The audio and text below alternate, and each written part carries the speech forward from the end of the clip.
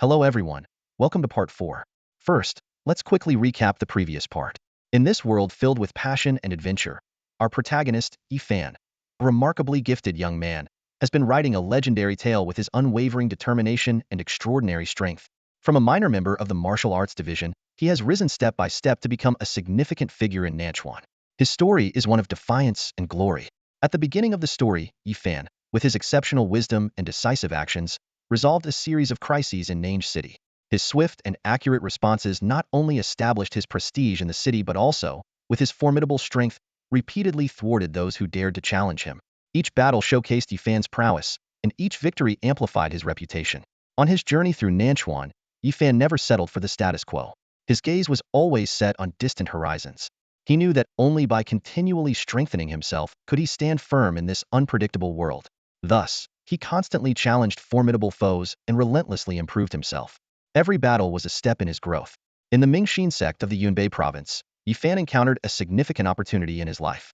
Here, he not only found ways to further enhance his abilities but also, together with Wu Jingtian, uncovered an ancient secret, revealing the story behind the black sword in his possession.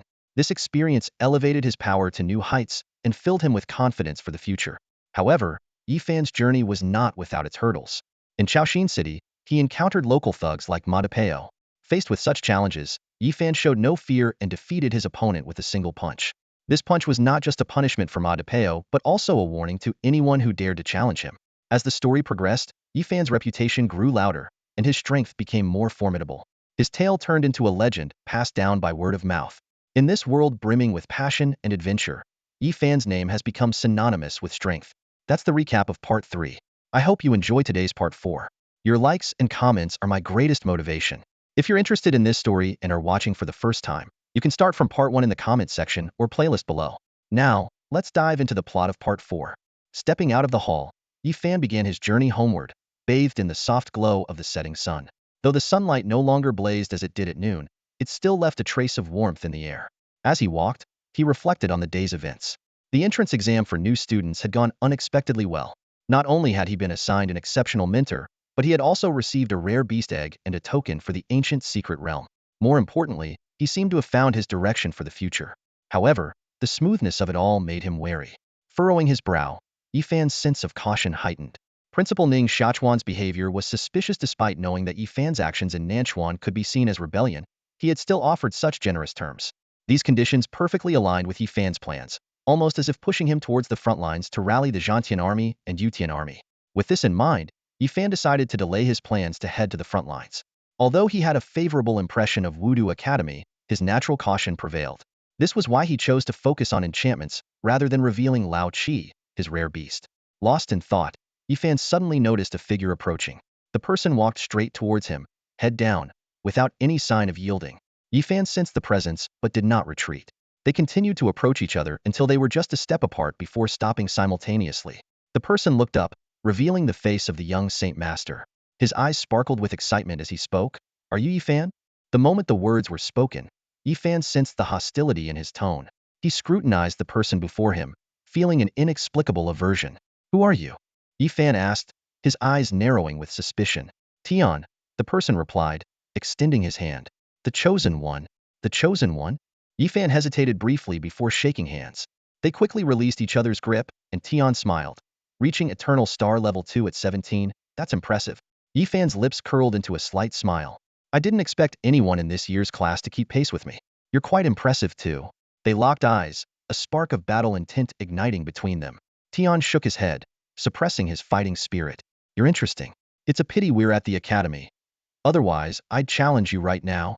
"I feel the same," Yifan replied, staring directly at Tian. "There's something about your bloodline that I find repulsive." Tian chuckled at this. "If you truly knew what my bloodline was, you might not say that." With that, Tian turned and walked away, the breeze rustling his clothes. Academy battles mean little. One day on the battlefield, we'll have a proper fight. Yifan didn't look back, his brow furrowed tightly. The inexplicable hostility within him grew stronger. He began to speculate about Tian's identity. Could he be from the exotic race with a magical beast bloodline? Recalling his previous encounter with the exotic race member Ku, Yifan pondered. "My bloodline comes from dragon slayers and the exotic race. If I feel repulsed by him, could he have a dragon-like magical beast bloodline?"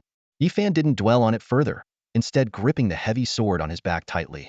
No matter who his opponent was, he would not shy away from a challenge. With this resolve, Yifan continued forward, the sunset casting a golden hue over his figure. The silhouettes of the two gradually faded into the glow of the setting sun. Just then, Ning Xiachuan appeared in the world, tinted red by the evening glow. As soon as he stepped into this realm of intertwined light and shadow, an elderly figure hurriedly approached him. Ning Xiachuan, what kind of student have you taken on? The person demanded harshly. He's plotting a rebellion in Nanchuan. Why didn't you say anything? Ning Xiachuan turned to look at the old man beside him and replied calmly, Senior Qianhe, there's no need to get worked up.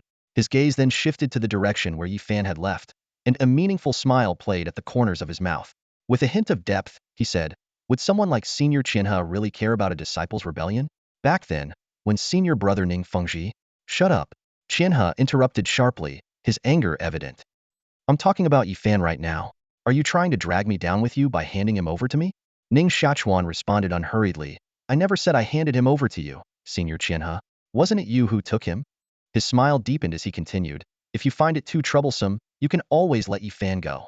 I'm sure Senior Minri and the others would be more than happy to take him. Qianhe was momentarily speechless. After a brief silence, he scanned the surroundings and suddenly noticed something amiss. His expression turned serious, and in a low voice he said, Ning Xiachuan, you've even brought the young lord of the Wangchao organization here. Qianhe's face turned pale instantly. He stared intently at Ning Xiachuan, his voice trembling. You put him and Yifan together? What are you planning? Ning Xiachuan maintained his composed demeanor, chuckling softly as he replied, what could I possibly be planning? I just accepted two extraordinarily gifted students. Why is Senior Qianhe so anxious? Qianhe's gaze was as sharp as a blade, piercing through Ning Xiachuan's eyes. He slowly spoke. Do you not know why I'm anxious? Don't tell me you also promised that young lord a military rank on the front lines. Ning Xiachuan leisurely responded, he's just as talented, if not more so, than Yifan. Since I promised Yifan a rank, naturally, he would get one too. At this, Qianhe lost his composure. He grabbed Ning Xiachuan by the collar and shouted, you fool! You're committing a crime. Do you want another Wind City battle like the one 10 years ago? In the face of Qianhe's accusations, Ning Xiachuan remained calm. He replied indifferently, what difference does it make if it happens again? They can both slay magical beasts, which is beneficial for humanity. Qianhe stared closely at Ning Xiachuan, continuing his inquiry, what if they meet? If Yifan learns the truth, do you know what the consequences will be? Seeing the look in Ning Xiachuan's eyes, Qianhe seemed to grasp something. You rascal, are you starting to use any means necessary? Ning Xiachuan didn't evade the question this time. Instead, he countered, strategies are just that, strategies. Why call it using any means necessary? Senior Qianhe, with the stalemate on the human front lines, don't you want someone to break it? Qianhe hesitated before responding. Breaking the stalemate could lead to consequences humanity cannot bear. Ning Xiachuan shook his head, his tone turning solemn. Only when we face unbearable challenges will humanity rise up and fight back. Everyone is waiting for the great chaos to arrive, but no one knows exactly when that will be. Instead of waiting idly, why not take action? He paused before continuing. Didn't the omen from the Yintian sect say that the great chaos would begin with the death of a prodigy? So, let's find out who that prodigy is. Ning Xiachuan stopped and looked directly at Qianhe. His eyes shone with a profound and wild gleam. Senior Qianhe, tell me, the grandson of the war king with perfect dual talents, and the young lord of the sacred hall with the blood of the supreme eye, do they count as true prodigies of this generation? Stand firm. Stop trembling. The instructor's angry shout echoed across the field. Under the scorching sun, the students stood in rows, each adopting a peculiar squatting position, resembling twisted, spiraling branches. This was an entry-level physical training exercise, and it was clearly exhausting. Many students were shaking, with sweat dripping down their faces. The strict instructor, holding a whip, moved through the formation. Whenever he saw someone unsteady, there would be a sharp crack as the whip struck.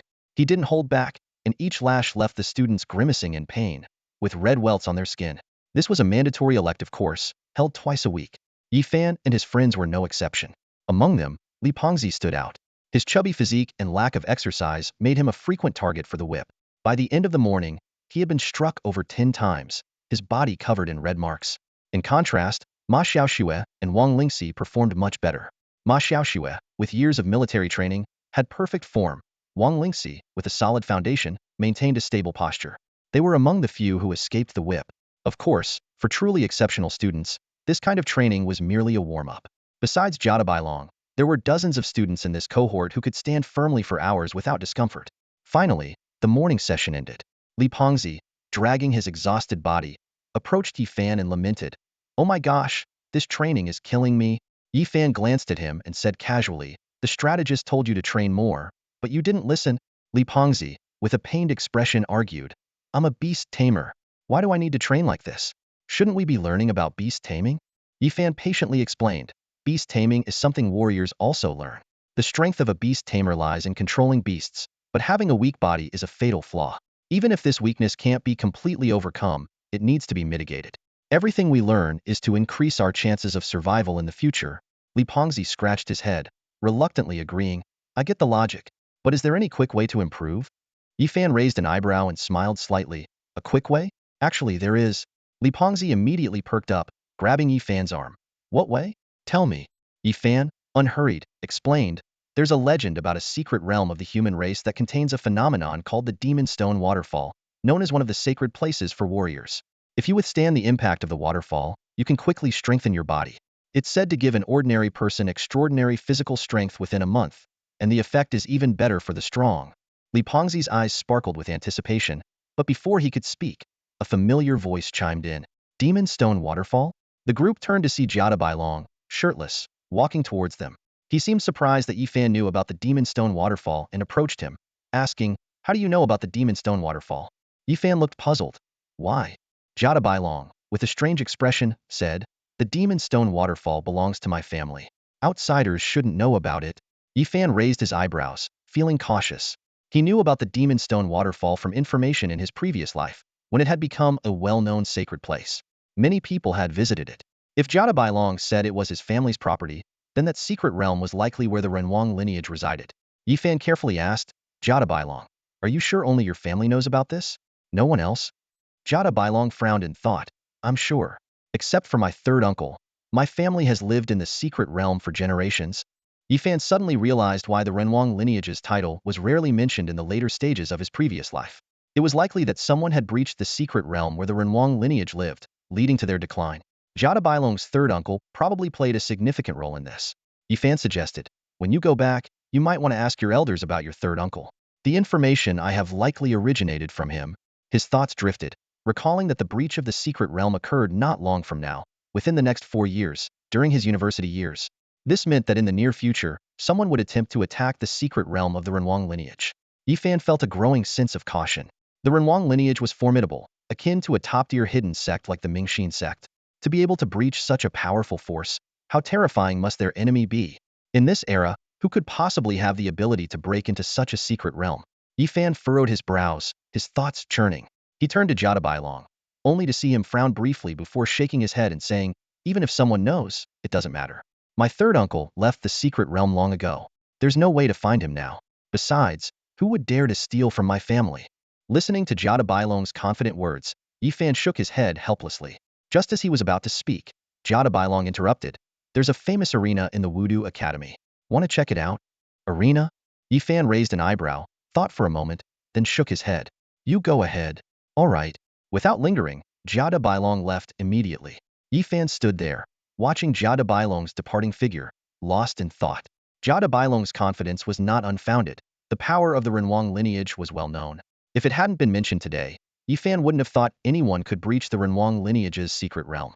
On further reflection, he realized he had hardly heard anything about the Renwang lineage in his previous life, clearly indicating that someone had deliberately erased all traces of it. This realization reminded Yi Fan once again that there was indeed an invisible hand, or rather a powerful force, operating in the shadows.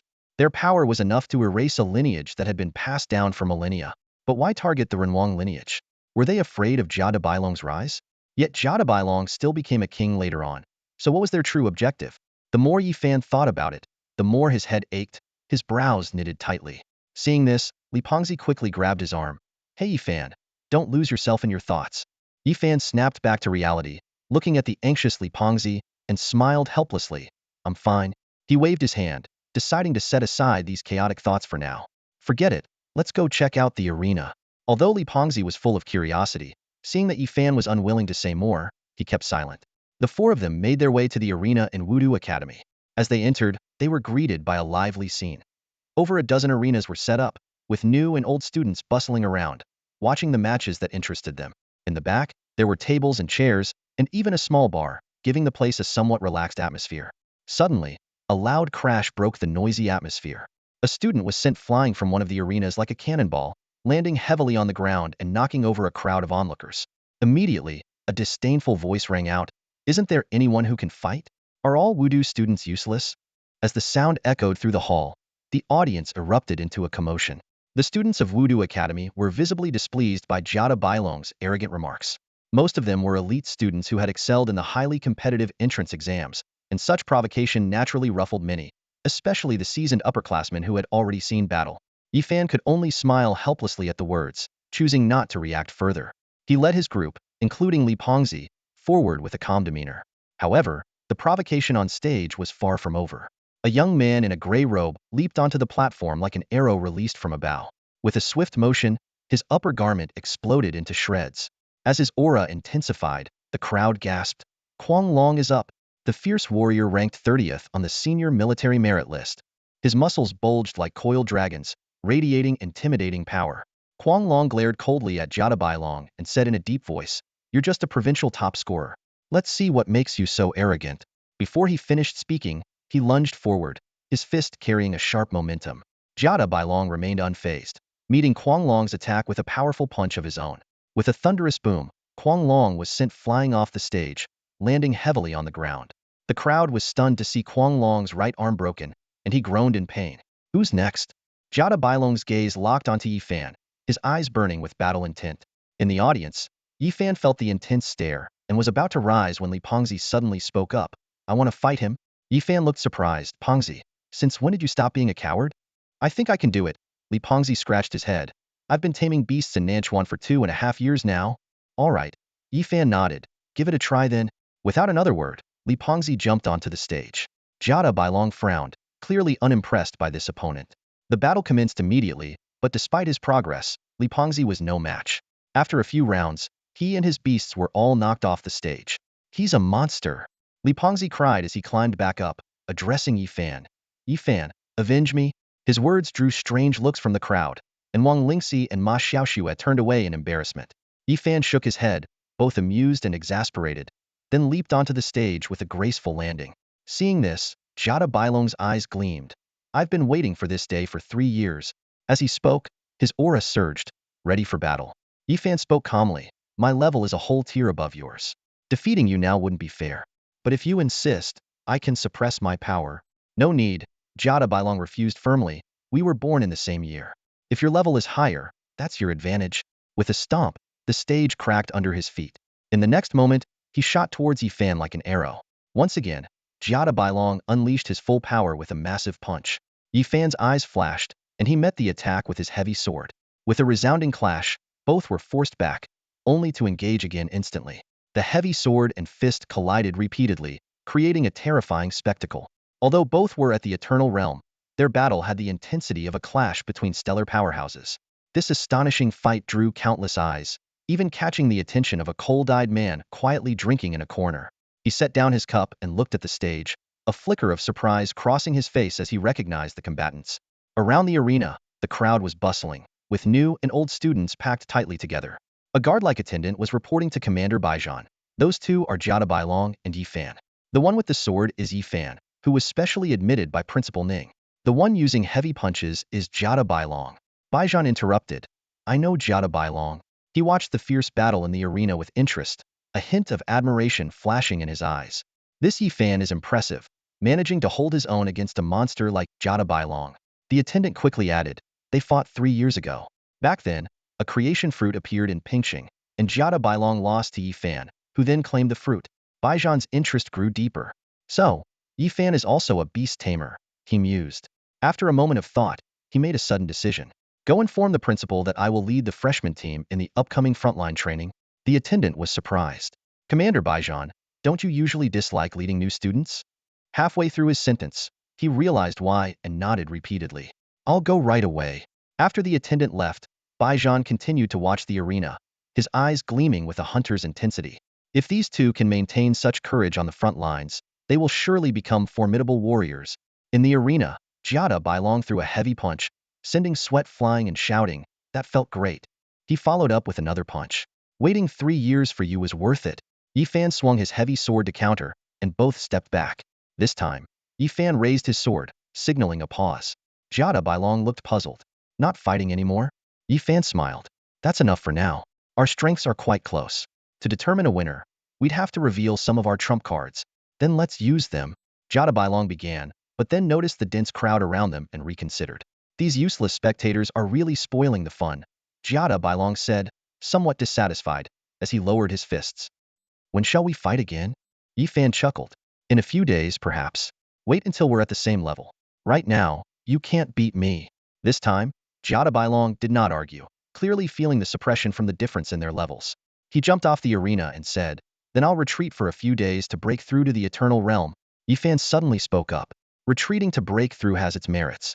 If I were you, I wouldn't rely on retreating to break through." Jiada Bailong stopped and turned back, puzzled. "Oh? How would you choose to break through?" Yifan's eyes held a meaningful smile. "Exactly what I said. In a few days, I'll be heading to the front lines to fight the beasts and experience the real bloodshed of the battlefield. For a cultivator, isolating oneself is too dull. Breaking through in battle and slaying beasts, isn't that a more exhilarating experience?" "To the front lines?" Yifan's words made Jiada Bailong raise an eyebrow, but he quickly smiled. "If that's the case, then let's go. When do we leave?" 10 days from now, a mentor will take the new students to the front lines. How about then?" Yifan suggested. "Sure." Jiada Bailong agreed readily and turned to leave. Yifan watched him go with a smile and then stepped down from the platform. Li Pengzi immediately approached, showering him with praise. Yifan smiled wryly as his 4 friends curiously moved closer. "Brother Yifan, are you heading to the front lines soon?" one of them asked. "Yes." Yifan nodded. "Are you going too?" "Yes, we're from the Zhenwang camp," Zhouda replied. "Brother Yifan, if we're assigned to the same camp, we can fight together." Yifan raised an eyebrow slightly and nodded. "All right. Do we get assigned to different camps on the front lines?" Li Pengzi asked curiously. Zhouda explained, "Yes, we do. Almost all students are given temporary assignments. Each time we go to the front lines, we report to our assigned camp. There are many camps, including those of the 4 kings and various generals. The school handles the assignments." Li Pengzi pondered this and then turned to Yifan, whispering, "What if we get assigned to the Zhenwang camp?" Yifan waved it off nonchalantly. "It'll be fine. We'll fight when we need to and rest when we can. The kings have their pride. They won't trouble us juniors." Li Pengzi murmured his doubts but didn't press further. He turned to Zhouda and asked about the military merit rankings. Zhouda explained the significance of the rankings and the points exchange system, mentioning that he and his brothers were ranked in the top of the junior class. Li Pengzi was impressed by their strength, but Zhouda modestly noted that some had already reached 1,000,000 merit points. After that, Zhouda went up to the platform for a sparring match. Yifan and the others stayed to watch, noting that the 4 brothers were quite strong, all at the gold level. "Yifan, what level is considered strong in university?" Li Pengzi asked curiously. "Is gold strong?" Yifan explained, "For ordinary people, reaching gold level in university is strong. But top talents should aim to reach the eternal level by graduation." Li Pengzi was astonished. "So, you could graduate right now?" Yifan chuckled and shook his head. "University isn't just about advancing levels. There's a lot more to learn." In the middle of their conversation, Li Pengzi suddenly remembered an appointment with his mentor and hurriedly excused himself. "Oh no. My mentor wanted me to learn beast control techniques by noon, and it's almost afternoon." He rushed off in a panic, clearly fearful of his mentor's punishment. Yifan smiled as he watched him go. Seeing Li Pengzi's flustered look, Yifan merely smiled and glanced at Wang Lingxi and Ma Xiaoxue. "How's your new mentor?" he asked. "Mine's a retired Special Forces operative with excellent combat skills." Ma Xiaoxue's eyes sparkled with excitement. "I think I can learn a lot from mine. My mentor is a retired scout, also very skilled." Wang Lingxi nodded in agreement. "My mentor is great too." Yifan nodded in satisfaction. Although Ma Xiaoxue and Wang Lingxi didn't receive the same favor from the elders as Li Pengzi, the mentors at Wudu Academy were all very capable. As long as they were willing to learn, they would surely gain a lot. "Make sure to learn as much as you can," Yifan said seriously. "The battlefield is where you'll put your knowledge to the test." Just as Yifan was about to say more, a frail-looking clerk squeezed in beside him. "Yifan, Vice Principal Shi wants to see you in her office." She said it's urgent. Yifan raised an eyebrow, seemingly pondering something. He nodded and said, "I'll be right there." Waving goodbye to Ma Xiaoxue and Wang Lingxi, he added, "I'll head over now. If you have nothing else to do, feel free to train." The 2 nodded in response, watching Yifan leave. Their gazes then turned to the training ring. "Xiaoxue, are you going up to challenge?" Wang Lingxi asked first. Yes, Ma Xiaoxue replied decisively. What about you? I'll pass. Wang Lingxi's voice carried a hint of melancholy. Since arriving at Wudu, she had deeply felt the gap between herself and the Prodigies, leaving the young girl somewhat discouraged. Ma Xiaoxue, sensing Wang Lingxi's change in mood, patted her on the shoulder. What's wrong? Missing Nanchuan? Yeah, Wang Lingxi admitted softly. I feel so much pressure. Ma Xiaoxue hugged her to offer comfort. Don't overthink it. Yifan brought us here precisely to let us feel this pressure. You're a support-type beast master. Just play to your strengths. Am I becoming a burden? Wang Lingxi's voice grew even quieter. You and Li Yu have both gotten so much stronger, but I haven't changed much. Absolutely not. Ma Xiaoxue said firmly. You're a strategist. Yifan said strategists are 1 in a million. Your importance is greater than Li Yu and me combined. Wang Lingxi still seemed hesitant. Yifan has such high expectations of us. I don't want to disappoint him. You won't. Ma Xiaoxue was about to continue comforting her when Li Pengzi returned, grumbling. Old Bai Ding tricked me again. He wasn't even there when he told me to go learn. Li Pengzi complained. Noticing Ma Xiaoxue and Wang Lingxi huddled together, he paused and cautiously asked, when did you two get this close? Ma Xiaoxue and Wang Lingxi's expressions changed instantly, glaring daggers at Li Pengzi. Li Pengzi shrank back under their glares but couldn't help but ask softly, does Yifan know about you two? No offense, but Yifan did say we should focus on our training at this age. Li Yu, if you keep talking nonsense, I'll rip your mouth off. Ma Xiaoxue and Wang Lingxi shouted in unison, scaring Li Pengzi into retreating repeatedly. The office door swung open, and Yifan stepped in. Principal Shiryu sat calmly behind his desk, his eyes landing on the newcomer. A slight smile played on his lips as he gestured. Have a seat. Yifan, without hesitation, took a seat naturally and got straight to the point. Principal Shir, why did you call for me? Shiryu retrieved a tiger tally from the drawer and placed it on the desk, explaining, the military rank that Principal Ning Xiaochuan promised you has been approved. You are now a commander of 10,000 under the King of Zhan. Take this tiger tally to his command, and you will have the authority to lead 10,000 soldiers in the camp. Commander of 10,000? Yifan's gaze fixed on the tiger tally, his brows furrowing slightly. Shiryu clarified, of course, you're still a student without actual battle experience. While you have the title and the tally, the number of troops you can actually command will be limited. You might need to recruit your own soldiers. Yifan pondered for a moment and then spoke frankly, Principal Shir, does Principal Ning Xiaochuan have specific expectations of me? The weight of this position, I believe. You understand its significance. Shiryu's expression changed briefly before he regained his composure and smiled. You have talent. The principal helped you get this rank because he hopes you can put your abilities to use on the front lines against the beasts. Yifan took the tiger tally but didn't immediately put it away. Instead, he said, if that's truly the case, then I must thank Principal Ning. However, I won't be taking up the position immediately. I've never been on the battlefield and lack experience. I need to familiarize myself with it alongside my mentor first. Shiryu looked slightly surprised but quickly regained his calm. I see. The tally is yours, and when you decide to go is up to you. We won't interfere. As Yifan stood to leave, Shiryu spoke again. Besides the tally, there's a personal matter I need to discuss with you. Personal matter? What is it? Yifan raised an eyebrow. Shiryu explained. The principal has a son, born late in life. He's 18 this year and also a student at Wudu. His name is Ning Mengnian. He scored 684 on his college entrance exams and has an A-level talent as a beast master. He has some ambitions, and the principal hopes he can learn from you. Yifan pondered for a moment and then simply said, let him come find me then. Shiryu agreed readily. Good. We have no other intentions. You are a standout of this generation with great aspirations. The principal hopes his son can achieve more by following you. Yifan responded modestly, that's too kind. If there's nothing else, I'll take my leave. After Yifan left, Shiryu's face showed a hint of helplessness. At that moment, a side door in the office opened, and Ning Xiaochuan walked in, casually taking a seat. Shiryu said to Ning Xiaochuan, I told you, he's very cautious. Your approach might make him even more wary. Ning Xiaochuan dismissed the concern. Wary of what? I've entrusted my son to him. Shiryu looked puzzled. That's exactly why I think he'll be more cautious. And I don't understand why you want Ning Mengnian to be with him. Are you trying to pit him against the young Holy Lord? Their conflict is more than just between them. If Ning Mengnian gets involved, it could be very dangerous. Ning Xiaochuan waved his hand. A bit of danger is good. It fosters growth. That boy has always been under my protection and won't achieve greatness that way.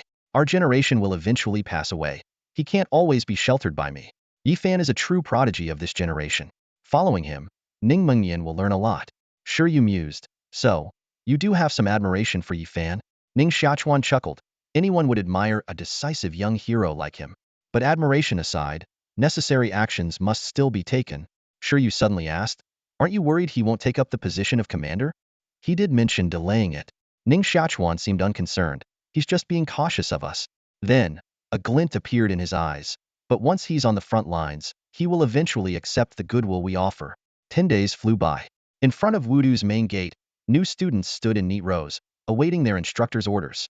The old man continued to sit there as usual, with his bamboo pole propped beside him, leaning back in his grand chair with his eyes half closed. The atmosphere around was tense and heavy, with many faces marked by anxiety. This was going to be their first real encounter on the front lines, about to cross the legendary human barrier and face the fearsome beasts described in history books. However, not everyone was consumed by fear. At this moment, Fatty Lee appeared particularly relaxed. He sidled up to Yifan, holding 2 large bags of buns.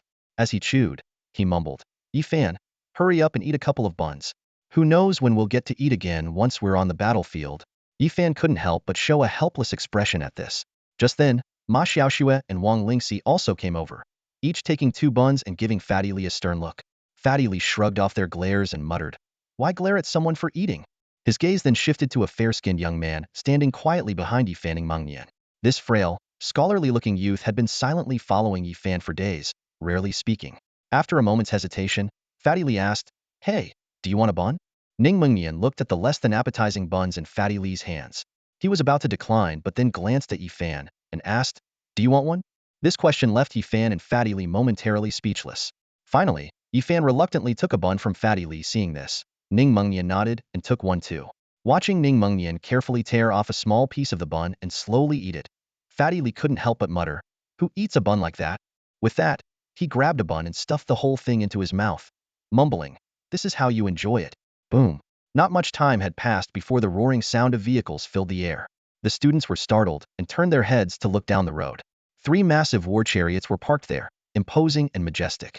All right, rookies, ready for your first training session? A robust voice called out. A burly man clad in armor nimbly jumped down from one of the chariots. It was Baijan.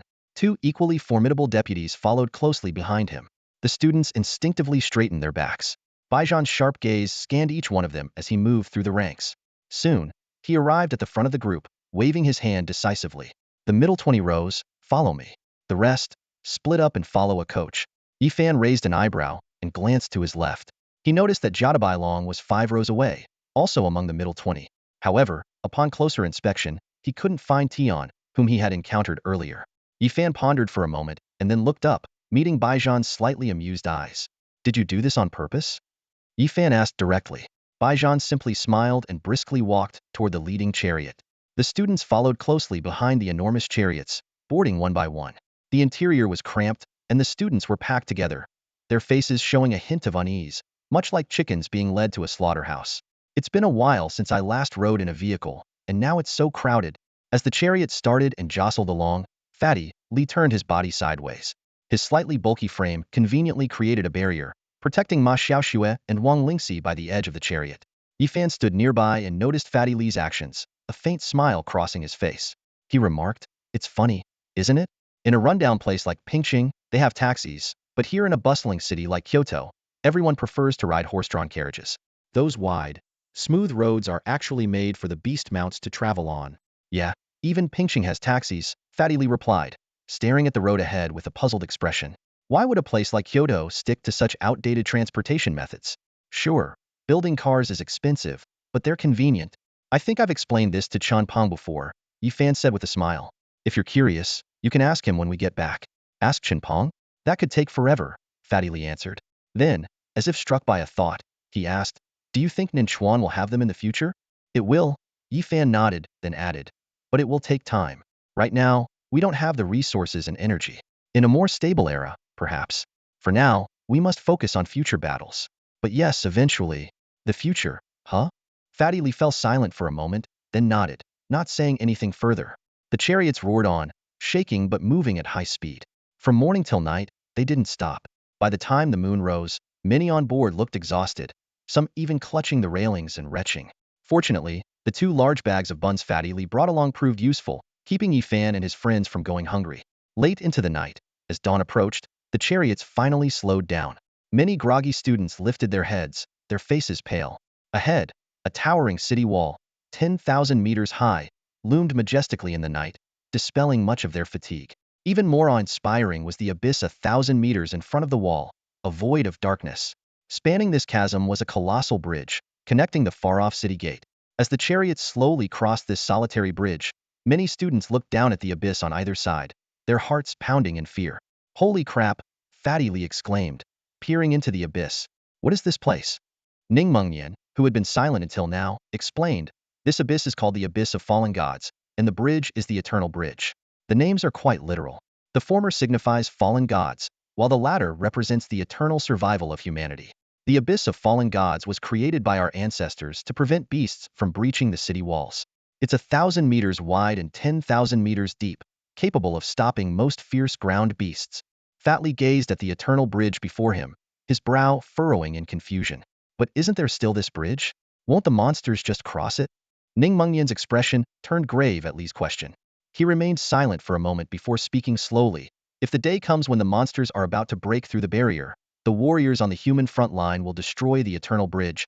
His voice was deep and resolute, adding an air of solemnity and determination to his words. For once, Fatly didn't immediately ask another question. Instead, he thoughtfully stared at the eternal bridge and the abyss of fallen gods before him. After a while, as if struck by a sudden thought, he asked, "But what if there's a traitor among the humans who destroys the bridge secretly? Wouldn't that leave the front-line soldiers with no way out?" Ning Mengnian's face darkened instantly. He looked Fatly straight in the eye and said with unusual seriousness, "That will never happen among the humans." Intimidated by Ning Mengnian's serious demeanor, Fatly swallowed back his words and shrank his neck. At this moment, Yifan spoke up. "The Eternal Bridge is the most crucial passage for humans. The Martial King and several top-ranked human warriors guard it year-round. The Martial King is the strongest force among humans today. With him and the elders there, no one can destroy the bridge." He paused, then added, "If the situation you mentioned were to occur, it would mean the bridge was meant to be destroyed anyway." Fatly scratched his head, utterly perplexed, and muttered to himself, "This is all so convoluted." Wang Lingxi couldn't hold back any longer and interjected, "Liu, do you only think about buns all day?" She explained, "Whether someone defeats the Martial King and destroys the bridge, or the Martial King and his men have a reason to destroy it themselves, it means humanity is in its most critical moment. At that time, the bridge should be destroyed anyway. There's no issue of secretly blowing it up and having no retreat." Fatly suddenly understood and was about to say something when their vehicle came to a stop. The door opened, and Baijan was the first to step out. They had arrived at the city gate. On the gate's passage, 9 chairs were arranged, each occupied by a figure. Strangely, despite being bathed in moonlight, these figures seemed to absorb it, their forms shrouded in darkness with only vague outlines visible. As everyone pondered this, Baijan's voice thundered through the air, "Baijan, captain under the banner of the Bright King, leading 1,173 new students from the Central Martial Academy to the front lines to fight the monsters. Requesting permission from the Martial King to pass." His voice echoed across the eternal bridge, lingering long after. Finally, the figure in the center of the 9 seats on the city wall slowly stood up. Though his face was obscured, his towering presence under the moonlight exuded an invisible pressure. All eyes were drawn to this figure, and the passing seconds felt like an eternity. At last, the figure raised his hand. A large banner embroidered with the characters "For Human Race" fluttering in the wind. Then a powerful voice resounded through the night. "Humanity endures, and the heroic spirits live on. The front lines are perilous, so proceed with caution." Boom. Accompanied by this majestic sound, the gates of Tianqian slowly opened. The vast front line suddenly came into view, as if the wheels of history were turning. King Wu stood atop the gate, his presence imposing. He spoke just 2 simple sentences, yet they instantly invigorated everyone. The soldiers fixed their fiery gazes on the human race characters emblazoned on King Wu's banner, their eyes burning with resolve.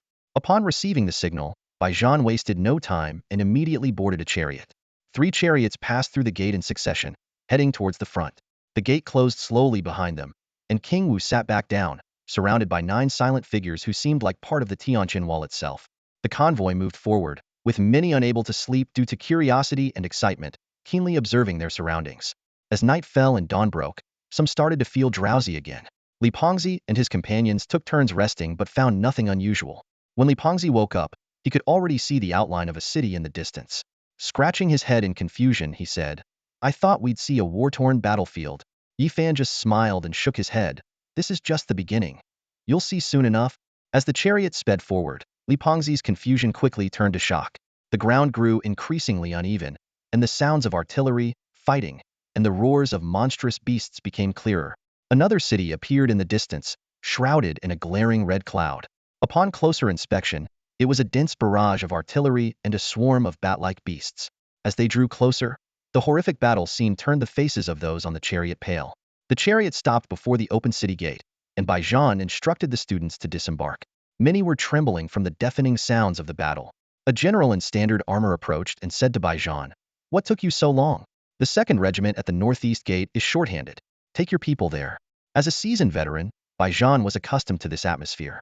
He merely gestured for everyone to follow and loudly declared, "Rookies, from now on, give it all your vigilance, strength, and courage. You're about to face real combat." Once outside the city, the brutal battlefield came into view. Hordes of beasts surged like waves, and the human defenses resisted stubbornly. Blood and flesh flew. Artillery was dense, and humans and beasts fought with bloodshot eyes. The air was thick with the stench of blood, and severed limbs littered the ground. Many students vomited on the spot, and even Li Pengzi and his companions, who had experienced the Nanchuan campaign, turned pale. Baijan led them to the 2nd Regiment's position. As soon as they arrived, a swarm of beasts charged.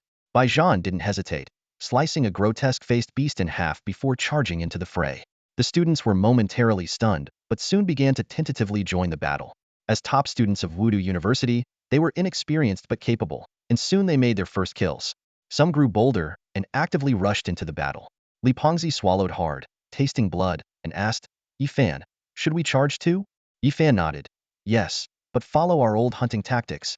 With that, he dashed out, followed closely by Ma Xiaoxue and Wang Lingxi. Li Pengzi gritted his teeth and followed, releasing 7 summoned beasts. Ning Mengnian, though at the rear, quickly released 2 formidable-looking beasts and joined the charge. The battle erupted at that moment. Yifan and his companions maintained a tactical distance on the front lines, their previous coordination allowing them to move with ease on the battlefield. In the blink of an eye, they had advanced to the forefront.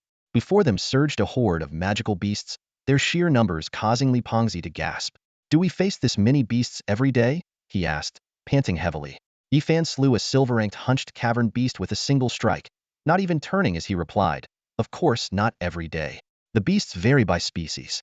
Today, we're dealing with the weakest kind, which only go up to the eternal rank. These beasts breed rapidly and attack frequently. The stronger beasts attack less often, but each assault leads to significant casualties." Just as Li Pengzi felt a wave of relief, he turned to see a cavern beast break through the defense line, sinking its teeth into a soldier's neck. As the soldier fell, he gritted his teeth and drove his sword into the beast's skull. The gruesome sight sent a shiver down Li Pengzi's spine. Yifan's voice rang out at the right moment. "Even the weakest beast hordes are still beasts. Don't let your guard down.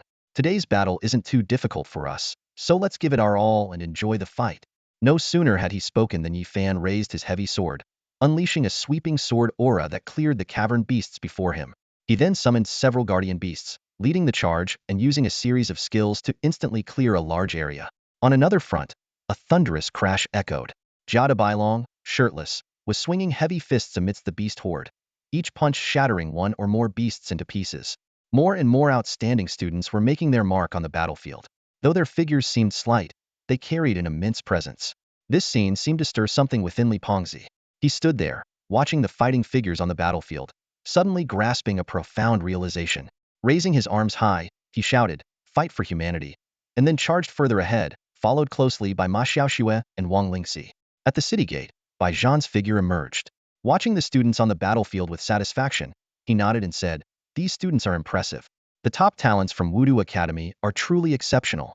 Beside him, a middle-aged city lord with a dignified air observed the no obviously shifting battle and remarked, "Especially those 2 students. Their strength and courage are remarkable. The number of beasts they've slain must be in the thousands."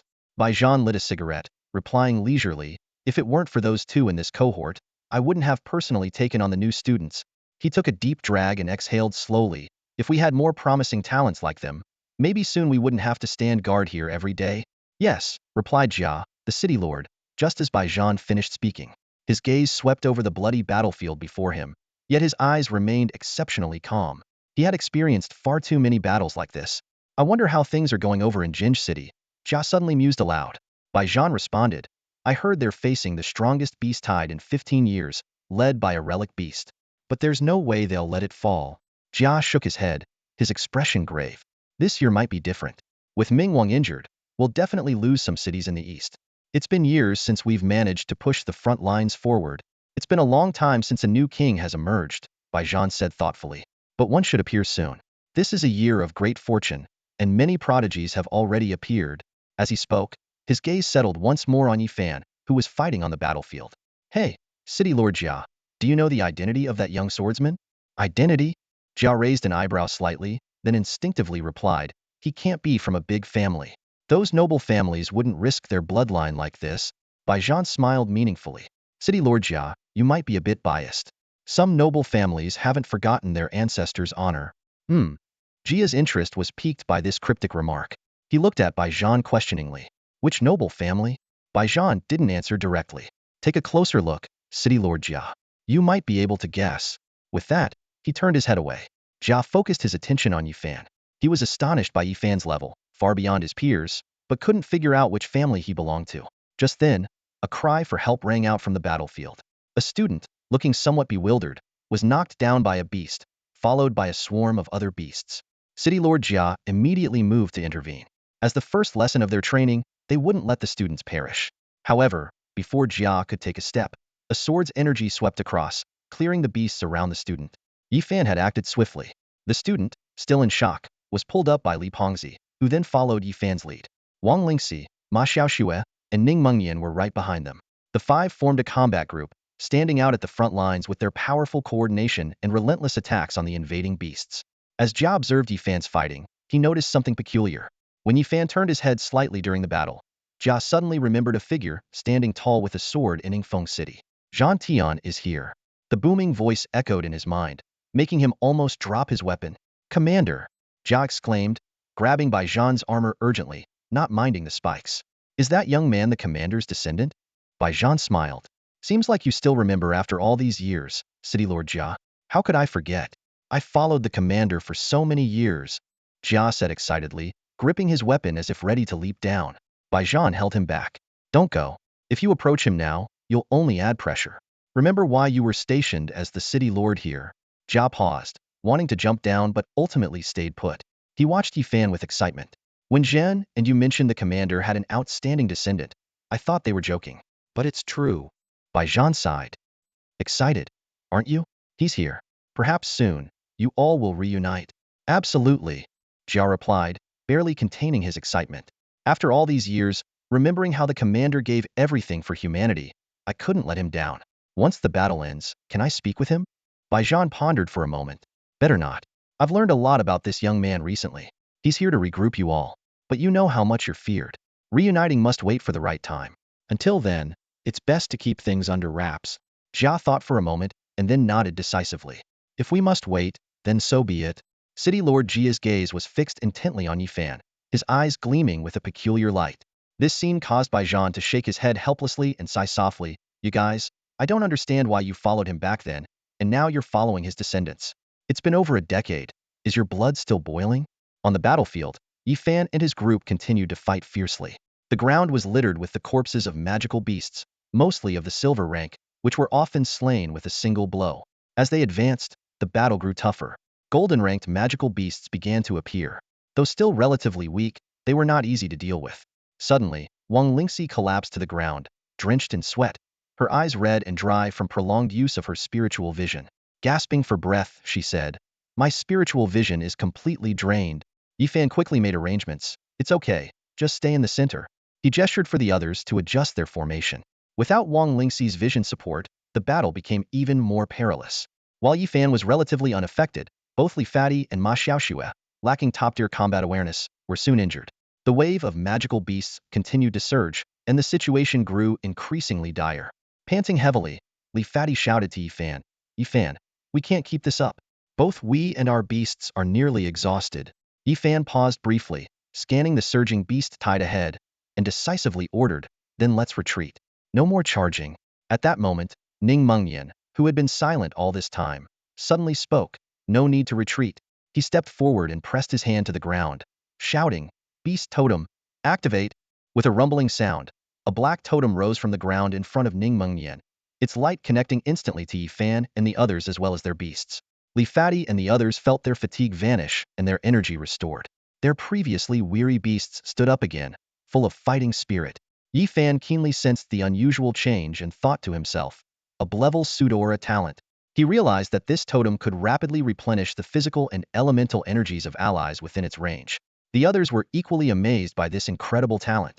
Li Fati clenched his fists, feeling the abundant power within him, and asked Ning Mengnian, "Why didn't you use this earlier?" Sweat already beading on his forehead, Ning Mengnian quickly replied, "I can't maintain the beast totem for long." He urged them, "Quick, keep fighting. Give it your all." As the sound faded, everyone was taken aback but quickly resumed the battle under Yi Fan's command. Ning Mengnian stood still, surrounded by several spirit beasts. His gaze was fixed on Yi Fan, his eyes gleaming with a strange light. Recalling his father's praise for Yi Fan, witnessing Yi Fan's prowess firsthand left Ning Mengnian deeply impressed. Yi Fan's decisiveness, his courage to charge at the front, and his calm demeanor on the battlefield all validated his father's description of him as a young hero. After a brief internal assessment, Ning Mengnian stopped overthinking and commanded his spirit beasts to charge forward. He drew a dagger himself, ready to join the fray. The battle raged on for a long time, with wounded soldiers being carried away continuously. Baijan appeared multiple times, rescuing students who were on the brink of despair. This was the students' first real combat experience, and their performance varied greatly. Baijan said little, simply placing the rescued students in a corner and instructing them to keep watching. Suddenly, one of the rescued students asked, "Commander Baijan, why do you only save us and not the other soldiers?" Baijan snorted, "They aren't as valuable as you. They don't need saving." This statement sparked dissatisfaction among the students. One spoke up righteously, "Commander Baijan, all lives are equal. How can you say some are more valuable?" More students echoed this sentiment, accusing Baijan of being heartless and discriminatory. Baijan roared, "Silence." His authority was overwhelming, and the students fell silent. He pointed to his chest and sternly questioned, "If it weren't for looking after you, the future hope, I would have been fighting on the front lines. Do you know how many strong warriors we sacrificed to give you rookies a chance to train? Those who died were my comrades who fought alongside me for years. They could at least inflict a fatal blow on the enemy before dying. But what about you? You only panic and get killed by the beasts." Baijan's words hit the students like a wake-up call, leaving them in silence and many feeling ashamed.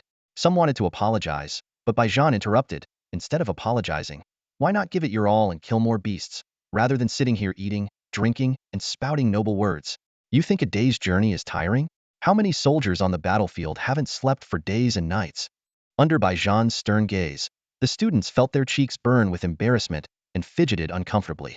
Soon, someone silently stood up, picked up their weapon, summoned their spirit beast, and returned to the battlefield. This action sparked a chain reaction, with more and more students joining the fight. Eventually, only a few dozen, who were utterly unable to move, remained. Baijan's expression softened slightly, but he still shook his head as he looked at the remaining students. The battle continued, and Yi Fan and his team's stamina reached their limits once more. Teammates expressed their inability to go on. Totems were failing, spirit stones were depleted, spirit beasts had lost their combat power, and weapons were damaged. Yet Yi Fan remained silent, wielding his heavy sword with sheer physical strength, slaying one beast after another, and even crushing the neck of a cave beast with his bare hands. Watching the silent scene, Li Pengzi and his companions held their breath, ready to charge forward. Suddenly, the beast tide ceased its surge like a receding wave. In just a few breaths, all the attacking beasts dispersed as if commanded. The blood-red sky seemed to clear at that moment. As the beast horde retreated, Li Pengzi and the others realized that the seemingly endless swarm was actually dwindling. It was only the dense crowding that created the illusion of an infinite number. They suddenly understood that if they had taken just one more step forward, they could have pierced through the beast tide. "We've held them off!" someone shouted joyfully, and soon the entire battlefield erupted with victorious cries. The scene was overwhelming, leaving many first-time soldiers standing in place, still processing the joy of victory. Li Pengzi and his companions stood in shock for a moment until Li Pengzi broke the silence. As they looked around, they saw a landscape of devastation, littered with beast corpses and the bodies of fallen soldiers. It was as if time had frozen, capturing this brutal scene forever. Yi Fan slowly stood up, shaking the blood from his sleeve. They were at the very front line of the entire battle. "What's the matter? Lost for words?" Yi Fan asked softly, seeing the bewildered expressions of the four behind him. Such battles happen many times every day on the front line. Other places are even more tragic than here, Yi Fan stated calmly, laying bare the harsh reality. "Do so many people die every day?" Wang Lingxi asked, her voice trembling slightly. Every single day, Yi Fan replied curtly, without elaborating. He slung his heavy sword over his shoulder, patted the beasts that had fought alongside him, then severed the head of a nearby fallen beast and started walking towards the city. Enough. The brutal sacrifices are not an excuse for hesitation. It's precisely because of this that we must strive harder and be clear about our purpose. Think about it, so many people have fought and died to protect humanity. How could we possibly let it all fall apart? Yi Fan's voice resonated in the air. Hearing this, Li Pengzi and the others snapped out of their daze. Watching Yi Fan's determined figure, they felt a renewed sense of resolve. They each severed a beast's head and followed Yi Fan. The five of them walked at the forefront of the battlefield, their shadows stretching long under the setting sun, cast over the ravaged land. Many eyes focused on them, with a gaze reserved for heroes. Feeling these stares, they instinctively straightened their backs, striving to appear more upright. Jia Bailong was also nearby, but perhaps because he was alone, the attention on him was not as intense as that on the five. Below the city, Bai Zhan, who had been leaning against the wall, also noticed them. A faint smile of relief appeared on his lips before he turned to leave. "Grow up quickly, little ones," he murmured softly. "Hey kid, you're impressive." At the city gate, a weathered old soldier flipped through his record book, his sharp eyes fixing on Yi Fan. "After entering the city, you killed over 2,700 beasts. No freshman has ever achieved that before." "Over 2,700? That many?" Li Pengzi, standing nearby, widened his eyes and quickly leaned over. "What about me?" The old soldier glanced at him and said flatly, "Over 300. He then closed the record book, giving Li Pengzi no chance to peek. "Only 300? That's it?" Li Pengzi pouted, clearly dissatisfied. Today's battle wasn't particularly difficult for them. Most of the beasts were of silver rank with low-grade bloodlines. Killing so few made Li Pengzi feel a bit embarrassed. Just then, another figure approached briskly. It was Jia Bailong, who had fought alone. "How many did I get?" he asked directly. 1,300, the old soldier replied. "You did well too. Half as many? That's nothing," Jia Bailong retorted bluntly, then turned to look at Yi Fan, a trace of unwillingness in his eyes. Yi Fan noticed Jia Bailong's emotions and simply shook his head. He had borne the brunt of the pressure on the front lines, his overwhelming strength allowing him to kill dozens or even hundreds of beasts with a single sword strike. With the help of his beasts like the Ice Spirit, Hellfire Dog, and Devourer Beast, which had wide area attack skills, his kill count naturally became exaggerated. These numbers didn't mean much. They only showed that his methods of attack were more varied and his range of destruction larger. "Fighting on the front lines is more interesting than your secluded training, isn't it?" Yi Fan looked at Jia Bailong, his tone probing. Jia Bailong nodded without hesitation. "Much more interesting than I expected." He flexed his fists. "But these beasts' bones are too soft. Hitting them doesn't feel satisfying. When you get to the deeper front lines, the beasts there will have harder bones," Yi Fan said meaningfully. Jia Bailong nodded again, saying no more, and the two walked past each other. Watching Jia Bailong's departing figure, a hint of a smile appeared in Yi Fan's eyes. Li Pengzi immediately caught on and sidled over, whispering, "Yi Fan, are you planning to recruit Jia Bailong?" "I'd like to," Yi Fan admitted readily, "but someone of his caliber won't be easily swayed. Cultivators, especially the exceptional ones, have too much pride to be subjugated, even in name. But you seem quite interested in him. Just showing some goodwill. In the future, fighting side by side could be interesting," Yi Fan said, waving his hand. "Let's go rest for a while. We might have to fight in other places tomorrow." "More battles?" Li Pengzi's expression turned bitter. "We just finished one, and even a workhorse isn't used like this. It's the first time, mainly for training and gaining battlefield experience. After this, the instructors won't be as concerned about our safety," Yi Fan explained. "Still, but..." Li Pengzi was about to say more when his eyes were drawn to the heavy sword on Yi Fan's back. "Hey, Yi Fan, why does your sword look extra shiny today?" Yi Fan frowned slightly and took down the heavy sword to inspect it. His frown soon relaxed. "I almost forgot about the dragon spirit residing in this sword. The dragon spirit is bloodthirsty. After absorbing enough blood in this battle, its level has risen from gold 4 stars to gold 5 stars. It's in a saturated state now, hence the glow." "Wow, leveling up by 1 star in a single battle," Li Pengzi exclaimed in surprise. A smile appeared on Yi Fan's face, clearly satisfied with the result. In everyday life, the dragon spirit's limitations were significant. After a single use, its recovery period was long, and it required blood sacrifices for both use and growth. The last time he used it was during a contest with Jia Bailong for the creation fruit, and it had taken nearly 6 months to recover. Such obvious drawbacks made it a last resort option, especially as Yi Fan rapidly grew stronger. However, today's unexpected growth reminded Yi Fan of the dragon spirit's potential. The battlefield, with its endless supply of blood, was the ideal environment for the dragon spirit's growth and prolonged use. Although it wasn't as strong as a physical entity like Lao Qi, its continuous improvement here could become a significant asset. With this in mind, Yi Fan nodded slightly, his gaze sweeping over Ma Xiaoxue and the others. Everyone's tired today. Let's check in with the instructor and get some rest. All right, they responded in unison. Ma Xiaoxue was the first to step out, her clothes soaked in the blood of the beasts, clinging to her body. Wang Lingxi followed closely behind, her steps hurried, but was stopped by Yi Fan. He took out a few translucent Xuanji lotus leaves and some rare spiritual herbs from his storage space and handed them to Wang Lingxi. I've already mixed these materials in the right proportions, Yi Fan explained. They can elevate your beast taming skills to an excellent level, possibly even breaking through to the gold tier. Wang Lingxi was taken aback, hesitating as she looked at the treasures in Yi Fan's hand. My combat abilities aren't strong. Isn't it a waste to use such precious Xuanji lotus on me? Yi Fan shook his head. Your abilities make using this Xuanji lotus far from a waste. He recalled how the difficulty of the battle had spiked after losing Wang Lingxi's spiritual vision control. Your importance is greater than you think. In the future, when your spiritual vision can cover the entire battlefield, this advantage will be as significant as a powerful aura talent. Before Wang Lingxi could refuse again, Yi Fan had already placed the materials in her arms. Instinctively, Wang Lingxi looked at Ma Xiaoxue and Li Pengzi. Ma Xiaoxue nodded encouragingly, while Li Pengzi feigned dissatisfaction with a huff. Hey, if you don't want it, give it to me. I've been eyeing that Xuanji lotus for a long time, Li Pengzi said, reaching out as if to grab it. Wang Lingxi immediately held the materials tighter. Dream on, this is from Yi Fan, she said, then quickly ran off. Li Pengzi rubbed his nose. See, taking the stuff and still pretending. The group shared a knowing smile, patting each other on the shoulders as they headed back to camp. Only Yi Fan and Ning Mengnian remained behind. Ning Mengnian, Yi Fan turned to her. You seem to be in good shape. Do you want to rest, or do something else? I'm fine with anything, Ning Mengnian replied, a bit reserved. I'll do whatever you do. Yi Fan shook his head with a sigh and then suggested, how about joining me for a drink tonight? A drink? Ning Mengnian looked around at the simple structures. Is there even any alcohol here? Yi Fan gave a mysterious smile, his gaze drifting to the wine gourd at his waist. Of course there is. The liquor on the front lines is the strongest in the land.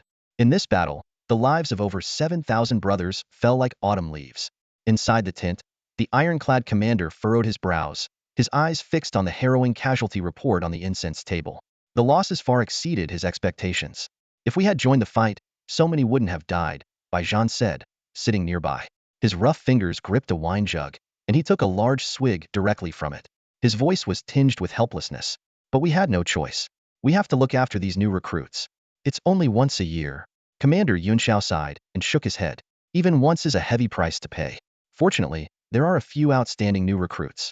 Otherwise, I wouldn't know what the point of all this is. The point is the future, Commander Yunxiao, Baijan said, setting down the jug, his eyes sharp. Today we sacrificed 7,000 soldiers to help these students grow. In the future, if even one of these students becomes exceptional, they could inflict damage on the beast tribes far beyond what these 7,000 soldiers could. Humanity has survived through such legacies. Commander Yunxiao could only sigh deeply. But that's 7,000 brothers. There was no other way, Baijan said, taking another deep drink from the jug. The two battle-hardened veterans fell into a somber silence, each understanding the other's helplessness without words. Suddenly, Commander Yunxiao spoke up. If only the general hadn't been betrayed back then. He trailed off as the curtain of the tent was suddenly lifted. Who's there? Both men instantly became alert, their hands on the hilts of their swords. It's me, a slightly aged voice replied. They stared in surprise at the elderly man entering the tent. Elder Qianhe, what are you doing here? Elder Qianhe gave a wry smile. My students are at the front lines. I had to come and offer some protection. Commander Yunxiao whispered. Elder Qianhe, did the Martial King approve your presence at the front lines? This has nothing to do with him, Qianhe said casually, taking a seat. I come and go as I please. Baijan, visibly nervous, said, this is no joking matter. Elder Qianhe, the Martial King expressly forbade you from entering the front lines without permission. Their hands never left their sword hilts. Qianhe, noticing their tension, dismissed it lightly. What are you so nervous about? Just as Baijan was about to bow, a gust of wind blew through, and a communication device shattered into pieces at his feet. Qianhe nonchalantly picked up the wine jug. Don't bother with your little schemes in front of me. The atmosphere grew tense as Qianhe poured himself a drink, while the other two stood awkwardly. Why are you just standing there? Sit, Qianhe said, glancing at them. They sat down awkwardly. Commander Yun Shao hesitated before asking, Elder Qian He, is there something important that brings you to the front lines? I already told you. I'm here to protect my students, Qian He replied, raising an eyebrow.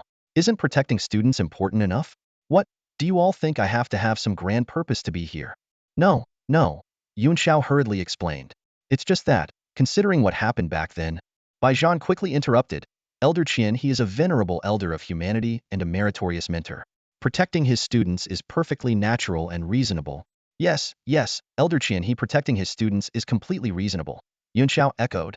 Qian He snorted and continued drinking. The two men sat uneasily, exchanging anxious glances. After a long while, Qian He set down his cup and asked, how has my student performed on the battlefield? Bai Zhan immediately responded, very well. He has slain more beasts than many seasoned commanders. He's exceptionally outstanding, the best among the new recruits. My disciples are naturally exceptional. As soon as Qian He finished speaking, he nodded slightly, a hint of approval flashing in his eyes. His expression then turned serious as he asked in a deep voice, how many people know about his identity? Upon hearing this, Bai Zhan frowned slightly, thinking for a moment before replying, on the battlefield, no one has a name. Apart from a few responsible for recording merits, hardly anyone knows his name, let alone his background. He hesitated before continuing, however, given his outstanding performance, others might soon.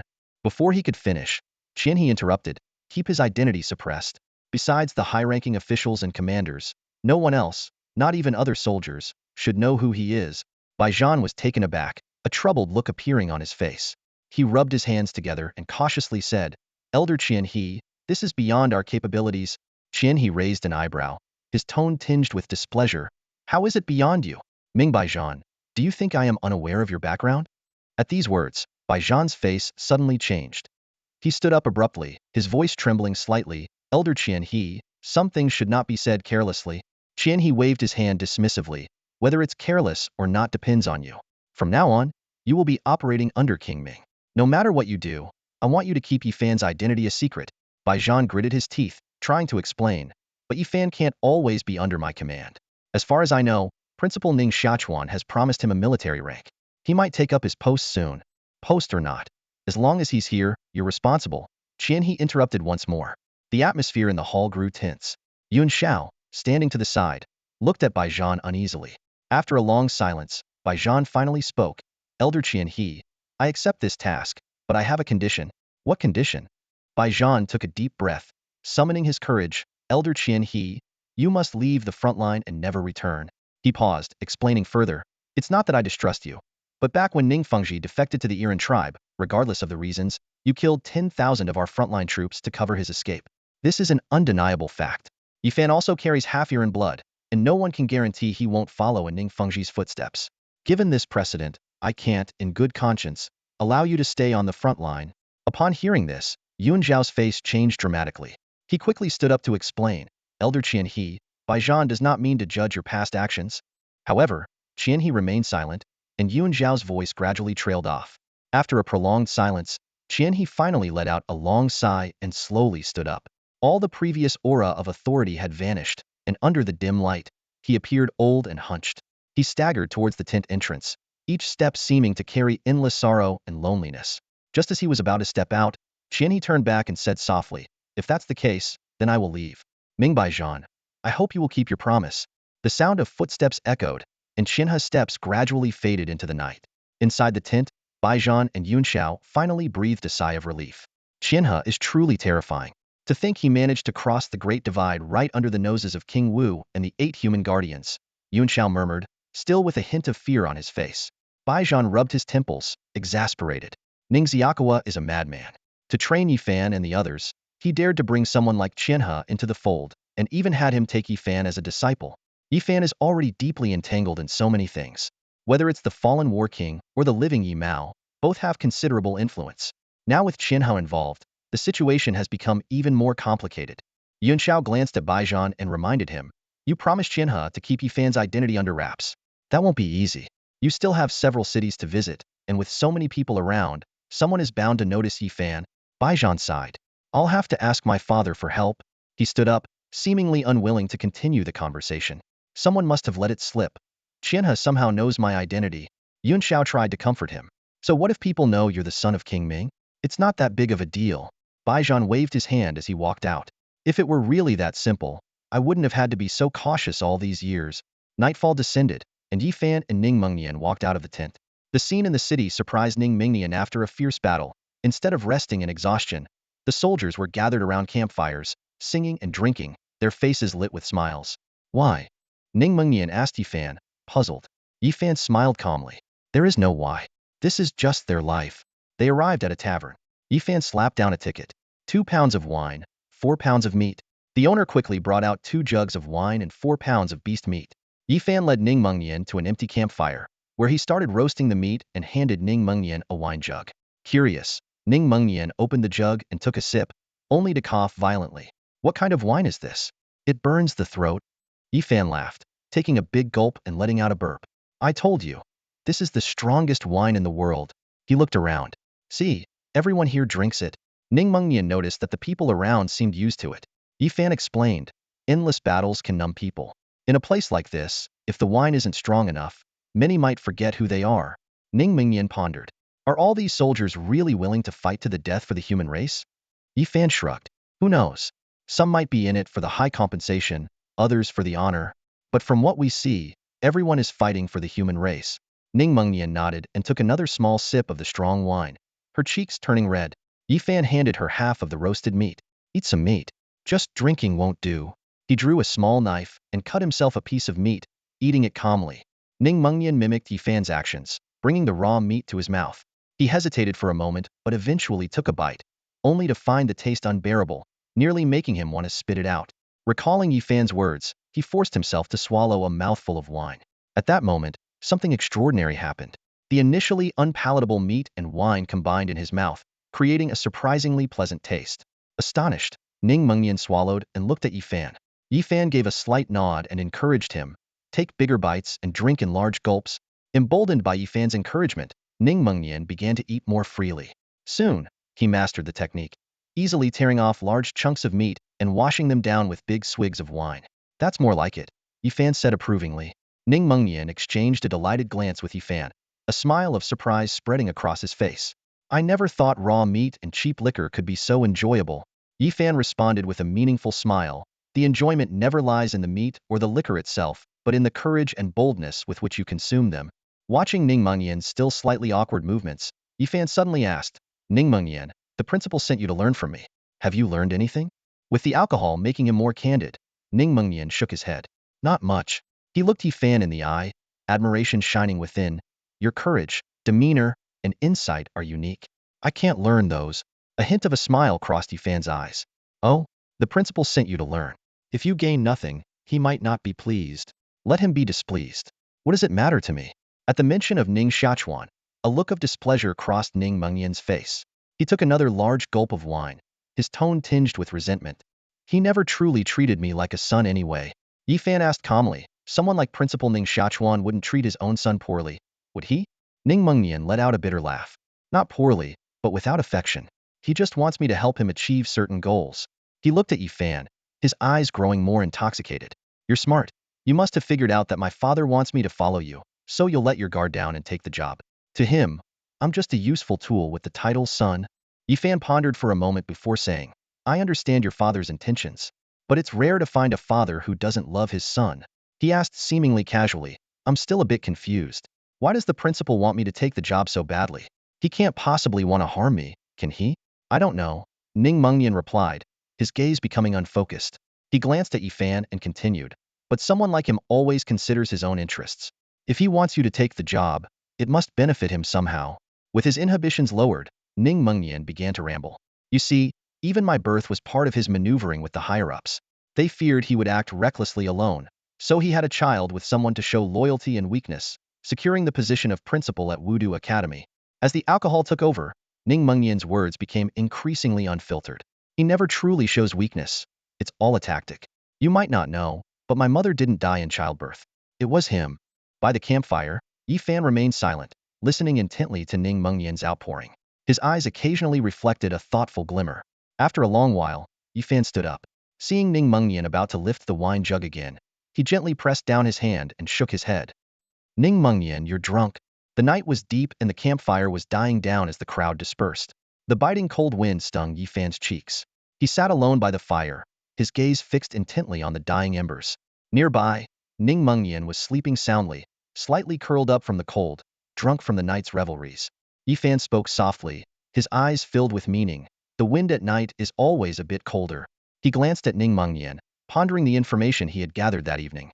The drinking session had been far from aimless. He had successfully coaxed valuable information from Ning Mengnian. The background of Ning Xiachuan was more complicated than he had imagined. Yifan mused that the principal might be a king-sealed warrior, or at least someone with comparable power. More intriguingly, it seemed he had done something that made the higher-ups wary of him, leading to his house arrest for a time.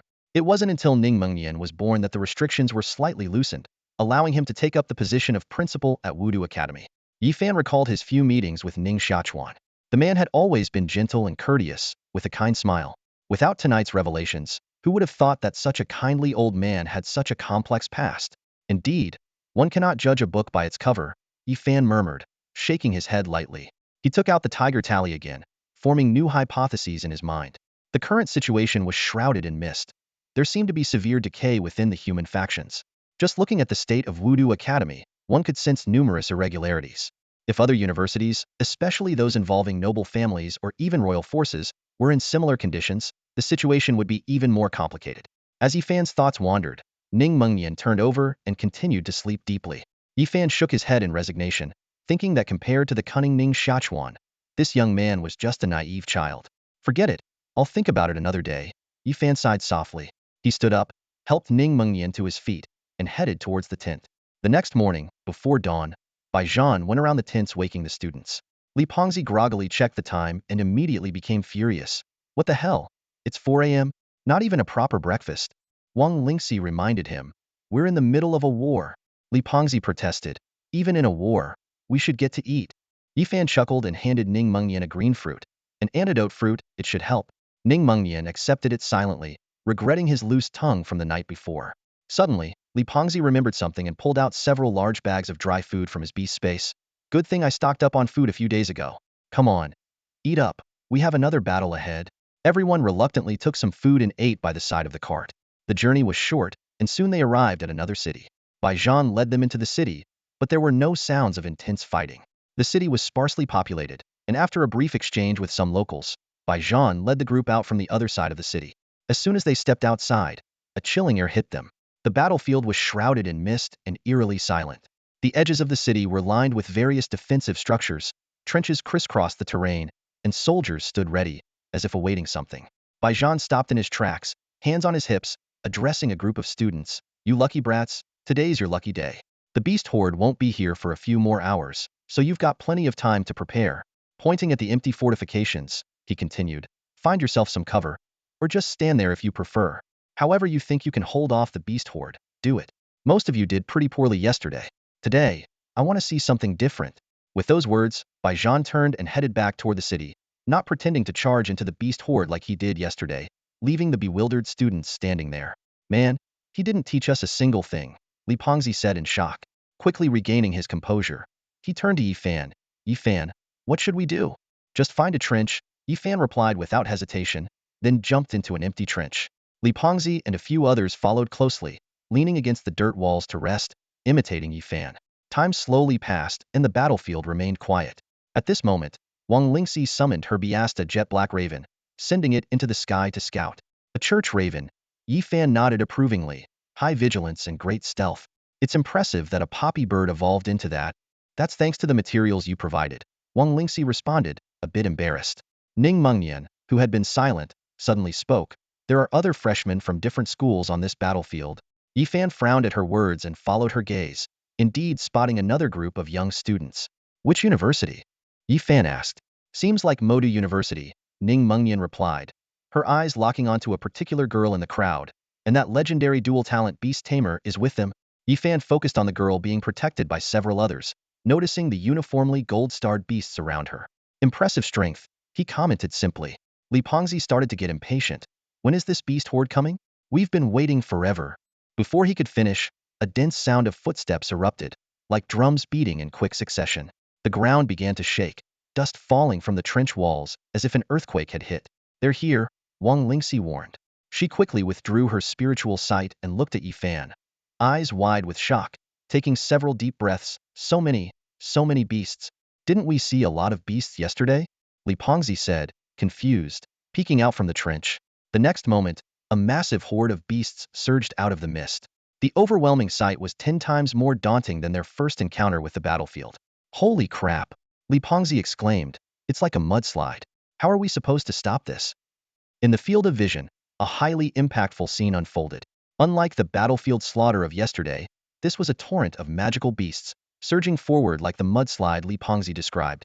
The overwhelming pressure was palpable, even causing seasoned soldiers, accustomed to the carnage of war, to feel a twinge of unease. Among the students, many stood frozen in place, eyes wide and bodies stiff from the sudden shock. In contrast, Li Pengzi and his companions appeared slightly more composed. Though they couldn't help but feel some fear facing the beast tide, they gripped their weapons tightly, summoning their respective beasts in preparation for battle. Yifan, should we charge directly? Ma Xiaoxue was the first to speak, her voice tinged with nervousness. Yifan shook his head and calmly replied, no rush. The beast tide is formidable right now. A frontal assault would be costly. Let's wait until they are slowed down by the first line of defenses before we strike. Got it, Ma Xiaoxue responded, her gaze fixed ahead. The battle had already begun, with deafening roars filling the air. The beast tide crashed against the defensive fortifications like waves, and the veterans in the trenches fought back fiercely. Meanwhile, the sound of artillery echoed, and various beasts retaliated in kind. The seemingly unstoppable tide of beasts was forcibly held back. Charge! Yifan commanded, his heavy sword in hand, sending a brilliant streak of sword energy across the sky. In an instant, his hellfire hound appeared beside him. Yifan leapt onto its back, charging forward like a valiant warrior. Roar! The hellfire hound spewed a sea of flames, while Yifan's sword danced like the wind, cutting down several beasts in a single moment. Li Pengzi and the others followed closely, their coordination honed by the previous day's battle. Each displayed their unique skills, keeping pace with Yifan. Among the freshmen, these 5 reacted the fastest and made the most significant impact. Their valiant actions quickly drew the attention of those around them. In the ranks of Modu University students, Ji Yong, who had just commanded her beast to counterattack, noticed Yifan leading the charge. A hint of surprise flashed in her eyes as she murmured, such a powerful beastmaster, and a student has already broken through to the eternal level at this time. Ji Yong turned to the student beside her and asked, who is that sword-wielding beastmaster? No idea, never seen him in Kyoto, the student replied. He must be a student from another province. Ji Yong nodded slightly, recalling her father's words, her gaze becoming more serious. In a place like Kyoto, it's true that there are many prodigies. Just as Ji Yong was lost in thought, a gentle voice sounded, Ji Yong, would you like to fight alongside me? I'm a warrior. I can protect you. Ji Yong looked up to see a tall figure in knightly attire atop a mighty steed. He stood tall and straight, a faint smile on his face. In the chaos of the battlefield, the knight's offer of protection was indeed appealing. Ji Yong was tempted, but quickly shook her head. Ji Longxin, save your chivalry. I don't need anyone's protection. Ji Longxin's expression stiffened slightly, but soon returned to a smile. Since Miss Ji Yong says so, I apologize for my presumption. The front lines are dangerous. Please be careful. With that, Ji Longxin pulled on the reins, and his horse neighed as he charged into the battlefield, followed by a group of loyal subordinates. Ji Yong, why did you turn down Ji Longxin? A girl close to Ji Yong approached, her eyes sparkling. I think he's quite handsome. Handsome doesn't put food on the table. Ji Yong shook her head, reading her friend's thoughts. Strength is what matters. He's a golden 4-star, and his talk of protection is just empty words. Besides, I don't trust anyone from the Ji family. Ji Yong said no more and summoned 4 golden 9-star beasts. She raised her hands, light streaming from her fingertips to connect with the beasts. Beast, speed. Beast, strength. With Ji Yang's incantations, the 4 beasts swelled as if given a tremendous boost. Ji Yong deftly mounted one of them and charged toward the front lines. The battle was now fully underway. Yifan, today's beasts are much stronger than yesterday's, Li Pengzi said, struggling to kill a golden 3-star multi-eyed monster, its green blood splattering all over him. He shook his hands and continued, at this rate, we won't be able to kill many. Kill as many as we can, Yifan replied curtly, his heavy sword slicing through the air, sending out a dazzling sword energy. Simultaneously, Ice Soul launched a massive hailstorm, shattering a group of beasts. The Devourer beast was not to be outdone, firing a cannon blast that cleared a large area in an instant. The ongoing battle brought a surge of mounting pressure. Yifan felt increasingly strained and, without hesitation, thrust his heavy sword into the ground. Instantly, a black dragon spirit soared into the sky, opening its massive jaws to crush a monstrous bird beast. The dragon's roar, like a deep tolling bell, echoed across the battlefield. Then, a wave of scorching dragon breath descended, incinerating dozens of beasts in an instant. With a sweep of its tail, another dozen beasts were smashed to pieces. Dragons! The appearance of the dragon spirit drew the attention of many on the battlefield, making Yifan's figure particularly striking at that moment. By the distant city wall, Baijan watched Yifan summon the dragon spirit and shook his head with a sigh. This guy is drawing too much attention. Even in battle, one should keep some cards up their sleeve. The armored commander beside him, however, nodded in approval. This kid is born for the front lines. If he grows stronger, he's bound to become a great general for our people. I just fear he might not want to be a general, Baijan chuckled, then turned his gaze to the distant mist, as if seeing something through it. After a moment of silence, he spoke. This beast tide won't be easy to fend off. There will likely be stellar-level beasts joining. We need to intercept them in advance. The commander was startled by his words. What about the students? Aren't we supposed to protect them? Leave a few guards with them, Baijan replied decisively. If we don't intercept those stellar-level beasts, the losses will be significant. The commander pondered for a moment, then nodded in agreement. You're right. He then turned to gather the other commanders responsible for defending the city. Soon, several figures assembled and, after a brief discussion, silently entered the battlefield. On the battlefield, Yifan slashed open a beast, his first kill of an eternal-level beast. He straightened up, breathing slightly heavily, and suddenly sensed something, stopping his attack and looking ahead. Li Pengzi and the others followed his gaze. Though this beast tide was formidable, its numbers were far fewer than yesterday. They could now see the vague, massive shapes looming in the mist, their indistinct outlines already daunting. Is that stellar level or higher? Ma Xiaoxue murmured, her voice filled with tension and unease. After careful observation, Yifan replied, they should all be stellar level. In an outer battlefield like this, there won't be any stronger beasts.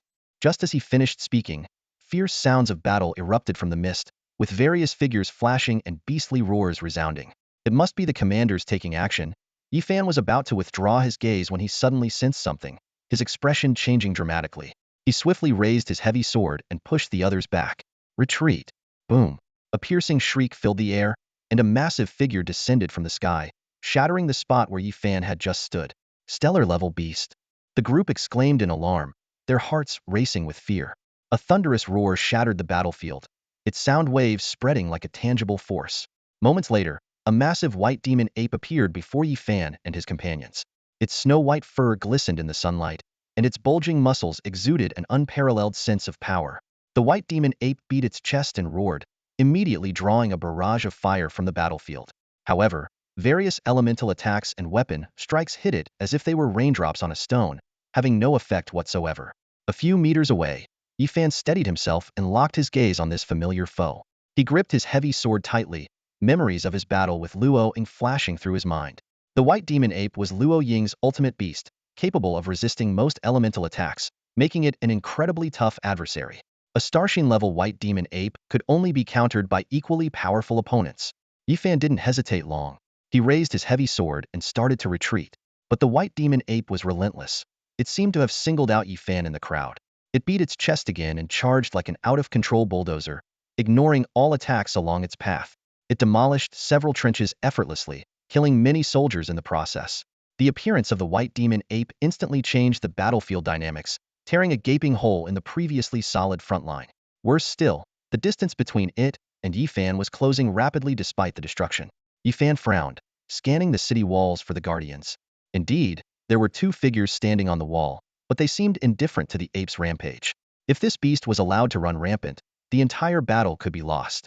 Seeing the front lines crumble due to the white demon ape's onslaught, Yifan stopped retreating. He halted and gripped his heavy sword once more. Are we fighting? Li Pengzi asked seriously for once. If we are, I can cover you. I'll cover you too, Ning Mengnian declared without hesitation. We're in as well, Ma Xiaoxue and Wang Lingxi chimed in unison. Yifan nodded in acknowledgement, then advanced instead of retreating, launching a powerful strike at the white demon ape. The sword strike, resembling a small mountain, descended upon the beast. Unfazed, the white demon ape met it with a punch. The sword strike shattered, forcing Yifan to retreat. Li Pengzi and the others acted swiftly, their beasts launching attacks from tricky angles. The white demon ape roared continuously, swatting away the attacking beasts with its fists. Seizing the opportunity, Yifan closed in again and unleashed another powerful strike. The heavy sword struck the white demon ape, forcing it to take a step back. A rainbow-colored giant python took advantage and wrapped around its arm. The ape tore the python off and was about to slam it to the ground when a rock python coiled around its left leg. At the same time, Bingpa used its freezing power, sending frost creeping up the ape's body. Enraged by the successive attacks, the white demon ape unleashed its full strength, tearing off the pythons and shattering the ice with a stomp. Yifan seized this brief moment to unleash several sword beams. Ma Xiaoxue circled the ape swiftly, her poisoned dagger gleaming coldly. In the rear, the two support members played a crucial role. Their beast totems rooted into the ground, continuously providing restorative energy to keep all the beasts at peak condition. Wang Lingxi's spiritual vision accurately predicted the ape's every move and blind spot. From afar, Ji Yang, who was entangled with an eternal-level beast, noticed the scene. Not only her, but many others were also stunned by the combat prowess of Yifan's team. The Starshin-level white demon ape, known for its strength and near invulnerability, was being held at bay by what seemed to be a weaker group. Their coordination is impeccable. They must have fought together for years, remarked a tall girl beside Ji Yang, her eyes gleaming with admiration. That boy with the sword is their core, linking everyone's abilities. The others are supporting him, making it seem like one person with 4 support-type beastmasters. His formidable strength sets the upper limit for the entire team. Such a powerful individual, such a powerful team. Upon hearing the girl's words beside her, Ji Yang slightly raised an eyebrow, somewhat surprised. She turned to look at Luo Linger and noticed a fleeting strange expression on her face. Luo Linger, do you know the boy with the sword? Ji Yang asked tentatively. Luo Linger nodded lightly. Yes, I do. She then countered, you don't know him? Ji Yang shook her head. No, I don't know him at all. At that moment, Yifan activated his enchantment, and his second beast mastery talent instantly manifested. Ji Yang suddenly recalled what Ji Gu had mentioned earlier, and her eyes sharpened. Dual talents, she exclaimed. He's the one who defeated Jiada Bailong. Yes, Yifan, the grandson of the War King, Luo Linger replied, a playful glint in her eyes. 3 years ago, he defeated my 4th sister. So it's him. No wonder he's so formidable, Ji Yang gasped, a rare shift in her expression. Since becoming a beast master, Ji Yang had never encountered anyone who surpassed her in beast mastery. It wasn't just about dual talents. Her rapid advancement in beast mastery had kept her confident, even proud. Even when she lost to Jiada Bailong back then, she hadn't been too concerned. After all, she believed that in the end, beast masters would always be stronger than martial artists. But now, Yifan's appearance shook her confidence. This boy, who could coordinate the entire team's beasts, clearly had a beast mastery skill not inferior to her own. More importantly, he also possessed dual talents, and his beast mastery level was even higher than hers. In the future, he will definitely be my rival. Ji Yang thought to herself, a sense of urgency welling up inside her. As a daughter of the Ji family, she knew more than most. Among those of the same generation walking the same path, becoming a king wasn't the end. The first to achieve kingship was likely the one who could go the furthest. In terms of proving one's path, whoever achieved kingship first would hold the greatest advantage in their generation. Ji Yang's mindset quickly changed. Watching Yifan and his team gaining the upper hand, she clenched her fists secretly. After this battle, I must train twice as hard, she vowed to herself. I must win. On the battlefield, the fierce struggle was nearing its end. With Yifan's heavy sword once again tearing open the wound on the white demon ape's chest, victory clearly leaned towards the humans. Ning Mengnian's arrival significantly boosted the team's endurance, compensating for their previous shortcomings. This was key to Yifan and his team's prolonged battle with the white demon ape. Yifan's eyes gleamed with determination. Defeating a stellar-level beast Heaton, despite the level difference, was a significant test of the team's strength and a huge confidence boost for Li Pengzi and the others. Just a beast. I'll cut it down with strength. Yifan muttered, then lowered his body and advanced quickly. His II technique was ready, poised for the final strike. At this critical moment, a figure suddenly appeared, punching through the heart of the already weakened white demon ape before Yifan could. With a loud crash, the white demon ape fell to the ground. The man slowly turned around, revealing the face of a middle-aged man with a standard smile directed at Yifan. I saw you were about to get hurt by the white demon ape, so I stepped in to help. Yifan stared at the man, his eyes narrowing slowly. He remembered clearly that this man had been standing on the city wall all along. During the long period when the white demon ape was rampaging, he hadn't made a move. It was only when Yifan was about to kill the beast that he suddenly appeared. Sensing Yifan's suspicion, the middle-aged man smirked. What? Do you have a problem with that? I came to help you. Aren't you going to thank me? Thank you. Yifan sneered, then swiftly raised his heavy sword and swung it at the man. I'll thank you with my sword. A sword strike came swiftly, and the man raised his hand to block, but was still pushed back several steps. He glanced at Yifan, a flicker of surprise in his eyes. "You've got some nerve," the man said in a deep voice. Yifan responded with a cold smile. "It's not about nerve." He squinted, staring directly at the man. On the battlefield, standing idly by is a crime. The commander should know that. Hearing this, the man hesitated for a moment, then defended himself. "I was delayed by something. As soon as I was free, I came to stop this beast." "This beast has been here for an hour," Yifan pressed, moving closer to the commander. "What could possibly delay you for an hour?" Yifan continued, "Commander, everyone on the battlefield knows the truth. I appreciate your help, but now, we need to claim our spoils. Please step aside." With that, Yifan pushed his heavy sword forward. Although he couldn't push the commander aside, he didn't stop and walked straight towards the fallen white demon ape. He called over his shoulder, "Fatty, come collect the spoils." "Coming." Li Fati responded fearlessly, passing by the commander. Ma Xiaoxue, Wang Lingxi, and the others followed closely behind. The commander's face darkened, ready to lash out, but Ning Mengnian stepped in front of him just in time. "Commander Ling." Ning Mengnian's gaze was sharp. "Today's battlefield events will be reported to Commander Baijan. He will discuss this with you." The commander's expression changed, and he quickly bowed. "Young Master Ning, there's no need for that. I was genuinely delayed by something, not intentionally." Ning Mengnian replied coldly, "Whether or not you had a reason, explain it to Commander Baijan." With that, he turned and walked towards Yifan and the others. Feeling publicly humiliated, the commander could only snort coldly and leave. Once the commander was gone, everyone breathed a sigh of relief and began to handle the white demon ape's corpse. Li Fati, puzzled, said, "How can there be such a commander? He didn't act earlier, but now he wants to snatch the spoils." Yifan explained, "He just wants to claim some military merit. A star-level beast is worth 1,000 merit points, which can be exchanged for many things at the front line." Wang Lingxi pondered, "Is he targeting us?" Given Yifan's background, no one should be that foolish. Yifan responded calmly, "Whatever the reason, we stand our ground when we're right." On the front line, softies can't even get enough to eat. Seeing the group's lingering concerns, Yifan added, "A commander can be called a leader, but there are thousands of commanders on this front line. A despicable one is just that." With that, Yifan stood up, slinging his heavy sword over his back. By then, the front line fog had cleared, and several commanders had successfully repelled the hidden star-level beasts. Consequently, the entire beast horde began to show signs of fatigue. After a brief rest in the trenches, Yifan's group charged back to the front line. Although this beast horde was stronger than yesterday's, it dispersed even faster. By the afternoon, the horde had fled. Another battle done, Li Fati sighed with relief, visibly more relaxed than the day before. "Let's wrap it up," Yifan said, lifting his heavy sword and scanning the battlefield. After another day of fighting, the dragon spirit within the sword had leveled up again, reaching a higher star level. Yifan thought to himself, "At this rate, the dragon spirit will catch up soon." A golden level dragon spirit already has considerable power. If it reaches eternal level, it will be a tremendous asset. He also thought of old Qi, smiling to himself, "It's a pity old Qi can't show itself now. Mastering both wind and fire elements, it would clear the battlefield faster than I can." Then Yifan shook his head. Today's beast tide, while primarily golden level, consisted mostly of elite peak bloodlines. Letting the dragon species old Qi fight would be overkill.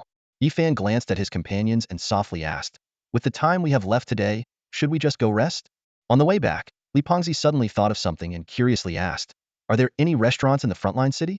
Yifan smiled and replied, "Of course there are. Except for the days when the beast tide hits, people still need to live their lives." He patted Li Pengzi on the shoulder and suggested, "Since everyone did well today, how about we treat ourselves to a meal?" "Great idea."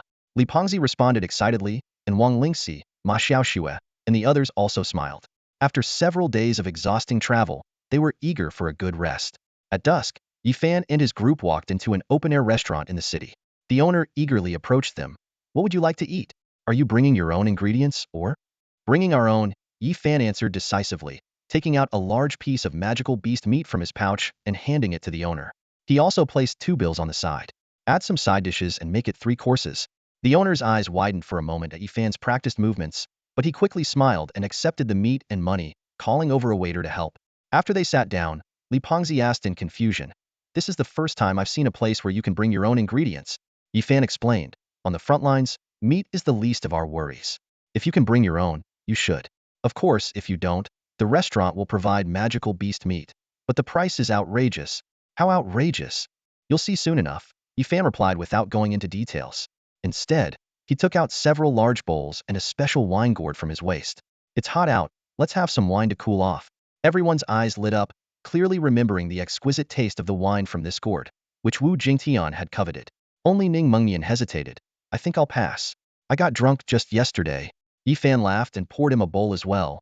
Today's isn't strong, don't worry. Seeing the others drink heartily, Ning Mengnian took a sip and exclaimed, this wine is so smooth, even better than the ones at the Jiuxian Tower in the capital. Yifan explained, the Jiuxian Tower only uses the brewing techniques passed down by the wine immortal. This is the wine immortal's own brew. Soon, the owner brought out the magical beast meat cooked in 3 different ways: steamed, boiled, and fried. Although it didn't look particularly refined, it smelled and tasted delicious. Li Pengzi couldn't wait to dig in, and the others quickly followed suit. As the sun set and the sky grew darker, Yifan and his group prepared to leave. Suddenly, a shout echoed through the restaurant. What? 8,000 for a meal? What kind of ripoff is this? 80,000? The exclamation caught the attention of Yifan and his group.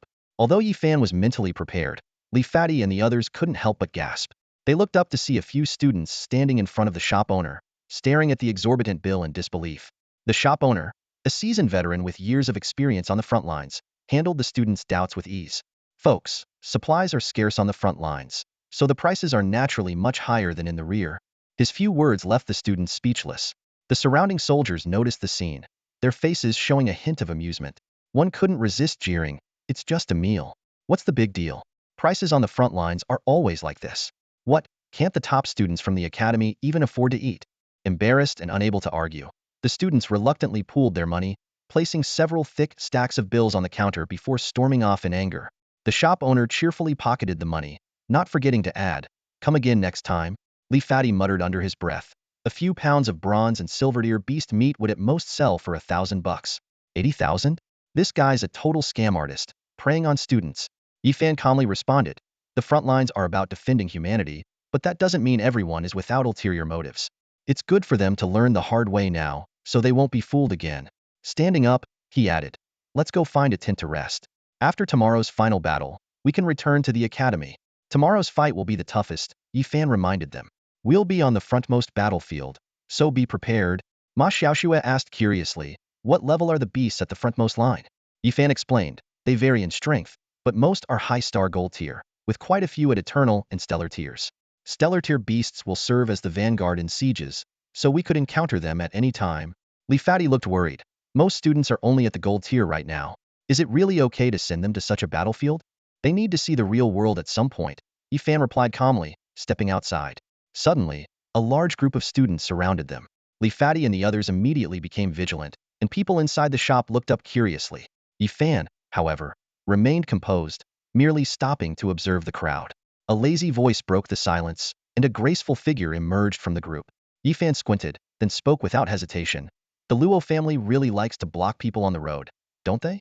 The newcomer was none other than Luo Linger, the future Princess Luo. She was slightly surprised by Yifan's keen observation, but then smiled charmingly. Young Master Yifan, with your distinguished status, it's only fitting to make a grand entrance. She swayed gracefully, captivating many onlookers. Yifan remained unmoved, asking calmly, so, Miss Luo, what important matter requires such a grand entrance? Luo Linger gestured, and a student stepped forward to present a gilded invitation. She explained, in 2 months, I will have my comingafage ceremony, and the family patriarch is hosting a banquet to choose my future husband. I noticed young Master Yifan's extraordinary demeanor and wanted to extend an invitation.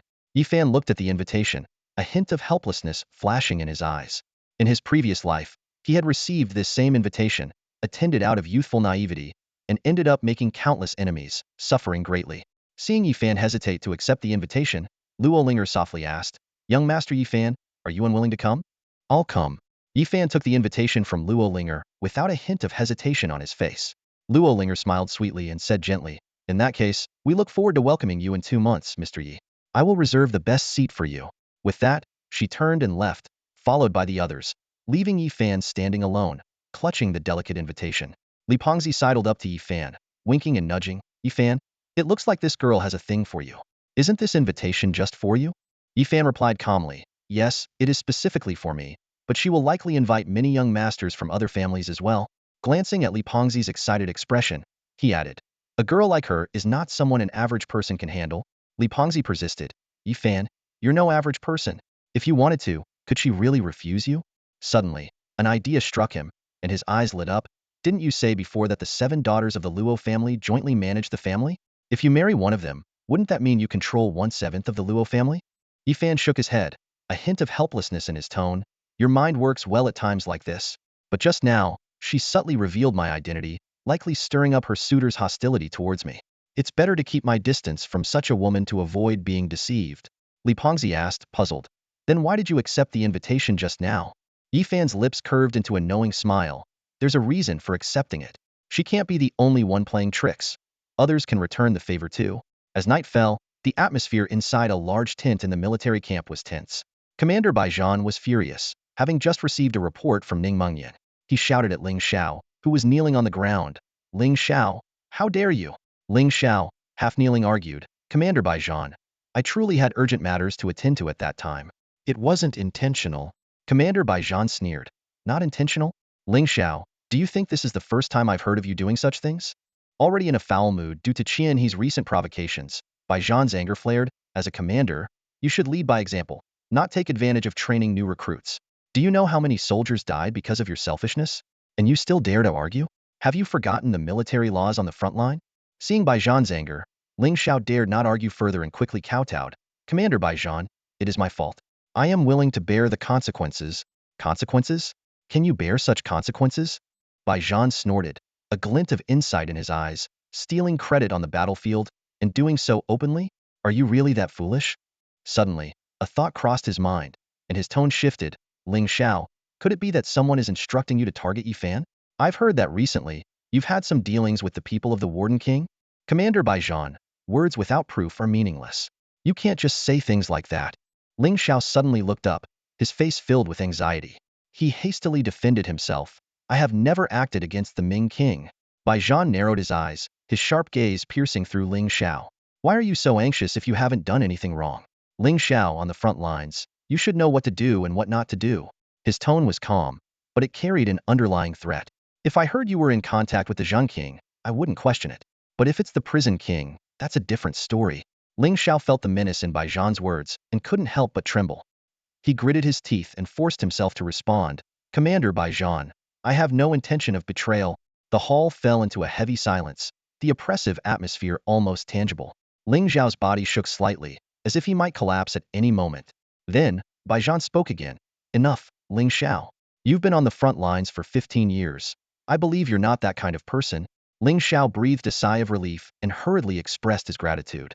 But Baijan raised his hand to stop him. Don't thank me yet. I believe you regarding the prison king, but your ambition has doubled the casualties on the battlefield. That still needs to be accounted for. He paused before announcing the punishment. Your position as a centurion will be temporarily filled by someone else. In the meantime, you'll serve under Commander Kellen as a decurion. Perform well, and you might get your rank back. Ling Xiao's face stiffened.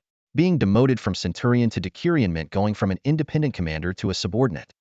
He replied quietly, understood. Baijan waved him off. Ling Xiao stood, saluted, and left with heavy steps. Moments later, Commander Yun Xiao strode in. He questioned angrily, Baijan, Ling Xiao is clearly problematic. Why keep him around? It's a perfect chance to enforce discipline. Baijan shook his head. It's not wise to startle the snake. He looked out towards the camp, deep in thought. Since my father was injured, the prison king has become increasingly restless. Yun Xiao fumed. What is the prison king trying to do? We are already at a disadvantage as humans on the front lines, and he wants to bring court politics here. Baijan sighed. Who knows what he's up to? It's not just him. The Ghost King has also never seemed like a straightforward frontline commander. He sat down, his brow furrowed. They say this year is a great year for humanity, with prodigies emerging. But something feels off to me. What's off? Yun Xiao pressed. Baijan detailed the unusual actions of the 4 frontline kings and the 3 court kings, along with the hidden maneuvers of various factions. Yun Xiao speculated it might be related to the chaos foretold by the Yintian sect, but Baijan thought it was more complicated. Finally, Baijan waved dismissively. We can't see through the schemes of the kings. We'll take it one step at a time. Get some rest. Tomorrow's battle will be tough. The next morning, Baijan ordered the distribution of standard armor and a manual titled New Battlefield Rules.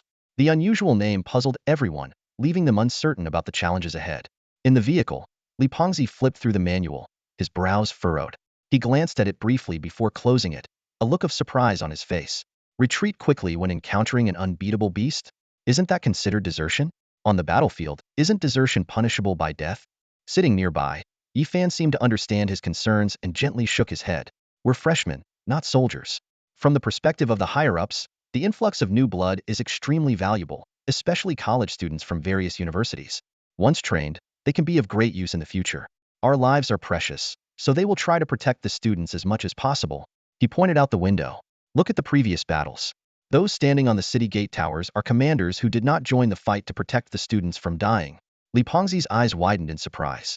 They really treat us differently? Wang Lingxi, deep in thought, interjected. But if students are trained this way, won't they lack courage? Even if they grow stronger in the future, won't they just run or wait for rescue when facing beasts on the battlefield? Yifan nodded in agreement. There is indeed such a risk. Many things are double-edged swords. There's no perfect solution. The higher-ups aren't foolish, though. They only provide protection for the first 3 battles. After that, there will be little to no special treatment. Wang Lingxi hesitated before speaking, but starting off on the wrong foot. The armored vehicle rumbled on, the journey unusually long this time. They passed through 2 cities engaged in battle but did not stop. It wasn't until the afternoon that the vehicle finally slowed down, revealing a massive city in the distance. Above the city, a gigantic thundercloud swirled, lightning flashing and thunder rumbling. In front of the city, enormous figures resembling ancient Kuan species moved slowly, facing a dense horde of beasts. Even from a distance, the oppressive atmosphere was palpable. Yifan squinted, his expression serious, and said to those around him, "Prepare for battle. The danger today is beyond your imagination." As he took out his armor, Li Pengzi remarked, "It does look very dangerous." As a general of Nanchuan, he had specially crafted armor, far superior to the standard issue. Ma Xiaoxuan noticed the change in Yifan's demeanor and asked, "Yifan, you seem a bit tense. Is that city a crucial frontline city?"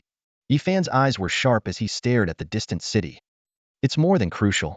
That is Storm City, one of the 10 frontline cities, personally guarded by King Ming." The city personally guarded by King Ming? The words hit everyone like a sledgehammer, instantly striking a nerve. Yifan and the others' faces turned pale, the air thick with tension. Fatty Li shrank his neck, casting uneasy glances at the massive figures shifting among the distant clouds. His voice trembled. Could there be a king-level beast? With just us few eternal golds, if we encounter one, we'd be done for. Yifan shook his head, his tone steady. It's highly unlikely for a king-level beast to appear. To be precise, even glory-level beasts rarely engage directly on the battlefield. The stronger the beast, the greater its intelligence. A king-level beast's cunning far exceeds your imagination. It wouldn't show up so blatantly at the human front lines. Hearing this explanation, the group relaxed slightly, but the tension lingered. The war chariot continued forward, and the closer they got to Storm City, the stronger the oppressive feeling became. However, the moment they passed through the city gates, the oppressive feeling transformed into a sense of solid protection, as if enveloped by an invisible barrier. The sight within Storm City was astonishing. This city was vastly different from other frontline cities, boasting both advanced weapon turrets and comprehensive living facilities. On the streets, residents cautiously pushed their stalls, forming a stark contrast with the fierce battles outside the city. Fatty Li walked quickly, eyes wide with shock. Aren't these people afraid? How can anyone live in a place like this? Yifan explained, the front line isn't just about war. In fact, with King Ming overseeing Storm City, it's actually the safest place on the front line. He pointed to the enormous creatures moving among the clouds. Look, would such terrifying beasts dare to truly approach Storm City? Everyone looked up and saw that those fearsome beasts indeed hovered at the edge of the thunderclouds, not daring to venture closer to the city. As they neared the city gates, Baijan dismounted, holding a long sword, and shouted, "All right, rookies, from now on, everyone follows my orders." Unlike usual, he didn't disappear after bringing the students to the front line. Instead, he continued issuing commands, splitting the students into 3 formations, each led by a commander, with Baijan overseeing them all. Yifan and his group were placed in the first formation, assigned to different positions based on their abilities. The first 3 rows were assault troops, including Yifan, Fatty Li, and Jada Bailong. The middle 3 rows handled finishing blows and flank defense. The last 2 rows provided support, with Wang Lingxi and Ning Mengyan among them. Stepping onto the battlefield, they were met with a scene of unimaginable brutality. The sheer number, strength, and density of the beasts far exceeded anything they had previously encountered. The city gate towers were ablaze with concentrated firepower, and the battlefield was a chaotic mix of formations, massive bodies, airborne warriors, and elemental attacks, creating a grand and tragic spectacle. The intensity of the clash left many students momentarily stunned, snapping out of it only after receiving a whip from Baijan. Yifan and his comrades quickly got into the rhythm, following Baijan's orders with precision. Despite individual abilities being overshadowed in such a large-scale battle, Yifan and Jiada Bailong still shone brightly. With the support of nearly 100 auxiliary beastmasters, their strength reached new heights. Even Fatty Li could hold his own against eternal-level beasts. The battle raged on, with no one retreating.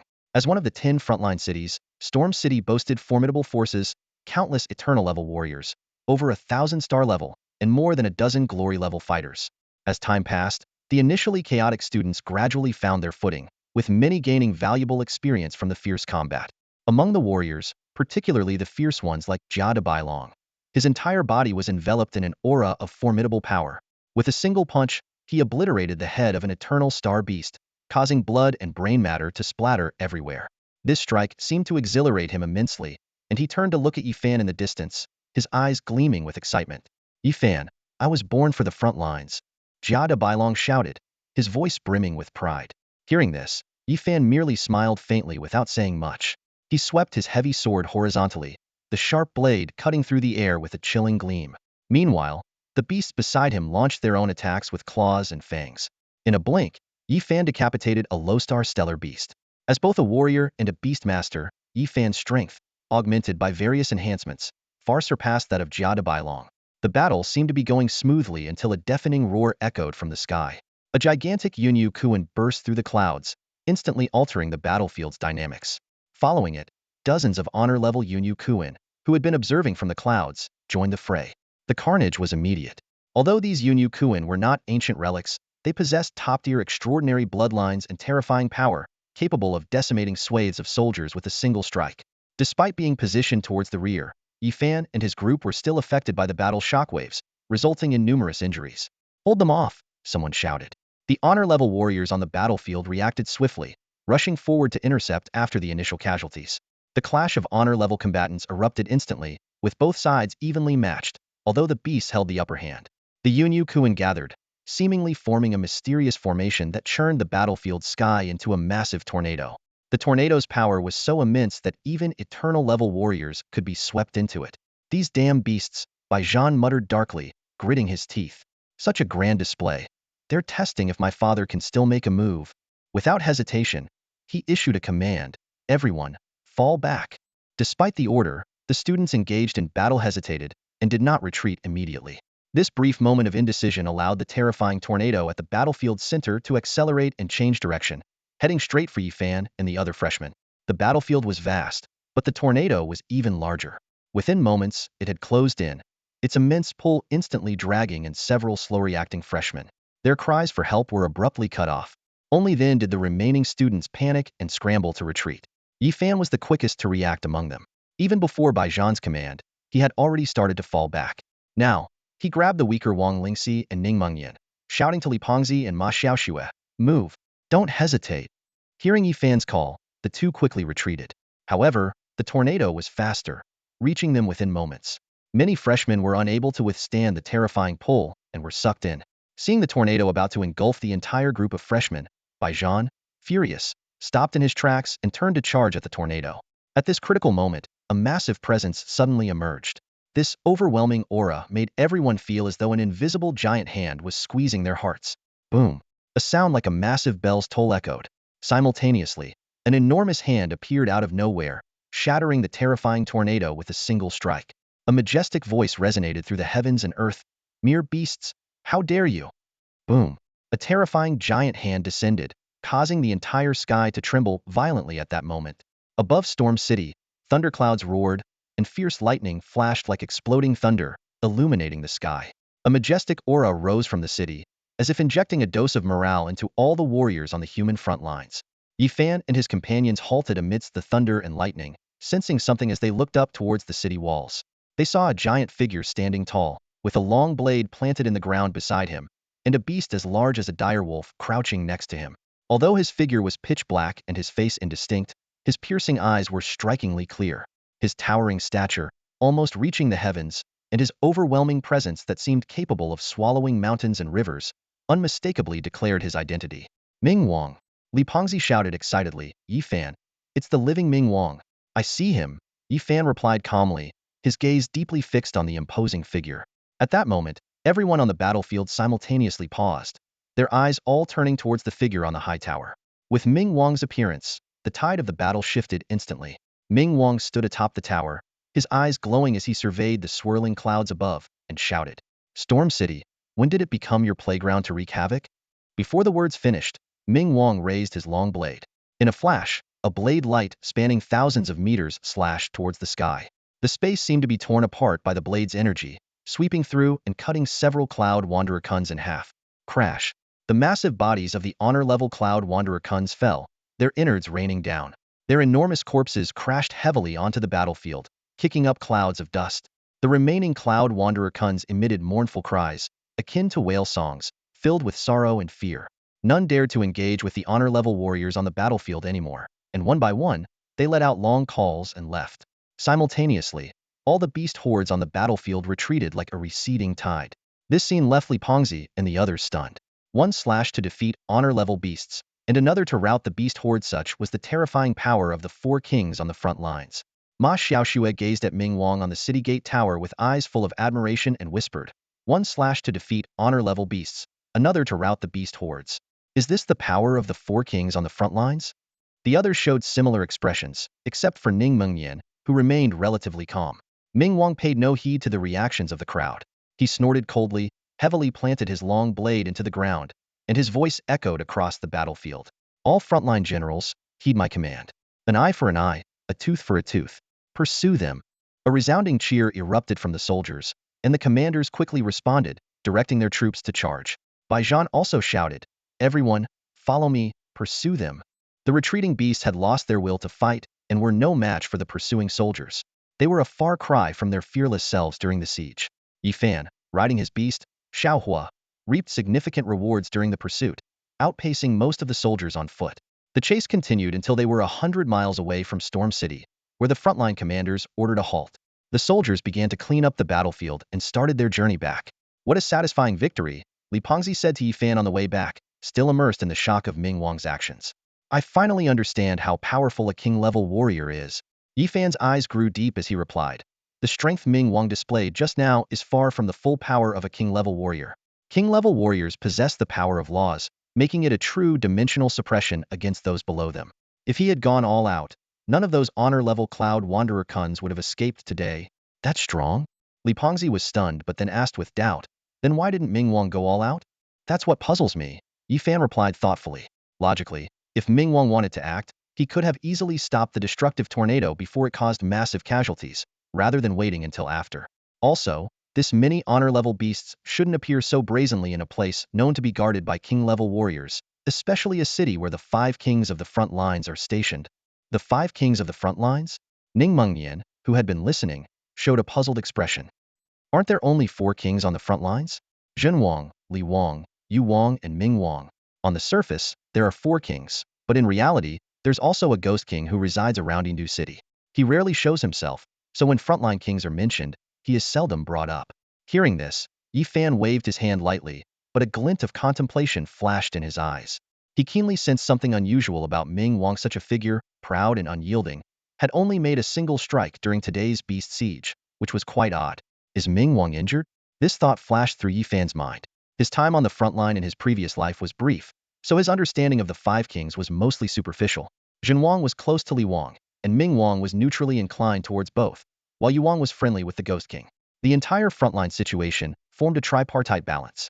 If Ming Wang, the strongest among the 5 kings and the furthest along the path to kingship, were injured and unable to fight, it would undoubtedly shake the most stable defense line, and losing a few cities might be inevitable. Yi Fan shook his head, deciding not to delve further. He carried the head of the beast he had slain and led his group towards Storm City. On the military achievement list, Yi Fan's name still topped the chart. During this 3-city frontline training, he had killed an astonishing number of eternal beasts, especially in the Battle of Storm City. With the support of many auxiliary beast tamers, he had slain a double-digit number of stellar beasts, a feat rarely achieved even in 4 years of university. My buddy is first on the achievement list. I feel so proud, Li Pengzi said, standing in front of the list with eyes gleaming with pride. But when he saw his own ranking, only around the 10th spot, he couldn't help but wonder, Are there really that many hidden talents in Wudu Academy, with over 10 students better than me? Wang Lingxi teased from the side. Not sure if they're better, but their beasts are definitely stronger.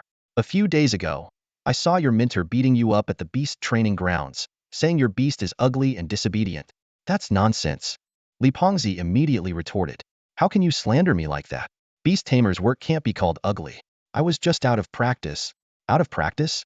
Why did your mentor hang you up then? He's just a weirdo with a fetish for hanging up students. Gross. Along the way, Wang Lingxi and Li Pengzi kept bickering, while Yi Fan and the others smiled. After 3 intense battles, it was finally time to rest. Soon, they arrived in front of a tavern.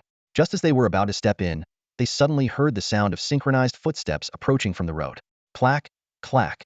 They paused and watched as a troop swiftly surrounded them. The sudden scene made the group, who had just relaxed, tense up instantly.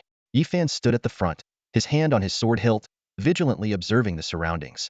Before long, a burly, plain-looking commander emerged from the troops. He approached Yi Fan, respectfully bowed, and then said, "Young Master Yi Fan, Ming Wang requests your presence. Does King Ming wish to see me?" As soon as these words were spoken, the people present were taken aback. The power displayed by King Ming earlier had clearly left a deep impression on them. Even Yi Fan was slightly surprised, wondering why King Ming had invited him. The commander replied sincerely, "King Ming did not specify the reason, but he asked us to bring you to him."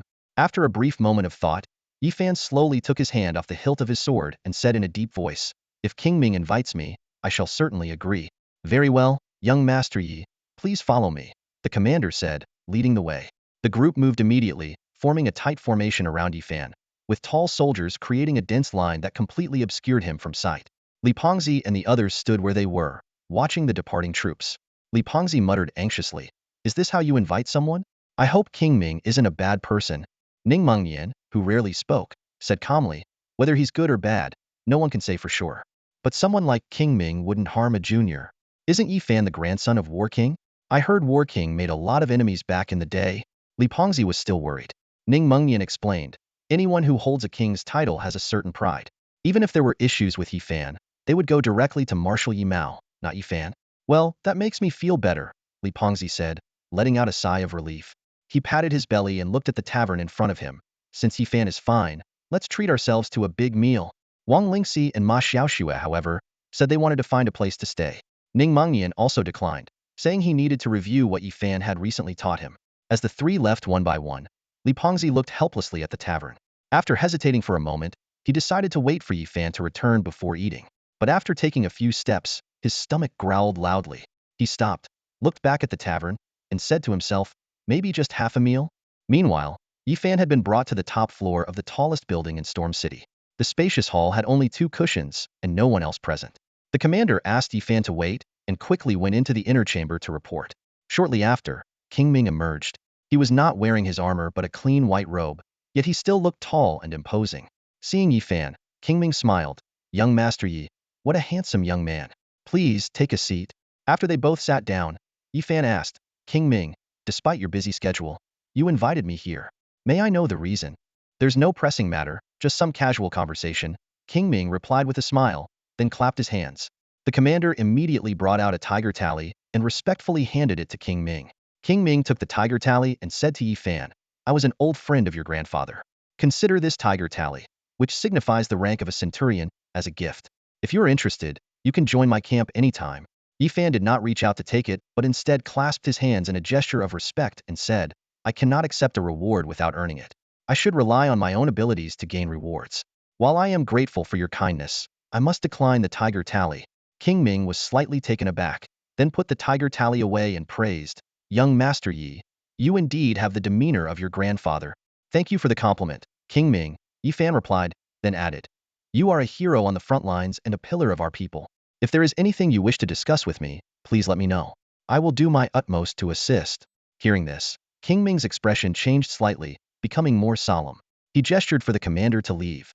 Once the commander had closed the door and left, King Ming spoke again, with a hint of inquiry in his voice, "You suspect I have something I need your help with?" Yi Fan responded with calm confidence, "Not exactly, but I have my suspicions." Yi Fan glanced at King Ming, a slight smile playing on his lips. This scene confirmed his earlier suspicions. He spoke directly, "King Ming, you didn't subdue those provoking beasts today. You must be injured and unable to use your full strength." King Ming, unfazed by these words, chuckled lightly. Just as your granduncle said, you have remarkable insight, he admitted. Although I kept my injury a secret, anyone with a keen eye could find out. No need to hide it. Yifan raised an eyebrow and asked tentatively, so, you invited me here to discuss a matter you want me to help heal your wounds? Exactly, King Ming nodded. I heard you cured your granduncle's dragon blood backlash. My injury is somewhat similar, so I thought you might be able to help. Yifan nodded thoughtfully, his gaze fixed intensely on King Ming. Sensing Yifan's hesitation, King Ming added, of course, this is not a favor without compensation. If you can heal me, I will grant you one request within reasonable limits. A spark of interest flashed in Yifan's eyes. Reasonable limits? What exactly do you mean by that? As long as it doesn't go against the interests of our people. King Ming waved his hand, looking at Yifan meaningfully. For example, if you want a frontline city, I can allocate one from my territory to you. Rest assured, this is a legitimate division, giving you a rightful position. A rare look of excitement appeared in Yifan's eyes. Owning a frontline city was far more enticing than any military rank. It meant having independent recruitment rights and the ability to expand territory on the front lines. If that's the case, I will do my utmost to heal you, King Ming, Yifan agreed decisively. I need to examine your internal condition to find the source of the injury. King Ming nodded, allowing Yifan to place his hand on him. Yifan activated his sacred technique, carefully probing. After a moment, he frowned and withdrew his hand. King Ming, your internal structure far exceeds that of ordinary people. My elemental power is insufficient for a complete examination. As he spoke, Yifan took out a few fruits to replenish his elemental power and continued his examination. The fruits were quickly exhausted, and just as Yifan was about to take more, King Ming handed him an exquisite flask. Use this elemental flask to replenish yourself. Yifan accepted the invaluable item with a hint of surprise, holding the flask in one hand, while continuing his examination with the other. As he delved deeper, beads of sweat formed on his forehead, and his body trembled slightly from the strain. After a long while, Yifan opened his eyes, his face filled with shock. He stared at King Ming, his voice trembling slightly. King Ming, did you forcibly transplant the bloodline of an ancient species? As the voice trailed off, Ming Wang's expression subtly changed but quickly returned to calmness. He nodded slightly and admitted, indeed, I obtained the skeletal remains of an ancient creature called Zeng and transplanted its bloodline using a special method. I intended to advance further on the path to kingship, but unexpectedly, the bloodline repelled and clashed with mine. Instead of merging, it entangled within my internal organs, preventing me from utilizing most of my strength. Yifan fell silent for a moment after hearing this. He furrowed his brows in thought before speaking. If it's just a matter of transplanting an ancient bloodline, it shouldn't normally result in such severe side effects and rejection. In the past, there have been powerful individuals who successfully transplanted ancient bloodlines. While there was some rejection, their overall strength increased. He looked up at Ming Wang. Could it be that there's an issue with the bloodline itself? Ming Wang's expression grew serious as he asked, are you suggesting that the problem isn't with the transplanted bloodline? Yifan withdrew his hand from Ming Wang's pulse point and exhaled deeply. He looked Ming Wang straight in the eyes and suddenly said, Ming Wang, I suspect you had already transplanted an ancient bloodline before, correct? Ming Wang's eyes immediately changed at these words. He instinctively took a step back and asked warily, the bloodline I transplanted has completely merged with me. How could you tell? Yifan's lips curved into a slight smile as he explained, it's quite simple. Ming Wang, although you are exceptionally brave and unparalleled, a human body, without a special bloodline, couldn't possibly grow so tall. Humans are inherently weaker in physique compared to those species adept at combat. Your extraordinary height clearly defies common logic. Hearing this, Ming Wang was momentarily stunned before bursting into hearty laughter. I used to think the praise for your intellect was somewhat exaggerated, but it turns out it was heartfelt. Yifan shook his head modestly. Ming Wang's unusual traits are known to all. It's just that no one dares to speculate recklessly. With Ming Wang's confirmation, Yifan's mind raced with thoughts. He recalled the numerous attempts he made in his past life as a mortal to compensate for his own weaknesses, making him quite knowledgeable about such issues. He continued, a person has only one body, and two bloodlines will inevitably repel each other. If Ming Wang wishes to resolve this issue, you will need to abandon the newly transplanted Zhang bloodline. Ming Wang smiled wryly. Abandoning it is easier said than done. I was careless when I transplanted the bloodline, letting it merge on its own. Now, the Zhang beast's bloodline has deeply integrated into my meridians and internal organs. Without hesitation, Yifan responded, I can solve this. He explained, the breathing technique I practice can convert various toxins. If Ming Wang is willing, I can help dissolve and remove the Zhang beast's bloodline from your body. Upon hearing this, Ming Wang's face lit up with joy. If that's the case, that would be wonderful. Yifan added, however, this will take time. Ming Wang's cultivation far exceeds mine. I can only dissolve the bloodline, gradually using elemental power, requiring multiple treatments. Considering our difference in strength, it will take about 10 years to completely remove it. Of course, if we account for my progress in cultivation, it might be completed in around 5 years. Ming Wang frowned. 5 years is too long. Is there a faster way? Yifan shook his head. Not currently.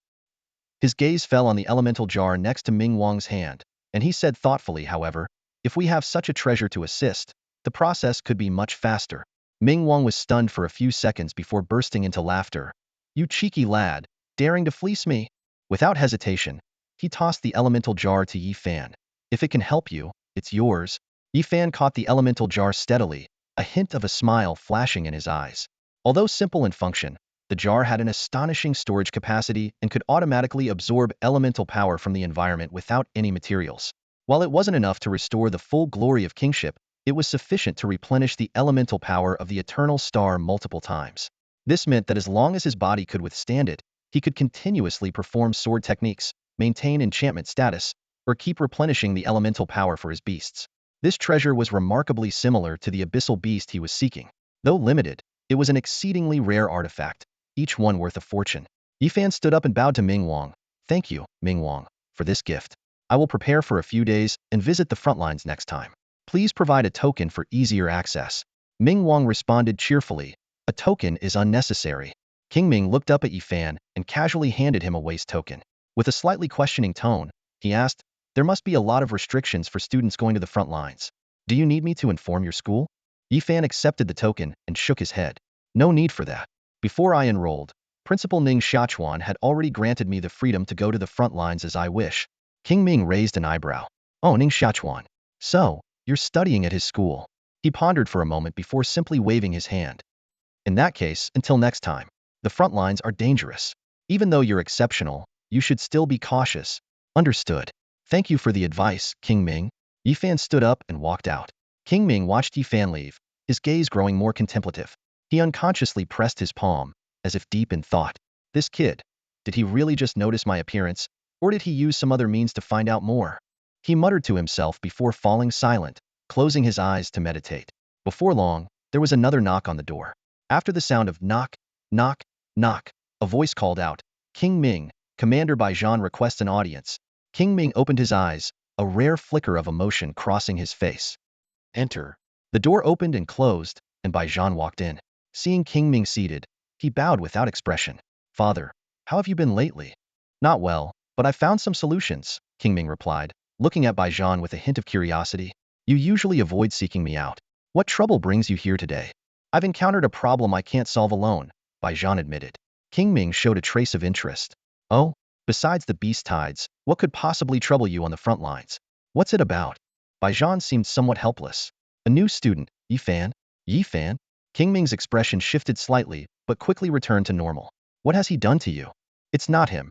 It's his mentor giving me a hard time, Baijan explained. Ning Xiachuan seems to be planning something big this year. During the year of great luck, he's brought in many old masters to mentor outstanding students. And Yifan's mentor happens to be the former Law King, Qian He. That bastard? King Ming rarely frowned, but then looked puzzled. But the Law King was ordered not to cross the front lines. How could he trouble you? Baijan lowered his voice. He came to the front lines and asked me to cover Yifan's tracks. I wanted to refuse, but I had no choice during a direct encounter. I agreed on the condition that he retreat from the front lines. Covering for Yifan across all the frontier cities is beyond my power alone, so I might need your help. King Ming immediately refused. He wishes. Just because he asks, I'm supposed to help him? I haven't even settled the score for the 10,000 troops he led into battle. For anyone else, maybe. But if it's the Law King, I won't lift a finger. But I've already agreed to his request. Baijan hesitated for a moment before adding, it seems the Law King can evade the surveillance of the martial kings. If he managed to cross the chasm unnoticed this time, he can certainly do it again. King Ming's expression turned serious. This complicates things. Ming Wang furrowed his brow upon hearing the news brought by Baijan. He crossed the heavenly chasm without a sound? Are you sure about this? Baijan nodded confidently. I'm sure. I personally confirmed it with Wu Wang. He crossed the eternal bridge and the heavenly chasm right under the noses of Wu Wang and the elders of the human race. Ming Wang fell silent for a moment, then let out a cold snort. That old man still hasn't lost his edge. He waved his hand dismissively. All right, I understand the situation. Don't worry. I'll arrange for someone to handle it. Thank you, father. Bai Zhan stood up to leave, but was stopped by Ming Wang. Ming Wang took out a red jade pendant and handed it to Bai Zhan. You're often on the front lines. It's good to have something for protection. Bai Zhan accepted the pendant silently. Ming Wang looked at his son with a hint of sorrow. It's been a long time since I last saw you. You seem to have lost some weight. But then again, who can gain weight on the front lines? He patted Bai Zhan's shoulder, his voice low. Bai Zhan, don't blame your father. Sometimes, hiding you away is the best protection I can offer. I don't blame you, father, Bai Zhan replied, though there was a trace of resentment in his voice. I'm just surprised that in this day and age, even someone as powerful as you, who has fought for the human race for so many years, needs to hide his son from harm. It's not just you. Zhen Wang, Li Wang, and even Zhan Tian Wang from back then, all faced the same plight. Ming Wang sighed, his voice filled with helplessness. It's ironic, really. The human race has established various systems and regulations meant to curb evil. But now, these rules only restrain the good and the strong, while those who exploit loopholes and muddy the waters thrive. They should fear me like a tiger, yet it's I who must tread carefully. I understand your difficulties, father, so I won't complain. Bai Zhan paused, a look of confusion crossing his face. But father, I really want to know, who is it that makes all the kings so wary? Is it the royal organization? It's not as simple as the royal organization, Ming Wang said, looking at Bai Zhan with a deep, meaningful gaze. Sometimes, it's better not to see things too clearly. It can be frightening. Frightening? Bai Zhan was taken aback and was about to ask more when Ming Wang interrupted him. Don't worry about it. Just focus on doing your best. Even if the sky falls, I will be here. Your father is still the strongest king on the front lines. These words carried an inexplicable power, filling Bai Zhan with warmth. He said firmly, one day, I will grow strong enough to share your burdens. The human race's future won't always rely on you alone. Father, I must go now. Take care of yourself. Bai Zhan bowed and left. As the hall doors closed again, Ming Wang did not enter meditation. Instead, he took out an old, slightly rusty pocket watch. He opened the cover, revealing a yellowed photograph of a woman with a gentle smile. Wan Shu, I don't know why, but I've been thinking of you a lot lately, Ming Wang murmured softly, his voice tinged with melancholy. It's been 20 years in the blink of an eye. Our son has grown up. He's independent and understanding, not rebellious as you feared. You would be pleased if you could see him. Ming Wang spoke tenderly of his longing, then put the pocket watch away, whispering to himself. The chronicles of the human kings say that the dead have souls residing in the realm of the dead, and that opening this realm allows one to see their departed loved ones. I wonder if that's true. If it is, how wonderful that would be. Perhaps one day, when I truly reach that point, I could see you again. The next day, the war chariot returned, carrying those who had experienced the true baptism of battle. Many had been changed by the ordeal. The past 3 days have been exhausting. The intense battles had everyone's nerves on edge, but now that they were finally back, many eased up, leaning against their comrades or the edges of the battle vehicles, closing their eyes to rest. Yifan and his group were in relatively good shape, except for Li Pengzi, who was yawning without any regard for his image. He celebrated. It's finally over. We can have a proper feast when we get back. A feast every day. Wang Lingxi immediately retorted. When we get back, your mentor is probably going to give you a good scolding. Li Pengzi shrank back and muttered. Why bring up my mentor? Such bad luck. He then turned to Yifan and asked, Yifan, what are you planning to do when we get back? Yifan thought for a moment and replied, I'll stay for about a month, then come back to the front line. This time on the battlefield was too short. Next time, I plan to stay for a month or two. A month or two? Li Pengzi exclaimed in surprise. Can I come with you?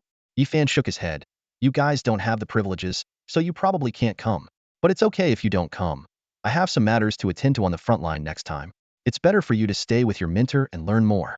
A look of disappointment flashed across Li Pengzi's face, but before he could say anything, Ning Mengyan spoke up. I might be able to apply for special privileges from my father. If that's the case, I can come with you. Yifan nodded in agreement. Sure. If you want to follow me, just come along then. Ning Mengyan suddenly remembered. The University League starts in the 4th month of the freshman year. We should be participating in that, right? We definitely have to participate in the league, Yifan confirmed. Li Pengzi curiously asked, what league? Ning Mengyan patiently explained. It's an elimination tournament organized by all the universities, held every spring and autumn. There are 256 universities that send representatives to participate, with competitions for each grade from freshman to senior year. There are individual and team events, and higher rankings earn points for the university. And what are these university points? To put it simply, it's the school ranking. There are hundreds of provinces on the human continent, and nearly 10,000 universities. Only 256 universities can enter the league. The higher the ranking, the more prestige and resources the school receives. Li Pengzi suddenly understood. So it's all about proving which school is the best through actual combat. But how do they select the 256 universities out of thousands? Ning Mingyan explained the mechanism of league qualification in detail, including points ranking, relegation system, and the promotion league. He glanced at Yifan and added, the points ranking is largely related to the quality of students. A strong student can even help a struggling school in the secondary league rise to the ranks of top-tier universities.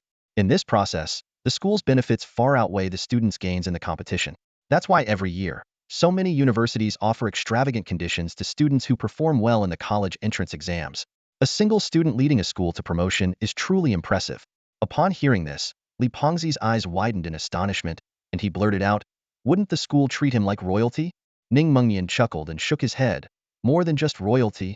He paused, as if recalling something amusing, and continued. However, some schools have rather unique students. They perform mediocrely in the regular league, but suddenly shine during relegation matches. Ningxia Qingwu and Longdong University are like that. They consistently rank at the bottom of the first league, yet they excel in relegation matches every year, managing to retain their spot in the first league. They're nicknamed the Relegation Kings. With Ningxia Qingwu having played in relegation matches for 7 consecutive years, Li Pengzi listened with great interest and nodded. That sounds quite fascinating. I bet the league has a lot of spectators, right? Ning Mengnian affirmed, indeed, it does. The league is broadcast live across various regions every year and is one of the most watched public events. Seeing Li Pengzi's somewhat puzzled expression, he added, the college league is a competition among prodigies. The more prodigies a place has, the higher the viewership. In recent years, Nanchuan hasn't produced any particularly outstanding students, so the interest in the college league might be low there. Li Pengzi responded with a hint of frustration. The universities in Nanchuan probably struggle even in the lower leagues, so there's not much to watch. Speaking of which, he suddenly got excited and turned to Yifan. Yifan, shouldn't we give Nanchuan something to cheer about this year? Yifan smiled and nodded. Absolutely. The college league is a great opportunity to compete against the strongest peers. It should be quite fun to participate. Ning Mengnian chimed in. Our school should do well this year. With you and Jiada Bailong, the individual matches are sure to be spectacular. Hopefully, we can also perform well in the team matches, especially since the 5 of us make a complete team. Yifan waved his hand slightly, looking at the expectant faces of Li Pengzi and the others, and reminded them, you all need to practice hard during this period. Before the college league, the school will hold qualification matches. We have a guaranteed spot for the team matches, but there are only 10 spots for the individual matches, so you need to earn those yourselves. Hearing this, Li Pengzi immediately felt the pressure and, recalling the freshman military rankings, quickly said, I need to step up my game. I'll seek more guidance from the mentors during this period. A little hardship is nothing. I must secure a spot in the qualification matches. Ma Xiaoxue also made her stance clear. Me too. Although she wasn't as strong on paper as Li Pengzi, she had confidence in unknown matches. Wang Lingxi, after a moment of silence, smiled and said, then I'll cheer for you all after the team matches. Li Pengzi quickly retorted, no need for cheers. Just bring some buns for each match. Wang Lingxi pretended to be angry. Dream on. I'll only bring them for Yifan and Xiaoxue. Li Pengzi, unwilling to back down, said, hey, why are you targeting me? Fine, don't bring them. I'll just post those pictures of you and Ma Xiaoxue hugging in the arena all over the academy. Li Yu, I'll tear your mouth apart for spreading nonsense. Wang Lingxi charged at Li Pengzi in a rage. Can't even speak the truth? Yifan, save me. Li Pengzi dodged while shouting. The chariot moved slowly, passing through the eternal bridge and the abyss of fallen gods, and finally arrived at the gate of central Martial City a few days later. On both sides of Triumph Road, originally barren land was now filled with people. Besides students, there were many holding lists, eagerly awaiting. Li Pengzi, who had jumped off the chariot excitedly, saw the crowd and quickly shrank back, exclaiming, what the heck is going on? Ning Mengnian explained, it's the freshman Triumph Road. Besides showcasing the students' achievements, there are also various groups here to rate the freshmen. This rating system reflects the students' battlefield performance and indicates their future attention. Though it might be adjusted later, the Triumph Road ratings at Martial City Academy are unique. Li Pengzi's interest was piqued. Ratings? What are the ratings? Usually from S to D, Ning Mengnian replied, glancing at Yifan. But exceptionally outstanding students might be rated SS or even SSS. Li Pengzi immediately said, Yifan is definitely SSS. Yifan shook his head helplessly. Ratings don't really matter. He was aware of the rating system, but to him, it only brought more attention without any real benefit. He asked softly, is there any way to keep it low-key?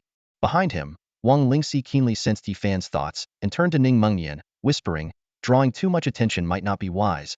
Ning Mengnian shrugged helplessly and replied, there's no hiding it. Every detail of the military achievements will be reported on the victory road. Hearing this, Yi Fan smiled calmly. In that case, let's accept it openly. He glanced around thoughtfully and said, there should be many powerful figures in Wudu today. That's for sure. Ning Mengnian nodded in agreement. Jia Bailong is here, and so is the Yi Fan who once defeated him. There are also many provincial champions. There will definitely be at least 2 S-level warriors. Along Victory Road, the raiding agents whispered among themselves. Ahead of them, Ning Xiachuan stood with a smile, surrounded by numerous mentors. As the first freshman entered, a robust man announced loudly, Freshman Wu Shihan, killed 3 gold-level magical beasts and 71 silver-level magical beasts. This marked the official start of the Victory Road ceremony. Freshmen continued to enter as the robust man continued to report. Freshman Li Jiahao killed 7 gold-level magical beasts and 48 silver-level magical beasts. Freshman Kong Chiu killed 15 gold-level magical beasts and 111 silver-level magical beasts. The agents busied themselves with discussions, accurately rating each student. The students entered one after another, and the rating standards were stringent. Overall, those capable of killing eternal-level magical beasts generally reached a level. And after more than half had entered, there were already 4 or 5 level students. The mentors wore proud expressions, especially the elders who valued face. Suddenly, the robust man's voice rang out again. Freshman Li Yu killed 15 eternal-level magical beasts, 180 gold-level magical beasts, and 1,100 silver-level magical beasts. As soon as these words were spoken, Elder Wu immediately straightened his back. Upon seeing a large S marked next to Li Yu's name on the mentor's list, he nodded in satisfaction. An elder nearby praised, Elder Wu, you've done well. Recruiting an S-level student right after coming out of retirement. With proper training, they will surely become someone great. Elder Wu stroked his beard proudly and said, this is all thanks to my excellent teaching.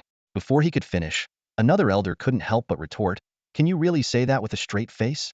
I've seen you teach students several times, and it was always by stringing them up and beating them. How can that be considered good teaching? What kind of mentor does that?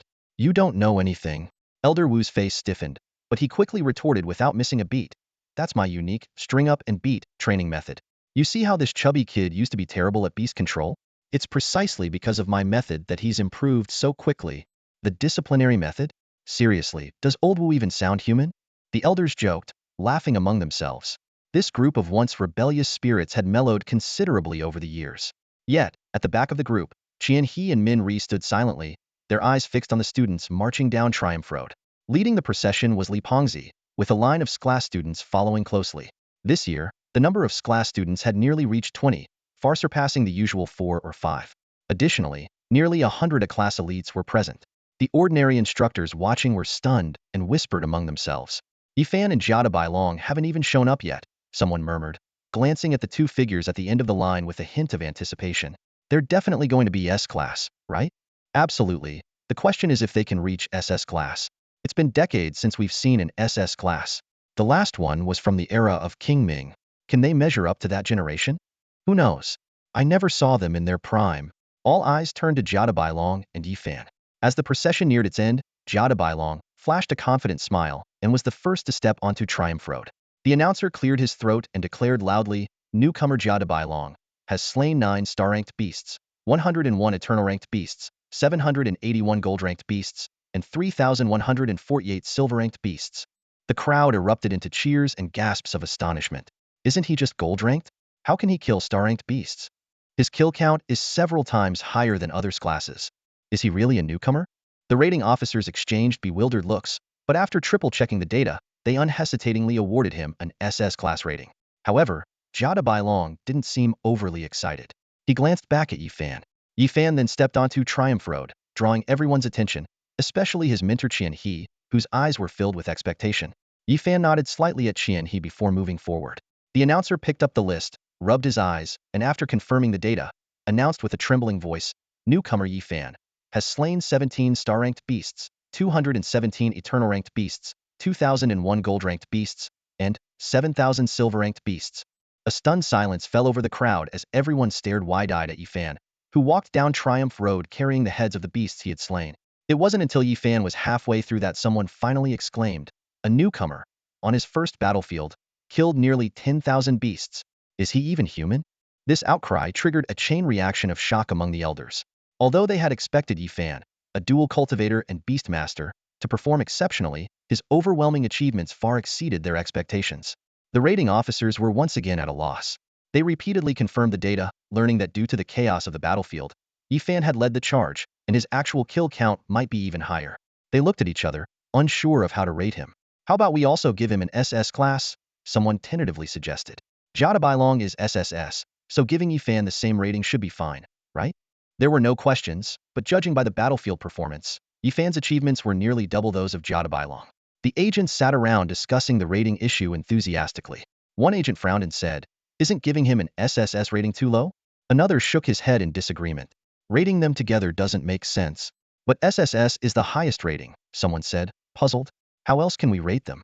Downgrade Jada Bailong to SS and give Yifan SSS?" But Jada Bailong is more than just SS level, that's the problem.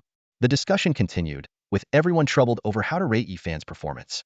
Finally, an agent, frustrated, drew a big X in his notebook. This seemingly careless act caught the attention of another agent. "Why not rate him as X level?" "That's not a rating. It's just that I don't know how to judge." "I know," the agent explained. "I mean, rate him higher than SSS, call it X level. Creating a new level?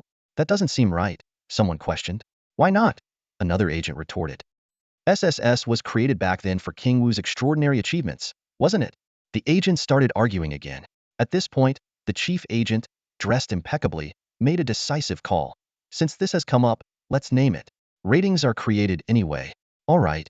With the chief's approval, the decision was quickly settled. Soon, the agents all wrote a big X on their data boards. At the back of the room, the mentors looked at the X on the agents' boards with puzzled expressions. Old Demon Wu casually grabbed an agent. The agent, suddenly pulled over, looked around at the group of veteran mentors and shrank back a little. "What's the matter, sirs?" the agent asked cautiously. Old Demon Wu spoke directly. "What's the meaning of the X on your rating sheet?" "X is a new level set by the chief," the agent replied. "It's aboves." Hearing this, Old Demon Wu was momentarily stunned and instinctively turned to look at Qian He. At that moment, Qian He, having received the answer, raised his head slightly and squinted, appearing completely indifferent to Yifan's rating. "Such a show-off," Old Demon Wu muttered, then casually tossed the agent aside. "All right, you can go." The agent, like a bowling ball, knocked over a bunch of colleagues and almost hit the chief agent. The chief, furious, slammed the table and stood up. "Who dare?" Halfway through his sentence, the chief turned and saw a group of veteran mentors staring at him like a pack of wolves. The atmosphere grew tense, and the chief instinctively choked up. He quickly turned to the fallen agent. His face darkened and scolded. "What's wrong with you? Can't even stand on flat ground? You're disgracing the Agents Association. People like my mentor. I wouldn't believe he wasn't a bandit leader in his youth." Li Pengzi stood at the entrance of Kaishan Road, watching Wu Laoma's actions and couldn't help but mutter under his breath. Ning Mengyan, standing nearby, explained, "Most of the senior mentors at Wudu Academy have rather shady backgrounds. Many were notorious troublemakers back in the day.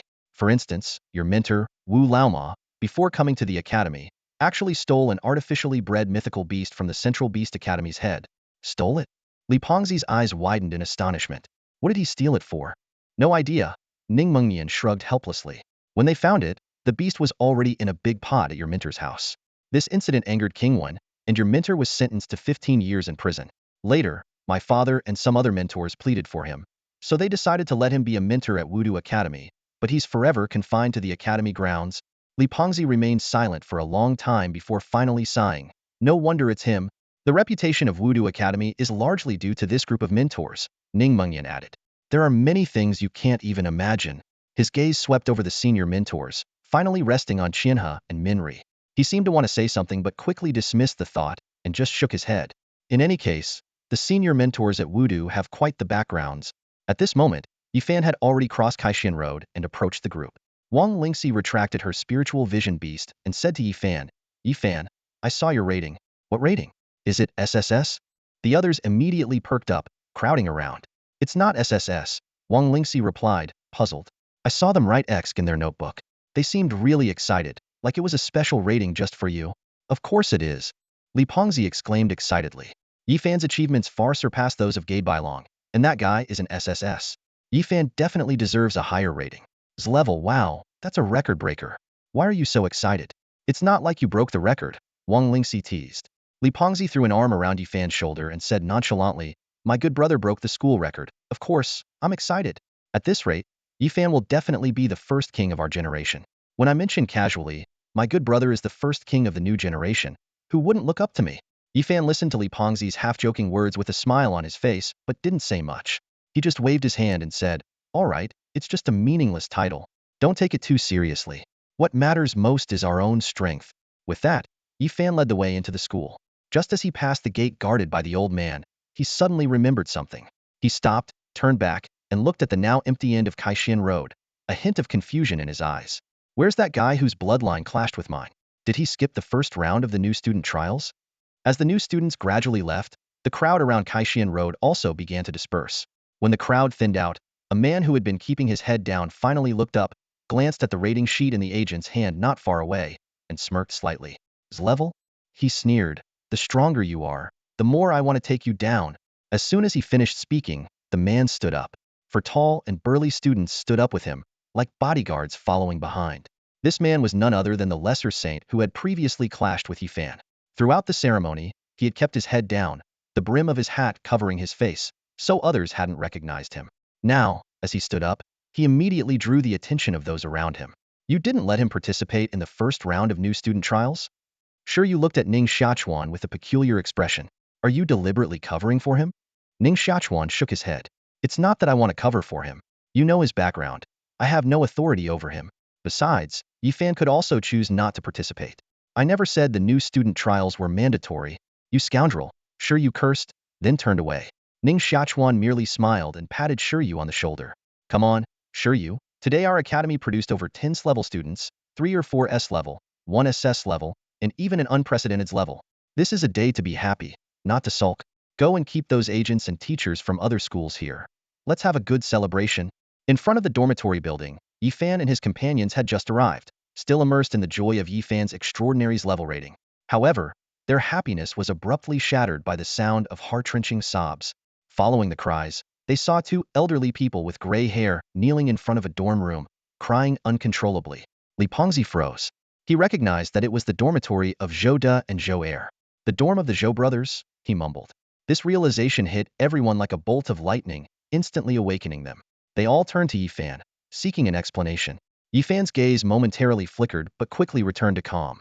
He turned to Li Pengzi and reminded him, do you remember when you asked how each student could have such a large dorm room when we first enrolled?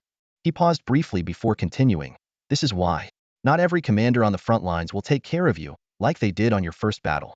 Everything has a cost, and the price of being eager for battle is a high student casualty rate. After speaking, Yifan walked straight into the building, leaving the others standing there, confronting the harsh reality. They recalled their interactions with the 4 Zhou brothers, though not frequent, the warmth and friendliness were still vivid. Li Pengzi had once half-joked about recruiting them to Nanchuan after graduation, but now that chance was gone forever.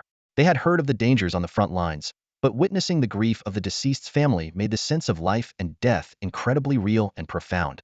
2 elderly people had lost 4 sons overnight. How would they spend the rest of their lives? Wang Lingxi sighed softly, wanting to comfort them but unsure of what to say. Li Pengzi and the others were also caught in a whirlwind of emotions. Just then, Yifan's voice came from inside, followed by a package being thrown out, landing on the ground and revealing several stacks of cash. The dead can't come back to life. For those truly in mourning, any words of sympathy are just the pity of bystanders. Slip this money to them quietly. It should be enough for them to live out their remaining years in relative comfort. Li Pengzi picked up the package and was about to speak when Yifan added, this isn't about playing the saint or teaching you to be generous to every unfortunate person you see. It's just, they once guided us. Consider it their payment. We're even now. Yifan, we're back. Li Pengzi, Wang Lingxi, and Ma Xiaoxue pushed the door open, breaking the tranquility of the dormitory courtyard. Yifan was sitting in the courtyard, with Xiao Hua lying nearby, seemingly dozing off. Hearing the commotion, Yifan glanced at them and straightforwardly asked, did you give the money? Yes, we did. Li Pengzi hurriedly replied. We found an opportunity and secretly slipped it in. With that, he, Wang Lingxi, and Ma Xiaoxue sat down together. Just as Li Pengzi was about to ask something, Ning Mengyan walked in. I've got the information, she reported directly. The place where the 4 brothers died is in Storm City. In Storm City too? The group was momentarily speechless. Ma Xiaoxue suddenly thought of something and asked, was it when Yun Yokuan unleashed the destructive tornado? Ning Mengyan nodded in confirmation. Wang Lingxi asked in confusion, weren't they under the command of the King of Zhun? Why were they in Storm City? They were on a mission to escort supplies to Storm City and got caught in a beast siege. So they joined the defense battle, Ning Mengyan explained. Their regiment was the 19th Regiment, the one that got caught in the tornado because they didn't retreat in time. The 19th Regiment, they were stationed near us at that time. The group's expressions turned complex. Yifan waved his hand firmly. Enough. Mourning at this time is useless. The more battlefields you encounter in the future, the more you'll realize that such things will happen more frequently. The war between humans and beasts is unending, and mourning after the battle is meaningless. Instead of grieving, it's better to train harder. They died in the war against the beasts, so next time, you can kill more beasts for them. Yifan's words struck them like a hammer. Li Pengzi was the first to stand up. Yifan is right. I'll go find my mentor and train harder to kill more beasts next time. Wang Lingxi and Ma Xiaoxue quickly followed suit and left in a hurry. Yifan watched them leave and nodded slightly. He knew that before coming to the capital, the environment they were in was relatively peaceful. Although they had been on the battlefield and killed people, it was under his and Swan Sancheng's meticulous planning, where they had the upper hand. In the capital, with Yifan taking the lead, the pressure on them was minimal, leading to some complacency. Such experiences and encounters were not necessarily bad for them. Ning Mengyan did not leave. She sat down and asked, Yifan, what are you planning to do next? Are you going into seclusion? Should I stay by your side these days? Not for the next few days. I need to go into seclusion to digest some things, Yifan replied, waving his hand. All right, then I'll take my leave. Ning Mengyan was just about to get up when a head peeked in sneakily from outside the door. Who goes there? Ning Mengyan shouted sternly. The person was so startled that they stumbled and fell into the room with a yelp. Under the sharp gaze of both, the student felt a chill and quickly explained, Lord Yifan, I was sent by Miss Luo Linger to deliver an invitation to you. He held up a gilded invitation card that gleamed in the sunlight. Her again? Yifan frowned. What does she want? Nothing special, just an ordinary banquet to meet some outstanding individuals, the student replied. Seeing Yifan's skeptical look, he quickly added, I don't know if there's anything else. Yifan took the invitation and, after a moment's thought, nodded. The student sighed in relief and suddenly remembered, oh right, Lord Ning Mengyan, Miss Luo Linger also sent an invitation for you. Seeing Yifan accept the invitation, Ning Mengyan also reached out and took hers. The banquet is at 9 p.m. at the Luo residence. Both of you, please remember to attend. I'll take my leave now. The student, feeling the pressure from Yifan, quickly got up and left. In the dormitory, Ning Mengyan frowned and said, that Luo Linger, studying at Mordi University, has her reach extending so far, even having connections at Wudu Academy. Finding someone to do a job is just a matter of paying them, Yifan said as he stood up and whistled at Xiaohua, who was dozing off nearby. Instantly, Xiaohua perked up, ears standing at attention. Ning Mengyan, watching Yifan prepare to leave, asked curiously, Yifan, why are you going to Luo Linger's banquet? I thought someone like her wouldn't be worth your time. Yifan shook his head, his gaze settling on Ning Mengyan. I don't have much of a problem with the girls from the Luo family. In the court's power struggles, everything is just a game of leverage with power and wealth as the stakes. They simply use their looks to trade for equivalent value, which isn't much different from what most people do. Ning Mengyan hesitated, but Yifan waved his hand, a deep look in his eyes. I know what you're thinking. I'm not going for the Luo family girls. Ning Mengyan nodded and summoned a crimson wind horse. Yifan stared at the horse for a moment. That horse? What about my horse? Ning Mengyan asked, puzzled. The horse is fine, Yifan replied with a smile. I used to have one just like it. Never mind, let's go. The two mounted their steeds and had just left the dormitory when a dark figure shot past them like a cannonball, crashing into a stone lion nearby. It was the student who had delivered the invitation earlier, now unconscious, still clutching the invitation tightly. Before they could react, an angry shout came from a nearby dormitory. I don't have time to waste on some lousy banquet. Yifan and Ning Mengyan turned to see that the voice came from the room of Jiada Bailong. Yifan chuckled wryly, that guy. Always so hot-tempered. Jiada Bailong emerged from his dormitory, immediately noticing the invitation in Yifan's hand. His brows furrowed. Yifan? Why would you go to a banquet hosted by a woman like that? He strode over to the unconscious student, snatching the invitation with a scowl. I want to see what's so interesting about this woman's banquet that it could be more intriguing than cultivation. The Luo mansion, nightfall. The orange glow of lanterns enveloped the entire estate, casting a warm, gentle light. At the entrance, two graceful beauties stood welcoming the guests. Though they looked different, both were strikingly beautiful, with elegant manners and sweet voices. Master Zhang Fengyun, it's been a long time. Miss Liuni, please come in. Linger has been waiting. Young Master Ji Jia, your presence honors our house. They took turns greeting the arriving guests. Soon, a wave of guests entered the Luo mansion, and there was a brief lull with no new arrivals. At this moment, A younger girl couldn't help but complain, "Humph, I don't know why mother is so biased. It's a banquet, yet sixth sister always hosts, and the rest of us have to greet guests. It makes us feel like servants." A slightly older girl next to her gently advised, "Luo Qi, don't talk nonsense. Linger is capable, more experienced in handling people and situations. Mother has her reasons for letting Linger host the banquet." Though her tone was calm, a hint of melancholy was evident on her face. She was Luo Qi's fourth sister, Luo Ying. After losing the battle for the fortune fruit 3 years ago, family resources gradually shifted toward Luo Linger. Despite Luo Ying's great talent and decent treatment, she couldn't help but feel disappointed. Noticing her sister's mood, Luo Qi immediately put on a cheerful face and gossiped, "Honestly, fourth sister, you're the best. You probably don't know, but I heard from sixth sister that she invited several top prodigies of our age to the banquet tonight." Luo Ying asked in confusion, "In the capital, are there still any top prodigies who haven't attended our Luo family's banquets?" "I didn't say they're all from the capital," Luo Qi replied playfully. "This year, many prodigies from other provinces have also come to the capital, like Ji Yang, who has the dual beast taming talent and is friends with sixth sister, and Li Tianyu from Baiming province, who has the natural sword eye. There are many more." As Luo Ying nodded in understanding, Luo Qi leaned closer and whispered, "Among them are two absolute prodigies that you definitely know. You interacted with them before." "Absolute prodigies? I've interacted with them? Two of them?" Luo Ying was slightly taken aback, and two figures involuntarily appeared in her mind. "Is it Jiada Bailong and Yi Fan?" "I knew you'd guess it, fourth sister." Luo Qi answered excitedly, then adopted a gossiping stance. "You probably don't know this, but on the recent Academy's Triumph Road, Jiada Bailong and Yi Fan received incredible ratings." "What ratings?" "Jiada Bailong got an SSS rating, and Yi Fan was even more impressive, being unprecedentedly rated as X, a new rating this year," Luo Qi enthusiastically explained. "Their strength is astounding. One is at Golden 9 stars, the other at Eternal 2 stars. On the battlefield, both have slain star-level beasts, especially Yi Fan, who killed more than 10. During the Academy's mentor selection, the mentors at Wudu Academy almost fought over them." As Luo Ying listened to her sister, her eyes glazed over. Golden 9 stars, Eternal level, SSS, X, star-level beasts. These terms shattered the confidence she had painstakingly rebuilt. Although she had also been rated S today, as an A-grade talent and a golden 4-star beast tamer, it paled in comparison to the figures Luo Qi described. "In 3 years, the gap between us has widened to this extent." Luo Ying looked at her hands, lost in thought.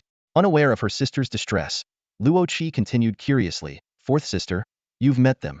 Do you think Yi Fan and Jiada Bailong will come to the banquet tonight?" This question pulled Luo Ying back to reality. Forcing a smile, she pondered before answering, "Jiada Bailong is always domineering. He probably won't come. But Yi Fan, his thoughts are deep. I can't see through him, so I'm not sure." Before she could finish her sentence, a familiar, cool voice suddenly rang out. "Miss Luo Ying, it's confirmed now." A familiar yet distant voice echoed, causing Luo Ying to look up sharply. Standing quietly at the doorway was none other than Yi Fan, whom she hadn't seen in years. Despite some changes in his appearance, his extraordinary aura remained. Luo Ying was stunned, momentarily speechless. On the other hand, Luo Qi reacted quickly. She curiously examined Yi Fan and asked, "Who are you?" "Yi Fan," the man replied succinctly, flicking his wrist to toss an invitation towards Luo Qi.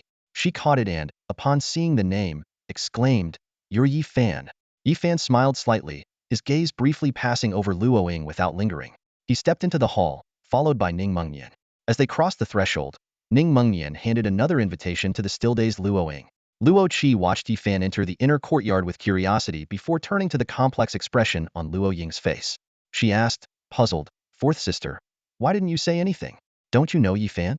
Luo Ying snapped out of her daze and answered softly, "Yes, I know him." She waved her hand, indicating she didn't want to discuss it further. "You wouldn't understand. You always say I don't understand," Luo Qi muttered, but her attention was quickly drawn to another arriving guest. This man was the complete opposite of Yi Fan, exuding an aura of dominance. Despite his simple attire, his impressive physique was evident, and just his presence felt like that of a human beast. Luo Qi's eyes sparkled with admiration as she softly praised, "What a formidable man." Luo Ying froze again, recognizing the newcomer. "Jiada Bailong, you're here too?" Jiada Bailong strode into the room, casually tossing an invitation to Luo Qi and replied, "I was invited, so I came."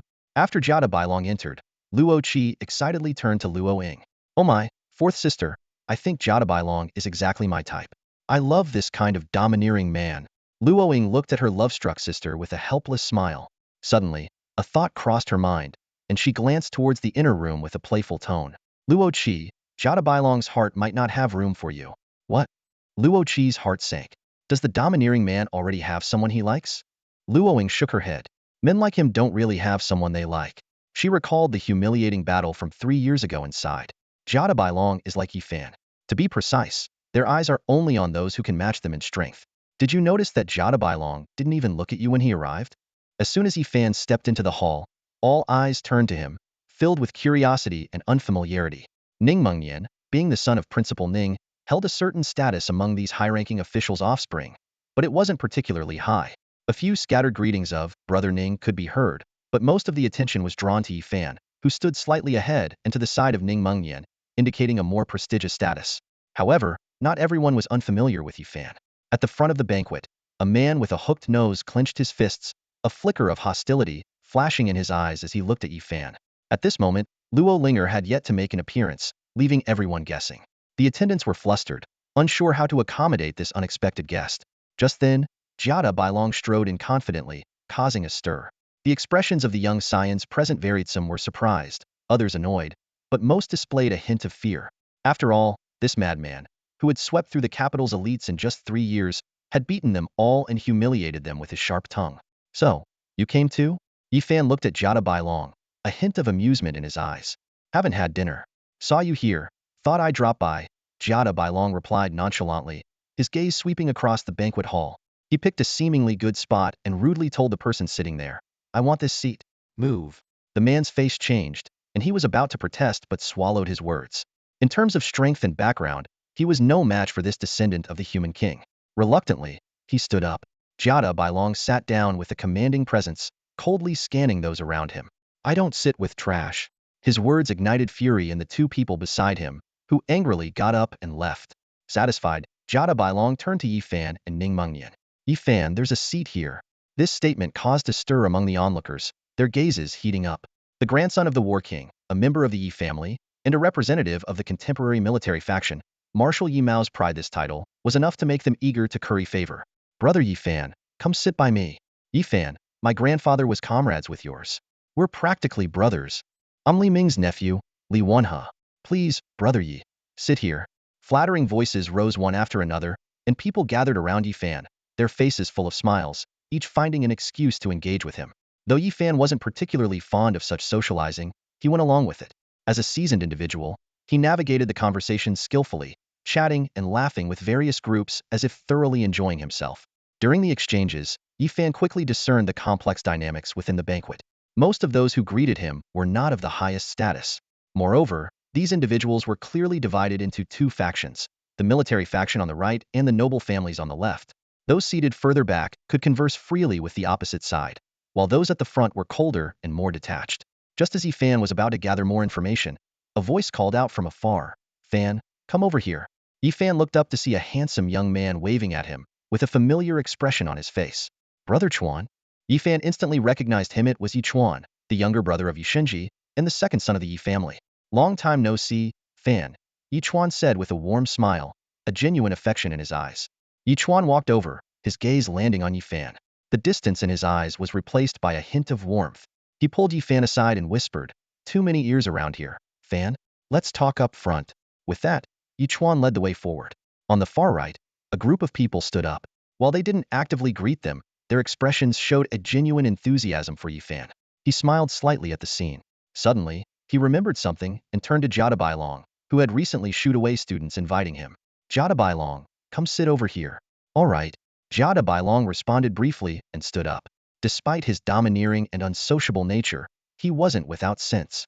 In a short time, he had already discerned the 2 factions present.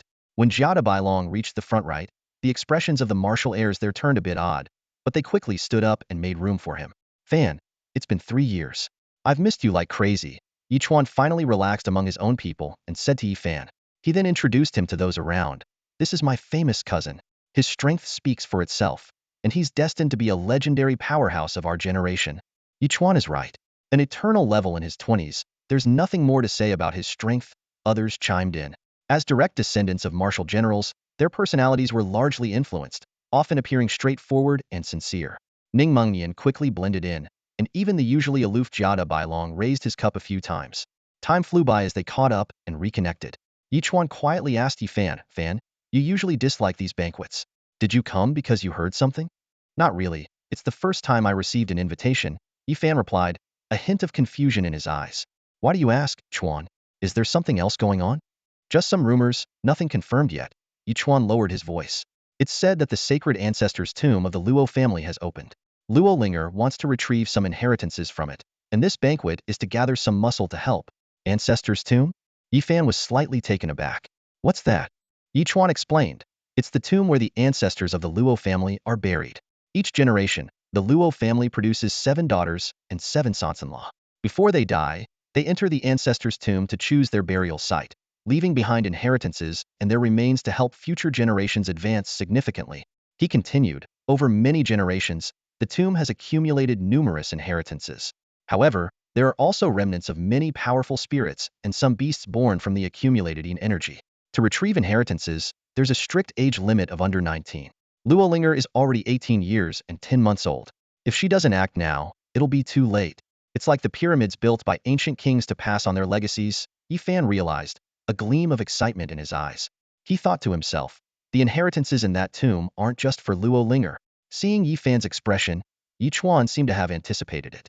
He cast a glance at Yifan and lowered his voice, saying, Brother Fan, you are a knowledgeable person, so I won't say much more.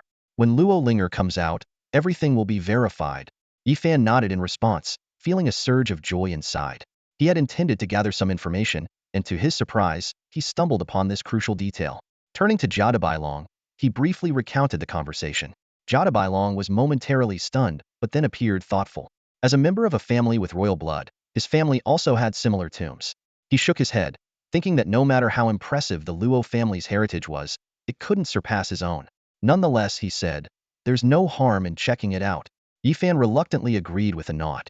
He had little interest in such aristocratic tombs, and going there was merely out of obligation.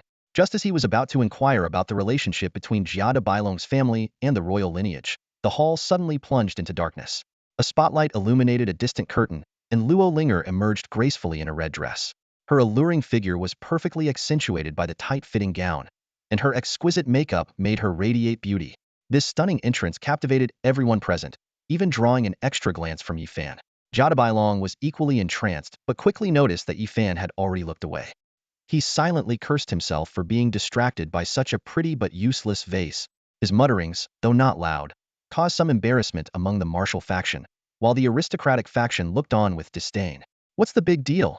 Someone muttered under their breath. Jiada Bailong, infuriated, snapped back. What did you say?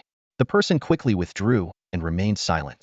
Luo Linger timely intervened to diffuse the tension. Gentlemen, we've gathered here for an enjoyable evening, and arguments only spoil the mood. With a wave of her hand, Maid swiftly served the dishes and wine. The full moon is rare. Please, enjoy to your heart's content. As the night progressed and the drinks flowed, the atmosphere grew lively. Luo Linger, as the hostess, moved gracefully among the guests with a wine glass in hand, engaging in small talk. When she reached Yifan, she said softly, Young Master Yi, your presence here is quite a pleasant surprise for me. Yifan responded politely, downing his drink in one go. Luo Linger gave him a meaningful look and raised her glass. I hope you have a wonderful time, young Master Yi. As the banquet neared its end and guests were preparing to leave, Luo Linger suddenly spoke up, Ladies and gentlemen, tonight's banquet was meant for dining and drinking, but I have just received news that the ancestral tomb of the Luo family has been opened. My abilities are limited, and I need 10 guards to accompany me. I hereby extend an invitation to you all to escort me into the ancestral tomb and obtain the appropriate inheritance. Her words elicited varied reactions from the crowd. Some seemed to have expected it, others were shocked, and a few looked displeased. Miss Linger, what are the requirements for being a guard? Someone in the crowd asked. Luo Linger replied. Each of the 10 guards will receive a mid-grade Shin-level spiritual herb, elixir, or fruit. Upon completing the task, they can also select from the Luo family's spiritual garden. Additionally, if recognized by the ancestors, the inheritance can be taken away. The Luo family has produced many kings throughout history. This is a rare opportunity. Her response sparked keen interest among the guests. Miss Linger, are there any other requirements for being a guard? Another person inquired. The only requirement is that you must be under 19 years old, Luo Linger said with a smile. The steward will register the information of interested parties, and after a selection process, I will personally confirm the list. Late at night, Outside the Luo residence, a gentle rain began to fall, and the chill of late autumn grew stronger. Outside the Luo residence, the rain fell like a curtain. A group of people dressed in black stood silently across the wide road, holding black umbrellas and blending into the night, almost invisible. The banquet was nearing its end, and guests were gradually leaving. The first to depart were a few young noblemen, who climbed into their respective carriages and disappeared into the rainy night. Yifan and his companions were the last to appear, and without lingering, they summoned their mounts and left. Once they were gone, someone among the black-clad figures finally spoke. Just as I expected, he attended the banquet. He will likely head to the Luo family ancestral tomb next. Another person responded, their eyes gleaming like swords even in the darkness. If that's the case, I hope to face him in battle.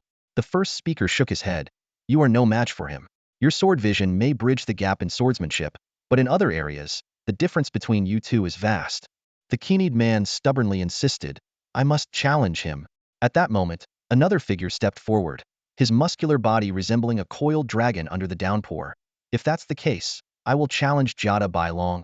A cold voice interrupted them. Who you challenge doesn't matter. Our goal isn't to issue challenges. These prodigies of the Great Fortune era are variables. They carry the destiny of this era. Defeating them will give us the opportunity to do more. The cleansing is about to begin, and we need to lend a hand. Hearing this, the others' expressions changed. Someone whispered, is there really such a thing as destiny? Can a group of teenagers truly influence a high-level cleansing? Of course, there is, or there wouldn't be talk of children of fortune. The cold voice replied, sending a chill down their spines. Yifan can wait. This time, we must severely wound Jada by long. The Candid youth was puzzled. Jada by long represents the human king lineage. Are the higher-ups targeting them first? The human king lineage still has several titled kings. Attacking them in their homeland might be too costly. The higher-ups have decided to overthrow the human race. The human king lineage carries the hopes of humanity and must be eliminated first. You just need to follow my orders. No matter how strong the human king lineage is, they are just a bloodline. The higher-ups have prepared enough power to completely destroy them. We only need to severely wound Jada by long and break the human king lineage's destiny. Completely destroy the human king lineage. The others' faces turn pale. The higher-ups have such power? They've had it for a long time, just waiting for the right moment. Now, the time has come. The speaker turned, their iron armor glinting coldly in the rainy night. The human king lineage is just the beginning. In the beast space, Yifan sat cross-legged, focusing his mind as the aura around him fluctuated. His cultivation level surged from eternal second star to eternal third star, a breakthrough that came naturally. He had been capable of reaching higher levels ever since his time at the Golden Scale Pool, but had deliberately suppressed his advancement to eternal second star. Now, after honing his skills on the battlefield, his strength advanced effortlessly. For a considerable period, Yifan had been on the verge of breaking through. This potential was his secret weapon. In life and death battles, he could instantly elevate his cultivation level, not only restoring his state but also significantly boosting his power, catching his opponents off guard. Thinking of this, Yifan's gaze fell on a beast egg nearby. The egg had been incubating in the spiritual herb field of his beast space for a long time. It was time to see what it held. A transcendent grade beast given by a king-tier expert surely won't disappoint, Yifan thought to himself while deftly forming a seal with his fingers. Soon, a transparent beast contract array appeared in his palm. Without hesitation, Yifan pressed the array onto the egg, and the contract instantly merged with it, signifying the completion of the bond. Immediately, the eggshell began to tremble, and fine cracks appeared. Suddenly, a brilliant purple light burst from the eggshell, illuminating the entire space. Not far away, Lao Chi, who was leisurely grazing, was drawn to the spectacle and looked over curiously. The sound of the eggshell cracking was crisp, and a paw resembling that of a kitten emerged, followed by a peculiar beast with a humanoid body, lion's head, and leopard's tail. Unlike the typical fierce beasts, its expression was gentle, even somewhat cute. Meow, the newborn beast let out a soft cry and extended its paw, drawing the scattered eggshells towards it with a mysterious force. It swallowed the eggshells in one gulp, and its body immediately began to glow and grow. In the blink of an eye, it had grown to Yifan's height, and its level had skyrocketed from black iron to silver 9-star. Yifan nodded to himself. As expected of a transcendent grade beast, its innate talent is extraordinary. The energy-absorbing eggshell has played a significant role, pushing it directly to the first major bottleneck for ordinary beasts. However, as Yifan carefully examined the lion-head humanoid beast, he frowned.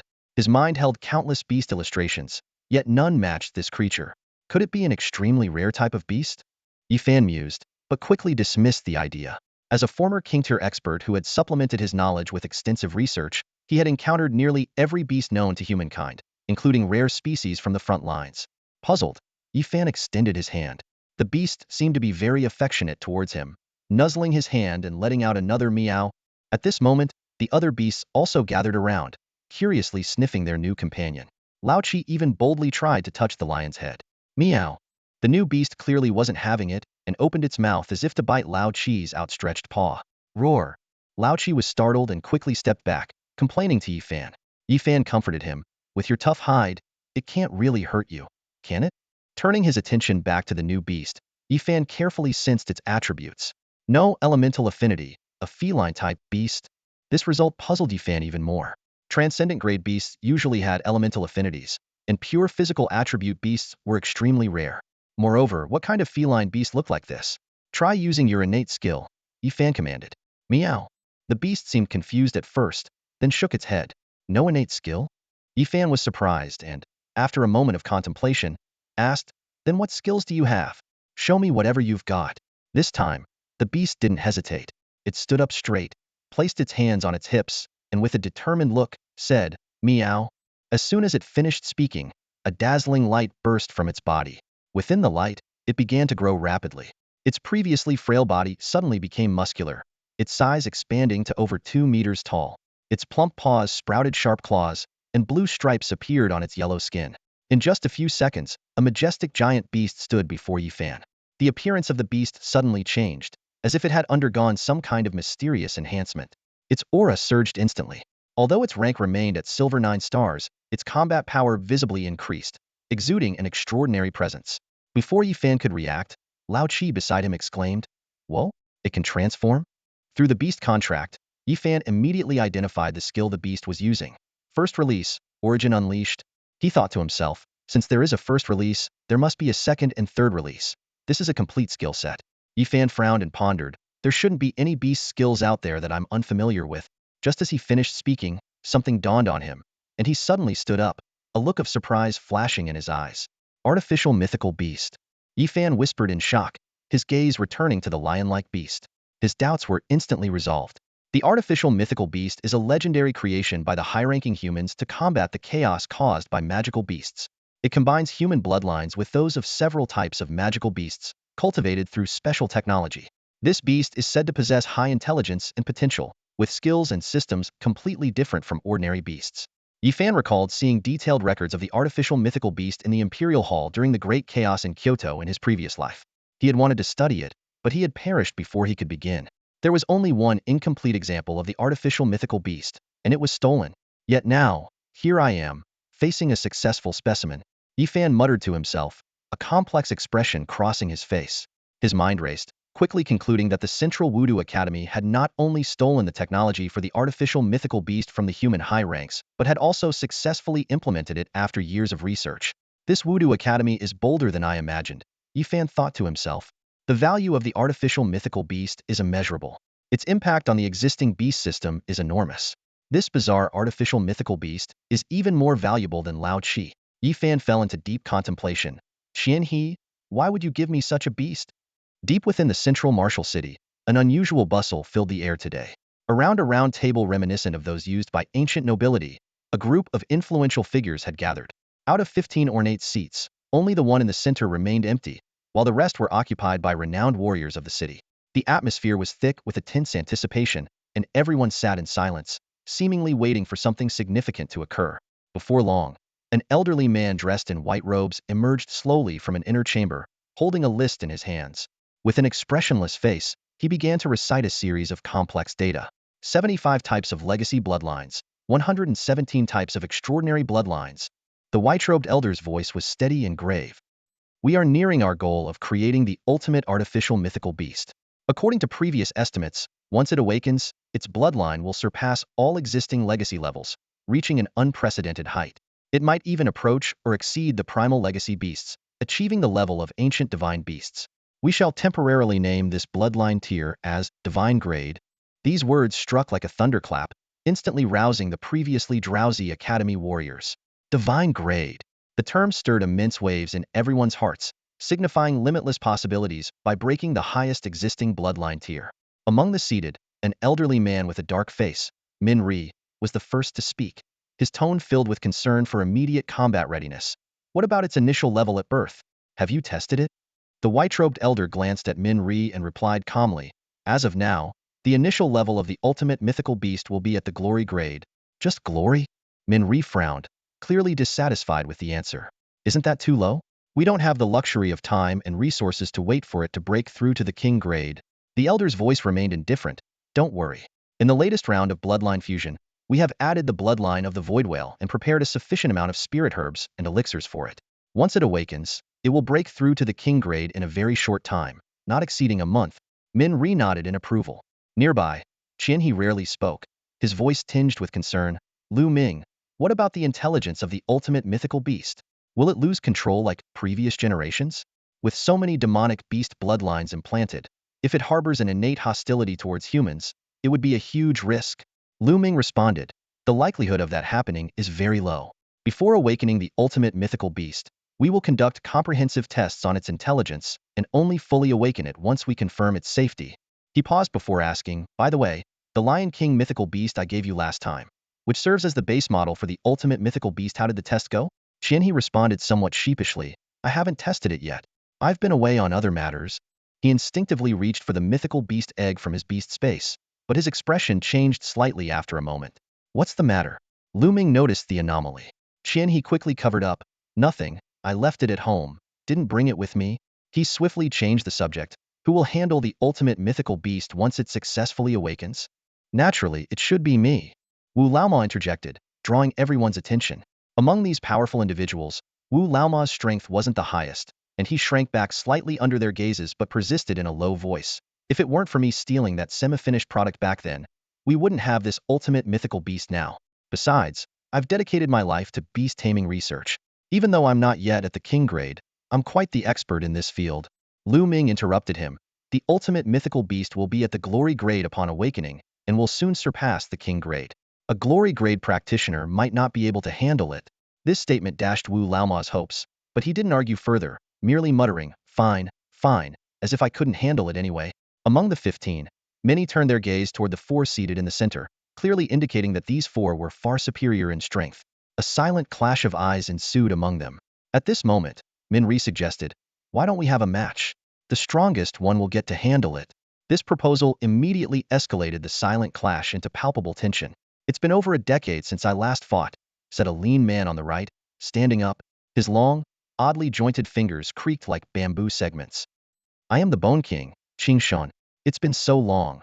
I wonder if these old bones are still up to the task. He stood up, his gaze as sharp as a knife. Following him, the man with the sinister look next to him also slowly rose. Not wanting to be outdone, I stood up as well. I thought to myself, it has been a long time since I last fought. The people of the martial world must have forgotten the might of Su Wangdu Shao.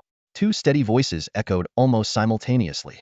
Min Ri stood up naturally, while Qian He seemed to hesitate for a moment before rising. Amidst the tense atmosphere, a hearty laugh suddenly filled the room. A handsome middle-aged man then strode in confidently. Gentlemen, having a meeting without inviting me? He said as he unceremoniously sat down, completely ignoring the complex looks from the others. The seat he chose was right in the center of the 15 people present. Ning Xiachuan. Lu Ming was the first to speak, his tone clearly displeased. Weren't you against the final artificial beast project? Why are you here? Ning Xiachuan responded casually, that was in the past. The artificial beasts you created earlier were uncontrollable, so my lack of support was understandable. But haven't I always funded you on time? That counts as support, doesn't it? As soon as he finished speaking, the room fell silent. But Ning Xiachuan did not feel awkward. Instead, he glanced at the still-standing Qing Xian and others, smiling as he gestured for them to sit down. You are all veterans. There's no need to argue over an artificial beast. Please, have a seat. His words were clearly provocative. The faces of those standing darkened, and even the usually silent Wu Laoma couldn't help but speak up. Ning Xiachuan, you're getting more and more audacious with your words. Do you think you're invincible just because you've been crowned king? Don't forget, Zhan Tianwang embarked on the path to kingship more than 10 years ago. Ning Xiachuan responded indifferently, but he's dead now, and he didn't succeed in becoming king. A smug smile appeared on his face. 1 generation every 20 years, and now, I am the first of my generation to be crowned king. Moreover, I am the only king of my generation. His words plunged the room into silence once more. The title, the only king of his generation, indeed carried significant weight. The four standing hesitated, and finally, Min Ri spoke again. You were crowned king just the day before yesterday. Controlling the final artificial beast won't be that easy. Leaning back in his chair, Ning Xiachuan replied nonchalantly, Senior Min Ri, that's not really what you wanted to say, is it? Oh, it's not just Senior Min Ri. Everyone here is probably thinking the same thing. You're worried that someone as unreliable as Ning Xiachuan, if given control of the final artificial beast, might cause trouble. His words left everyone speechless, except Wu Laoma, who nodded. Looks like you do have some self-awareness. I always have, Ning Xiachuan replied, a playful smile on his face. But it seems like none of you do. Before coming to Wudu and taking on the title of Wudu Elder Mentor, what were your titles? Shall I remind you? The notorious thief who stole high-level human research for his own meals? The perverted criminal who forcibly entered a princess's chamber and accidentally killed her while examining her bones? The traitor who slaughtered 100,000 elite human soldiers on the front lines for his disciple? And, surely, you haven't forgotten, have you? The things you did aren't any more honorable than what I've done. Ning Xiachuan. The room fell silent as the tension in the air grew palpable. Faces were darkened with displeasure, but no one spoke up. The atmosphere was heavy with unease. Ning Xiachuan observed the scene, shrugged, and scanned the room, finally locking eyes with Lu Ming. Since no one has any objections, I'll be the one to control the final artificial beast. Lu Ming, any issues with that? How soon can you transfer the control permissions to me? Lu Ming frowned slightly, his expression stiffening. He looked Ning Xiachuan straight in the eyes, his tone laced with disapproval. Ning Xiachuan, you're too fixated on revenge. Giving you control over the final artificial beast will only turn it into a tool for your vengeance. Ning Xiachuan was unfazed and retorted, isn't the final artificial beast created as a tool to begin with? If it's a tool, why does it matter what I use it for? Lu Ming's voice rose, tinged with anger. Even if it is a tool, it's an extremely unstable one. If used improperly, the consequences could be unimaginable. We developed the artificial beast to elevate the human race to new heights, to reverse our current decline. Ning Xiachuan waved his hand dismissively, interrupting Lu Ming's impassioned speech. None of us here are saints. Why bother with grand ideals? Wudu is my city, and I played a decisive role in the creation of the final artificial beast. As the only king of our generation, from any perspective, I should be the one to control it. What I do with it is my business and none of yours. A loud slap on the table broke the silence. Qianhe stood up, glaring at Ning Xiachuan. Ning Xiachuan, listen to yourself. You've already done many things you shouldn't have for the sake of revenge. Now you want to use our years of hard work for your personal vendetta? Ning Xiachuan, for once, showed a serious expression and bowed to Qianhe. I am not Ning Fengji, senior brother. I have always heeded our master's teachings. Qianhe snorted coldly and said no more. After a moment of silence, Ning Xiachuan seemed to make a concession. He looked around the room and spoke slowly. Since Qianhe has spoken, let's split the control permissions. If everyone objects to me solely controlling the final artificial beast, we'll divide the permissions into 5 parts. I'll hold 40%, and the 4 king-level mentors will each hold 15%. I'll have the primary control, but if more than 3 mentors oppose me, their combined control share will exceed my 40%, preventing me from continuing. This way, everyone has some decision-making power. How does that sound? The 4 king-level mentors nodded in agreement, and the others followed suit. Ning Xiachuan smiled, confident of his victory. Then let's hope for the successful birth of the final artificial beast. I have other matters to attend to, so you all can continue discussing. With that, he turned and left the hall. As they watched Ning Xiachuan leave, one of the elder mentors couldn't hold back. Ning Xiachuan is becoming more and more disrespectful towards us. He's just been crowned king, and he's already like this. If he advances further, he'll be even more uncontrollable. Min Ri responded calmly, we anticipated this day. Ning Xiachuan brought us here to use us as pawns for his revenge. Qianhe's eyes were deep, his tone grave. This won't end well. After all these years, in these turbulent times, the higher-ups' fear of him is at its lowest. He's been biding his time, and now that he's a king, he won't be content to stay confined in this small city of Wudu. If he gets the final artificial beast, it will definitely cause major problems. Du Xiao, pale-faced, said helplessly, but if we don't give it to him now, we won't even have the chance to continue our research. He's willing to give up 60% of the control. As long as we restrict him, he shouldn't be able to do much. Lu Ming suddenly spoke, exposing Ning Xiachuan's scheme. It sounds like 60%, but Ning Xiachuan just played a word game with us. Don't forget, the 60% is divided into 4 parts, and the control share is cumulative. This means all 4 of you must simultaneously restrict him for it to work. But for him, as long as one of you agrees, his control share exceeds 50%. Everyone fell silent, realizing the complexity of the situation. Just then, a voice broke the silence. Xiao Shi, transform one more time and let's see. In the beast space, Yifan was intently observing his new beast companion, a small lion cub. After some time together, they had developed a basic understanding of each other. Yifan softly called the cub by its new name, and the little creature immediately straightened up, as if it could understand human speech. First release, unleash the origin, Yifan commanded in a low voice. As soon as he finished speaking, the cub's body began to undergo a remarkable transformation. Its small frame rapidly expanded, becoming much more robust. Yifan keenly noticed that this change was different from before. He felt a strong feedback. The cub not only gained a new innate skill but also transitioned from having no attribute to possessing a fire attribute. Muttering to himself, Yifan said, "The root of this transformation lies in unleashing the bloodline of the extraordinary beast, the fearsome lion, within the cub." His mind raced, quickly arriving at a startling conclusion. Artificial phantom beasts must have a base form. The cub's base bloodline comes from the fearsome lion. Unleashing the origin is akin to unlocking the fearsome lion's bloodline, similar to how high bloodline dragonid individuals release their dragon form, but even more thorough and direct. This hypothesis caused a flicker of surprise in Yifan's eyes. If that's the case, then the second and third releases should unlock other transplanted bloodlines in the cub. His breathing quickened slightly. This means that this extraordinary level artificial phantom beast might contain over a dozen extraordinary bloodlines. If all subsequent releases are completed, the cub could potentially gain the support of multiple extraordinary level beast bloodlines simultaneously. Yifan's thoughts raced as he imagined the astonishing effects of such support. He softly said, "This isn't simply 11. If the Ming King successfully transplanted dual legacy bloodlines, his combat power would increase by several folds, and the cub might have over a dozen bloodlines. The power after fully releasing them, it's unimaginable." With this realization, Yifan paused for a moment before pointing to the herb field to the east and saying to the cub, "Go ahead. Eat as many herbs as you need to enhance yourself quickly." The cub responded with a cheerful meow and eagerly nodded. At that moment, Lao Chi nearby let out a disgruntled growl, his mouth almost pouting to the sky. Yifan sighed and explained, "You eat more in one day than all of them combined. What more do you want me to say?" Just as Yifan was about to continue lecturing Lao Chi, he heard a knock from the outside world. He frowned and quickly exited the beast space. Back in his dorm room, Yifan walked toward the door, which was still knocking persistently. He cautiously opened it and saw a familiar figure. "Mentor Qianhe?" Yifan asked in surprise. "It's me," Qianhe replied, looking slightly uneasy. He glanced at Yifan before saying, "I came to check on how your training is going." "Not bad," Yifan replied, though a peculiar expression appeared on his face. He sensed something was off and directly asked, "Mentor Qianhe, you're here because of the extraordinary level beast egg, right?"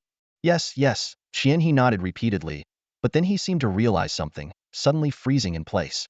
He looked at Yifan in astonishment and asked, "Did you hatch the egg?" Yifan nodded, a glimmer of understanding in his eyes. He observed Qianhe's expression and had a suspicion in his heart. "When the mentor gave me the beast egg, was it a mistake?" Qianhe was silent for a moment, then nodded slightly. Yes. He wasn't alarmed that Yifan had already activated the beast egg. Instead, he waved his hand to create a barrier that isolated their surroundings. "Yifan, sit down." There was a hint of worry in Qianhe's eyes. "You must have noticed something unusual about that beast, right?" "Yes," Yifan replied, looking directly at Qianhe. "Is it true that the higher-ups at Wudu Academy are unaware of the research on artificial phantom beasts?" Qianhe let out a bitter laugh. "You really don't miss a thing, do you?" He sighed deeply and began to explain the whole story. It all started with Yifan's friend's mentor, Wu Laoma, who stole an artificial phantom beast from a forbidden area under the court's jurisdiction. Ning Xiachuan, out of friendship, saved him. However, Wu Laoma stole related research materials before leaving. With those materials, Ning Xiachuan began his own research, which unexpectedly succeeded. Qianhe spoke with a heavy tone. "You must understand the significance of an artificial phantom beast. The court has always been very concerned about it." He looked Yifan straight in the eyes. "I won't force you to hand it over, but you must be extremely cautious. It's best not to reveal it to others." Yifan's eyes flickered after hearing this, then he nodded. "I understand, Master." "Master," Yifan suddenly asked, "are there higher-level artificial phantom beasts?" Qianhe's expression changed slightly before he shook his head. "Currently, yours is the only one." Yifan didn't probe further. Instead, he solemnly promised to keep it a secret and even offered to make a blood oath. Qianhe declined the oath, expressing his trust in Yifan's character. He reminded Yifan that the artificial phantom beast would grow rapidly and might soon surpass Yifan. He also promised to provide some guidelines. Before leaving, Qianhe asked if Yifan had any plans to leave soon. Yifan mentioned he would be going to the Luo family's ancestral tomb to guard Luo Linger as she obtained her inheritance. Qianhe warned him that the situation in the capital was unstable and advised him to be cautious. Yifan watched Qianhe leave, his gaze becoming deep and contemplative. He began to ponder the many inconsistencies in Qianhe's explanation. Why did Wu Laomao risk stealing the beast? Why did Ning Shachuan save him? How did they coincidentally steal the research materials? And how did Wudu Academy manage to complete this research? It seems the people at Wudu are also brewing something, Yifan murmured to himself, unconcerned about Qianhe's lies. This was why he hadn't asked more questions. Yifan didn't think he held much significance in Qianhe's heart. After all, she had no reason to confide in a young junior. It was already beyond his expectations to receive the artificial phantom beast. Remembering Qianhe's parting warning, Yifan squinted his eyes, remaining vigilant of potential dangers. Days passed quickly. As expected, Yifan and Jiada Bailong received an invitation from Luo Linger. Early in the morning, the two arrived at the Luo family gate, finding the other 8 invitees already waiting. Yifan scrutinized the group, a hint of contemplation in his eyes. He noted that none of them were from the martial general faction. This Luo Linger is quite interesting, Yifan thought to himself.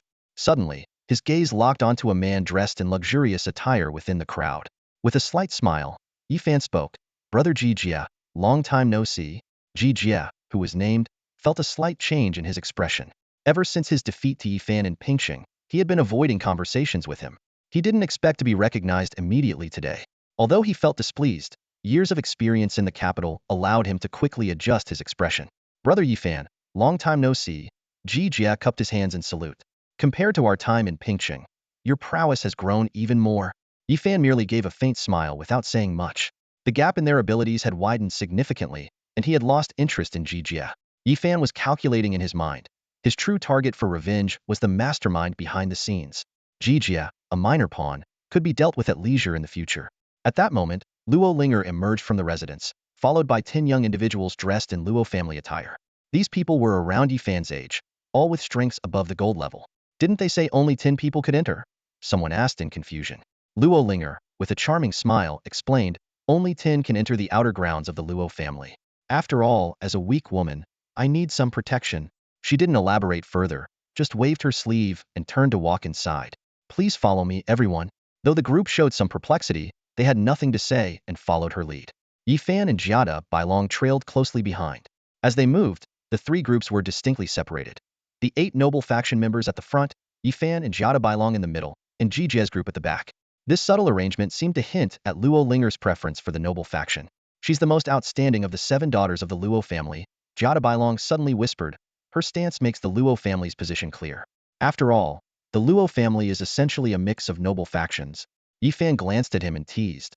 What, are you interested in these political struggles now? Jiada Bailong's face darkened. I don't want to be. But my grandmother often insists on telling me about them. Grandmother? Yifan was slightly taken aback, his brows furrowing. He quickly regained his composure, his gaze sharp as he looked at Jiada Bailong and asked, You are a descendant of the human king, but wasn't the human king's surname Yi? Why is your surname Jiada? And how do you know my ancestor's surname? Jiada Bailong's expression turned peculiar at Yifan's words. After a moment of contemplation, he slowly replied, I recently visited the Mingxin sect. Mingxin sect? Yifan nodded, a look of realization flashing in his eyes. The place where my ancestors once taught. Jiada Bailong gave a slight nod and then fell into a brief silence. He took a deep breath before continuing. As for why my surname is Jiada and not Yi, that's a long story. Yifan raised an eyebrow, intrigued. Is there a particular reason behind it? Not exactly a reason. Jiada Bailong shook his head, his gaze resting on Yifan's face for a moment before he slowly explained. My ancestor was a person of great charisma. From humble beginnings, he encountered many confidants who stood by him through thick and thin. He valued relationships deeply, and after breaking through certain limitations, he found it hard to let go. So? Oh, I see. Yifan suddenly understood, a meaningful smile appearing on his face. Human emotions and relationships each have their own stories. It's nothing unusual. He paused, thoughtfully adding, So, you are part of the human king's bloodline. Jiada Bailong nodded in acknowledgement. You could say that. My family has other surnames as well, but Jiada is the most common. Speaking about his identity made him slightly uncomfortable, and he was about to change the subject when Luo Linger, ahead of them, stopped walking. Everyone, Luo Linger's clear voice rang out. Beyond this portal lies the resting place of my Luo family ancestors. The group halted, their gazes collectively turning to the glowing white portal in the distance. The area around the portal was desolate, with several elderly figures standing solemnly nearby. Well, what are we waiting for? Let's go in, someone said impatiently, stepping forward. However, the elderly figures suddenly extended their hands to block the way, their powerful auras instantly forming an invisible barrier that encompassed everyone present. This unexpected move immediately raised the group's alertness. Luo Linger walked gracefully to the front of the group and explained, "Everyone, before entering the ancestral tomb, there are a few matters we need to discuss." Weren't all matters already discussed? Ji Jie, a scion of one of the noble families, frowned. "Luo Linger, you wouldn't be trying to coerce us into something, would you?" Luo Linger smiled gently and responded calmly, "Mr. Ji, you're joking. The Luo family holds all of you in the highest regard. We would never attempt to coerce anyone." Her gaze shifted to an elderly woman standing nearby. The elderly woman stepped forward slowly, bowing respectfully to the group. Her tone was solemn as she said, "Honored guests, the ancestral tomb of the Luo family is crucial to our family's prosperity over the centuries. Luo Linger is the most outstanding among the 7 daughters of our generation, and given the importance of the situation, we must be cautious." Although the group remained wary, someone spoke up, asking, "So what is it that you need to discuss?" The elderly woman hesitated briefly before stating, "It is not overly complicated. We hope that you will swear a blood oath to protect Miss Luo Linger with your lives within the ancestral tomb and to follow her commands." "Nonsense," someone interrupted angrily before she could finish. "You expect us to swear a blood oath to protect one of your 7 daughters with our lives? How audacious!" The scene erupted in an uproar. "What arrogance! We're here to help, not to sacrifice ourselves. Is a member of the Luo family more precious than someone from the Feng family? Don't forget, the Zheng family is also one of the 8 great families." Voices of indignation echoed from the noble scions. Even the proud Jiada Bailong couldn't hold back, nearly cursing the elderly woman before Yifan grabbed him, shaking his head slightly. Jiada Bailong looked at Yifan in confusion and whispered, "How can you tolerate such demands?" Yifan lowered his voice, "This isn't their real condition. It's a negotiation tactic, start high and settle lower." Jiada Bailong suddenly understood but couldn't resist muttering angrily at the elderly woman, "Old witch, you have some nerve." Feeling somewhat satisfied after venting, he stepped aside and remained silent. Yifan sighed with a wry smile, quietly observing the situation. As expected, the elderly woman, after being bombarded with complaints, pretended to discuss with her companions for a moment before turning back to the group. "Since everyone feels so strongly, we can settle this with a written contract. Your esteemed identities are precious, and we were overly cautious out of concern for safety." The old woman's proposal significantly eased the previously tense atmosphere. She suggested that everyone sign a written agreement, pledging to prioritize Luo Linger's safety and follow her commands as much as possible.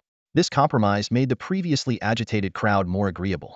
Although they were somewhat dissatisfied with this additional requirement, considering that the initial conditions already included protecting Luo Linger, signing a written agreement didn't seem too unreasonable.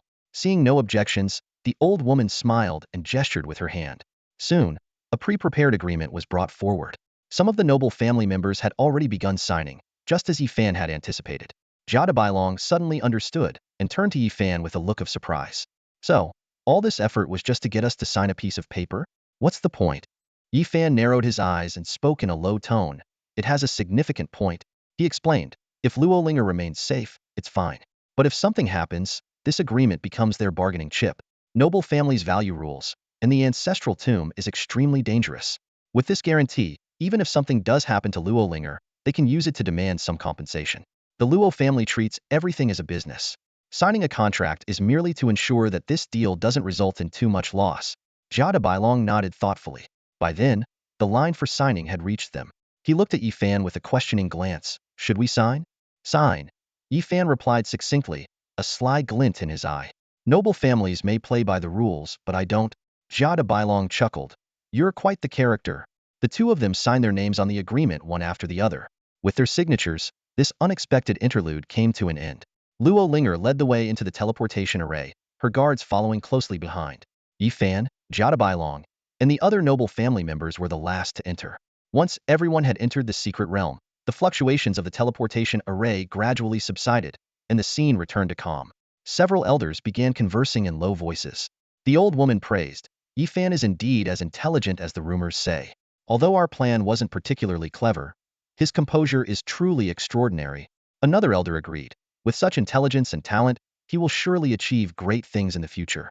If only he could join our Luo family." The old woman shook her head and interrupted, He is a descendant of the Yi family and carries the bloodline of the War King. Unless the Yi family is annihilated, it's unlikely he will join our Luo family. Before she could finish speaking, a slightly mocking voice suddenly rang out. The Yi family annihilated? Well, that's not entirely impossible. Who's there? The elders were startled and quickly turned towards the source of the voice. They saw a young man in a black robe strolling leisurely towards them. This is the Luo family's forbidden area. Leave immediately, the elders shouted angrily, their hands glowing with light. Several powerful summoned beasts appeared instantly. The young man nonchalantly cracked his neck. I don't understand why you people are so quick to call a place a forbidden area. His tone carried a hint of defiance. You should know, places called forbidden areas are often deadly. Don't you agree, Gaimi? As he finished speaking, a shadow beside the young man slowly revealed a figure cloaked in black. This person, named Gaimi, held two long swords, their blades shimmering with a crimson glow. Yes, young Saint Lord, Gaimi responded in a deep voice. Tap, tap. The portal opened up to a wide, winding path flanked by tombs of various shapes and sizes. Each tomb was marked by a stone tablet, and behind each tablet lay not just a simple mound of earth, but an intricate mini-domed structure, each with a tightly shut door. The ancestral graveyard was clearly built in a mysterious realm, shrouded in grayish-white mist that obscured the distant view, adding an eerie and ominous atmosphere.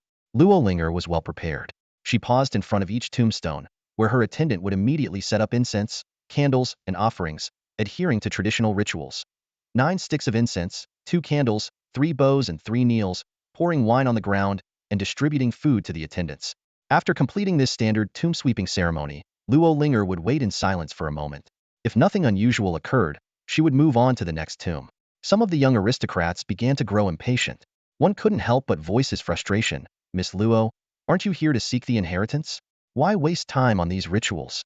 Luo Linger turned around with a faint smile and patiently explained, Master Song, please don't be impatient. This act is precisely to gain the ancestors' favor. Every Luo family ancestor buried here was a formidable figure in their time. Only by showing them respect can we hope to receive their blessings. She glanced around at the group and added, if you wish to obtain the inheritance, you may follow my example and pay your respects to the ancestors. If they acknowledge you, the tomb doors will open. Hearing this, the previously impatient group became interested and eagerly stepped forward to bow respectfully before the tombs. Luo Linger stood quietly aside, observing their reactions with a hint of amusement in her eyes. However, Jada Bailong scoffed disdainfully, why should I bow to some random tombs? He turned to Yifan and asked, are you going? Yifan shook his head, his gaze lingering on Luo Linger with a trace of amusement. I'm not going. He thought to himself that the inheritance from the ancestors had little to do with these rituals, and was likely only effective for direct descendants of the Luo family. These young aristocrats were too naive, easily manipulated by Luo Linger into performing these elaborate bows, thinking they'd stumbled upon a great opportunity. Luo Linger noticed the reactions of Yifan and Jia Bailong, and her brow furrowed slightly in frustration. Inviting these two had been a carefully weighed decision. For safety, they were undoubtedly the best choices among their peers. However, when it came to reaping more benefits from the tombs, they were far from ideal partners. Yifan was too shrewd to deceive, and Jia Bailong was too arrogant to follow her lead, potentially even making disrespectful remarks. With these two around, many of her plans would likely be hard to implement. With a sigh and a rub of her temple, Luo Linger thought, what a headache.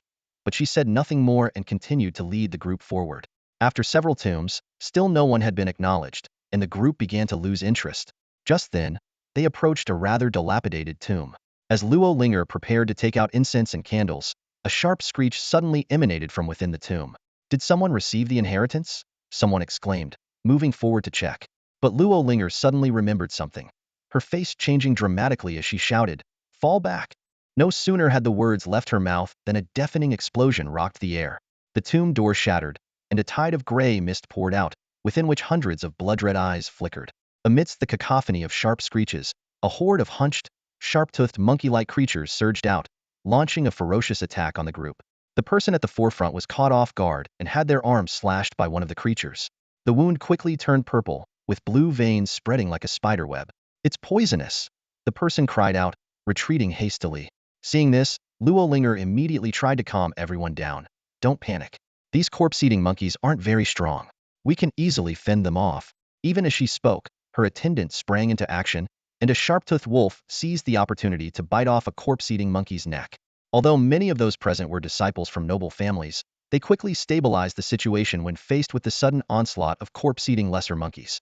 As the gray mist rolled in, even Jada Bailong and Yifan were not spared, but it was a minor issue for them. Yifan swung his heavy sword, slicing through both the monkeys and the mist, while Jada Bailong delivered a powerful punch that shattered the bones of dozens of monkeys in an instant. Where the heck did these monkeys come from? Jada Bailong cursed as he continued to punch.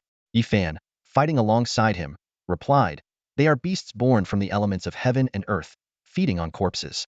The heavy corpse aura in this ancient tomb has nurtured them, allowing them to grow by devouring the remains of ancestors who still hold a trace of consciousness."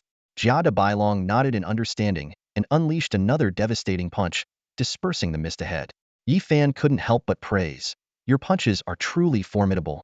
Then, remembering something, he asked, "I encountered the shadow of the human king at Mingxin sect.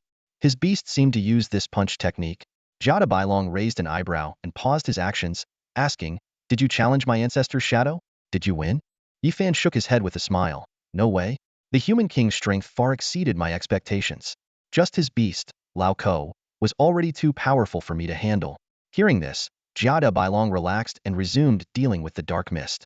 He said while fighting, "My ancestor's beast was his companion in battles for thousands of years. It's indeed incredibly strong. But it's not called Lao Ko, it's called Lao Pen." Lao Pen? Yifan was puzzled, but the human king's biography and the records of the Iran tribe all call it Lao Ko. Jada Bailong explained, "Those biographies were signed by my ancestor's beast. It wasn't good at writing complex characters and only wrote half of its name, which is the character Ko. But it liked writing, so over time, people genuinely believed it was called Lao Ko." Yifan suddenly understood, recalling the childish scribbles he had seen, and couldn't help but chuckle. Just as the two were about to clean up the battlefield, a silver light suddenly illuminated the tomb ahead. A deep, ancient voice echoed, "Young friend with the sword, I see that you have strong bones. I am Jiang Tang, the 45th patriarch of the Luo family from 100 years ago, with strength approaching the king realm. If you wish, you can come here to receive my inheritance." The 45th family head, Jiang Tang? An in-law can become the head? A surprised voice rang out from the crowd. As the question echoed, a beam of light rose from the tomb, causing everyone present to change their expressions and look towards Yifan. Among the beast tamers, only Yifan stood out, holding a long sword. Standing at the front of the crowd, Luo Linger had a peculiar expression on her face. She knew well that the various corpse beast spirits hidden in the ancestral tomb were not only dangerous but also a means for ancestors to test their descendants. Typically, an ancestor would make a choice near the end of the tomb exploration. Recognizing someone so quickly was indeed rare. "Jiang Tang," Luo Linger muttered, and after a moment of contemplation, she suddenly understood. If it's him, then it makes sense. 100 years ago, he was a semi-king, known as a half-step sword saint. She then turned to Yifan and said graciously, "Young Master Yifan, my ancestor has chosen to pass the legacy to you. If you're willing, you may proceed now." "All right." Yifan remained composed and lightly leaped to the front of the tomb. At that moment, the tomb door opened wide, light poured out, and a seated elder could be faintly seen, with an unusually long broadsword beside him. Yifan bowed slightly and said, "The weapon used by the senior is very similar to mine. However, I've already received the Sword Saint's legacy and cannot switch my weaponry. I appreciate the senior's kindness." A voice of disbelief came from the tomb. "A Sword Saint in the past 100 years? What is the name of this Sword Saint you speak of?" "Senior, the sword skills I learned were not passed down by modern masters, but by the Shadow Sword Saint, Ing Luo Shui." Yifan clasped his hands again. "Since you practice swordsmanship, perhaps you know of him." "Shadow Sword Saint." The voice from the tomb abruptly stopped, followed by silence. Moments later, the light dissipated, and the tomb door slammed shut, clearly indicating that the other party did not wish to speak further. "He just refused like that?" Jijia looked surprised, while Luo Linger seemed thoughtful. "This Yifan actually has the Sword Saint's legacy. No wonder his swordsmanship is so formidable." Luo Linger pondered silently. Seeing the varied expressions among the crowd, she spoke to ease the tension. "Everyone, there's no need to be surprised. The legacy choices in the ancestral tombs are mutual and not compulsory. You can make your own selections as well." The crowd couldn't help but feel a bit skeptical. Ancestors were mostly powerful figures, and obtaining their legacy was already a blessing. Who would dare to be picky? Jada Bailong seemed unsurprised by Yifan's choice. He walked to the front of the tomb, glanced at the closed door, and snorted. "A semi-king's legacy is still considered a legacy?" The tomb shook instantly, and Yifan smiled helplessly. "If you keep talking, Senior Jiang Tang might come back to life out of anger." "I'm just stating the truth." Jia Bailong said as he walked away. Compared to the techniques of Senior Ing, the sword skills of later generations are all trash. The titles of sword saints in later generations are all inflated. A half-step sword saint is even more. As Jia Bailong walked away, the crowd followed. The tomb seemed to tremble with frustration before finally settling down. The ritual continued, and as they passed by more tombs, the gray mist thickened. The scions of noble families began to show their abilities, and several ancestral tombs chose their heirs, all at the semi-king level. Unlike Yifan and a few others, most people happily accepted the legacies of these top-tier warriors.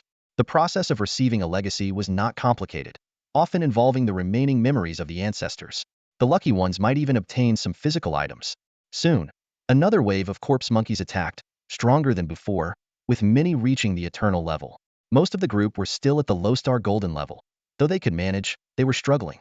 Before long, some were injured and poisoned by the corpses, losing their combat ability and retreating to the back of the group to anxiously apply medicine and heal.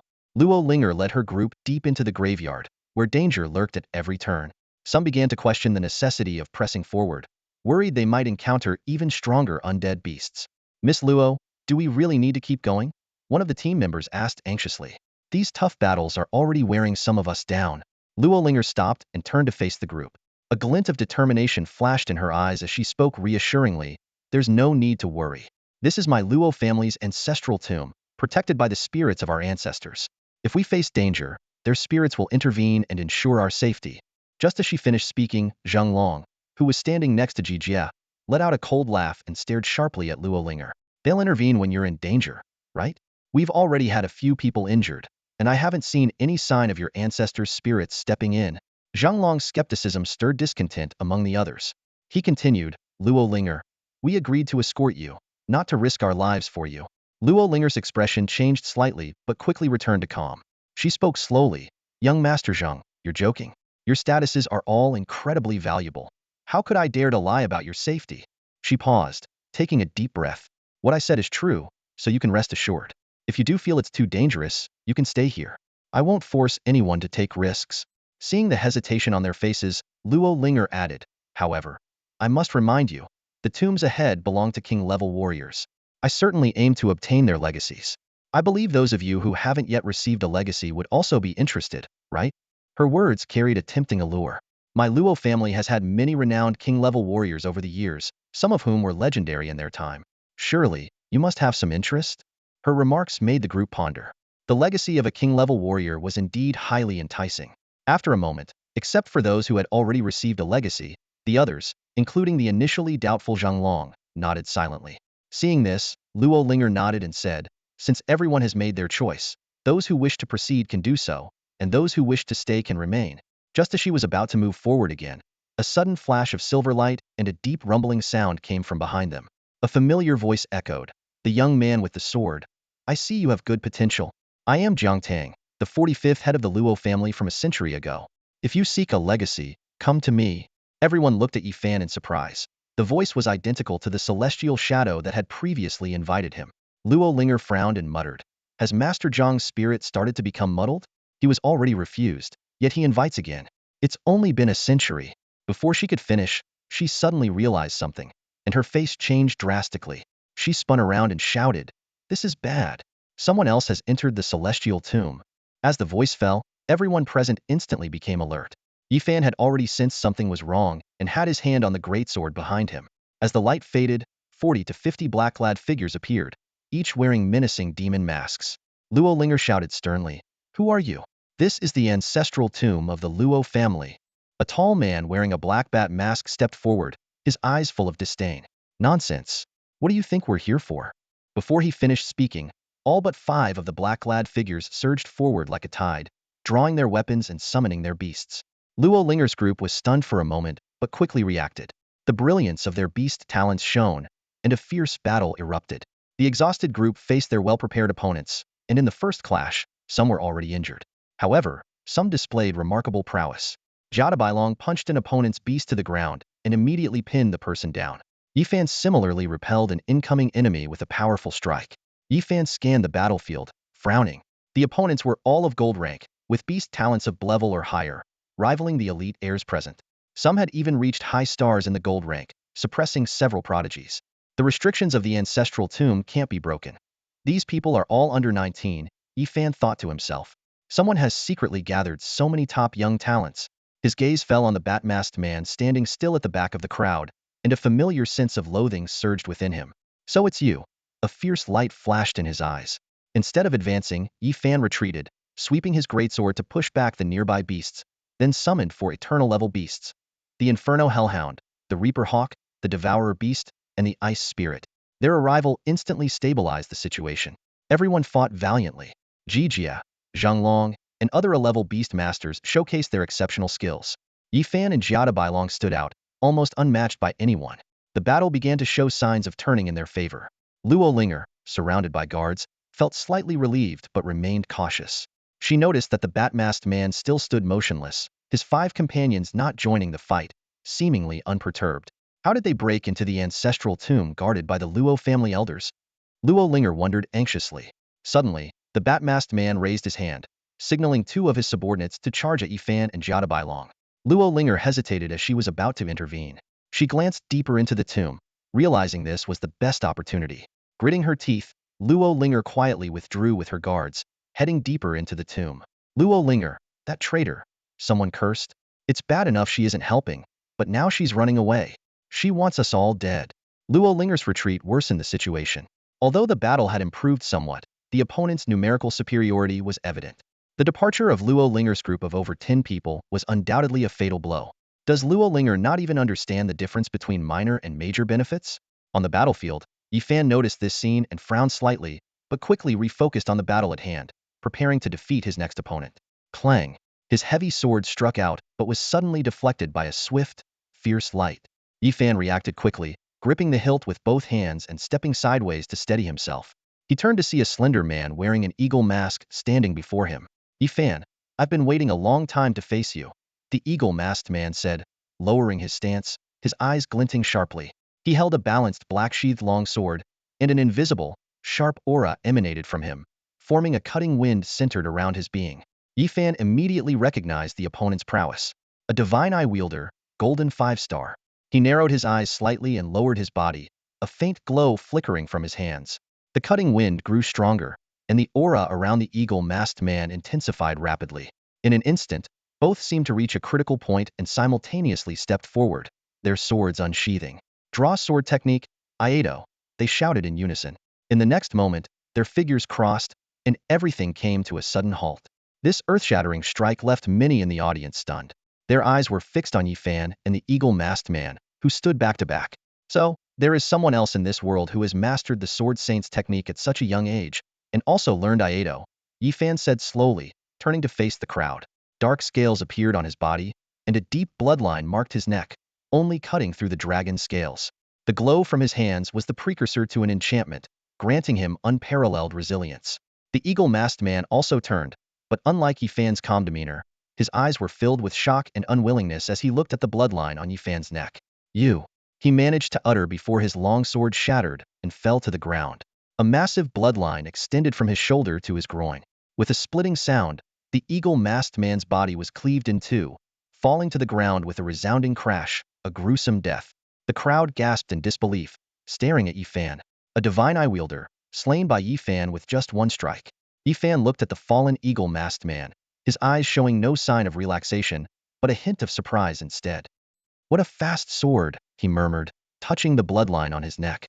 In that fleeting moment, the eagle-masked man had first slashed at Yifan's neck and then pulled back his sword to block, using 2 strikes, while Yifan's heavy sword was just arriving. If not for the significant difference in their strength, and Yifan's enchanted resilience from the dragon, he would have been the one killed by a single strike. Ha ha ha, that fool. I told him. The divine I can only bridge the gap in swordsmanship, came a voice before Yifan could react further. The bat-masked man strolled casually towards him, ignoring the battle around him, as if surrounded by an invisible force field. He fixed his gaze on Yifan, a hint of a roaring dragon in his eyes. Well then, given the circumstances, we might as well have our duel ahead of schedule. As Batman arrived, the crowd instinctively parted to make way for him. Yifan stood opposite Tian, his heavy sword trembling slightly in his hand. With a cold snort, Yifan taunted, "What's the matter? Are you too afraid to take off your mask and face me?" Tian chuckled softly, his voice low and steady. "As long as this mask stays on, no one can ever prove who I am. You used a similar tactic in Nanchuan. Yifan, we're both extraordinary beings. Using mundane psychological tricks to provoke me is rather insulting, don't you think? Yifan narrowed his eyes and fell silent. He lowered his stance, his dragon scale armor flexing and releasing a terrifying breath, gathering power for him. Tian didn't rush to attack either. Instead, he raised his hand, summoning his own dragon scale armor and slowly drawing a long blade from his waist. The blade was extraordinary, its blood-red surface engraved with numerous exorcism symbols, clearly a weapon of great malice. In an instant, 4 formidable beasts appeared around Tian. The fire attribute Kangming Flame Demon, the water attribute In Waterjiao, the earth attribute Bowl Stone Giant, and the wind attribute Storm Eagle, all of them at the eternal 2-star rank. Tian said calmly, "For against 4. Yifan's 4 beasts also appeared. The 2 sides locked eyes, and in the next moment, they clashed. Boom. Sword met blade, sparks flying. The forces were evenly matched, but Yifan swiftly disengaged, sweeping his heavy sword to release a dazzling sword aura. Tian had no time to dodge and had to raise his blade in defense. With a powerful grip, he made the blade vibrate strangely, instantly dispersing the sword aura. Simultaneously, the 8 beasts engaged in fierce combat. The Flame Hellhound faced off against the Kangming Flame Demon. Ice Soul took on the In Waterjiao. The Giant Devourer clashed with the Bowl Stone Giant, and the Death Hawk tangled with the Storm Eagle. The strengths were evenly matched, making it hard to determine a victor. After another intense collision, Tian was forced back a few steps. He stared at Yifan's heavy sword, a strange light flickering in his eyes. "Your sword is quite the masterpiece." Yifan responded calmly, "Your blade is not bad either.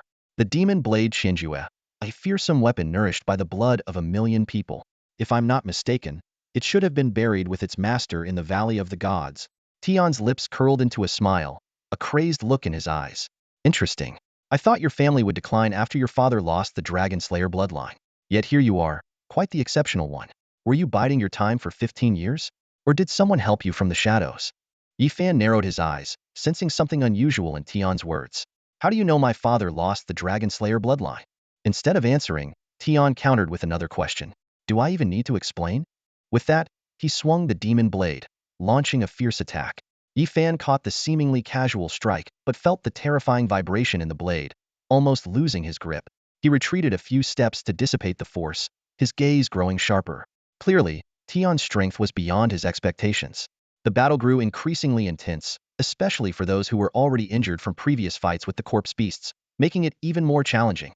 Outside the battlefield, Zhenlong, standing beside Jijia, was deeply worried. Can Yifan defeat the masked man? After watching the fight for a while, he shook his head. His beasts aren't strong enough. The Flame Hellhound and Deathhawk are clearly no match for the Flame Demon and Storm Eagle. Only Ice Soul has the upper hand. If this continues, he'll suffer greatly from the beast battle. If he loses, we might all die here today. Jijia, however, remained calm. Relying on others is pointless. We all have protective treasures given by our elders. Even if we're outmatched, we won't be in too much danger. The words struck like a bolt of lightning, splitting Zhanglong's thoughts. He nodded repeatedly, a look of sudden realization in his eyes. But before he could speak, a commotion erupted nearby. A young noble hurriedly activated a token in his hand, and a protective barrier instantly enveloped him, just in time to deflect a lethal strike. His opponent, undeterred, swiftly pulled out a cone-shaped object from his pocket. With a flick of his wrist, the cone shot towards the barrier like an arrow. With a crisp crack, the barrier shattered like a fragile soap bubble. The young noble barely had time to catch his breath before he found himself exposed to the enemy's blade. Not good. Zhang Long and Ji Jie turned pale, alarms blaring in their minds. They actually have a device specifically designed to break protective charms. "Don't kill me." The young noble's desperate cry echoed through the battlefield, like a hammer blow to the hearts of the other 7 noble scions. Their faces turned ashen, realizing the situation was far more dire than they had imagined. Meanwhile, Yifan's battle against Tian raged on. Yifan had activated his beast-taming talent, and the overall enhancement allowed his initially struggling Deathhawk and Hellfire Hound to barely hold their ground.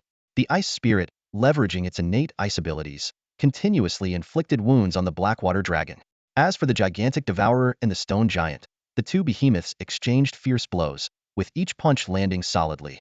Several close-range annihilation blasts caused significant trouble for the gigantic Devourer. Overall, Yifan seemed to have the upper hand in beast taming. In direct combat, both sides had sustained injuries, but none were too severe, as if they were testing each other's capabilities. "Your talent has advanced. You've got some luck," Tian remarked coldly, showing no intention of using his own beast-taming skills, allowing the situation to worsen. His vigilance, like the mask on his face, never wavered. Yi Fan swung his heavy sword in a sweeping arc, forcing Tian back once again. He demanded coldly, "You went through all this trouble to break into the Luo family ancestral tomb, just to kill a few noble scions? Aren't you afraid of provoking their wrath?" "These noble families are nothing but ants to me," Tian replied disdainfully. Before his words had even faded, a thunderous roar shook the battlefield. A violent shockwave swept through the area, and Yi Fan barely steadied himself with his heavy sword. Looking up, he saw a burly man facing the guardian dragon, severely injured, with his mask shattered, blood oozing from his mouth and nose, and a large dent in his chest. At that moment, a massive phantom appeared around the mana fearsome, red-foot, white-faced ape exuding an oppressive aura. An ancient beast, a harbinger of war, Zhu Yin, Yi Fan thought, his heart tightening. He shifted his gaze to Tian, noticing the flicker of light in his opponent's eyes, and suddenly understood, same level, ancient beast bloodline, can't compete with the descendants of the human king. "I wouldn't be so careless against the descendants of the human king," Tian replied indifferently, with a casual wave of his hand. In the next moment, three figures who had been standing beside Tian moved in unison, each letting out a roar as different phantoms appeared around them. A bird-like creature with the body of a leopard and horns, a one-eyed water buffalo with a snake-like tail, and a lion-like beast with golden mane and dark red skin. Gu Jiao, Fei, Swan and I. Yi Fan's pupils constricted, his vigilance reaching its peak. Four individuals with ancient beast bloodlines, each capable of summoning a bloodline phantom, all at the pinnacle of the golden 9-star level. Such a lineup was a gathering of top prodigies in this era. Yi Fan quickly assessed the situation. In unknown combat, they might not be a match for the guardian dragon. But together, with the combined power of their ancient beast abilities, their strength was unimaginable. The guardian dragon, without beasts to share the burden, was essentially facing four opponents alone, a dire situation. If I swapped places with the guardian dragon, my four beasts might just be able to hold them off, then take them down one by one. As this thought emerged, Yi Fan suddenly looked at the calm and composed Tian on the other side, and realization struck him like a bolt. All the details connected, forming a clear line of reasoning. Alarms blared in Yi Fan's mind. This guy's target, from the very beginning, has always been the guardian dragon. Yi Fan keenly noticed a flash of surprise in Tianyan's eyes. The person opposite him was evidently taken aback by Yi Fan's insight, but he quickly composed himself, spreading his arms in a nonchalant gesture. "Too bad, you can't beat me, and you certainly can't help him," Tian said coldly. Yi Fan wasn't angered by the provocation. He simply stared at Tian quietly. After a moment, he spoke. "So, you made such a grand entrance, broke into the Luo family, just to wound Jiada Bailong?" He paused, his eyes suddenly sharp. "What, are you planning to target the lineage of the human king?" At these words, Tian's pupils contracted sharply, a cold light flashing in his eyes. "How did you know?" he asked warily. "So, it's true," Yi Fan said with a slight smile. "So, it's you people." Tian reacted quickly, realizing he had fallen into Yi Fan's trap, effectively confirming Yi Fan's suspicion. His expression turned cold, and he said no more, only responding icily. "So what if it's true? The plan is out in the open. What can you do about it? Do you think you can stop me without exerting all your strength?" Yi Fan didn't answer directly. Instead, he abruptly withdrew from Lao Chi's enchantment. This sudden move immediately put Tian on alert. The next moment, Yi Fan raised his heavy sword, and a black dragon spirit spiraled out from the blade, surging into the sky. A golden-level dragon spirit? Tian frowned, seemingly puzzled. Immediately after, light radiated from Yi Fan's hand. Sensing something amiss, Tian was about to speak when a thunderous dragon roar interrupted him. Lao Chi suddenly appeared beside Yi Fan, roaring alongside the black dragon spirit, their combined dragon might sweeping across the field. Everyone's attention was drawn to them. When they saw the imposing form of the red flame gale dragon, many were stunned. A true dragon, an ancient breed. How is this possible? Tian's eyes also showed a hint of shock. "Where did you get a dragon?" "That's none of your business," Yi Fan said, gesturing to Lao Chi. Understanding the signal, Lao Chi opened his mouth and unleashed a terrifying red energy ball. The ball expanded rapidly in the wind, covering a large area in an instant. Faced with such a powerful attack, Tian didn't dare to take it hidden and dodged to the side. Despite this, he was still blown away by the impact of the dragon fire. The dragon fire continued its advance, engulfing several spirit beasts in its path. Meanwhile, the black dragon spirit in the sky wasn't idle either, spewing a black dragon breath that covered a wide area. Although the dragon spirit's power wasn't on par with a true dragon, such wide-range attacks were still overwhelmingly advantageous against most excellent and extraordinary level opponents. With the two dragons joining forces, the battle situation changed instantly. Yi Fan and Lao Qi launched a fierce assault on Tian. Although Yi Fan had lost the enhanced physique from Lao Qi's enchantment, the presence of a true dragon in battle, combined with his own exceptional combat skills, still forced Tian into a continuous retreat. Not far away, Jada Bailong was battling four individuals with ancient bloodlines. The situation was as Yi Fan had anticipated. Although Jada Bailong was powerful, his opponents each had unique abilities. The Zhu Yin bloodline could release a red mist that disturbed the mind, the Gu Jiao bloodline could drain the surrounding air, and the Fei bloodline could emit an ear-piercing baby's cry. These bizarre abilities greatly hindered Jada Bailong's performance. Among them, the Swan and Eye bloodline was particularly formidable. With a high concentration of bloodline, he exhibited many characteristics of the Swan and Eye. He could take Jada Bailong's heavy punches hidden and swiftly dodge thereafter. Such a drawn-out fight was extremely disadvantageous for Jada Bailong, and soon, he was slashed across the chest by the Zhu Yin bloodline warrior, leaving a deep wound. Jada Bailong, did you really think having the Human King bloodline makes you invincible? Taunted the Gu Jiao bloodline descendant, his voice bizarrely sharp, like a crying baby, piercing and unsettling. Today, you will die here. Just you bunch of trash? Jada Bailong roared in anger, spitting out a mouthful of blood. He raised his heavy fist again, a more terrifying aura erupting from his body. The four warriors faced the daunting challenge of Jada Bailong with a premeditated strategy. The descendant of the Swan and Eye bloodline took the initial hit and quickly retreated, while the remaining three formed a triangular formation around Jada Bailong, trapping him. From a distance, Yi Fan observed this scene while suppressing Tian, feeling a sense of helplessness over Jada Bailong's impulsiveness. It was evident that their opponents were well prepared. The four descendants of ancient high bloodline creatures were enough to stall Jada Bailong. If Yi Fan hadn't previously killed the Divine Eye, the situation could have been even more dire. Even so, under the three-unknown scenario, it was only a matter of time before Jada Bailong could no longer hold out. Yi Fan recalled the battle for the creation fruit 3 years ago, where such heavy blows had greatly burdened Jada Bailong. If this continued, he would be dragged to death. Realizing the urgency, Yi Fan didn't hesitate. His heavy sword launched a series of attacks, with Lao Qi fiercely assisting him. Although their coordination wasn't perfect, it was sufficient for the current situation. On the other side of the battlefield, Long Ling's arrival turned the tide of the 4-on-4 beast battle. It first assisted Bing Puer in defeating the Yin Shui Jiao, and then helped Xiaohua stabilize their formation. With Bing Pu free, its icy aura alone began to influence the entire battle. As time passed, nearly everyone could sense that Yi Fan was on the verge of defeating Tian. A sharp metallic clash echoed as Yi Fan's heavy sword finally broke through Tian's defenses, striking him forcefully. The blow was powerful, pushing Tian back several steps and causing blood to trickle from the corner of his mouth. Wiping away the blood, Tian's eyes flashed with shock, soon replaced by uncontrollable anger. He straightened up, a peculiar light gradually replacing the fury in his eyes. "It seems you're forcing me to fight with all my strength," Tian said coldly, as his double pupils emerged. In the next moment, an invisible domain enveloped the surroundings, as if an unseen hand gripped the elements in the space, bringing them to a sudden halt. Everyone's movements froze. Staring at Yi Fan, Tian's voice carried a hint of menace. "Yi Fan, do you know what it means to be Heaven's chosen?" The Supreme Eye's domain suddenly unfolded, causing the air to seemingly freeze. Everyone's breath caught in their throats as their gazes fixated on the figure standing tall in the center, eyes filled with dread. The elements in the space solidified, and gravity intensified, compressing the strength of everyone and their beasts present. Within the domain, everyone's power, except for Tian himself, was forcibly suppressed by over 50%. Standing opposite Tian, Yi Fan also felt the immense pressure. He glanced down at the floor beneath his feet, which had cracked due to the increased gravity, and a look of caution flashed in his eyes. Even he couldn't escape this suppression.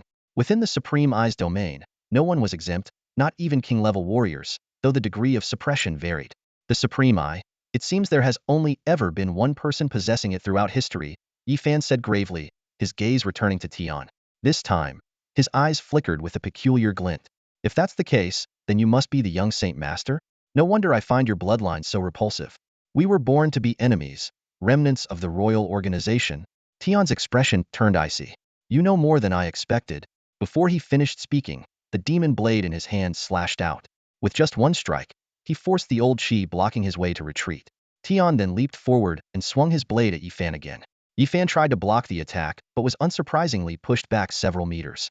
Tian pressed his advantage, and in the blink of an eye, the two had exchanged several blows. The sound of their clashes echoed continuously.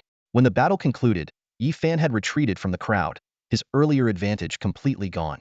A gash from the demon blade marred his chest, with black smoke rising from the wound, seemingly trying to spread further. The world's greatest divine eye lives up to its name, Yifan admitted, feeling a rare sense of difficulty. He recalled the old Qi while reciting the Sutra of Deliverance. Soon, golden light enveloped him, dispelling the black smoke from his wound. Tian did not pursue further.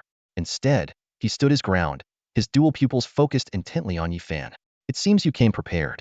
Did you go to the Mingxin sect just to find that Sutra of Deliverance? He paused briefly before continuing. You can't defeat me, Yifan. Yifan was silent for a moment before suddenly asking, are you just trying to stall me? I'd love nothing more than to kill you right now, Tian replied, his gaze locked on Yifan. I have a premonition that you will become my greatest enemy in the future. He chuckled lightly, waving his hand dismissively. But in this era, I haven't found anyone else as interesting as you. If I killed you now, I would be too lonely. Lonely? Yifan narrowed his eyes. As you said, we are not ordinary people. Worldly tactics won't work on us. I will never let a great enemy grow unchecked. If you're not fighting me to the death now, there must be a reason. I guess the Supreme I can't be sustained indefinitely? Or maybe your people outside can't hold on for much longer.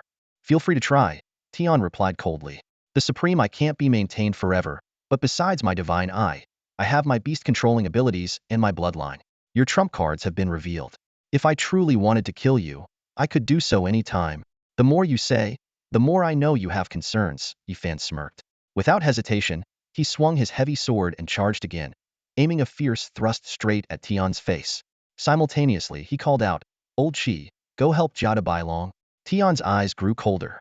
Watching the old Qi prepare to fly away, he shouted, in my presence. You think you can send reinforcements? Before he finished speaking, he swung his demon blade, sending a blood-red arc of energy towards the old Qi. The strike was powerful, and the already suppressed old Qi hesitated, thinking of retreating. At that moment, Yifan suddenly appeared, abandoning his attack to intercept the blade energy. Using his heavy sword to block, he absorbed the full force of the blood-red energy. Yifan was pushed back dozens of meters, finally stopping by digging his sword into the ground, creating a deep trench. Hey kid, you dead yet? The old Qi asked with concern. If you keep talking, I might just die from your kindness, Yifan responded. Pushing the old Qi, hurry up and go. The old Qi didn't hesitate any longer, flapping its wings and flying towards Jada Bailong. With the old Qi's formidable combat power, its involvement would surely turn the tide in Jada Bailong's favor. Naturally, Tian wouldn't let the old Qi leave so easily, launching continuous attacks. However, Yifan had already engaged him again. Despite the suppression from the Supreme Eye causing a significant disparity in their power levels, Yifan's relentless fighting, disregarding his injuries, managed to hold Tian at bay. The tide of battle shifted in an instant. Yifan's bold decisions turned the tables, making Tian, who had been merely blocking him, become the aggressor. With another clash of blades, Yifan was forced back several steps, his footing unsteady. He looked up to see Lao Qi already at Jada Bailong's side, and with the dragon spirit's assistance, the tide of the beast battle on the field was turning against them. Tian's gaze locked onto Yifan, a flicker of anger in his eyes. Yifan, you've done well, he said coldly, no longer paying attention to Jada Bailong, as if realizing that Yifan had already turned the tide of the battle. Tian redirected all his fury at Yifan, spinning his demonic blade and attacking mercilessly. In that case, I'll crush you first, then deal with this descendant of the human king myself. Tian shouted fiercely. Without Lao Qi's support, Yifan was immediately at a disadvantage. In just moments, new wounds appeared on his body. The demonic blade lived up to its name, carrying a terrifying corrosive effect. Despite the support of the Dewey scripture, under the suppression of the Supreme Eye, Yifan's combat power was no match for Tian. Seeing the dire situation, a glimmer of determination flashed in Yifan's eyes. He thought to himself, as expected, Tian probably didn't cultivate other beasts, or they weren't battle-ready. Tian seemed well aware that he only had 4 beasts, believing he couldn't cultivate new ones quickly. That's why Tian was so shocked when Lao Qi appeared. Lao Qi's combat power was enough to become a game-changer. Although Yifan didn't understand why Tian was so intent on crippling Jada Bailong, knowing his opponent's identity made his goal clear couldn't let Tian succeed. If I had known this, I should have set traps or arranged a formation. I wouldn't be so restricted by the Supreme Eye, Yifan thought regretfully. Although he didn't care much about the Supreme Eye's limitations, as Tian said, he had exhausted all his means, and the Supreme Eye's domain greatly weakened his strength. In another fierce collision, Yifan's heavy sword flew out of his hand. He quickly rolled to catch it while creating distance from Tian. Realizing he couldn't hold out much longer, Yifan's mind raced for a solution. The Supreme Eye's suppression wasn't complex. It mainly compressed elemental force and altered the gravitational field to limit beast tamers, warriors, and their beasts. If he could find a method unaffected by these forces, his thoughts halted abruptly as he realized how impossible that was. The myriad paths in the world all involved elemental force, and increased gravity was the most basic weakening method. Finding a way to break these constraints was a daunting task. I have no other means left, Yifan sighed inwardly. Dodging another attack from the demonic blade, Yifan looked at the new wounds on his arm and hesitated no longer. A light began to glow in his hand. Beast, enchant. You still have beast enchantment? Tian's movements paused briefly. Although he didn't know what Yifan's last beast was, he instinctively thought Yifan had another eternal level beast. Ordinary beast tamers could usually open 3 beast spaces at most, with elite training yielding no more than 2 beasts. Even if Yifan was exceptional and had 6 beast spaces, 6 eternal level beasts, including a dragon, where did he get so many resources? Even if they dug up every resource in a place as poor as Nanchuan, it would be impossible to cultivate so many eternal level beasts in such a short time. Yifan didn't answer. There was little visible change in him because the enchanted beast level was too low. His last enchanted beast was the artificially created phantom beast, Xiao Shi. Yifan chose to use Xiao Shi's enchantment, not for its negligible boost. Tian, you're not the only one holding back, Yifan said slowly, raising his hand. In the next moment, dazzling light enveloped his entire body. First release, essence unleashed, Yifan shouted, and a brilliant light burst forth from him. Boom. As Yifan's voice echoed, a terrifying aura surged from his body. This aura seemed to emanate from ancient times, long and profound, yet devoid of any savagery, only carrying a sense of awakening. As the light dissipated, Yifan's new form was revealed. His appearance hadn't changed much, but his figure became more slender, his eyes brighter, and his black hair deeper in color. He stood there, incongruous with his surroundings, exuding an eerie sense of perfection. What form is this? Tian, sensing Yifan's transformation, gripped his demon blade tightly, maintaining a defensive stance. Human form, Yifan replied calmly, stretching and taking a deep breath, a faint smile playing at the corner of his mouth. As I thought, you're supreme, I can't suppress my essence. Before the words had fully left his mouth, Yifan's figure blurred, appearing instantly beside Tian. He raised his heavy sword and swung it without hesitation. Faced with the sudden attack, Tian quickly raised his blade to block. The heavy sword crashed down like a mountain, causing Tian's waist to bend instantly, nearly bringing him to his knees. His pupils contracted violently as he asked in disbelief, "You're not affected by the Supreme Eye? How is that possible?" "I told you, the Supreme Eye can't suppress my essence," Yifan explained. "I've unleashed the essence of my human lineage. Now, I am the most perfect human form." With one hand, Yifan held Tian at bay, while his other hand delivered a powerful punch. The wind roared, accompanied by the sounds of dragons and tigers, echoing the technique he had taught Qin Peng. This punch, with its immense force, sent Tian flying like a cannonball, smashing a distant tombstone. Yifan didn't pause, leaping lightly and transforming into a blur once more. He pursued Tian, who had just stood up, delivering another heavy strike.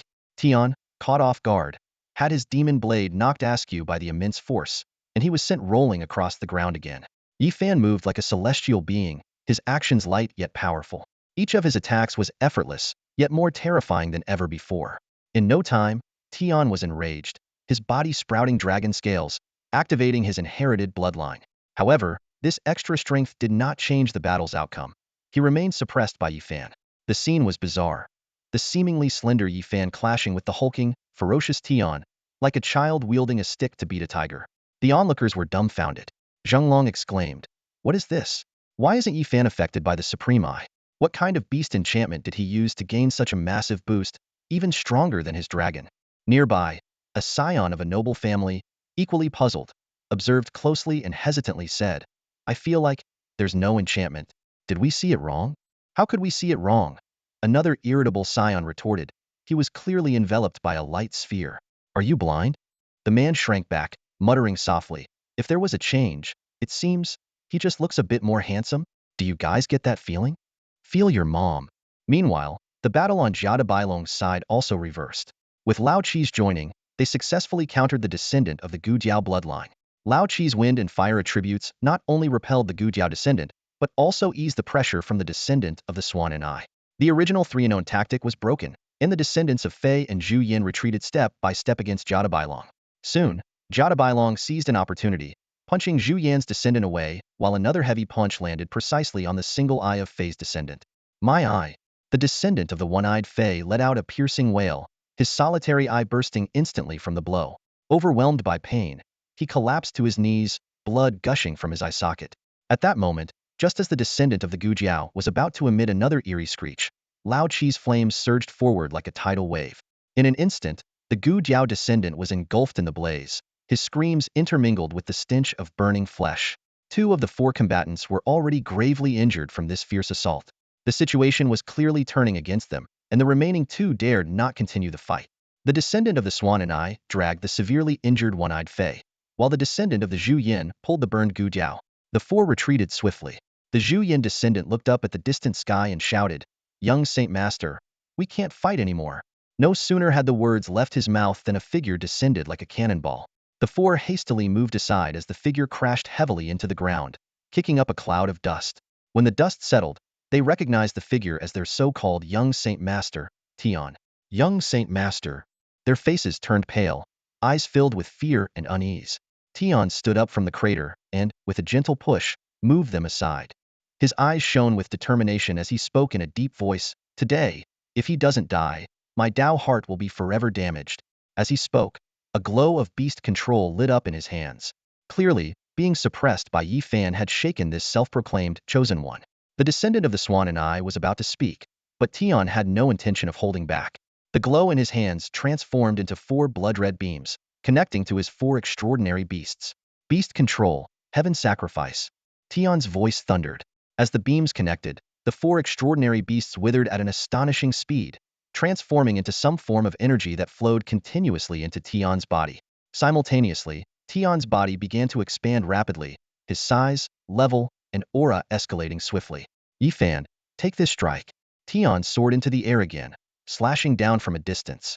The blade seemed to extend, rapidly growing into a 100-meter-long weapon. Boom! Yi Fan's heavy sword met the strike, and they clashed in midair. This time, Yi Fan was forcefully knocked back, crashing through a tomb. But he quickly leaped up again, hovering in the air, his eyes gleaming as he stared at the now monstrous Tian. "Heaven sacrifice, sacrificing all your beasts for a massive temporary boost. So, this is your top-tier talent," Yi Fan analyzed calmly. "For extraordinary beasts, Tian, you really went all out. Come, let's fight." At this point, Tian, who had sacrificed all his beasts, had lost his sanity and was solely focused on fighting Yi Fan to the death. Despite the cost of four extraordinary beasts, Tian managed to suppress Yi Fan once more, but not completely. Having unlocked his first seal, Yi Fan had gained extreme control over his body, making his movements exceptionally agile. Though outmatched in direct confrontation, he could still inflict damage on Tian. As the battle reached this stage, both sides had revealed all their trump cards and unleashed their strongest powers. This fight was beyond the capability of other prodigies to intervene. Instead, they had to avoid the battle shockwaves. Several had already been killed by demon blades or severely injured by Tian's collisions. Watching the two combatants in the sky, someone remarked worriedly, "At this rate, it's not about who wins or loses. If this continues, no one will come out unscathed." Boom, boom, boom. As the battle raged on, tombs in the ancestral graveyard were continuously destroyed. Many ancestors' remains didn't even have time to manifest their spirits before being pulverized into dust. If this keeps up, by the end of this fight, the Luo family will have wiped out 17 generations from their lineage. Someone lamented helplessly, eyes filled with concern for the future. The battle raged on, with Yi Fan and Tian's confrontation reaching a fever pitch. Their figures clashed repeatedly in midair, each collision producing deafening explosions. Yi Fan's enchanted abilities were evenly matched against Tian's supreme eyes, with both pushing their powers to the limit. Most of the onlookers were struck silent with fear, except for Jia Bailong and Lao Chi, who seized the opportunity to launch a fierce attack on the descendants of the ancient bloodlines. As Jia Bailong seemed poised to capture them all, the descendant of Zhu Yin shouted anxiously at Shaoxing Zhu Tian, "We can't stay here any longer." But his plea was met with a sharp sword aura. Tian remained fully focused on his duel with Yi Fan, both locked in a stalemate for the moment. Tian's eyes were fixed on Yi Fan, his gaze intense, and his fists trembling slightly. Noticing Tian's unusual behavior, Yi Fan sneered, "What's wrong? Thinking of killing me now?" This taunt seemed to ignite Tian's fury. His gaze grew colder, and the demonic blade in his hand quivered with anticipation. Just as he was about to launch a new attack, the token at his waist began to flash and emit a piercing beep. "Damn it!" Tian's expression darkened. He stared at Yi Fan for a long moment before gritting his teeth and saying, "Yi Fan, next time we meet, I won't hesitate to kill you." With that, He waved his sleeve and ordered a retreat. Tion's sudden withdrawal brought a sigh of relief to both sides. Jia de Bailong, however, seemed reluctant, his fists clenched as if ready to give chase. "We're just going to let them go?" he asked, his voice full of frustration. Yi Fan, who had somehow appeared beside Jia de Bailong, placed a hand on his shoulder. "Don't bother chasing them," Yi Fan said, his voice tinged with exhaustion.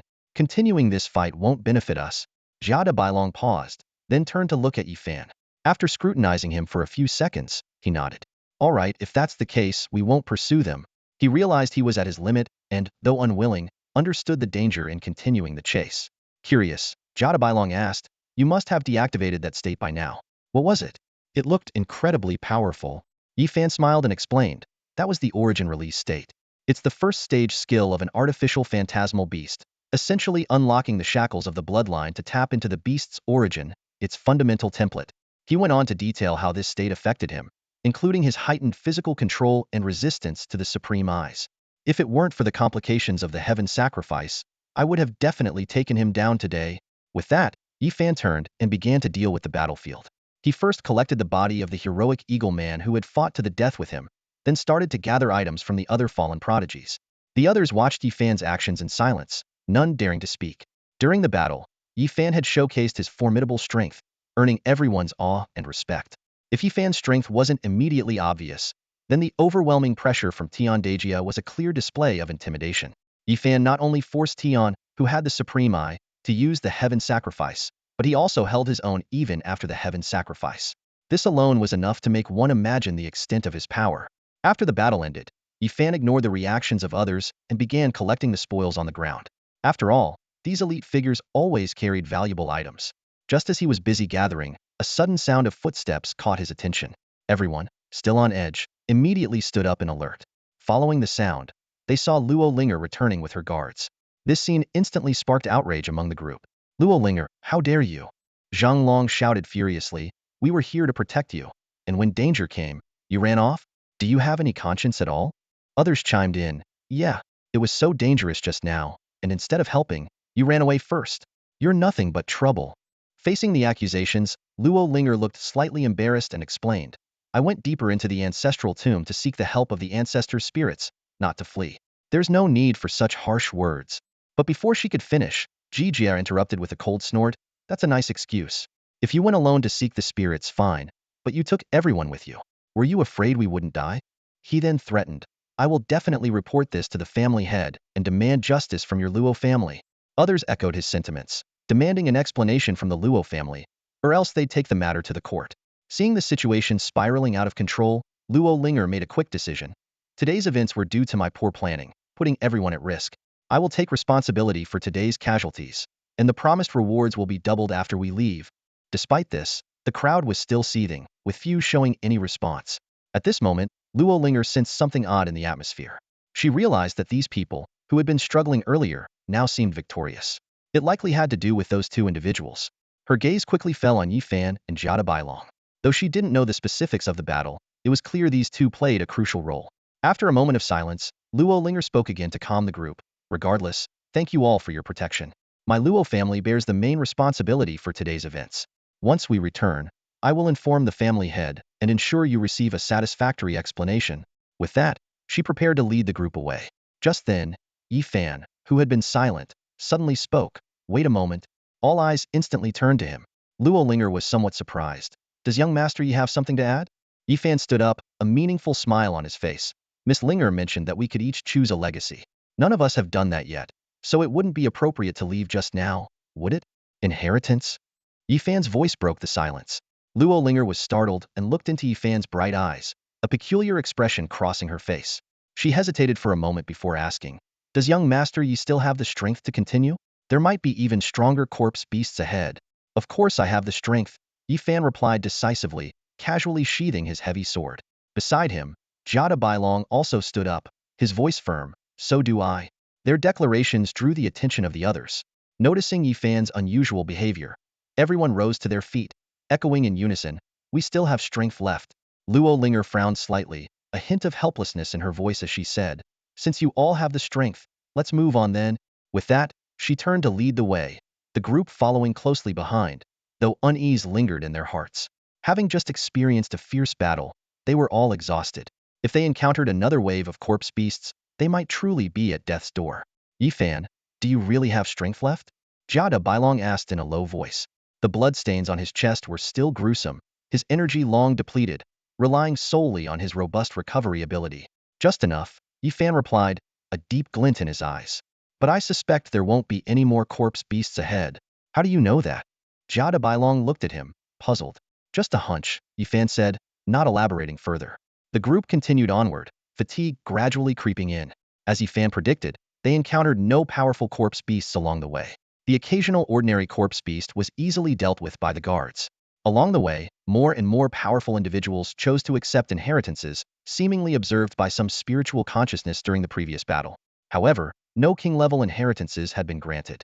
Ji Jie and Zhang Long almost simultaneously received pseudo-king inheritances. A pseudo-king is just someone who can't fully establish their path. Even such inheritances are accepted. Jia Bailong scoffed as he watched the two enter a tomb. He turned to Yifan and asked, Yifan, do you know if the Luo family has any inheritances? Yifan's lips curled into a slight smile as he countered. Why do you say that? You always seem to know a lot of things, Jia Bailong said bluntly. You even seem to know the identity of the person you fought against earlier? I just know a bit, but I can't be certain. Yifan paused. But you are a descendant of a human king. Your family's archives should be extensive. You should know many secrets too, right? My family does have many archives, but I never liked reading them, Jia Bailong grumbled. I was born to practice martial arts. I'm not interested in all those messy records. You don't know how lucky you are. Yifan shook his head. Sometimes, those secret archives can be just as valuable as a top-tier martial art. Before he finished speaking, a tombstone suddenly glowed brightly, and the tomb door slowly opened. An elderly female voice echoed, I am Luo Anshin, the ninth elder of the Luo family. During my lifetime, I attained the path and became a king at the age of 101, having slain over 10 remnants. I specialize in martial arts. If the descendant of the human king is willing, you may come and receive my inheritance. A king-level figure. Everyone's eyes lit up, all turning to Jia Bailong. Jia Bailong hesitated for a few seconds, just about to speak when Yifan interrupted. Senior Luo Anshin's inheritance should suit you well. She was one of the few martial artists of her time to attain the path. You rely heavily on your powerful punches. Perhaps it's time to develop some other skills in martial arts. Jia Bailong remained silent for a moment before nodding and walking towards the tomb. Yifan watched him go, a wry smile on his face. A king-level figure has their dignity. If Jia Bailong were to be disrespectful, not only would he lose the inheritance, but the spiritual consciousness might even lash out at him. The spiritual consciousness of a king-level figure is different from that of a half-step king or top-tier glory. They can still wield the laws. The stronger they were in life, the longer their spiritual consciousness lingers after death, and the more formidable their power remains. Young Master Yifan, will you continue forward? Unnoticed, Luo Linger had approached Yifan and softly asked. The atmosphere grew tense as two more people were chosen to inherit the legacy. Now, aside from Yifan and those who had already received the inheritance, no one else was eligible. Yifan didn't look at Luo Linger, but calmly replied, let's continue. He stepped forward and casually asked, Miss Linger, the ancestral spirit you summoned earlier, from which generation of your family was it? The first or the second? Luo Linger was taken aback by his question and pretended to be surprised. Do you truly believe I summoned an ancestral spirit, young Master Yifan? Yifan smiled faintly and shook his head without elaborating. He knew from his experience in the battle that the opponent, initially intent on a life-and-death struggle, had suddenly retreated for a reason. Luo Linger's return at that moment likely meant she had indeed summoned an ancestral spirit. Luo Linger grew wary of Yifan's words and lowered her voice to ask, Young Master Yifan, do you know the identities of the first and second generation patriarchs of my Luo family? I don't. Yifan replied curtly and continued walking. Luo Linger clearly didn't believe his answer and silently followed, more convinced of her suspicion. Yifan probably knew the identities of the first and second generation patriarchs and was here to obtain their legacy. She felt fortunate that she had already summoned the spirit, thinking that if that one met Yifan, it might agree to something, while the other probably wouldn't favor him. The group continued forward and reached the end of the ancestral tomb. Several tombstones stood in a row, unmarked but grandly built. Yifan hesitated no longer and walked straight to the central tomb. Luo Linger's heart raced as she watched Yifan's actions. Although she had anticipated this, the person buried in the central tomb was not someone easily described. Yifan's footsteps echoed in the silence. All eyes were on him, waiting for what was about to unfold. As he finally stood before the tomb, a brilliant light suddenly shot up from it. Everyone was shocked, and Luo Linger's pupils contracted sharply in disbelief. How is this possible?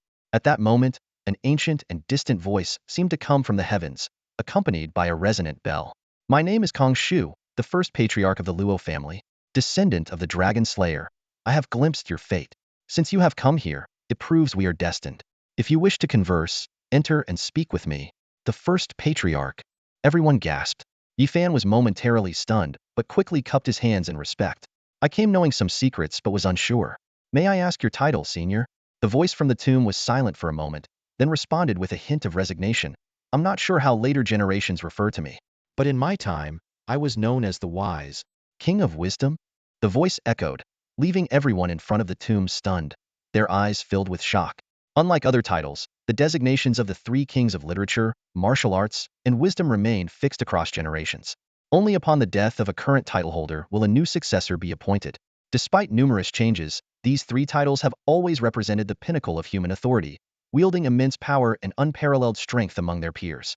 The fact that the first patriarch of the Luo family held the title of King of Wisdom was unimaginable to those present, highlighting the tomb's occupant's prestigious status. With the invitation from the King of Wisdom, I am more than willing to comply, Yifan said, without lingering at the tomb. In his past life, he had connections with the Luo family and understood their origins. This time, his purpose for escorting Luo Linger was precisely to seek out the tomb's formidable occupant. Without delay, Yifan entered the tomb, and the door closed behind him. Luo Linger, standing outside, appeared disheartened. Our family's first patriarch after countless generations trying to obtain his legacy. It now seems destined for an outsider, she murmured, clearly distressed by witnessing the potential loss of her family's ancient heritage. Sensing her emotions, a guard attempted to comfort her. Miss Luo, Elder Kong Shu didn't say he was passing on the legacy to Yifan. He merely invited him inside for a conversation. He didn't say that?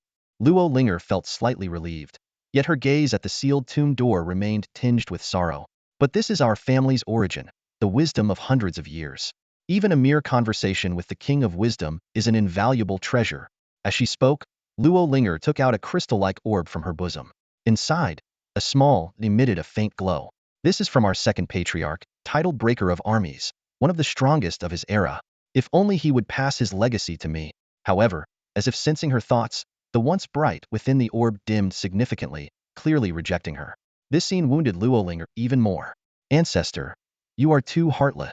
Before she could finish, the light within the orb went out with a soft pop. Meanwhile, inside the tomb, Yifan walked slowly. The interior was pitch black, with only the vague outline of a figure in a cyan robe standing by the steps. Senior Kong Shu, I apologize for the disturbance. Yifan greeted the skeletal figure respectfully. No disturbance at all. Destiny has brought you here. A gentle voice echoed. Feel free to ask whatever you wish. Yifan sat down, pondering briefly before speaking. I have many questions, but I don't know where to start. Did you see the battle I had with those people outside the tomb earlier? Yes, Kong Shu replied. The person you fought seemed to be from the temple. The temple? Yifan asked, puzzled by the unfamiliar term. What kind of organization is that? Kong Shu's tone carried a hint of disdain. Not much of an organization, just a group of individuals who inherited some peculiar bloodlines, raising ancient beasts and considering themselves chosen ones. They aim to revive the beast dynasty and then control these beasts. They're just a bunch of shadowy figures. Yifan pondered. Revive the beast dynasty? So, the dynasty organization is the temple. Did the dynasty organization exist in your era, Senior Kong Shu? If you refer to an organization, yes, but they were not significant, Kong Shu replied, somewhat curious about Yifan's interest in the organization. Why are you so concerned about them? It's not that I'm overly concerned, Yifan explained. In the current era, the human race is declining, mixed with chaos, and the dynasty organization plays a significant role in this turmoil. I encountered them today, so I wanted to ask. The human race is declining? Kong Shu's voice revealed surprise. Why would the human race decline? After the human king unified the races, wasn't it supposed to be a period of progress and prosperity? Unification? Yifan was also puzzled. The human and beast races only reconciled during the human king's 300 years of reign. In later generations, conflicts resumed. Over time, without deliberate effort, even the events of the human king subduing the beasts have become obscure. The human king's unparalleled achievements, it hasn't been that long, how could this be? Kong Shu began, but then paused, seemingly realizing something. So, even before the human king left, some were already plotting. Senior Kong Shu, were you in the human king's era? Yifan couldn't help but ask curiously. Yifan stood in the ancient tomb, gazing at the wise king before him, named Kong Shu. The air was thick with the silence of the ages, as if time itself had halted in this place. I lived through the era when the human king journeyed far and wide. Kong Shu began slowly, his voice tinged with nostalgia.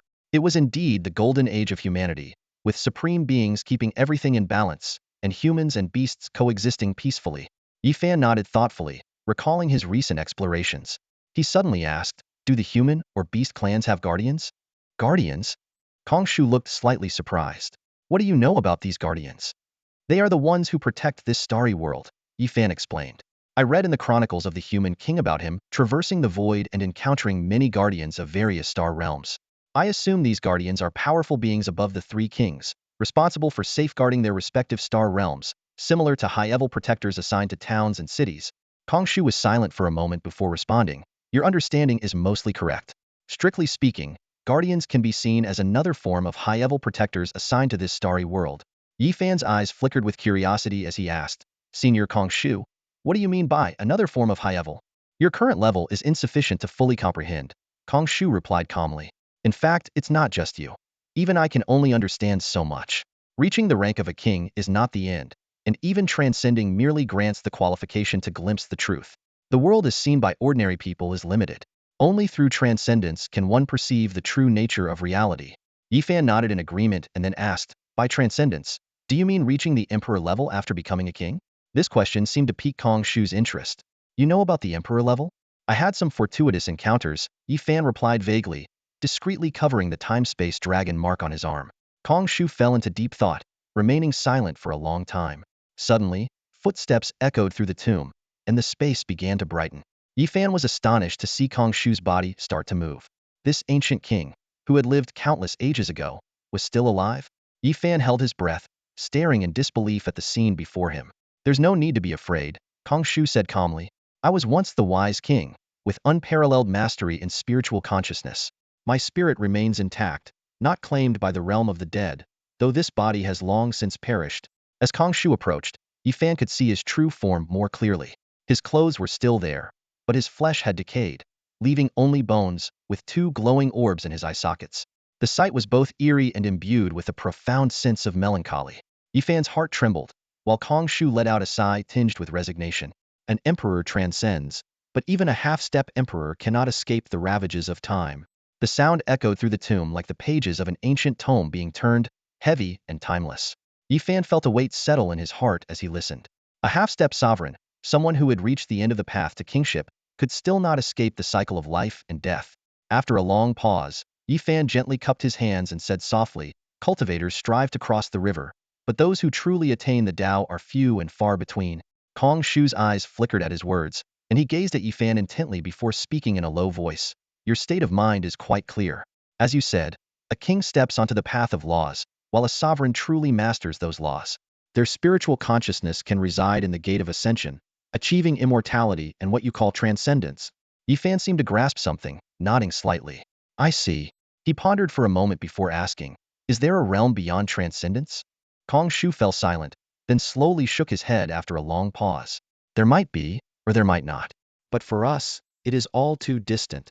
Yifan chuckled self-deprecatingly. I guess I was thinking too much. He looked earnestly at Kong Shu and said, to be honest, Master Kong Shu, the human race is on the brink of chaos. I wish to rise in these troubled times. However, my adversaries remain hidden, and everything is uncertain. Although I have made some arrangements and now control a remote province, I often find myself on the defensive. Do you have any advice for me? Kong Shu's eyes lit up. You wish to rise in chaos. Are you aiming to reorganize the human race like the human king? Something like that, Yifan admitted. I have some obsessions, so there are things I want to achieve. Seeing and hearing more now, I find there are even more things I want to do. Born from obsession, Kong Shu nodded. Chaos indeed breeds heroes, and your state of mind seems quite stable. Let me offer you some pointers from my experience in governance. He paused, thinking, his eyes flickering before they brightened again. First, when employing people, avoid excessive selfishness. Appoint those who are capable to prevent future disputes. Secondly, avoid concentrating too much power in your hands. Distribute authority, manage key aspects, and establish checks and balances to prevent corruption. Meanwhile, at the Demon Stone waterfall in the Human King's secret realm, a completely different scene was unfolding. The giant Jiadinyo heir clumsily held a chess piece, scratching his head in thought as he stared at the board. After a moment, he seemed to give up, slamming the piece down and waving his hand. I'm done. I'm done. Playing chess is too torturous. Sitting across from him was an elderly woman with white hair. Despite her age, her face retained its former beauty, exuding kindness. Hearing Nyoer's complaint, she smiled gently and said, Nyoer, you're always too impatient. If you continue like this, you won't get far on the path to kingship. But I've always been like this, Nyoer replied, with a childlike bashfulness. Grandmother, don't scold me. I'm a simple man, and playing it all is already good enough. Look at Jadabai Long, that brat. If it were him, he would have smashed the board by now. Mentioning Jadabai Long, the grandmother's expression became even more loving. That young one. He's still too young and needs more experience. She showed a hint of worry. With chaos looming, I wonder if he can stay safe on his own. Nyoer took out a red token from his waist and handed it to his grandmother. I told him to carry the ancestral mark, but that brat refused. Ever since he learned that Yifan appeared in the capital, he's been obsessed, running around and never coming home.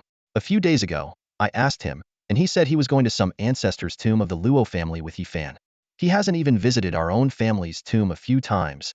The grandmother took the token, gently stroking it.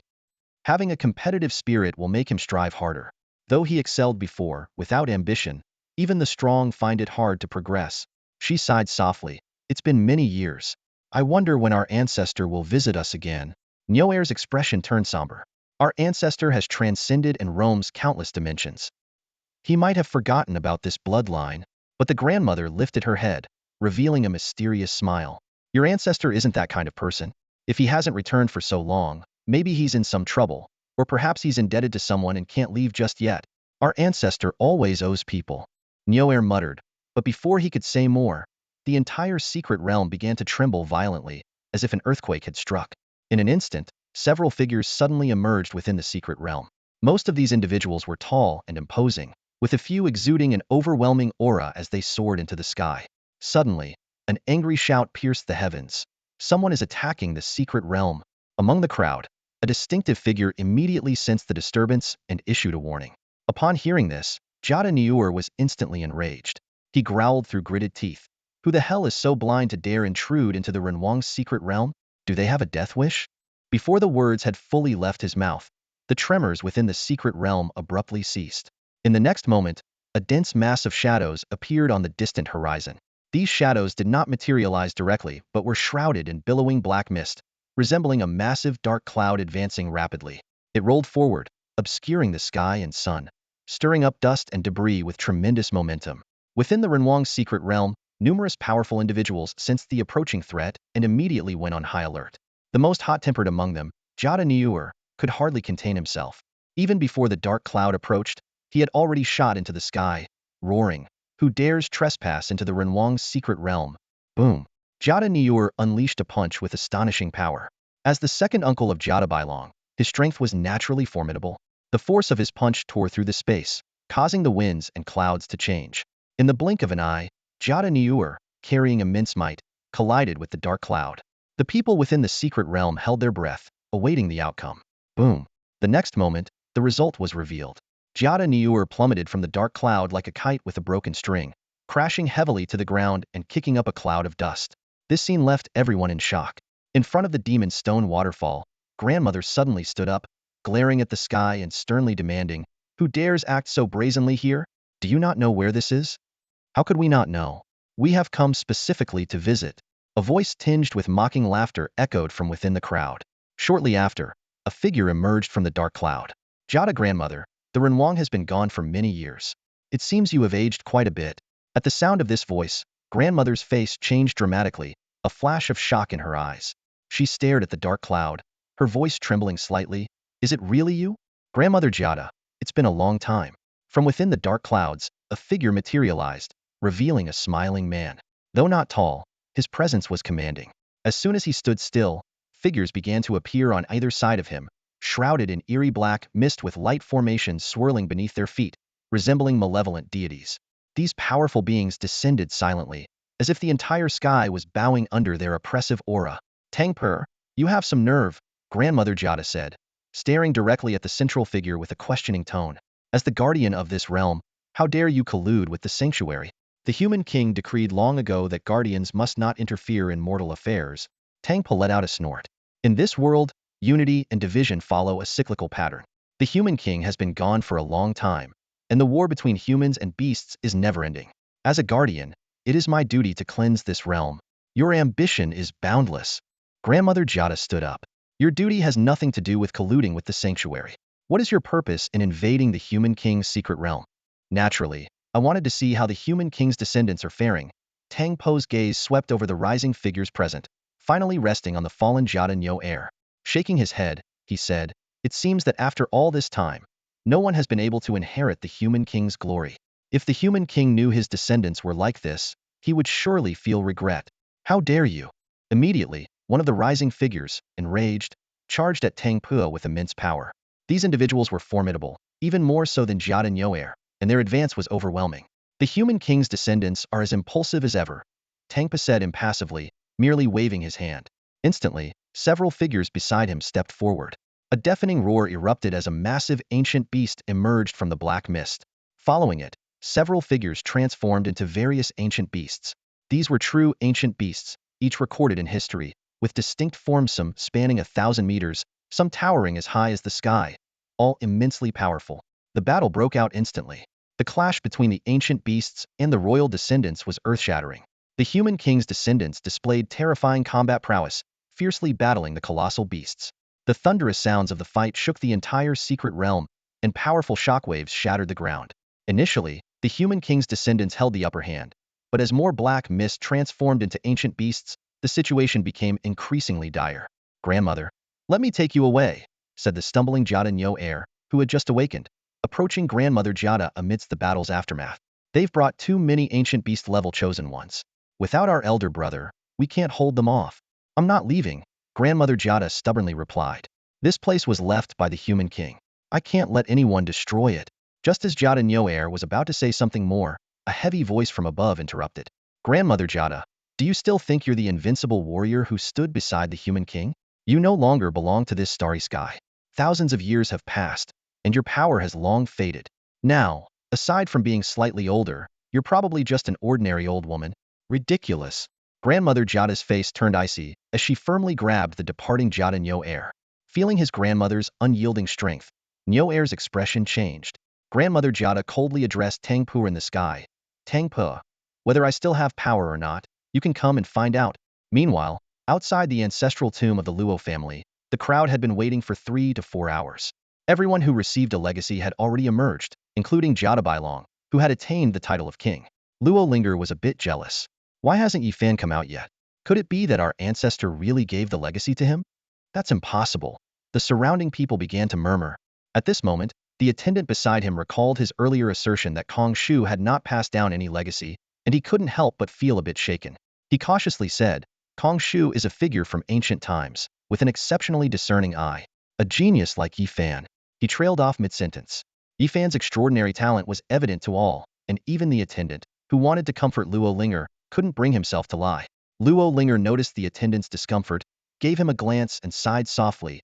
"A prodigy like Yifan, with such remarkable character, if I were an ancestor, I might have been moved too." She shook her head and turned her gaze to Jada Bailong, who stood with arms crossed not far away, a look of helplessness in her eyes. Who would have thought that the one to receive the best inheritance from our ancestor's tomb would be someone from another bloodline? A guard tried to console her. "Miss, didn't you also summon the spirit of the Pajun King? Blood is thicker than water. The Pajun King may not seem to favor you now, but once we leave the ancestor's tomb, he will surely come to favor you more and more." Luo Linger, hearing this, looked down at the orb in her hand once again. The orb was shrouded in darkness, and she shook her head. "Gaining the approval of our ancestors is no easy task." Meanwhile, inside the tomb, Kong Shu leaned against the wall, his eyes glowing softly as he spoke. "If rewards and punishments are clear and there is a well-defined promotion system, it can inspire subordinates to strive for progress." He paused briefly before continuing. "All right, I have shared with you almost all the knowledge and advice I have accumulated over a century in governance." Yifan respectfully cupped his hands and said, "Thank you, Senior Kong Shu, for your teachings." Over the past few hours, Kong Shu had thoroughly explained how to organize and develop a force. As one of the 3 supreme kings of the human race, Kong Shu's insights were often strikingly accurate, far surpassing Yifan's previous superficial understanding. Although Yifan did not entirely agree with some of the views, he still benefited greatly. Kong Shu responded calmly, "It's just theoretical talk." His voice sounded somewhat weak. Noticing Kong Shu's fatigue, Yifan once again cupped his hands and said, "Senior, your spirit endures, perhaps still waiting for future generations to arrive. Today's words have been greatly enlightening for me. Thank you for your guidance. I shall take my leave now and not disturb you further." "No need to rush." Kong Shu waved his hand, his eyes glimmering. "Don't you want to learn some of my techniques, or the way to command beasts?" Yifan was taken aback and instinctively replied, "Of course, I would like to, but I am not from the Luo family." Kong Shu shook his head and interrupted, "If I limited myself to bloodlines, I wouldn't have invited you for a conversation. The Luo family is merely a promise I made to a loved one back then." "Do you promise?" Yifan was momentarily taken aback by the question, his gaze lingering on Kong Shu, a hint of hesitation showing in his eyes. After a brief pause, he spoke, "Senior Kong Shu, to be honest, when I met my beloved, the Luo family had not yet been established. How could there be any talk of visiting?" Kong Shu's reply carried a barely noticeable hint of affection. "At that time, I was already renowned throughout the world, having reached the threshold of the Emperor realm. Though I had not transcended, I still possessed a lifespan of several hundred years.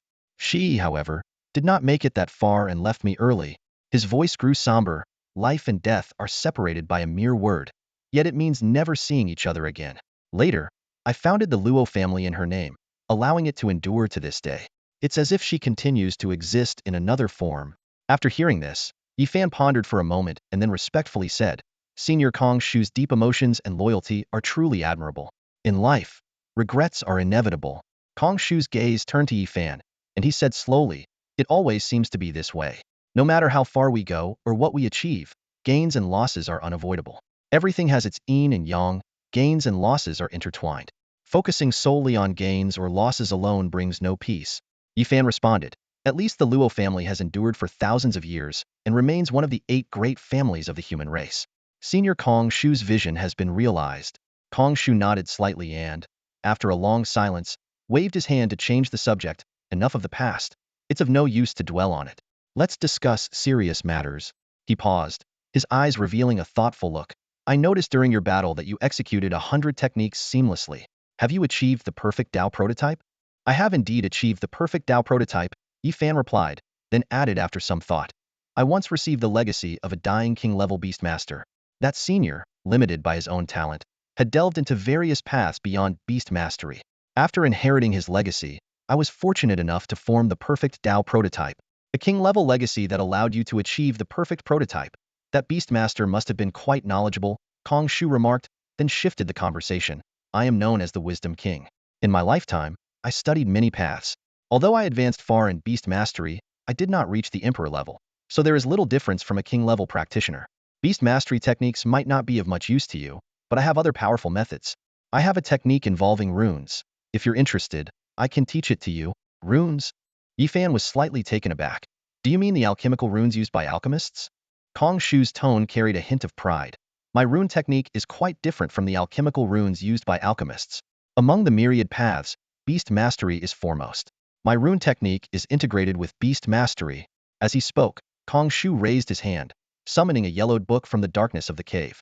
Yifan caught it steadily and saw 4 large characters on the cover. "100 rune solutions? Aren't these still runes?" Yifan thought to himself, feeling slightly exasperated, but as Kong Shu gestured for him to open the book, he complied. As he read deeper, his expression shifted from exasperation to astonishment. "This technique is incredible," Yifan exclaimed, his eyes filled with surprise. "Senior Kong Shu has rewritten the alchemical runes used by alchemists and adapted them onto talismans, making them akin to disposable beast mastery abilities."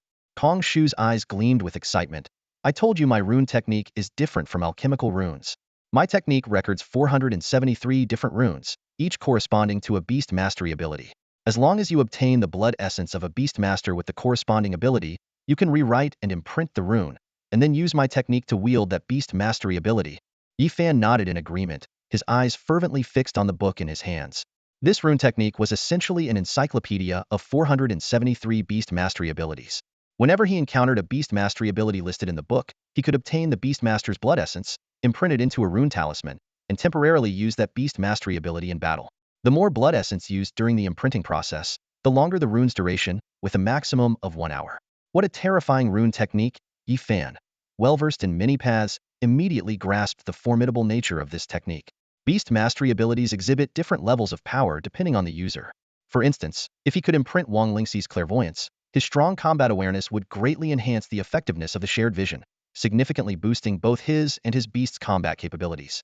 Yi Fan stood in the ancient ruins, facing the skeletal remains of the wise king, Kong Shu. They were discussing the mysteries of rune magic, and Kong Shu's words revealed his pride in his mastery of the art. These are just some special enhancements. Kong Shu's voice echoed through the clattering of bones.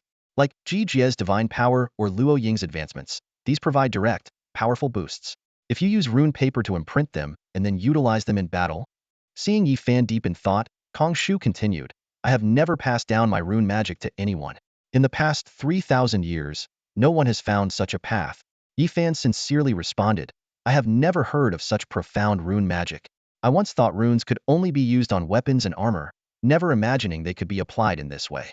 Your name as the wise king is truly well-deserved. Kong Shu let out a strange laugh, the sound of bones clashing echoing through the empty ruins. Indeed, my rune magic is advanced, but it has its limitations. For example, the bestiary of beast control runes only includes over 400 types, which is a significant constraint. He continued, however, I have documented how to supplement the bestiary, so you can perfect it yourself in the future. As for rune conflicts and combinations, you will need to research those on your own. Your path of perfection involves integrating various disciplines, and this tome of rune solutions combines alchemy, beast control talents, and some formation knowledge, making it highly compatible with your skills. Yi Fan respectfully cupped his hands. It fits perfectly. The comprehensive experience you have shared is already invaluable, and now this tome of rune solutions is a priceless treasure. Such great kindness, I have no way to repay. Ah, don't talk about not being able to repay, Kong Shu interrupted. I passed on my rune magic to you naturally expecting something in return. Yi Fan was momentarily stunned, then said, if there's anything you need, I will do my utmost to help. It's not really about need. Kong Shu's skeletal frame turned to Yi Fan, the light in his eye sockets flickering. The human king once used a forbidden technique with the help of a prophet in this starry sky to resurrect a companion. Logically, after that, humans should have had no great fortune for 10,000 years. But now, so many human prodigies have emerged, and with what you've mentioned, I can infer a few things.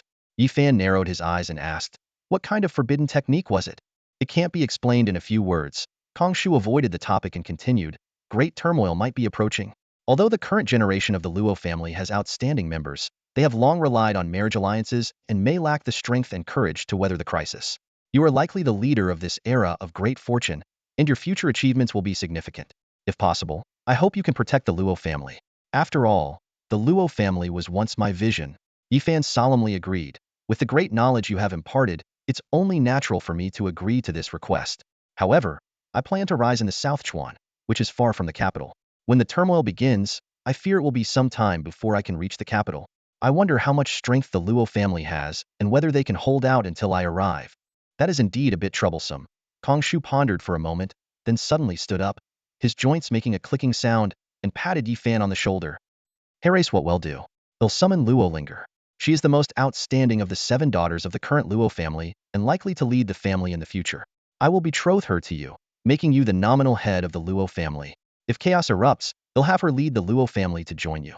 This way, we achieve 2 goals, and we can also form a good bond. What do you think? Yi Fan gasped in astonishment, staring at Kong Shu in disbelief. He blurted out, Kong Shu, I see you as a senior, but do you want to be my ancestor? Listening to Yi Fan, Kong Shu tapped the stone table beside him, a meaningful smile appearing on his face. He waved his hand casually and said, the book is yours and you've agreed. So the Luo family is now your responsibility.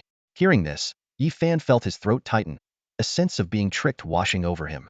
He looked at Kong Shu with a complex expression, silently lamenting his situation. Kong Shu, seemingly aware of Yi Fan's thoughts, continued, you're a smart person and understand what I mean. If you're unwilling to marry, I won't force you.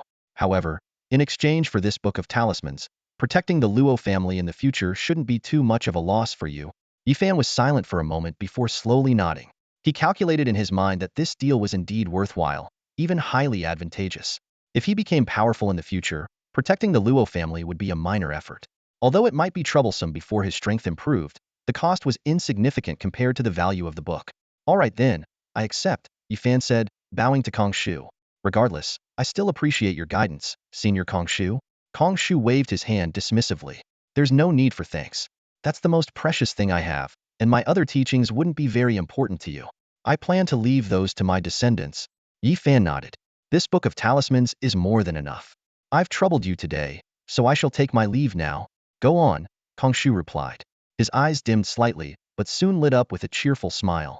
I've been alone in this tomb for many years without anyone to talk to. Your visit has relieved some of my boredom. Noticing the change in Kongshu's eyes, Yi Fan hesitated before saying, Senior, your spiritual consciousness seems to be fading. If you need, I know some methods to preserve it. Before he could finish, Kongshu interrupted. The skeletal figure made a strange clattering sound as he looked up with a hint of melancholy. Forget it. I've lingered too long. I'm weary of this existence. Once I've passed on some of my teachings, it will be time to report to the realm of the dead. Is there really a realm of the dead? Yi Fan asked. It was the second time he had heard of it, and though he had heard rumors in his previous life, he had always been skeptical. After all, once a person's spiritual consciousness dissipates, how could they appear in some so-called realm of the dead? Kongshu shook his head. I don't know. Sometimes it seems I've glimpsed it, but it might just be a figment of my imagination. He turned to Yi Fan with a wistful smile. But true or false, it doesn't matter. Having a reason makes facing death a bit easier. After a while, the tomb door finally opened, and Yi Fan emerged. The crowd immediately focused on him, their eyes filled with curiosity and expectation. Jada Bailong bluntly asked, Yi Fan, what inheritance did you receive? The inheritance of the ancient sage king must be impressive, right? I didn't receive any inheritance, Yi Fan replied calmly. His words drew skeptical looks from the crowd. Someone scoffed. You were in there for 4 or 5 hours, and you say you got nothing? Were you chatting for all that time? Jada Bailong also looked puzzled, but quickly patted Yi Fan's shoulder in consolation.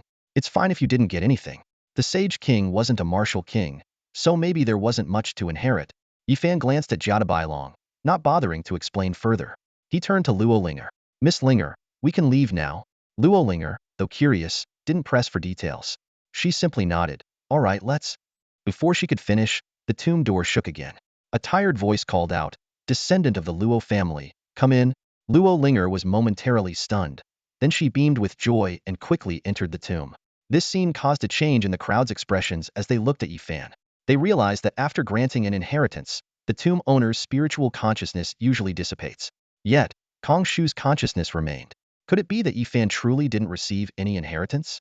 Yi Fan noticed the change in their gazes, but didn't mind. He looked around and spotted several Luo family guards who hadn't been there before.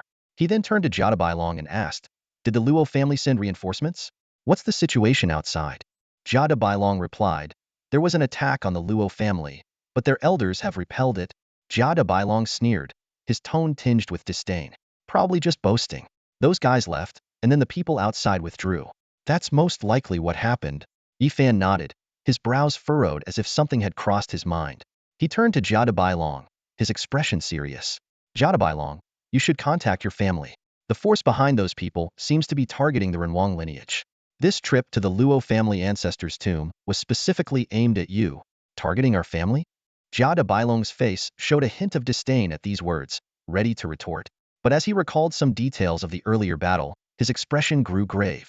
After a moment of silence, he silently took out his communicator. A moment later, Jada Bailong's expression changed abruptly, his voice carrying a hint of tension. Can't get through. Someone has cut off the connection between the Renwang's secret realm and the outside world. Uneasy, he explained. The Renwang's secret realm is guarded by many with the Renwang bloodline, who are very powerful. So, unlike other hidden families, we haven't cut off contact with the outside world. This sudden disconnection, without any prior notice, likely means something has happened, just as Yi Fan said. With a serious expression, Jada Bailong strode off into the distance. I need to check on my family. Yi Fan followed immediately without a word. The guards watched the two leave, wanting to stop them but ultimately just silently watching, perhaps intimidated by their strength. Time flew by, and suddenly the tomb door trembled. Luo Linger walked out, her expression dazed. A loyal guard immediately approached her. Miss, how did it go? Did you receive Kongshu's legacy? Luo Linger shook her head, her eyes scanning the surroundings. Where's Yi Fan? He and Jada Bailong left first, the guard replied, still concerned about the legacy. Miss, did you really not receive any of Kongshu's legacy? Luo Linger's expression remained vacant as she softly replied. I received 3 sentences, all related to Yi Fan. 3 sentences? What 3 sentences? The guard asked curiously. Luo Linger slowly spoke, each word seemingly laden with meaning. Find him, stick to him, marry him. At the entrance of the Luo family estate, 2 elders stood vigilantly, their expressions wary. The recent surge of attacks had made them especially cautious. The sound of footsteps echoed from the teleportation portal, and soon, the figures of Jia Bailong and Yi Fan emerged. Without sparing a glance, they walked straight past the elders, not even acknowledging them. This abrupt show of disrespect caught the elders off guard. Just as one was about to reprimand them, the duo had already disappeared into the distance. The elder could only grumble in frustration. Young people these days, so impolite. Elder Zhang Fe, however, appeared more forgiving. He waved his hand dismissively, saying, "They're young, full of vigor and pride. It's to be expected." Elder Huang Yuan, stroking his beard, continued to watch the departing figures with a hint of admiration in his eyes. "I actually think those two boys have potential. They have the makings of prodigies. Their future achievements won't be insignificant." Zhang Fa couldn't help but tease. "Huang Yuan, are you picking out potential sons-in-law again? Ever since your daughter was chosen as one of the Luo family's 7 daughters, you've been selecting sons-in-law by the hundreds." Huang Yuan responded with a carefree smile. "A fine bird chooses a good tree. I only have one daughter, so I must choose carefully." The two elders then chatted about the traditions of the Luo family. As a prominent family, the Luo family regularly recruited many sons-in-law. The selection of the 7 daughters of the Luo family was particularly significant. These 7 women were not chosen randomly. They had to be selected from the descendants of the previous generation's 7 daughters. Only when there were not enough direct descendants would they consider candidates from the collateral branches. Huang Yuan's daughter was one such fortunate candidate, having risen from a collateral branch to become the youngest of the current 7 daughters. Though she wasn't as dazzling as Luo Linger, she was still quite outstanding, thus becoming a direct member of the Luo family. Huang Yuan naturally felt proud of this. Zhang Fa, sensing an opportunity, remarked sarcastically, "You keep picking sons-in-law, but you never seem to settle on any. I bet you won't approve of these two either, saying their status isn't high enough or something." Huang Yuan quickly clarified, "Oh, they're definitely good enough. The descendant of the human king and the grandson of the battle king, those are impressive credentials." Before Huang Yuan could continue boasting, Zhang Fa changed the subject. "The family head is still investigating the identities of those who broke into the ancestral tomb. 4 elders were injured, 1 died, and everyone is anxious. Yet you still have the mood to pick sons-in-law." Huang Yuan lowered his voice. "What's done is done. There's no point in stressing over it." But the intruder was indeed formidable, probably an old king-level expert. Even the senior elders couldn't handle him. Zhang Fa nodded. "It's been years since anyone dared to act so recklessly in the capital. If a king-level expert is involved, it's a serious matter. The hidden families wouldn't dare. It's likely the work of that royal organization. They should have been eradicated long ago. I don't know what the higher-ups are thinking, letting everyone run amok." Huang Yuan seemed indifferent. Complaining won't help. Everyone believes chaos is imminent, so they don't care. That royal organization won't amount to much. He glanced again in the direction where Yi Fan and Jia Bailong had disappeared, stroking his beard and muttering, "Those 2 lads, they're quite impressive." Meanwhile, Jia Bailong and Yi Fan had traveled swiftly, reaching the outskirts of the human king's secret realm in less than half a day. Yi Fan looked back, seeing what appeared to be an ordinary long road. He knew, however, that without Jia Bailong's guidance, the myriad of illusionary arrays along the way would have left him lost for hours. The entrance to the secret realm was located on a rugged, rocky mountain. Jia Bailong approached confidently, placing his hand on a stone and manipulating a few peculiar rocks. Instantly, the mountain rumbled, and a purple portal gradually emerged from within. Jia Bailong stopped before the portal, frowning slightly. "Someone's been here." Without further explanation, he motioned to Yi Fan, and the two swiftly stepped through the portal. The portal shimmered like water, and as they passed through, the scenery changed dramatically. Yi Fan stood still, taking in the rivers and mountains around him, feeling the unique aura in the air. His eyes reflected awe. So this is the human king's secret realm? In his past life, he had visited this place before. However, back then, the human king's secret realm was far from its current splendor. Upon entering, he only saw the ruins of dilapidated buildings. Apart from the intact magic stone waterfall, there were no such mountains and rivers. The sight before him now was breathtaking, with mountains and rivers seemingly formed from pure elements. Whether it was the mountains or the water, they appeared like pieces of mystical herbs exuding unique aromas. The presence of these natural landscapes made the elemental concentration in the secret realm vastly superior to that of the Mingxin sect that Yi Fan had previously visited. True treasures of nature, Yi Fan marveled silently, turning his gaze toward Jia Bailong beside him. At that moment, Jia Bailong was operating a communicator with a furrowed brow, clearly having received some bad news. Someone has indeed invaded the secret realm, Jia Bailong suddenly exclaimed, a flash of anger in his eyes, as he strode forward. Yifan followed closely, walking side by side with him. After passing through the mountains, their view suddenly opened up to a vast plain. However, the scene before them made their pupils contract sharply. Scorched earth from a fierce battle lay everywhere, with huge craters scattered around. In the center of the plain, a large patch of eerie blue flames burned. Compared to the initial site of the secret realm, this area was now a complete wasteland. Yifan took a sharp breath, his hair standing on end, and he couldn't help but wonder, could the Human King clan have been annihilated?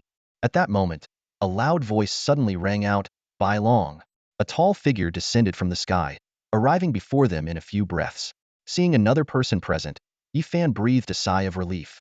Jada Bailong quickly spoke. "Fourth uncle." Fourth uncle looked anxious. "Good lad. Grandmother said you might run into trouble. The secret realm was breached, and we couldn't contact you. I was worried sick. Are you alright?" "I'm fine," Jada Bailong replied. "The Luo family intruded into our ancestors' tomb. Yifan and I drove them away." "Yifan?" Fourth uncle was momentarily taken aback, turning his gaze to Yifan with a complex expression. "So it's you, young man?"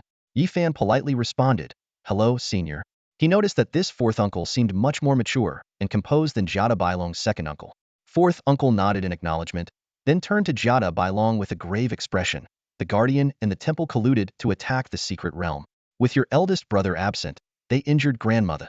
Before he could finish, Jada Bailong's face changed drastically. He asked urgently, "Grandmother was hurt? Where is she?" "She's healing in the ancestral hall," fourth uncle replied, walking towards a building with Jada Bailong in tow. "Your second and seventh uncles were also injured. They're there too. Fortunately, you left the ancestor's mark." When grandmother was hurt, the ancestor's mark was triggered. Jada Bailong's tone was discontented.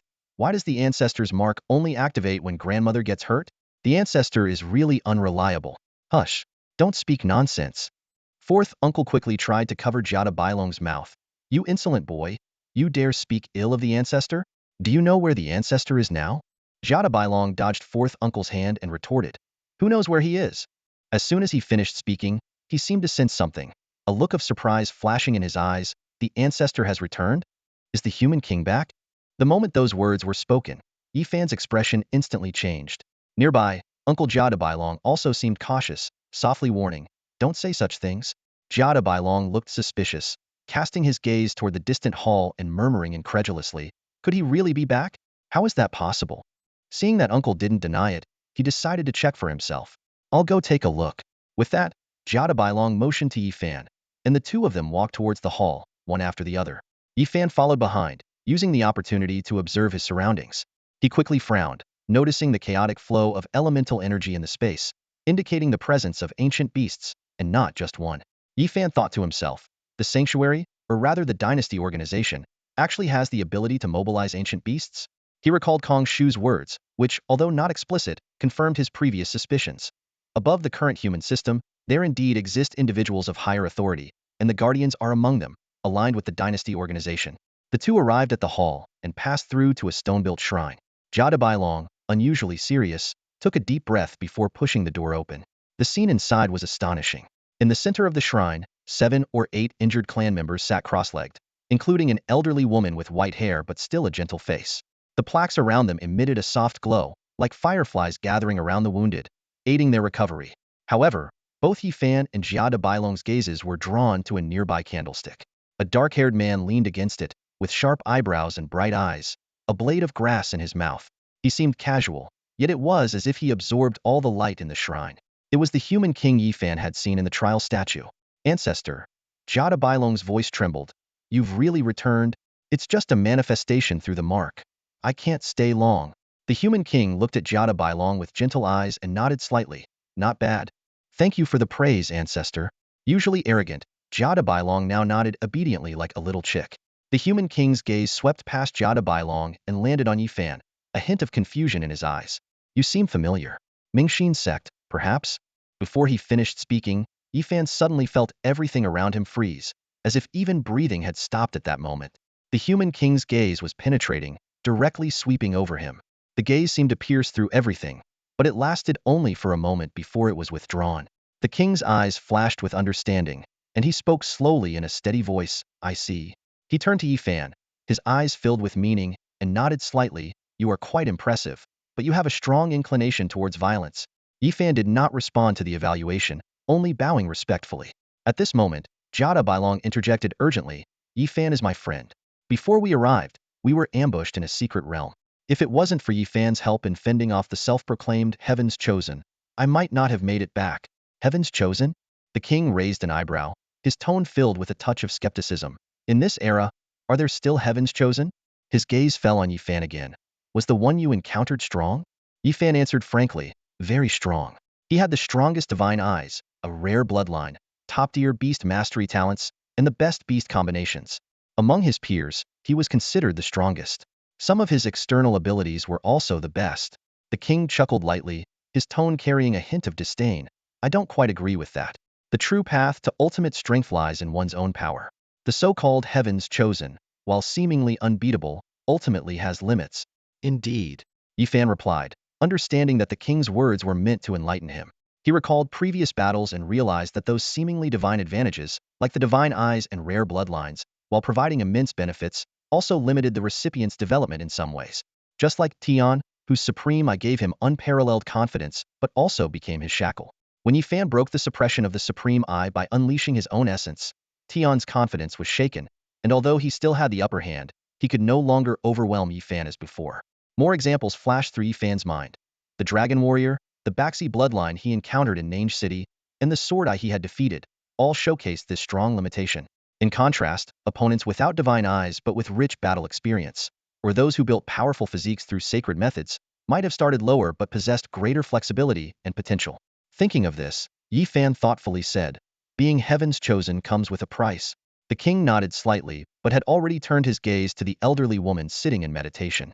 She must be the grandmother of the Jada lineage. Though her face had not aged excessively, her head of white hair made her appear much older than the king. However, this did not affect the king's feelings for her. His gaze was soft, filled with deep affection that spoke of centuries of longing coming to the surface at that moment.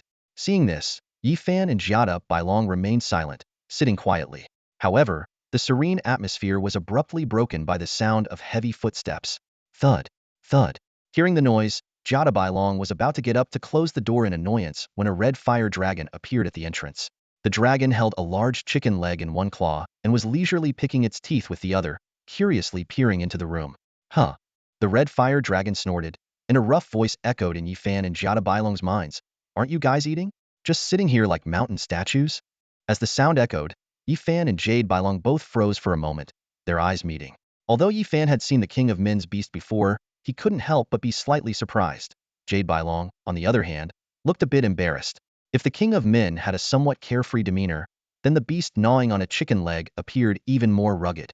Faced with the king's beast, both were momentarily speechless. The red fire dragon, however, was unfazed, casually tossing the chicken leg into its mouth and patting its round belly.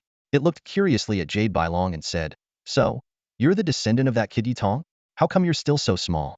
When I left with Yitong, you'd already been born for a while. As it spoke, the red fire dragon moved closer to Jade Bailong, its enormous head nearly touching his face, its round eyes staring intently. Jade Bailong, feeling a bit uneasy under the gaze, turned to the King of Men for help. Ancestor, is this? The King of Men stood up straight from the candlestick and waved at the red fire dragon. All right, old spout. This is many generations down the line. Not the one you saw back then. Old spout suddenly understood and stopped staring at Jade Bailong.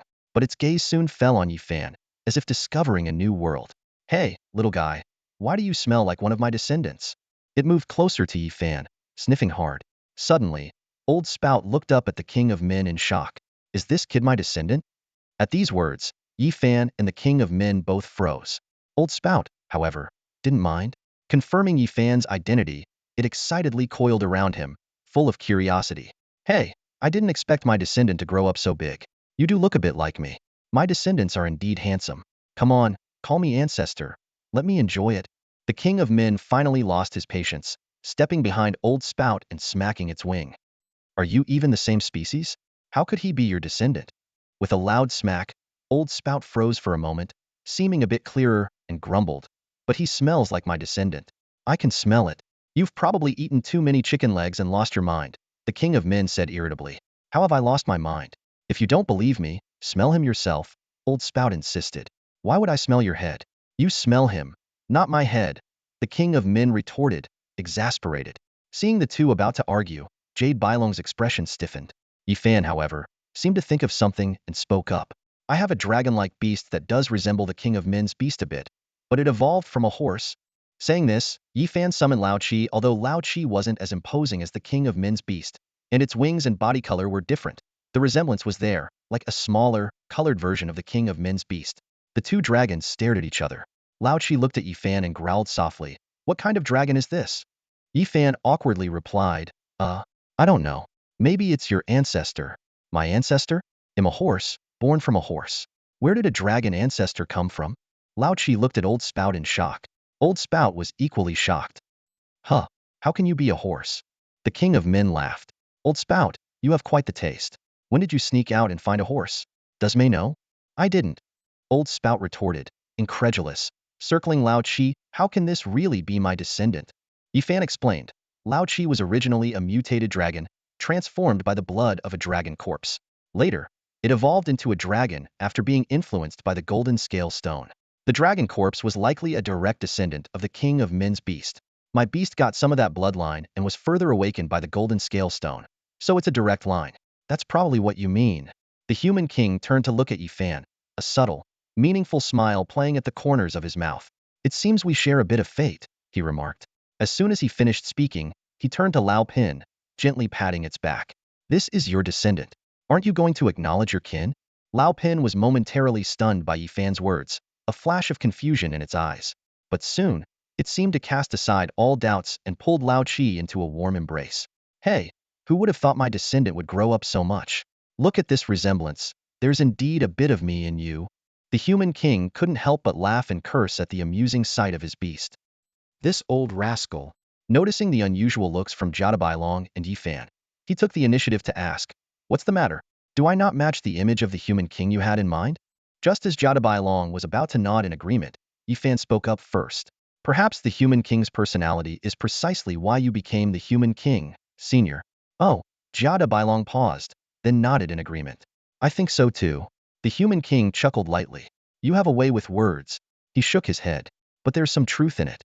I never aspired to be the human king, nor do I have any interest in the title. Jadabailong was about to respond when Yifan once again spoke first. Those who seek the title of human king are not true human kings from the start. Oh, Jadabailong nodded again. I agree.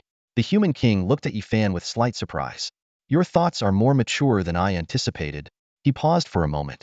It seems you have great ambitions, with impressive strength and opportunities. Are you interested in becoming the next human king?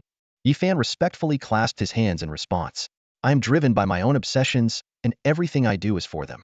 The role of the human king is to benefit the entire world, but I act on personal emotions, with too much selfishness and a strong desire to kill.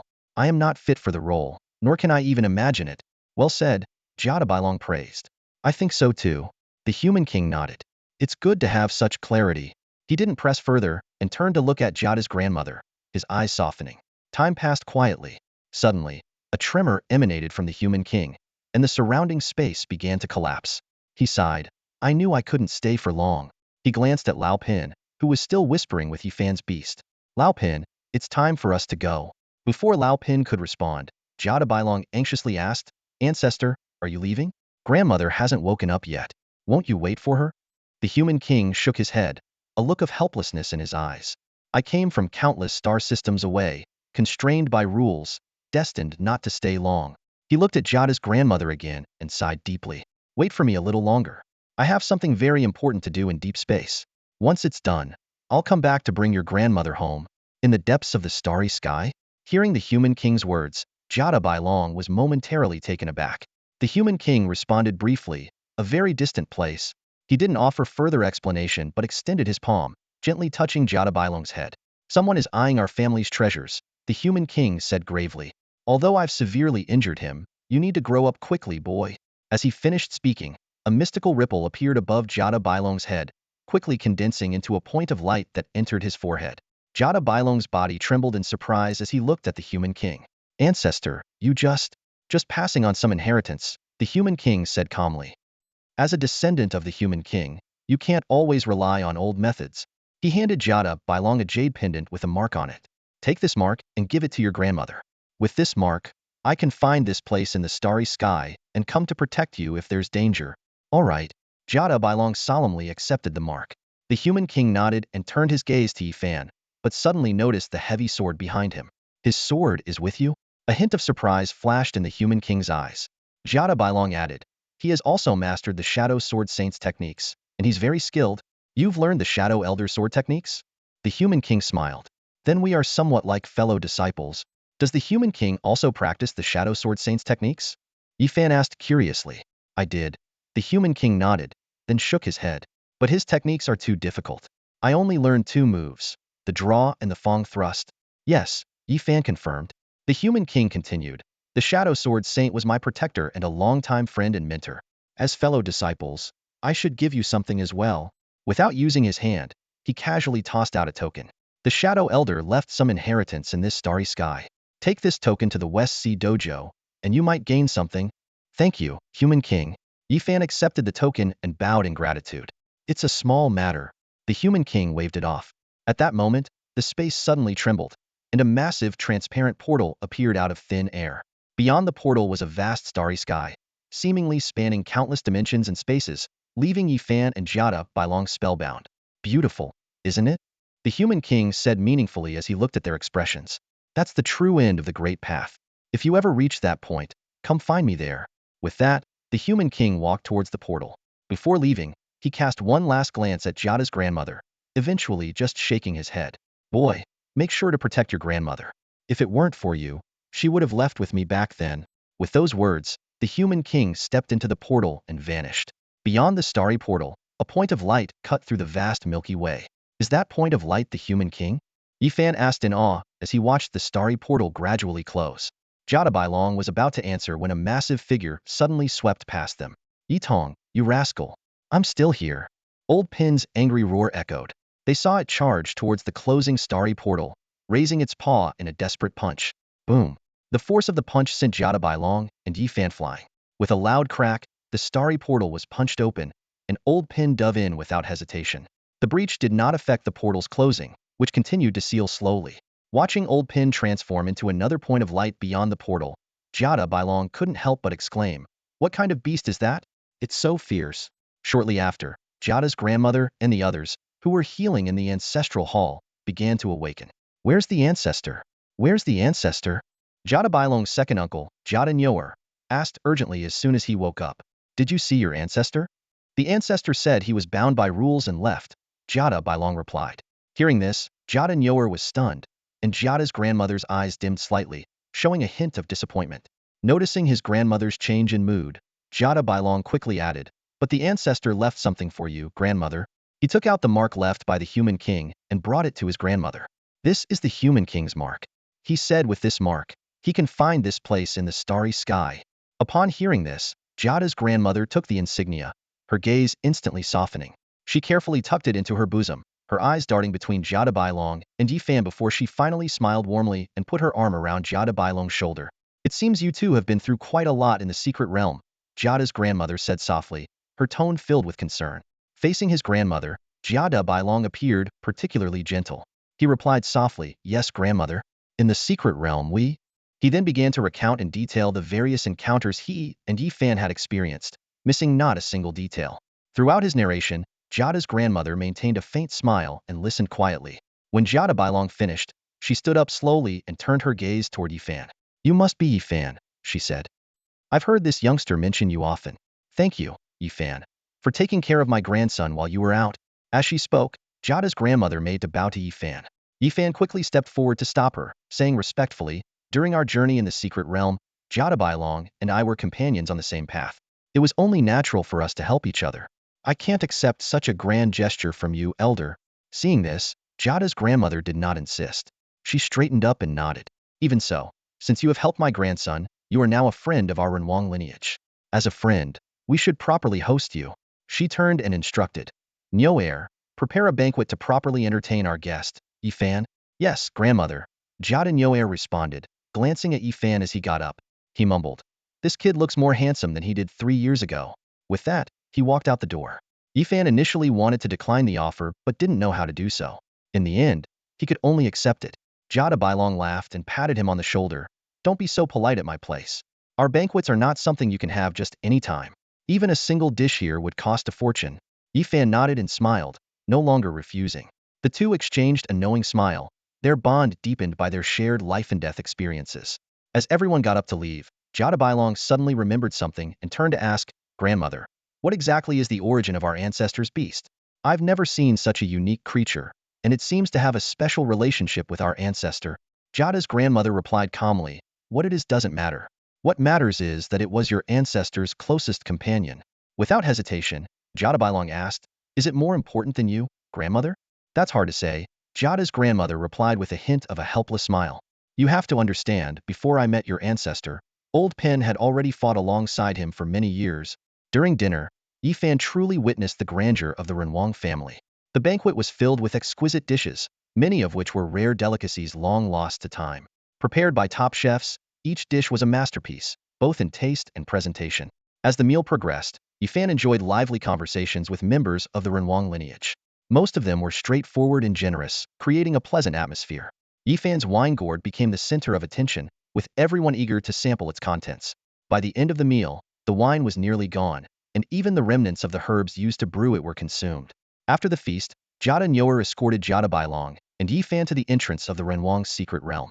Slightly tipsy, he waved and said, "Yifan, come visit again sometime." Yifan smiled and replied, "I will." Jada Bailong urged, "Uncle, you should head back now." Jada Nyoer grumbled, "You brat, I'm just seeing you off and you're already trying to get rid of me." He hiccuped, patted his belly, and turned back into the secret realm. The water-like ripples of the entrance shimmered, reflecting the surrounding mountains. On the way back, Jada Bailong exhaled deeply and said to Yifan, "Good thing you informed me, otherwise I wouldn't have known about the trouble in the family." Yifan frowned in thought and replied, "Whether I told you or not didn't make much difference. With the Renwang back, everything will be under control." "What are you thinking about?" Jada Bailong asked. Yifan responded, "I'm thinking about their next move." Even though the warden was injured by the Renwang, the sanctuary is still powerful, with over 10 entities capable of transforming into ancient beasts. This kind of power is still devastating. They must have a detailed plan, and the Renwang lineage is just the beginning. Although their initial attempt was thwarted, I believe they will continue their actions. Do you think they'll target other factions? Which ones? Jada Bailong pressed. Yifan analyzed. Since the human race hasn't collapsed and chaos hasn't begun, they probably won't act openly. They'll likely target sects and families hiding in secret realms. Besides the Renwang lineage, there's the ancient Sekmingxin and the hidden families led by the Tang family in the desert. These are all powerful entities. To revive the Beast King dynasty, the sanctuary must weaken human forces, making these families and sects likely targets. How do you know the names of these hidden families? Jada Bailong asked, surprised. Yifan explained, even hidden families leave traces. When I get back, I'll have my uncle warn these families and sects, urging them to come out of hiding. Staying in secret realms is no longer safe. Not every family can fend off strong enemies like the Renwang lineage. On the surface, there are still rules, and under the watchful eyes of the three kings, no one dares to break them easily. Jada Bailong nodded. "I'll inform my family too, and see if they can notify others." He didn't overthink it, seeing it as a rivalry among the young generation. "Do you think Tian will come back to school?" Jada Bailong suddenly remembered, feeling angry. "That scoundrel ambushed us. If I find him, I'll definitely settle the score." Yifan waved his hand. "He probably won't come back." After this clash, everyone has revealed most of their cards. Tians for extraordinary eternal beasts need time to recover. We've all gained some legacies. We should use this time to train and prepare for the next battle. True. Jada Bailong agreed. The martial arts techniques you passed on to me from that predecessor are quite impressive. Coupled with a few moves from my ancestor's legacy, I should break through soon. It won't be long before you can't beat me. Yifan laughed. "I'll be looking forward to it." Suddenly remembering something, he asked, "Hey, Jada Bailong, doesn't your Renwang lineage have beast-taming talents?" "Sure we do." Jada Bailong answered. "My beast-taming talent is pretty good, top tier among Blevel. Then why haven't I seen you use it?" "Beast-taming talent usually requires beasts to command, and I don't have any beasts to command." Yifan was speechless for a moment before asking, "So what exactly is your beast-taming talent?" "Regal authority." Jada Bailong scratched his head. "It's a family talent that allows me to exert bloodline pressure on beasts with lower bloodlines." "Doesn't seem very useful." The name Sovereign Power made Yifan's eyes twitch slightly. It was like a magnifying glass, amplifying the pressure of beast bloodlines. For beasts with powerful bloodlines, this ability was nothing to scoff at. Yifan's mind immediately conjured an image of his own formidable beast. "Jada Bailong, can you give me some of your blood?" Yifan asked, a hint of anticipation in his voice. Jia Bailong raised an eyebrow. What do you need blood for? Before the words were even fully out, he had already drawn a small knife and cut his palm without hesitation. You planning to study my bloodline? Seeing Jia Bailong's straightforward action, Yifan couldn't help but chuckle. You're straightforward to the point of being scary. Although he said this, his eyes flashed with a hint of admiration. Friends like Jia Bailong were indeed rare. Despite his arrogance and sharp tongue, he was fiercely loyal and forthright with his friends. Yifan took out a small bottle to collect the dripping blood and asked, if you have time later, would you join me on the front lines? It could be quite interesting to fight there. The front lines, definitely. But I won't go with you, Jia Bailong replied proudly. Cultivators should blaze their own trails. Going with you would be too easy. While I acknowledge you as a friend, I won't be likely you and the others who stick by your side. On the path of cultivation, we're still rivals. Yifan laughed at this and responded cheerfully, then we'll fight our own battles. When we reach the pinnacle, we'll have a good match. Time flew by, and the scene shifted to the dormitory courtyard of the academy. Yifan was fully engrossed in studying talisman techniques, with several bowls of blood in front of him, evidently obtained from Li Yu and others. Since returning to the academy, he had dived headfirst into the talisman studies provided by Kong Shu. Talisman techniques were powerful but challenging. Drawing the runes, casting them, and constructing the talisman paper each step was a hurdle. Even for Yifan, who was proficient in many arts, the step of turning blood into symbols posed a significant bottleneck. At this moment, Yifan was completely absorbed, repeatedly dipping his fingers in blood to draw talismans. After each one, he would carefully inspect it, discarding it immediately if it failed, and starting on the next. His focus was intense, and piles of discarded talisman papers had already accumulated around him. At the doorway, Li Pengzi, Wang Lingxi, and Ma Xiaoxue peeked in, their eyes wide with curiosity. Whoa, Yifan's gone nuts, hasn't he? Li Pengzi mumbled, looking at the cut on his hand with some distress. He's drawn 2 pounds of blood for me these past few days. If I didn't eat a lot, I'd be done for. Wang Lingxi quickly hushed him, don't talk. If you disturb Yifan, he'll draw another half-bound from you. She looked at Yifan's back, her brows furrowed. But what's up with Yifan? Ever since he got back from the secret realm, he's been doing nothing but messing with those weird talismans in the courtyard. Before she could finish, Yifan suddenly stood up, clutching a glowing talisman in his hand, his face beaming with unconcealable excitement. I did it! His triumphant shout echoed through the courtyard. At the entrance of the large courtyard, Li Pengzi and a few others watched in astonishment as Yifan suddenly stood up. Yifan, however, remained unfazed. Holding a talisman, he waved his arm lightly. In an instant, a majestic death eagle materialized before them.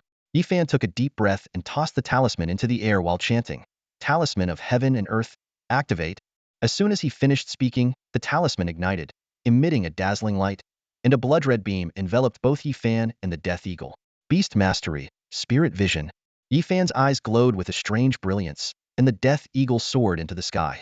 At that moment, Wang Lingxi, possessing the spirit vision ability, immediately realized that Yifan had successfully activated it, and her face was filled with astonishment. That talisman can actually allow Yifan to use our abilities. Wang Lingxi exclaimed. Li Pengzi and Ma Xiaoxue were stunned for a moment before realizing the talisman's extraordinary value.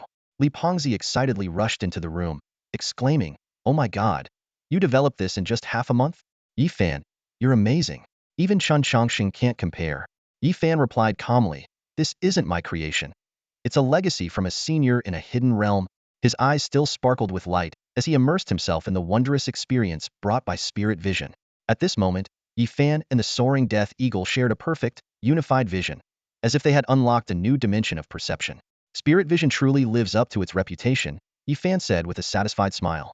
He then quickly inscribed a second talisman, chanting, Beast Mastery, Venom Enhancement. This was Li Pengzi's ability, though it had no apparent effect on the non-venomous death eagle. Next, Yifan used Ma Xiaoxue's ability, Upper Limb Enhancement, unexpectedly sharpening the death eagle's talons.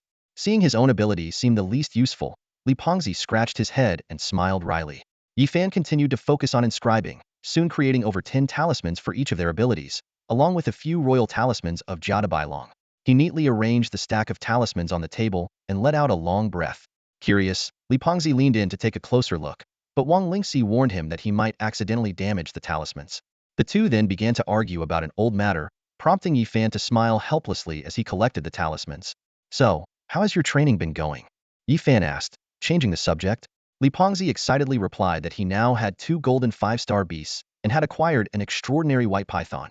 As he spoke, he summoned the enormous, jade-scaled white python.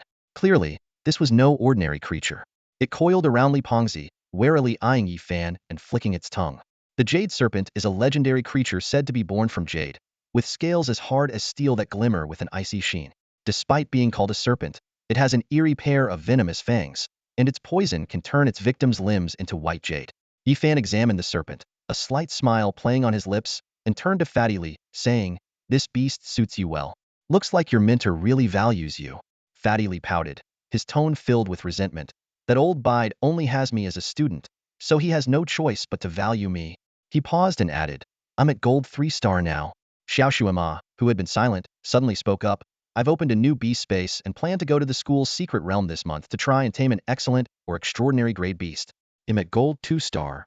Lingxi Wang reported next, "I haven't opened a new beast space, but I'm getting the hang of my new beast." Yi Fan nodded in satisfaction. As long as there's progress, that's good. He knew in his heart that while these three weren't top-tier geniuses, they were already performing admirably among their peers. Especially Fatty Li, who, with the right breathing techniques and continuous guidance, had barely made it to the top tier. After a moment's thought, Yi Fan said, "You should focus on your studies at the school for now. I'll be on the front lines for 2 months. The ancient secret realm will open in 2 months, and we'll go in together then. Xiao Xue, you don't need to rush with your new beast. We can find one in the secret realm." Xiao Xue nodded and stepped back. Fatty Li, however, looked a bit worried. "Yi Fan, are you going to the front lines alone?" "Ning Mingyan will probably go with me," Yi Fan explained. "Your main focus now should be to learn useful knowledge in the university. As for frontline experience, just join the academy's organized trips." Fatty Li scratched his head and muttered, "Staying at the academy is so boring. It's just studying every day. It's not as interesting as being in Nanchuan." Yi Fan's expression turned serious. The time for peaceful study is already limited. When the chaos arrives, such calm moments will be rare. "I've heard you talk about the chaos many times," Fatty Li asked curiously. "What will it be like when it happens?" Yi Fan was silent for a moment, his eyes deepening as memories surged like waves. A century of time flashed in his mind. After a long pause, he sighed softly and said, "No one knows what the chaos will be like. Or rather, the chaos looks different to everyone. Lord, we have failed." In the pitch-black hall, more than a dozen cloaked figures knelt in unison beneath an enormous, sinister throne. The throne was constructed from mysterious white bones, standing out starkly in the darkness. The kneeling figures were devout and humble, their heads bowed deeply. A man sat on the throne, expressionless as he looked down at them. He asked indifferently, "Does the human king's lineage still retain any power?" A voice from under one of the cloaks responded, "Lord, the human king's lineage is not a threat. However, they have retained the human king's mark. We were on the verge of a great victory when the mark was activated. The human king tore through the starry sky and severely wounded our guardian. We had no choice but to retreat." "The human king?" The man paused briefly before letting out a disdainful laugh. "He always meddles. Even when he's struggling to protect himself, he still worries about his people." The hall fell silent for a moment before someone cautiously asked, "Lord, what should we do next? Should we continue to attack the human king's lineage?" "No need to provoke them for now. Continue with the previous plan," the man replied succinctly before falling into thought. Suddenly, he asked, "Where is Tian?" "Father, I am here," a voice answered. Tian entered the hall with a group of people and knelt on one knee before the throne. The man glanced at Tian, frowning slightly. "What have you been doing lately?" Tian replied, "Father, I visited the Luo family's ancestral tomb, intending to severely injure Jada Bailong and thereby weaken the human king's lineage." "Did you fail?" the man asked directly. Tian nodded, a trace of annoyance crossing his face. "Yes. I fought Yi Fan for hundreds of rounds in the secret realm without a clear victor. Then Luo Linger summoned the spirit of her Luo ancestor, and I had to retreat." The man seemed intrigued by the name Yi Fan. "Someone in your rank can fight you for hundreds of rounds? Who is this Yi Fan?" A figure emerged from the shadows beside Tian and answered, "Lord, he is the grandson of the War King. So, he carries that bloodline." The man pondered briefly before a slight smile appeared on his face. "That is interesting." The figure from the shadows continued, "Lord, should I take action? I am confident I can eliminate him without a trace." "Pointless." The man shook his head. "If he were so easily killed, he wouldn't have grown to this point. Your intervention might disrupt the natural course of events." The figure insisted, "Without the star chart, no one can foresee our actions anymore. Lord, I believe we can be more audacious." The man did not respond immediately, merely staring at the speaker. The atmosphere in the hall grew tense, the air seeming to thicken. Tian reacted swiftly, shouting, "Xiejian, Are you questioning the Lord's decision? The shout was like a thunderclap, and Xie immediately realized his mistake. He knelt and kowtowed repeatedly. Lord, I meant no disrespect. His forehead struck the ground with a dull thud. The man on the throne remained silent for a long time before finally raising his hand. Punish him with the loss of an arm, to teach him a lesson. As soon as the words left his mouth, one of the kneeling figures stood up without hesitation. His hand transformed into a giant claw, reaching for Xie. Xie face turned ashen, not daring to resist. Just as the claw was about to sever Xie arm, Tian stepped forward. Father, Xie is my guard. If he has erred, it is my responsibility to punish him. The claw stopped a hair's breadth from Tian's face, but did not retreat. The man on the throne narrowed his eyes, locking gazes with Tian. The tension in the hall reached its peak, and the expressions of those behind Tian were filled with fear, worried that the claw might suddenly sweep across. After a long standoff, with sweat dripping to the floor, the man finally spoke. Since you insist, I will allow it. With those words, the oppressive atmosphere lifted, and the claw instantly withdrew. Everyone exhaled in relief, and Tian's expression relaxed slightly as he bowed. Thank you, Father. The man grunted, finally saying, You may all leave. Understood.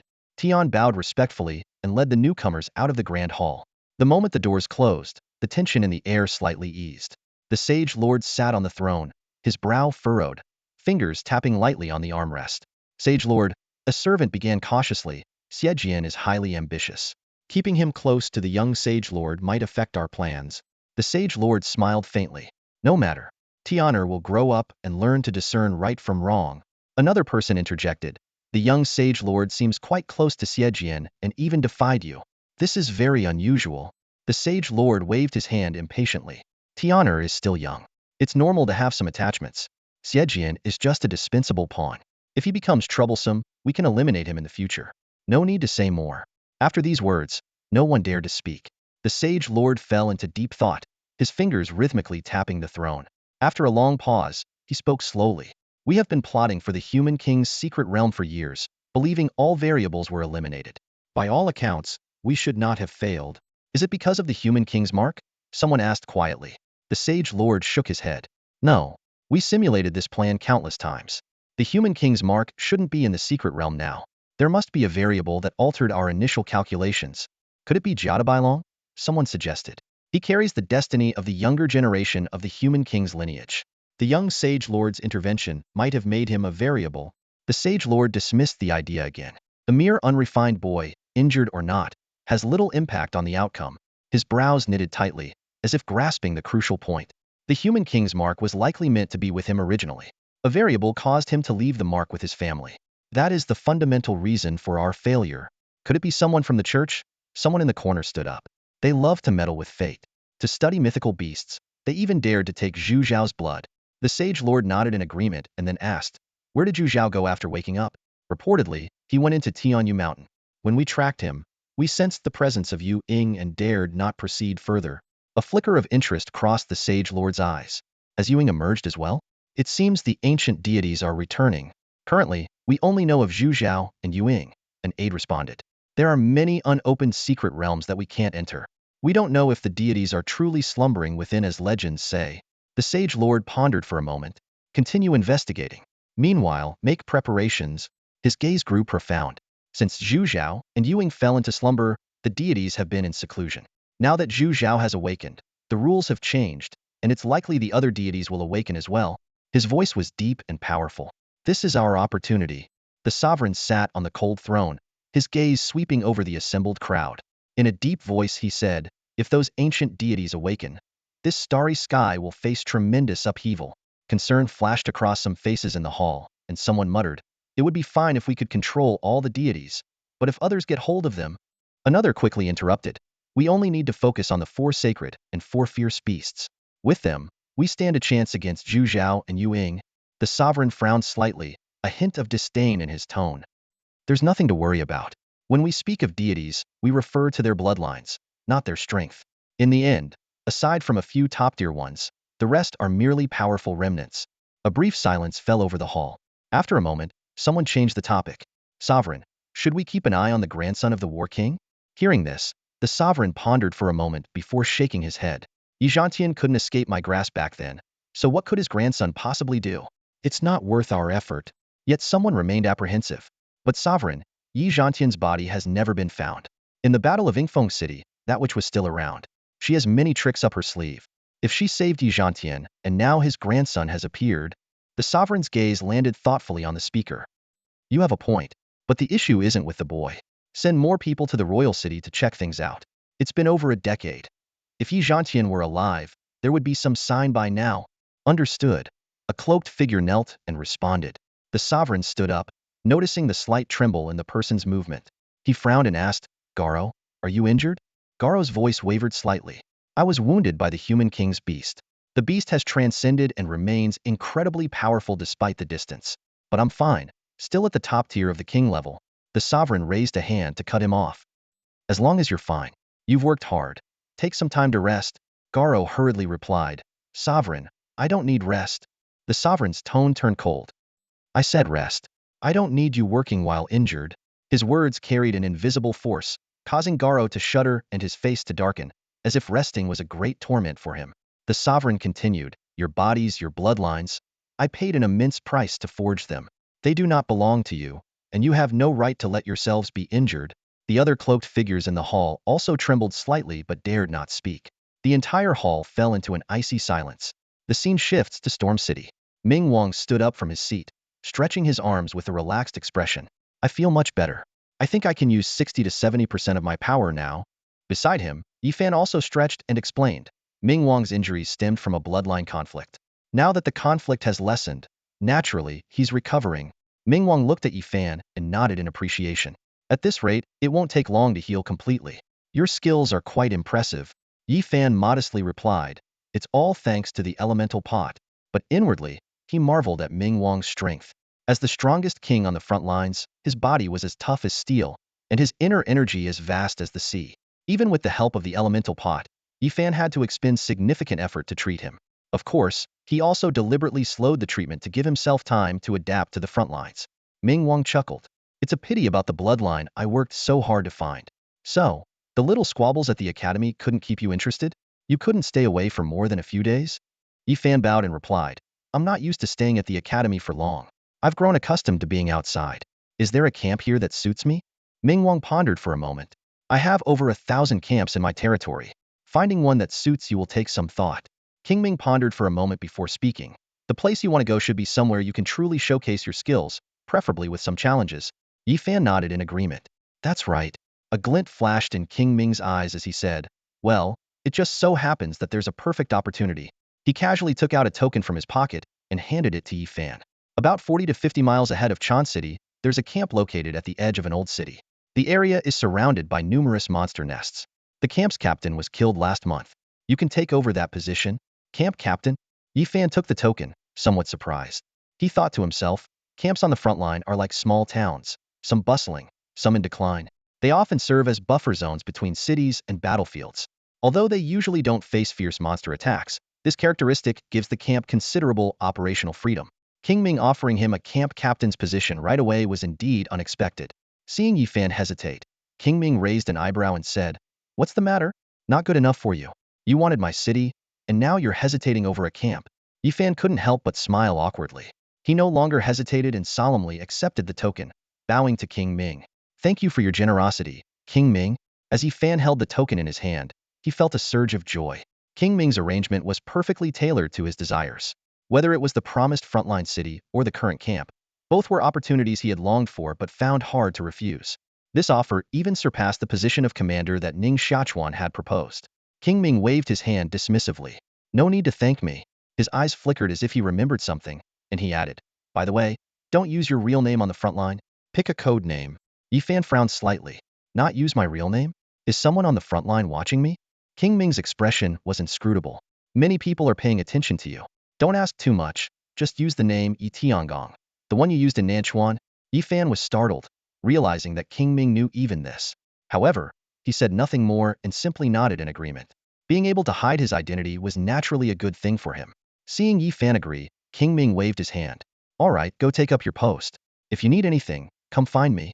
Yifan acknowledged and left. After he departed, the hall fell into silence. Moments later, a figure emerged from the shadows, staring at the empty doorway with a puzzled expression. King Ming, Why are you investing so much in this young man? King Ming flexed his arms nonchalantly. Just building some good karma. He's the grandson of Yi Zhantian, and Yi Mao also has high hopes for him. If he grows up, he'll definitely have a place on the front line. The person shook his head, his sharp eyes scrutinizing King Ming as if seeing through him. This doesn't seem like your usual style, King Ming. Over the past decades, even when Zhantian Wang emerged, you showed no intention of forming ties. He paused and continued. It seems you have some plans. Are you intending to use Yi Fan for something? King Ming snorted lightly and waved his hand dismissively. Plans? Talking about them would ruin the fun. Outside the Zen city, deep in the forest, a thin wisp of smoke rose from a dilapidated camp. The makeshift fence barely enclosed the camp, where a few weary guards and their drowsy beasts stood listlessly around. Inside the camp, there were only a few tattered tents, and a group of elderly women washed clothes in a nearby ditch, their rhythmic pounding echoing through the air. A soaking wet little girl huddled beside a pile of firewood, her frozen hands trembling as she reached towards the barely kindled fire. Suddenly, a bucket of cold water doused the flames, and a burly man with a face full of scars roared, "Are you brainless? How many times have I told you, no fires in the camp? You'll attract the beasts. Do you want to get us all killed like you did the captain?" Terrified, the little girl withdrew her hand, looking fearfully at the enraged man. Her fear only fueled his anger further. He bellowed, "Who brought you here anyway? You can't talk, you can't do anything but cause trouble." Despite her trembling, the girl reached for the firewood again, her arms turning a purplish hue from the cold. This act of defiance enraged the man even more. He kicked the pile of firewood away and cursed, "You little pest! I said no fires." At that moment, a gaunt soldier walked over and grabbed the man's arm. "Barlow, enough. Don't take it out on a little girl. The captain's death isn't all her fault. She's just a poor orphan." Barlow scoffed. "Is she the only one suffering? Everyone here is suffering. When the captain was alive, we could still go hunting. Now that he's gone, we're just sitting ducks, waiting to die with these old and infirm people." The gaunt soldier tried to comfort him. "They'll assign us a new captain soon. When he arrives, things will get better." "Soon? They've been saying soon for half a month," Barlow said, sitting down in frustration. "We're out of food. If they don't send someone soon, we'll all starve to death here." The gaunt soldier sat beside him, offering his water bottle. "They'll come. I still have some wine. Have a sip to warm up." "I can't drink," Barlow refused, his eyes scanning the desolate camp, filled with despair. When he looked back at the little girl, she was trying to reignite the extinguished firewood, her determination making him grit his teeth and turn away. Suddenly, a commotion erupted at the camp's entrance. "Someone's coming." The shout drew everyone's attention. Barlow and the gaunt soldier exchanged hopeful glances and rushed to the entrance along with the others. Through the crowd, a young man clad in iron armor and carrying a heavy sword rode in on a military black horse. His eyes surveyed the camp, landing on the little girl by the firewood, and his brows furrowed slightly. "Why is there no fire in this camp?" Soon after, a ring of beast-repelling powder was spread around the camp, nearly depleting their remaining supplies. For the first time in ages, a campfire was lit. Barlow and the gaunt soldier sat beside Yi Fan, greedily gnawing on roasted meat, while Ning Mengnian distributed food to the others. A few hours later, after learning about the camp's situation, Yi Fan sighed and asked, "So this camp was originally a refuge? You were just a three-man team?" The gaunt soldier, Wei Ping, took a big bite of meat and wiped the grease from his mouth. "Yes. There used to be several camps around here, but they were frequently attacked by beasts. Some people fleeing from danger stumbled upon the captain, and he couldn't turn them away. He helped build this refuge. As more people came, they decided to make it an official camp." Yi Fan nodded thoughtfully. "I see." Upon hearing this, Yi Fan nodded slightly, feeling a tinge of helplessness. He glanced around at the desolate and dilapidated camp of hundreds, with only about 20 capable fighters. He was secretly grateful for always keeping a stockpile of food in his beast space. Otherwise, this group wouldn't even have dinner tonight. "What level are the nearby beast lairs?" Yi Fan asked after a moment of contemplation. Barrow took a large swig of his drink and gruffly replied, "Within a 500-mile radius, they're mostly silver and gold level, with the occasional eternal level. Beyond that, it's unclear." The captain was killed by an eternal level beast. Yi Fan nodded at this and decisively ordered, "Gather all the soldiers in the camp. We're going hunting tonight to solve the food issue first." Wei Ping looked up, concerned. "The beasts are especially fierce at night. Are you sure you can handle it, Captain?" "If I say we're going hunting, then we can handle it," Yi Fan replied firmly, then stood up and began to patrol the camp. Seeing that most people in the camp were starving, with the previously distributed beast meat nearly gone, Yi Fan took out 2 more beasts and had Ning Mengnian distribute them. Once the task was done, Ning Mengnian approached Yi Fan, her eyes filled with pity. I thought the front lines would at least have food and drink like we saw before. Yifan responded calmly. The human empire has countless prosperous cities, yet many still starve each year. Often, we don't see it and we can't see it. Ning Mengyan paused, then asked, so what's our plan now? First, we need to handle the camp's living conditions and security, Yifan thought aloud. Settling down in this beast-infested area isn't easy. If we can fully utilize these few hundred people, we can develop quickly, but we lack a strong core force. Ning Mengyan suggested, we should try to recruit more soldiers in the future. These dozen or so people are far from enough. Once the camp is strong, people will come naturally, Yifan said dismissively, his gaze suddenly falling on a little girl. Amidst the noisy crowd, she was curled up alone by the fire, timidly reaching out for warmth, not daring to fight for the roasted meat. That little girl. Yifan looked at Ning Mengyan in confusion. Ning Mengyan explained, she's a refugee, apparently alone with no parents. She can't speak and seems mentally impaired. The captain used to take care of her, but after his death, she's been neglected. That's not what I'm asking, Yifan interrupted, his eyes fixed on the girl's outstretched hand. Haven't you noticed? That little girl has awakened a beast master talent. Awakened the beast master talent? Ning Mengyan was stunned for a moment when he heard Yifan's words and instinctively asked, how is that possible? Isn't the beast master talent supposed to awaken uniformly at age 15? That little girl is at most 8 or 9 years old. Yifan replied calmly, there are always exceptional people. With that, he walked over to the little girl. The little girl curiously looked Yifan up and down. Without saying much, he sat next to her, pointed to the roasted meat on the rack, and asked softly, aren't you going to eat the meat? The little girl glanced at the meat and shook her head. Not into meat. Yifan mused, then took out a top-grade mortal spirit fruit that looked like a flat peach and handed it to the little girl. Try this. The little girl hesitated for a moment before taking a bite of the fruit. She then glanced cautiously at Yifan, trying to hand the fruit back. You can eat it all, Yifan reassured her, pushing the fruit back to her. With Yifan's assurance, the little girl finally felt at ease and took big bites, the fruit making a crisp sound as she ate. Yifan watched her eat quietly, observing enough to gauge the little girl's living conditions. As Ning Mengyan had said, she indeed wasn't well liked. In a place like this, a mute and seemingly slow-witted child would hardly get any attention. After she finished eating, Yifan spoke, you can understand what I'm saying, right? Yes, the little girl replied softly, appearing slightly more relaxed. Yifan patted her head and asked, do you want to follow me? The little girl looked confused, tilting her head to show her puzzlement. To follow means to be my assistant, to do things with me, Yifan explained. You can become strong, protect yourself, and eat fruit every meal. The little girl thought for a moment and shook her head. You don't want to? Yifan asked. The little girl shook her head frantically and then nodded, finally pointing to the fruit pit in her hand and shaking her head. Oh, you mean you don't need to eat fruit every meal? Yifan understood her. The little girl nodded to confirm. You're not greedy. Yifan smiled, patting her head again. From now on, you'll follow me. My name is Tiangong. Remember that?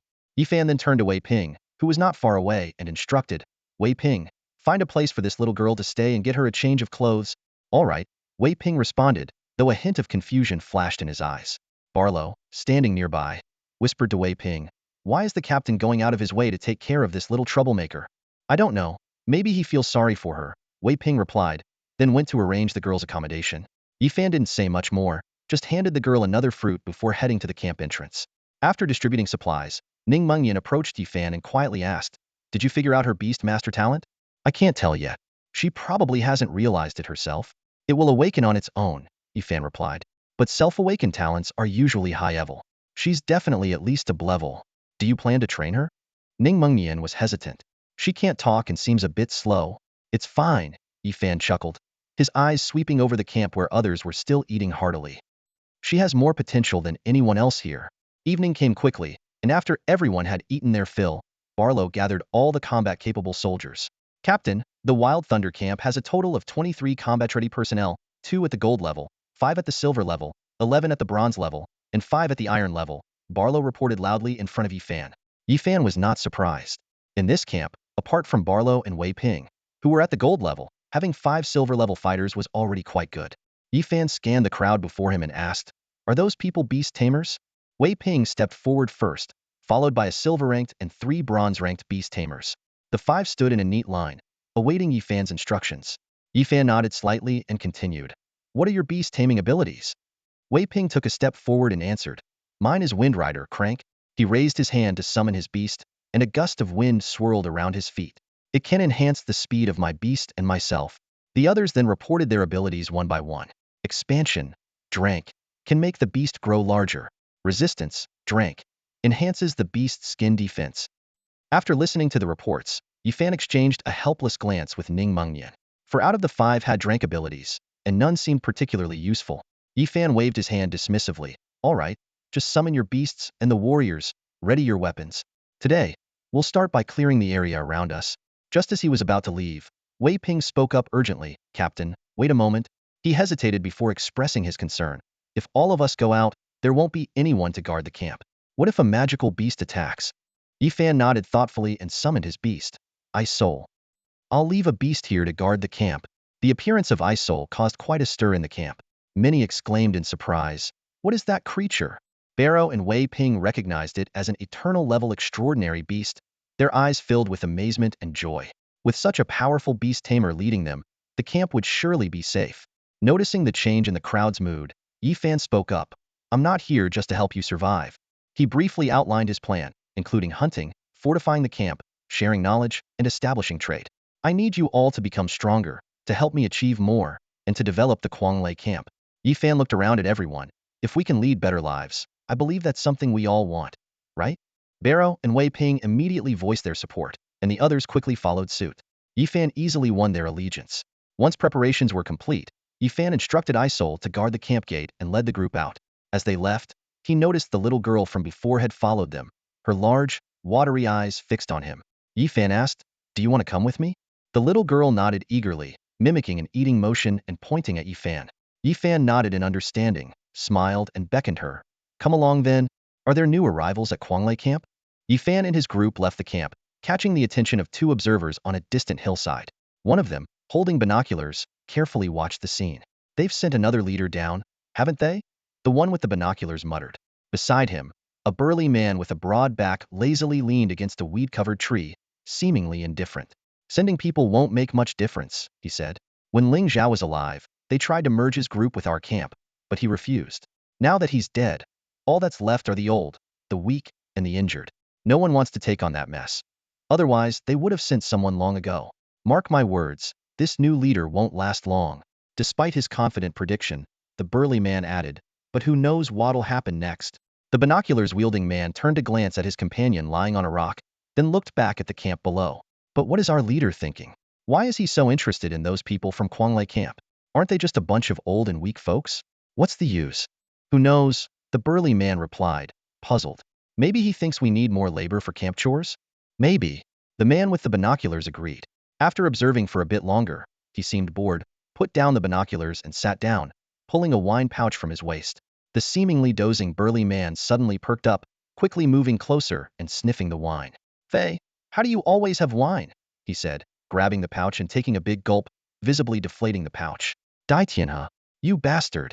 Fei, the man with the binoculars, snatched the pouch back, cursing. I saved that up, and you drank half of it in one go. Dai Tianhe grinned, unconcerned, let out a satisfied burp, wiped his mouth, and lay back down, stretching. Haven't had a drink in nearly 2 months. Finally got my fix today.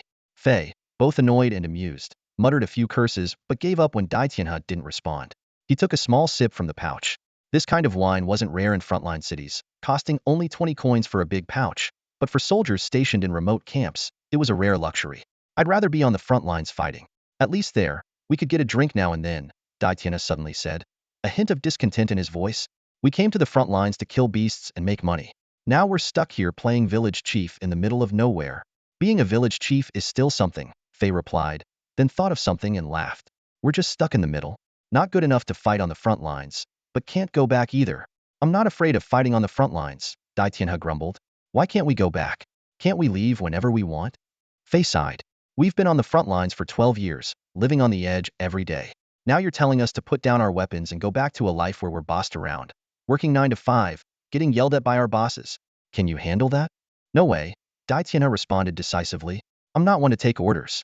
That's why I came to the front lines. Exactly, Fei said, pointing to the camp behind them. Dai Tianhe followed his gesture. Below the hillside was a sizable camp, lights flickering in the dusk, soldiers bustling about, with elders and children in the background. Look, at least here, we're free, Fei remarked. Missing a few drinks is nothing, but this kind of freedom is rare. At that moment, a loud crash echoed from afar. A massive iron-tusked boar fell to the ground, impaled by a heavy sword, kicking up a cloud of dust. Soldiers quickly moved in, starting to butcher the beast and bag the meat. Night had fallen, and their packs were already filled to the brim. "Captain, that's enough," Barrow said excitedly to Yifan, hoisting a boar leg over his shoulder. "Our packs are full." It was clear this was his first time harvesting so much game with so little effort. The giant beast carcasses they had collected in one night would likely feed the camp for a month. "All full," Yifan nodded, scanning the dark forest ahead before sheathing his sword. "Then we'll stop here."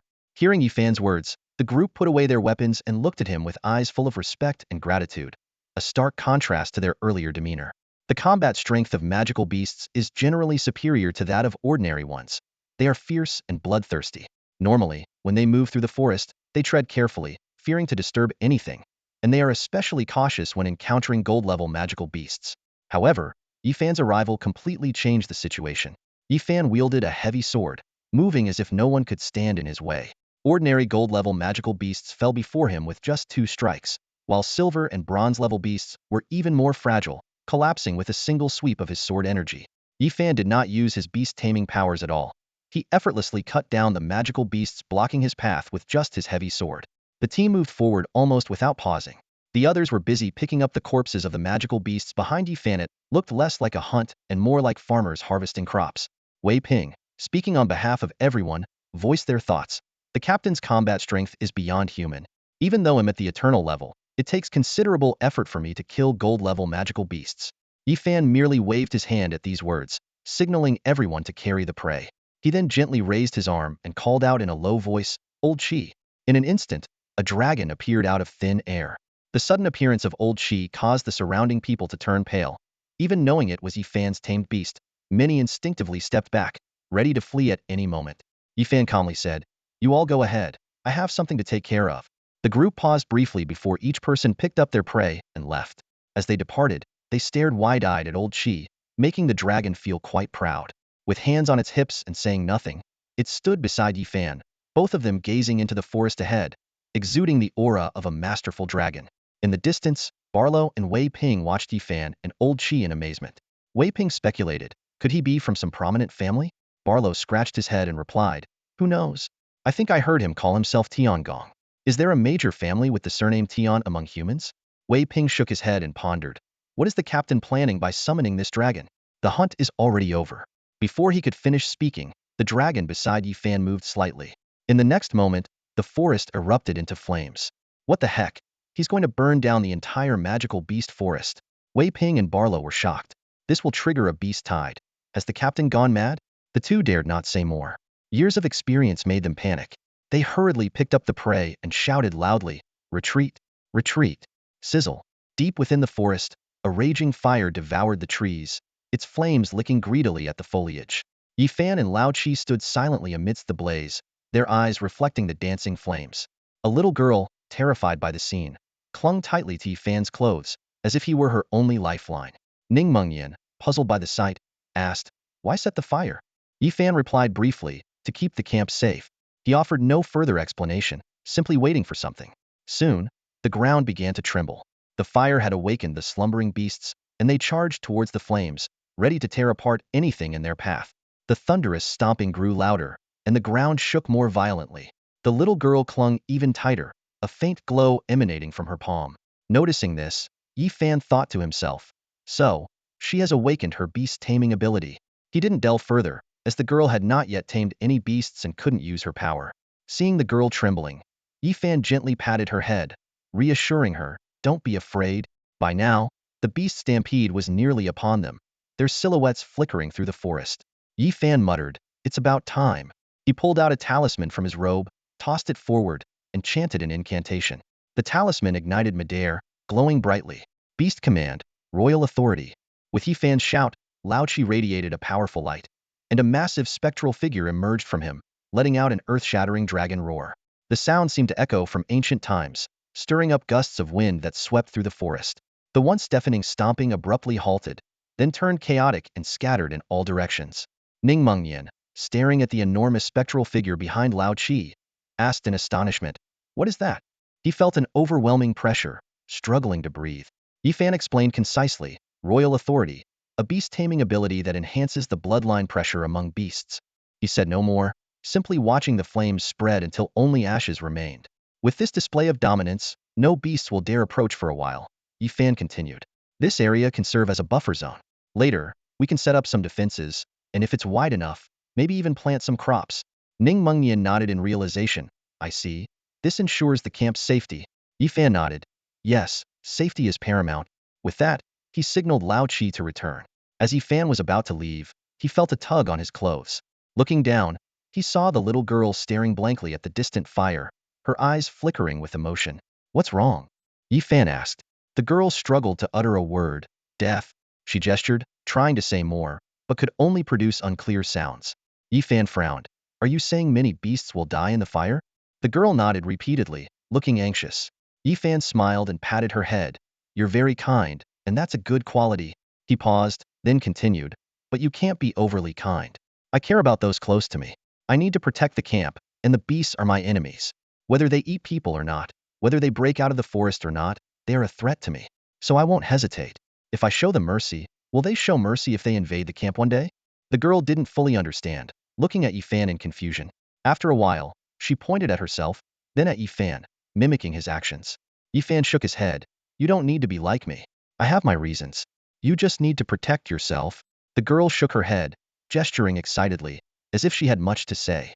After patiently watching her gestures, Yifan turned to Ning Mengyan. When we get back, see if we can find a sign language teacher to teach her proper gestures. I really can't understand her. On a hillside, two people had been monitoring the camp's surroundings all night and had fallen asleep, snoring loudly against a large rock. In the distance, the sound of the ground shaking and birds screeching woke Faye up. Groggy, she opened her eyes and saw the sky in the distance, painted a vivid red. Why is it so bright at this hour? Faye muttered, grabbing a pair of binoculars and scanning the distance. Suddenly, his body tensed, and he nearly jumped out of his seat. On the distant horizon, a blinding orangered fire was raging, illuminating half the night sky. Who the hell started a fire? Faye cursed under his breath. Years of living in the wilderness had honed his instincts, and he instantly sensed danger. His hair stood on end as he quickly got up and turned to look at Dai Tianhe, who was snoring like a log beside him. Without a second thought, Faye delivered 2 loud slaps to wake him up, then turned and sprinted down the hillside. Dai Tianhe woke up groggily from the sudden slaps, watching Faye's silhouette disappear into the darkness. Slowly, he turned his head, and the distant flames came into view. Did I sleep that long? Is it already the afternoon of the next day? He murmured, getting up lazily. He looked up at the sky, and the bright moonlight shone on his face. Dai Tianhe froze for a moment. Why is there still a moon? Suddenly, reality hit him like a bucket of cold water. Dai Tianhe grabbed the binoculars and, with just one look, jumped up in shock. Holy crap! Someone really started a fire. He dropped the binoculars, grabbed the musket from the ground, and was about to rush down the hill. At that moment, hurried footsteps came from the slope below. A man with a scar on his forehead led a group of 40 or 50 people up the hill. Boss, Dai Tianhe greeted the man as he stopped in his tracks. The boss ignored him and rushed up the slope. He immediately saw the distant flames, and his face darkened. Who did this? Are they trying to trigger a beast tide on purpose? He grabbed the binoculars from the ground and carefully observed the situation. Faye spoke up from the side. Boss, it might be the people from Quanglei camp. They got a new captain, and I saw them go hunting in the evening. Quanglei camp has a new captain? The boss frowned but had no time to delve into it. He quickly ordered, everyone, load your weapons. Once the mountain fire starts, the beast tide will come soon. Don't panic, follow my lead. The group nervously followed the orders, the air thick with unease. Boss, can we really hold off the beast tide with just us? Someone whispered. Whether we can or not, we have to, the boss replied, pointing to the camp below the mountain. If we don't, all 3,000 people in Hui camp will die. These words made everyone even more anxious. They crouched behind cover, gripping their loaded weapons tightly. The boss didn't use a musket but drew a hunting knife from his waist, standing there tensely, his sharp eyes scanning the surroundings, ready for the imminent battle. Time passed minute by minute, and the tension grew thicker. 1 hour, 2 hours, several hours. The eastern sky gradually lightened, but the blinding red flames still burned in the distance. The boss's hand holding the hunting knife trembled slightly from prolonged tension, his eyes bloodshot. He glanced at the brightening sky and then at the still burning flames, finally unable to hold back his anger. Where the hell is the beast tide? At the break of dawn, Yifan returned to the camp. Wei Ping and Barlow, who had been anxiously waiting, finally breathed a sigh of relief, though their eyes were still filled with confusion. Despite the massive fire, the forest hadn't triggered a beast tide, which was truly puzzling. Yifan noticed their concerns and briefly explained. I used a rare beast to disperse the beast tide and left a mark. The magical beasts fear the bloodline suppression, so we won't be threatened by the beast tide for quite some time. With that, he waved his hand and walked into the camp. I need some rest. After sunrise, gather everyone aged between 10 and 50. Also, take note of anyone with experience in breeding, carpentry, medicine, and other professions, and report to me tomorrow. Understood, the two replied, watching Yifan leave with a hint of amazement in their eyes. Most people in the camp didn't have much to say. The meat from hunting was piled high like a mountain. For ordinary people, being able to eat and having the protection of a strong figure was enough to survive in this harsh land. Wei Ping gazed at Yifan's back and murmured, it feels like our camp is about to change. This captain is too decisive. Using a rare beast to suppress the beast tide, no one else could have done that. Barlow agreed, and he's very bold. The captain is definitely not from an ordinary family. In the heartland, he might even be considered a prodigy. Wei Ping shook his head. You're being too modest. He's barely in his 20s and already at the eternal level. A dual eternal beast tamer with a dragon-type rare beast. Have you ever heard of someone like that in the human heartland? Definitely not. Barlow scratched his head. But why would someone like him come to our camp? Shouldn't he be shining in a top-tier university? I can't figure it out, but it's clear he has big ambitions, Wei Ping replied. No matter what, this is our opportunity. Following someone like him, our future won't be bleak. As usual, the sun rose, casting its first rays over the mountain. In front of Yifan's tent, Barlow and Wei Ping had gathered everyone. Captain, there are 170 people between the ages of 10 and 50 in the camp, Barlow reported. Yifan stared at Barlow, who looked back at him. After a moment, Barlow felt uneasy and scratched his head. Did I count wrong? It's not about the count, Yifan paused. Is there no personnel roster in the camp? Are you just reporting the head count? What roster? Barlow asked, puzzled. Wei Ping quickly explained, Captain, this place was previously a refuge with high turnover, so no roster was ever established. I see, Yifan nodded. Starting today, we'll establish a camp roster. Everyone must be registered and issued identification. From now on, no one without proper identification is allowed in or out of the camp. Understood. I'll take care of it this afternoon, Wei Ping responded. Yifan scanned the crowd, noticing their apprehension, and said, everyone, sit down. I'll teach you a breathing technique. The crowd was shocked. Even Ning Mengyan's expression changed slightly. It's a breathing technique you can buy in the market, nothing particularly valuable, Yifan added, then began to recite the technique's mantra. The crowd quickly followed along, and the group of over 100 people fell silent. Hold the breath in your throat, guide it with your mind, swallow it down, and consciously direct it to your limbs. Yifan continued to explain. Those who had already learned the breathing technique stood to the side, bewildered. Breathing techniques were usually written in ancient language and hard to recite. How did Yifan turn it into plain speech? He's rewritten the breathing technique, someone suddenly realized. Ning Mengyan, standing nearby, seemed to sense something was amiss. His brows furrowed as he carefully observed the content Yifan was teaching. Suddenly, he realized that it was the first 3 chapters of the thunder breathing technique, but with significant modifications. Yifan had altered the flow of the technique, simplified the steps for absorbing elements, and greatly reduced the difficulty of practice. However, this also meant that the intensity of the technique was weakened. Surprise flickered in Ning Mengyan's eyes. The thunder, fire, wind, and water breathing techniques had long been the foundational practices for the human race, providing the basis for cultivation among the common folk. Countless people had attempted to learn these techniques, but the ancient language was so obscure that even after multiple translations, many still couldn't grasp their essence. Even with direct instruction, the entry barrier remained high. Although some had tried to rewrite these basic techniques, the more fundamental they were, the harder they were to modify. Yet, with just a few words, Yifan had lowered the difficulty of practicing the thunder breathing technique by several levels. While its power might be significantly reduced, this modification was of great importance to those who found it hard to get started. Incredible, Ning Mengyan muttered to himself, his gaze fixed on Yifan's figure as he taught. Reflecting on Yifan's recent actions, his eyes shone with a complex light. A genius and a hero. If Yifan survives, he will surely bring about a revolution for the human race. As Ning Mengyan was lost in thought, a sudden exclamation arose from the quietly practicing crowd. A boy, barely in his teens, stood up excitedly, punching the air with lightning flickering around his arm. I did it. I mastered it. Shortly after, a disheveled middle-aged man in his late 30s or early 40s also stood up, his progress seemingly even faster, with silver lightning already coursing through his body. I succeeded too. Following these two, more and more people began to stand up, showcasing their newly acquired lightning skills. In a short time, out of about 170 people, 40 to 50 had successfully initiated the technique. Although the remaining individuals hadn't progressed as quickly, most had grasped the method and were making substantial progress. Of course, there were still a few who scratched their heads in confusion, despite Yifan's straightforward explanations. All right, Yifan said after waiting for a moment, and seeing that around 60 people had successfully started. He gestured for everyone to stop. Those who have mastered the basics, step forward. The rest, don't worry. You can continue practicing later. Hearing Yifan's words, the crowd reluctantly ceased their practice. For them, mastering the entry-level breathing technique signified stepping onto the path of cultivation, something that had seemed unimaginable before. Yifan noticed the excitement in the crowd and a faint smile appeared on his lips. He looked around, then turned to Wei Ping and Baluo, asking, "Where are the people with various skills that I asked you to gather?" "Oh, right. I'll go get them," Wei Ping responded quickly and hurried back to the camp. Shortly after, he returned with about 10 elderly people and picked out another 7 or 8 from the practicing crowd, making a total of 21. Wei Ping was about to introduce these people when Yifan raised his hand to stop him. Addressing the group, he said, "Those who know how to build houses, step forward." An elderly man stepped forward first. "I worked as a laborer in the heartland of the human race for over 20 years.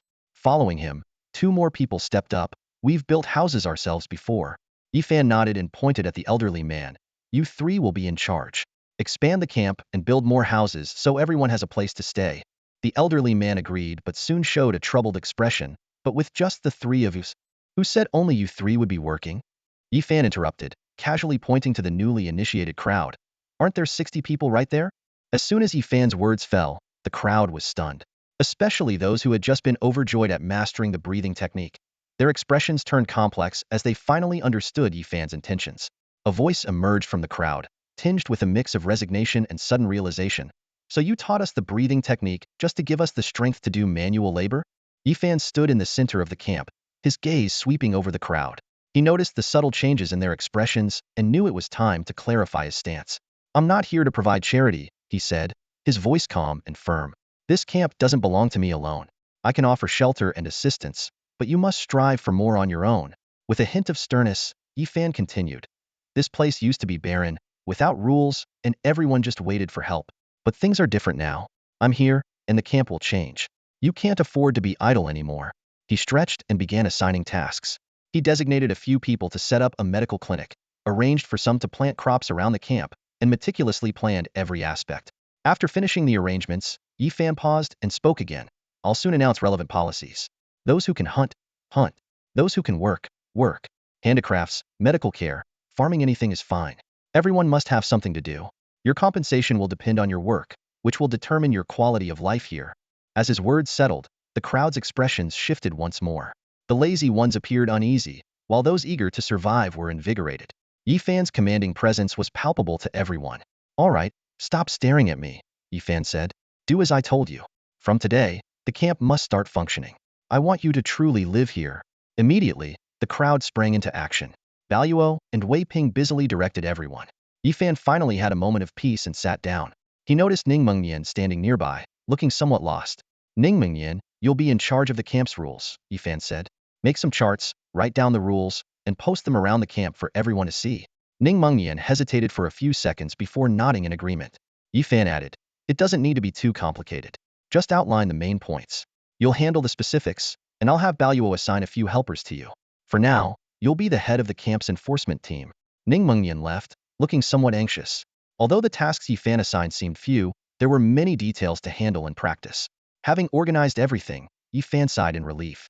He understood that leading meant placing the right people in the right positions to keep the camp running. He couldn't handle everything himself. Yifan sat back and watched the bustling camp, new ideas forming in his mind. "Once the camp stabilizes, we need to open a road to Chan City," he thought. He realized that relying solely on the camp wouldn't be enough, as resources were ultimately limited. Establishing a route to the city was crucial for a steady flow of supplies and to invigorate the camp. "Not yet, though. We'll wait until the camp is stable," he decided. As Yifan contemplated his next steps, the little girl he had saved earlier approached. She wore clean clothes, albeit slightly ill-fitting, but she looked much better than her drenched state from the previous day. After a meal, she seemed more spirited. "What's up?" Yifan asked. The little girl hesitated, then took out a bright red fruit from behind her and offered it to Yifan. Understanding her gesture, Yi Fan smiled wryly. He gently patted her head and said, I'm not hungry. You eat it. The girl stubbornly shook her head, insisting Yi Fan take it. All right, Yi Fan said, taking a bite of the fruit. Not bad. Thank you. Hearing his thanks, the girl beamed with a pure smile. Looking at her, Yi Fan felt a twinge of regret. It's a pity she can't speak, he thought. Suddenly, an idea struck him. He patted the seat next to him. Since we have some time now, let's see what your beast-taming talent is. The girl, not understanding what beast-taming talent meant, obediently sat beside Yi Fan. Follow my instructions, Yi Fan said, raising his hand to guide her. Feel the energy within you and naturally release it. The girl imitated his actions, raising her hand. Soon, a glow appeared on her hand but quickly faded. She looked nervously at Yi Fan. It's all right, Yi Fan reassured her. Try again. Encouraged, the little girl tried to activate her ability again. This time, the light in her hand didn't fade away but instead condensed into a brilliant orb. Yi Fan watched the glowing sphere, speculating silently, and then summoned his beast, Xiao Hua. Try to connect it with my beast, Yi Fan suggested. The little girl followed Yi Fan's instruction. The orb surged and transformed into a dark beam, swiftly entering Xiao Hua's body. Xiao Hua immediately felt something unusual. Its body tensed, and it opened its mouth to make a sound, only to find its voice gone. Roar. Xiao Hua attempted to vocalize, but could only manage a faint breathy sound. Panicked, it looked at Yi Fan desperately, its mouth opening and closing, yet no sound emerged. At the same time, the connection caused beads of sweat to form on the little girl's forehead, and her body began to tremble. Yi Fan observed closely, a hint of surprise in his eyes. Muteness, so that's her talent, Yi Fan murmured. He quickly stepped forward, gently patting the girl's shoulder to interrupt her beast-taming ability. The dark beam abruptly severed, and Xiao Hua regained its voice, leaping away in fright and warily eyeing the girl. It's all right, she's our friend, Yi Fan reassured. Hearing his master's words, Xiao Hua relaxed slightly but still stayed close to Yi Fan, keeping a watchful eye on the girl. The little girl appeared somewhat weak, her face pale, clearly affected by the exertion of her ability. Despite this, she looked at Yi Fan with hopeful eyes, eager for his approval. You did great, Yi Fan praised, though there was a peculiar look in his eyes. He thought to himself, muteness, a level talent. When activated, it silences the connected beast and significantly increases the chance of skill failure. Unlike most talents that enhance one's own beast, this rare ability weakens the opponent's beast to amplify one's own strength. Yi Fan recalled that such talents were rare, with fewer than 100 known types, and muteness was among the top. In his previous life, he had only heard of it, never encountering a beast tamer with this talent. Is it related to your inability to speak? Yi Fan wondered as he looked at the girl, but he didn't delve deeper. He nodded and continued pondering the talent's characteristics. Though powerful, muteness had clear limitations. It was almost useless against physically strong, non-elemental beasts. This limitation reduced its rating, much like Yi Fan's own enchantment talent, which had significant drawbacks despite its strength. From now on, you can start training. I'll teach you how to become a beast tamer, Yi Fan said to the girl. You have great potential and will become a formidable beast tamer in the future. Hearing this, the girl was overjoyed, nodding vigorously and waving her hands in pure delight. Watching her innocent happiness, Yi Fan couldn't help but smile. Awakening a beast-taming talent naturally at such a young age meant she could begin training years ahead of others. With proper guidance, her future achievements would undoubtedly be extraordinary. Who would have thought I'd find such a talented gem in a place like this? Yi Fan muttered to himself. Just then, he noticed something unusual. The girl's hands began to glow again, but this time, the lights were distinctly different, one bright, one dark, creating a stark contrast. This sight was all too familiar to Yi Fan, as he himself was such a beast tamer. Yi Fan's eyes widened in astonishment, and he exclaimed, dual beast taming talents. At dawn, the gates of the marshal's residence swung open as Li Ming hurried in. In the courtyard, Yi Mao was leisurely sipping tea. Seeing Li Ming's anxious expression, he asked, What's the matter? Why are you in such a rush? Li Ming stepped inside, barely catching his breath before delivering shocking news. Brother Yi, the Tang family of the ancient four clans in the Great Desert has been annihilated. Yi Mao's brows furrowed immediately. Is the news reliable? Absolutely, Li Ming explained as he took a seat. This morning, someone discovered the Tang family's secret realm had been breached. Inside, they found the entire Tang family slaughtered. Everything valuable was taken, leaving only worthless items behind. The court has sent people to verify, and it's confirmed. Yi Mao's face grew serious. He sighed lightly, just as Fanner predicted. It seems those targeting the lineage of the human king have struck again. Slamming the table in anger, he exclaimed, These reclusive families, I took time off court to warn them to come out of seclusion, but they wouldn't listen. Li Ming explained. It was too sudden. You've only been out notifying them for a few days. Such news would be hard for them to believe. The Tang family in the Great Desert was as strong as the 8 great families, with a king-level expert among them. To be wiped out like this, without even a messenger surviving if not for a passerby, who knows how long it would have taken for us to find out. Yimao pondered for a moment and asked, what has King Wen's reaction been to this? Li Ming shook his head. What reaction could they have? They said they would investigate, send a few people, and then nothing. However, it seems the news has spread among the court, and the defense in the capital has noticeably tightened. Yimao scoffed, tightening defenses in the wrong places. Those people aren't fools. They wouldn't come to the capital. These officials, when trouble arises, their first instinct is always self-preservation. Li Ming asked quietly, Brother Yi, what should we do next? Yimao thought for a moment and decisively said, continue notifying those reclusive families and sects to come out of seclusion. They ignored us before, but now we have the Tang family's example as proof. If they still refuse, let them fend for themselves. Li Ming agreed but couldn't help complaining. These reclusive sects and families are so secretive and lack any sense of duty. They have the power to do so much more. Look at the Mingxin sect. Since coming out of seclusion, they've spread their teachings across 13 provinces of Central State, recruiting tens of thousands of disciples and contributing significantly to local stability. If there were more sects like Mingxin, we wouldn't have to worry so much. Yimao's brow twitched with concern. Chaos has been increasing lately, and various royal organizations and religions are becoming more active. At this rate, without effective measures, widespread chaos among humans seems imminent. Li Ming sighed, voicing his worries. The court debates endlessly without resolving anything. One crisis isn't settled before another arises. Today it's a drought here, and before the relief teams can act, there's an outbreak of plague there. If these aren't man-made disasters, it's truly worrisome for the future of humanity. He then whispered, Brother Yi, do you think it's possible that King Wen and the elders might be? Yimao interrupted immediately, impossible. The heart of the human kings is naturally with their people. But he fell silent, then added, perhaps King Wen supports using chaos to bring about greater order. Li Ming mused, then are we standing against King Wen and his supporters? Li Ming sighed helplessly and turned to Yimao.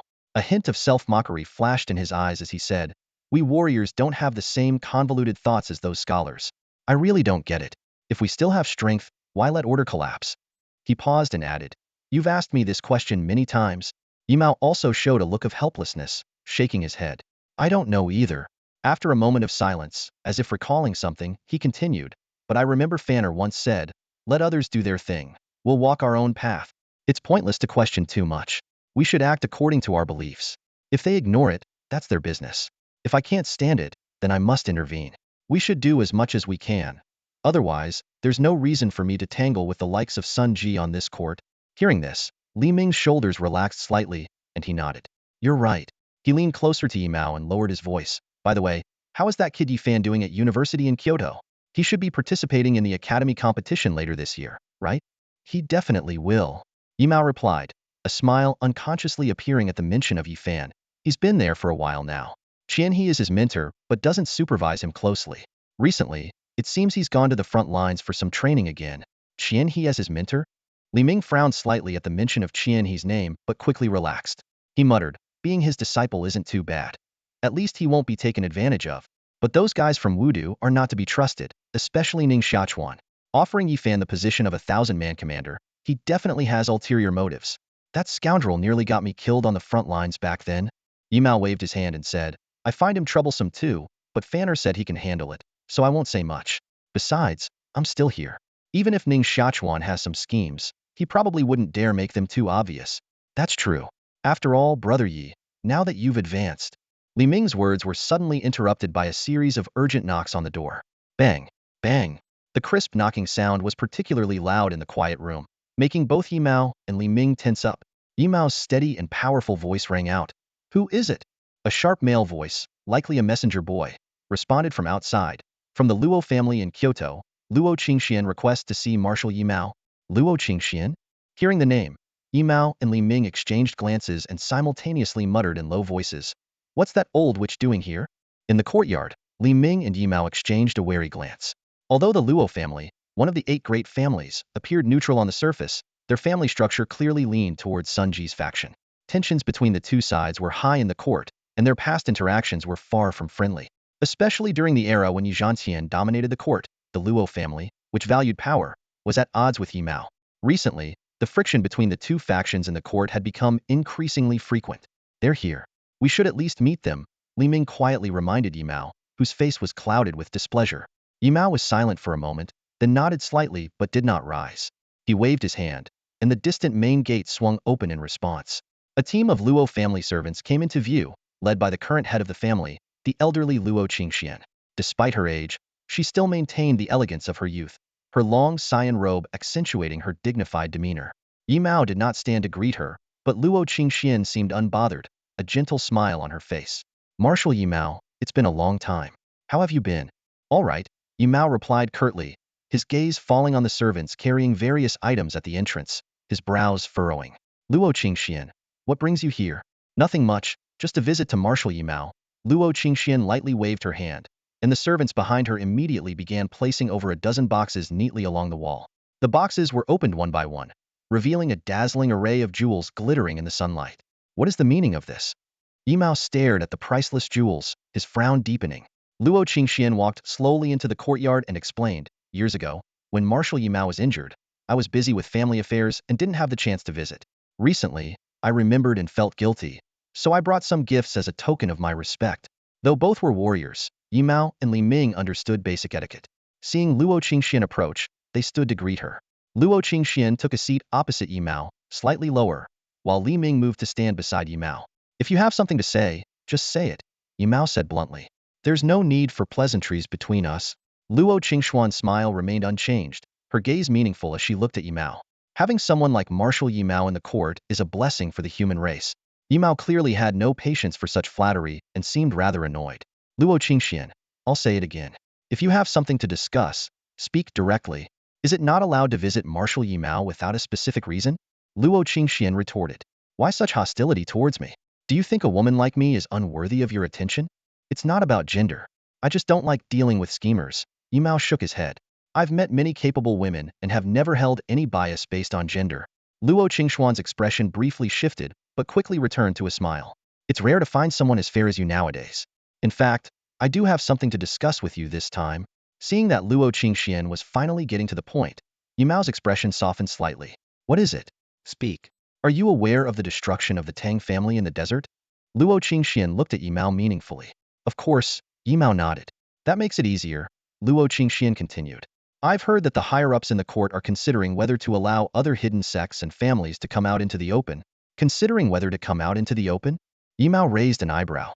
What's there to consider? Do they want them all to be destroyed in isolated secret realms? Without coming out, that is a possibility, Luo Qingxian nodded. However, the concern at the top is that if so many hidden families and sects come out all at once, it could greatly disrupt the current order among the human race. Given the chaotic times, if the order is further disturbed, isn't the current order chaotic enough already? Yimao was furious, slamming the table as he stood up. It's precisely because the higher-ups are doing nothing that the human race's order is in such disarray. Now, with ill-intentioned forces weakening us, instead of figuring out how to respond, they worry about disrupting the order. This is a perfect opportunity to unify the human race by putting some effort into regulating everyone. What are King Wan and those elders thinking? Do they have... Brother Yi, Brother Yi. Seeing that Yimao was about to say something reckless, Li Ming, who had been quietly listening, couldn't stay seated any longer. He quickly grabbed Yimao's sleeve, almost ready to physically restrain him. Yimao's temper was on full display at this moment. His face turned bright red, and his fists were clenched tightly, clearly trying to restrain himself from exploding. However, he seemed to realize the trap in Luo Qingxuan's words and refrained from further cursing. Instead, he let out a heavy snort and sat down abruptly, causing the chair to creak under his weight. Taking a deep breath, Yimao forced himself to calm down. When he spoke again, his face was ominously dark. So, what's Wen Wang's stance? Luo Qingxian smiled slightly and replied calmly. Naturally, they lean towards not letting them enter the world. His expression was somewhat subtle, as if weighing something. However, he continued, his gaze sweeping over the court officials present. In the next few days, Wen Wang will hold a court meeting to listen to everyone's opinions before making a decision. Another meeting. Yimao couldn't help but interrupt, his voice filled with impatience. Meetings every day? He trailed off, seeming to realize something. Slowly, he asked, so, the decision will be made based on the outcome of the meeting in a few days? That's right. Luo Qingxian nodded in confirmation, then added, as it stands, The Ji family and the Sun family definitely don't want these hidden families and sects to enter the world. Yimao immediately cursed. Those bastards who only care about their own interests. Of course, they don't want it. His voice was full of disdain. But then he confidently added, the court meeting, we military officials have plenty of people too. The frontline soldiers are heroes fighting for the peace of the human race. They won't just sit back and watch these families and sects be destroyed. Luo Qingxian nodded in agreement but quickly added, but we have to admit, even though there are more military officials in the court thanks to you, Marshal Yimao, their numbers still can't compare to the long-established influential families. Hearing this, Yimao let out a cold snort. Despite his dissatisfaction, he couldn't refute it at the moment. He clearly remembered that before he entered the court, there was no such thing as the military faction. Most were indecisive neutrals. It was only after his arrival that he managed to pull most of these neutral military officials into his camp, thus forming the so-called military faction. After a moment of silence, Yimao spoke again, his voice low. So you came to tell me all this just to inform me that the higher-ups of the human race are planning more nonsense? Of course not, Luo Qingxian immediately replied, a smile reappearing on his face. He glanced at Yimao and lowered his voice. The number of military officials is indeed less than that of the influential families. If it comes to a vote, we will surely lose. But if we add the Luo family, it might be different. He paused and continued, as you know, Marshal Yimao. Although the Luo family is not an independent influential family due to generations of intermarriage, it is precisely because of this that the Luo family has become quite powerful. In the court, not only do we have influence within the influential families and the neutrals, but we also have our forces within the military faction. Hearing this, Yimao narrowed his eyes, his sharp gaze seemingly trying to penetrate Luo Qingxuan's inner thoughts. So, he said slowly, you're here to negotiate terms with me? Not exactly, Luo Qingxian shook his head, his tone sincere. Luo Qingxian is also part of the human race, and my heart is with the human race. Given the urgent situation, like you, Marshal Yimao, I want to do something. Let's call it a cooperative alliance. If that's the case, then it's acceptable. Yimao nodded slowly but continued to stare at Luo Qingxian, his tone filled with suspicion. But I don't trust someone like you. The Luo family is one of the 8 great families, and people from influential families always care about their interests. If there were no benefits, would you, Luo Qingxian, do something that angers the other families? Luo Qingxian smiled and replied, his tone still sincere but with a glint of inscrutable light in his eyes, Marshal Yimao, you misunderstand me. The Luo family has no ulterior motives this time. We simply want to do something for the human race. A few days passed, and the order within the camp gradually stabilized. Various rules were implemented, everyone was properly settled, and each person knew their role. Simple houses were being built, the surrounding wasteland was being cleared, and the flimsy fences were replaced with sturdier, taller walls. During a rare moment of leisure, Yifan sat in the center of the camp, patiently guiding a young girl on how to command her beast. Yifan understood the value of nurturing those with extraordinary talents. He personally named the girl Hua Xiaokuei and took her to the forest to bond with an elite-level young beast. He also taught her a breathing technique. Hua Xiaokuei's talent quickly became apparent. Within just a few days, she had grasped the basics, and her bonded beast was rapidly growing. Leaning back in a wicker chair, Yifan lazily said, Hua Xiaokuei, try having the terror wolf use its skill. At Yifan's instruction, Hua Xiaokuei nodded seriously, focusing her gaze on the ground in front of her. The terror wolf, though still a young beast, was already as large as she was and took a defensive stance. A moment later, Hua Xiaokuei waved her arm, making a simple gesture. The terror wolf let out a roar, sending a tangible shockwave that rolled a nearby rock several times. This was the terror wolf's innate skill, fear roar. As the sound echoed, many in the camp looked up. When they saw that it was Hua Xiaokuei's beast using the skill, a few had expressions of surprise. Seeing the terror wolf successfully perform the skill, Hua Xiaokuei excitedly bounced over to Yifan, looking up expectantly for praise. Yifan smiled and ruffled her hair. Well done. Try some of the other techniques I taught you later. The little girl nodded happily. She had grown very close to Yifan during this time and always followed his instructions meticulously, which was one reason for her rapid progress. Watching Hua Xiaokuei continue to command her beast, a trace of regret flashed in Yifan's eyes. It's just a pity she can't speak. Hua Xiaokuei's talent was undeniable. Her unique beast-taming abilities and her quick understanding of the art showed she had the potential to become a top-tier beast tamer. However, her congenital speech impediment would undoubtedly limit her development. In battle, relying solely on gestures would make it difficult to perfectly command her beast, let alone multiple beasts in the future. Yifan fell into deep thought. Maybe I can find someone to cure her, or a method that allows beast tamers to communicate telepathically with their beasts. At that moment, Ning Mengnian approached with a stack of papers. Yifan, I've drafted an initial version of the camp rules you mentioned. And I also compiled detailed information about all the personnel. Yifan took the papers and began reading carefully. The first document was about establishing various rules for the camp. From the content, it was clear that Ning Mengnian had some management experience. Although it was just a draft, the rules and regulations were well written, fitting the camp's situation and clearly defining rewards and punishments. Good job. Yifan nodded in approval, then added, but some of the punishments are too lenient. For example, revealing the camp's unique breathing technique or maliciously spreading confidential information should be considered serious crimes. Exile is too light. They should be executed. Executed. Ning Mengnian was slightly taken aback. Isn't that a bit too harsh? I referred to other camps, and they usually handle such cases with exile.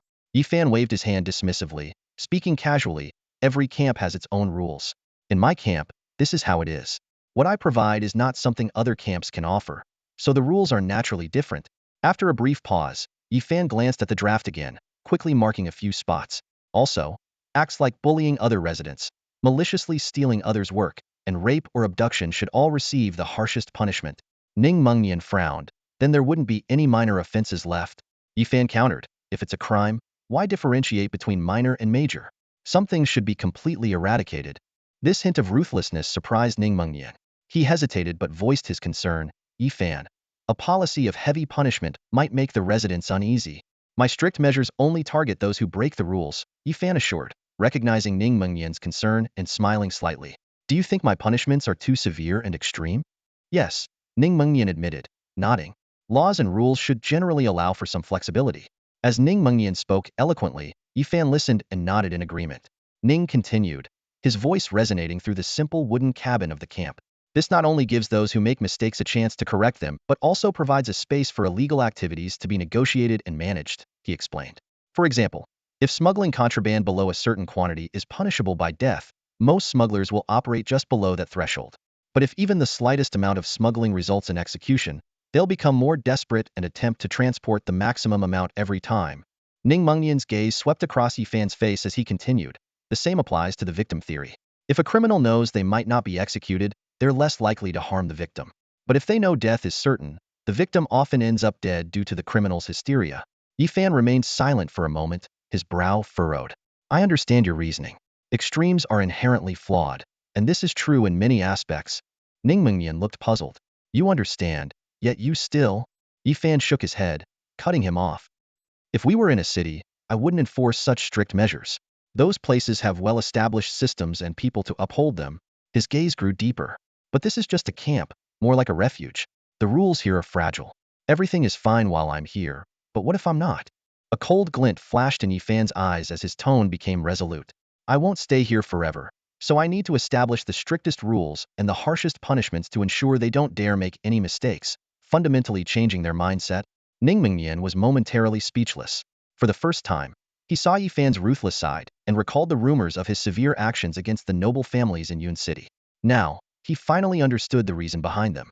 After a brief stalemate, Ning Mengnian spoke up. I still don't agree with overly harsh punishments, but he quickly softened his stance.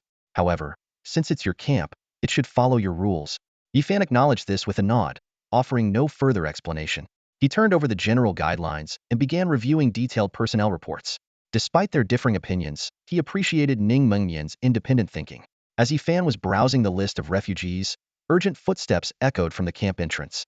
Barrow and Wei Ping hurried in, looking distressed. Captain, Barrow panted, a group from the neighboring Silver Snake camp is here. They claim our camp expansion has encroached on their territory. Ning Mengnian immediately sensed trouble and looked at Yifan. Sure enough, Yifan raised his head, a meaningful smile on his face. Our camp has only expanded by a radius of less than 10 meters, Yifan said with a hint of sarcasm. And this encroaches on their territory? What? Was their territory originally up to our camp's doorstep? Yifan noticed the slightly awkward expressions on Barrow and Wei Ping's faces when he heard the question. He didn't say much, just stood up with a thoughtful smile. All right, since they're already at our door, we should go check it out, Yifan said, his tone carrying a hint of subtle interest. Okay, the two replied, following Yifan out of the camp, their eyes full of curiosity, though they dared not ask more questions. Outside the camp, more than a dozen fully armed members of the Silver Serpent camp had arrived. They were clad in iron armor, holding firearms, and appeared well-equipped and imposing. In contrast, the Thunderstorm camp members, holding hoes, seemed somewhat outmatched but still stood their ground firmly, facing off against the newcomers. Deputy Captain Dai Tianhe and Fei Yi stood at the forefront of the Silver Serpent camp group. Dai Tianhe, looking uneasy, whispered his concerns to Fei Yi. We came here so directly to cause trouble. What if the Thunderstorm camp's captain attacks us? He's said to be quite strong, at least at the eternal level. Fei Yi responded with a confident smile. He shouldn't attack. We're here to reason. We're in the right. This area was originally our territory according to the camp divisions. Dai Tianhe remained uneasy. Those divisions were made years ago. He recalled the Great Fire incident last time, and couldn't help but feel wary of the new Thunderstorm camp captain.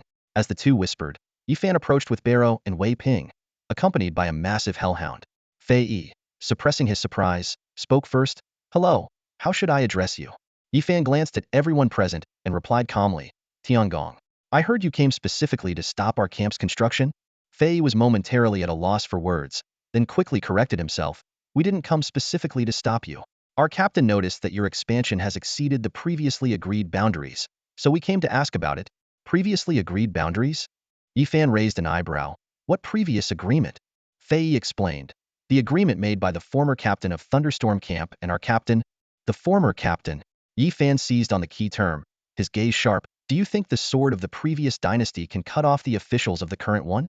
Fei Yi was momentarily speechless, his prepared arguments stuck in his throat. Seeing this, Dai Tianhe stepped forward with a forced smile and produced a land deed. Captain Tiangong. This is the boundary agreement between Thunderstorm Camp and Silver Serpent Camp. It was recognized by the residents of both camps. The deed was signed by Barrow and Wei Ping as well.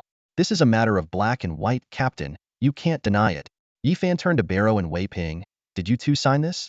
They nodded nervously in confirmation. Since you signed it, let me take a look, Yifan said, reaching out to Dai Tianhe. Dai Tianhe hesitated for a moment, but handed over the deed. After carefully examining it, Yifan nodded. The deed is indeed genuine. Dai Tianhe and Fei Yi sighed in relief, but then Yifan suddenly tossed the deed into the air. The hellhound understood and breathed out a stream of scorching flames, reducing the deed to ashes instantly. Hey! The two were shocked. Dai Tianhe shouted angrily. Captain Tiangong, what are you doing? Yifan remained calm. The deed may be real, but it's unreasonable. I don't accept it. Fei Yi, stunned, exclaimed. Is that even possible? This is a written contract, protected by the Frontline cities. Captain Tiangong, such a lack of respect for contracts will bring you punishment from above. Yifan was unmoved, responding nonchalantly. Then go ahead and report me. All right, Thunderstorm Camp is in a state of rebuilding, and we have a lot of work to do. If you have no further business, please leave. You're in the way. Captain Yifan's unreasonable demeanor left Fei and Dai Tianhe frozen in place, making everyone else unsure whether to advance or retreat. The tension in the air was palpable, and no one dared to make a move. Yifan cast a cold glance at the crowd. Seeing that they had no intention of leaving, his eyes turned icy, and his voice carried a threatening tone. What now? Just because you have a few muskets and a dozen gold-level fighters, you think you're invincible? Are you planning to fight me with this show of force? As soon as he finished speaking, the Inferno Hellhound beside him stood up abruptly, its massive jaws opening wide as magma-like flames seeped through its teeth. The presence of this eternal-level beast made the people from the Silver Serpent camp instinctively step back a few paces. Fei suppressed his anger and tried to remain calm. Captain Tian, we are here to resolve the issue, not to fight. Since you find the previous plan unacceptable, we will report back to our captain and come up with a new solution. Yifan waved his hand impatiently. Even if your captain comes, it will be resolved the same way. If you have any issues, come directly to me. But remember, our camp's working hours are from 8 a.m. to 8 p.m. Don't come during that time. If you disrupt our work, you'll have to pay for the downtime next time. Fei's mouth twitched in frustration, but he responded reluctantly, understood. He then turned to his group and signaled for them to leave. Let's go. The group quickly departed. Barrow, standing next to Yifan, couldn't help but praise him. Captain, you handled that brilliantly with just a few words. Yifan waved off the compliment dismissively. They'll be back. Wei Ping, concerned, asked, what should we do about the land deed next time they come, Captain? After all, we did sign it. Yifan retorted. What land deed? Wei Ping was stunned. The land deed you just burned. When did I burn any land deed? Yifan narrowed his eyes at Wei Ping. And are you sure you actually signed a land deed? Wei Ping hesitated for a moment, then seemed to understand. You mean, we never signed that land deed? Yifan didn't answer directly but instead smiled, patted Wei Ping and Barrow on the shoulders, and walked towards the camp. I'll be in seclusion for a while. If anything comes up, find Ning Mengnian. If she can't handle it, then come to me. Oh, and I'll be requesting an awakening beast talent device soon. Gather everyone in the camp who hasn't had the chance to use it, and we'll have a mass awakening. Got it, the two responded. Watching Yifan's departing figure, they exchanged looks of helplessness. Is this really how the camp dispute gets resolved? In the beast space, Yifan finally found a moment of calm.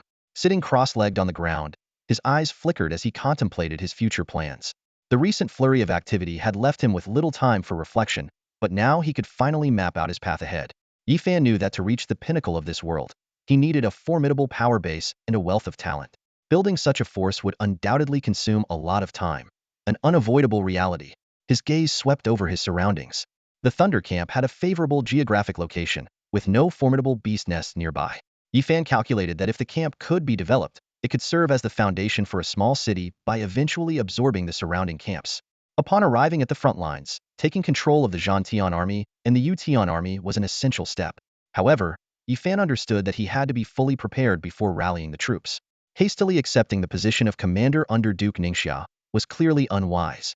Yifan mused that among the dozens of kings in the world, only 8 held the titles of the 5 kings of the front lines, or the 3 kings of the court, all formidable figures. Whether serving under Duke Shun or Duke Ming, he would inevitably face numerous constraints. Duke Ming's promise of a city undoubtedly had hidden motives, likely eyeing the power Yifan could wield in the future. Yifan understood that relying on others' strength was inherently limiting. A frontline city under his direct control, akin to Cloud City in Nanchuan, was crucial. The Thunder Camp, in Yifan's eyes, had such potential, despite the greater difficulty in development compared to Cloud City. After a brief pause, Yifan's gaze shifted to the distant remains of the God Eye wielder. Due to the time distortion between the secret realm and the outside world, the body had decayed, leaving only a vague skeleton and skull. However, the goatees still gleamed, crystallized like priceless jewels. Yifan approached the skeleton, eyeing the coveted goatees. He had originally taken the remains for these eyes, but the human king's words had made him realize that implanting them was not the best path for his cultivation. As Yifan pondered the fate of the goatees, Xiao Shi, his lion companion, approached him, nuzzling affectionately. The prolonged time in the secret realm had allowed Xiao Shi to grow significantly, now at the golden level, standing almost as tall as Yifan. Yifan petted Xiao Shi's head, noticing its fixed gaze on the goatees in his hand. Xiao Shi let out an inquisitive meow, pointing at the eyes. Yifan initially wanted to tell it that the eyes were not for eating, but the longing in Xiao Shi's eyes puzzled him. At that moment, Lao Qi ambled over after lunch. Seeing Xiao Shi's fixation on the goatees, it snorted and transmitted to Yifan. Look, that rascal is eyeing those eyes again. If I hadn't been watching, it would have taken them long ago. Surprised, Yifan looked at Xiao Shi and asked, do these goatees benefit you? Xiao Shi nodded eagerly. Despite his doubts, Yifan placed the goatees in Xiao Shi's paws. After obtaining the divine eye, Xiao Shi leaped up in excitement and eagerly pressed it against his own eye. Seeing this, Yifan's expression changed dramatically. He was about to intervene when a sudden bright light froze him in place. As the light faded, he was shocked to find the divine eye had disappeared, and Xiao Shi was staring at him with a strange gleam in his eyes. What just happened? Where did the divine eye go? Yifan asked, standing up cautiously. Xiao Shi let out a low growl and pointed to his own eyes. Yifan suddenly realized, you fused the divine eye into your own eye? Xiao Shi's actions confirmed it. He closed his eyes, and when he opened them again, a brilliant white light burst forth. In an instant, a fierce wind howled, forming a gale force field around Xiao Shi, identical to that of the previous divine eye wielder Yifan had defeated. You fused with the sword eye just now? It seems you have a perfect compatibility with the divine eye, able to merge with it upon direct contact, Yifan marveled. Xiao Shi responded with a growl, and the light in his eyes gradually dimmed. He affectionately nuzzled up to Yifan. Yifan pondered, a beast capable of merging with a human's divine eye. He took the heavy sword from his back and handed it to Xiao Shi. By that logic, you should also be able to use human swordsmanship, right? Xiao Shi scratched his head in confusion, but took the heavy sword and swung it a few times. Yifan then handed him a book on sword techniques. Take a look at this swordsmanship. Can you learn it? Xiao Shi took the sword manual and started flipping through the pages. At first, he looked puzzled, but soon he seemed to grasp something and sat down to study intently. Yifan watched quietly, his eyes gleaming with excitement. He realized he might have underestimated the abilities of the phantom beast species.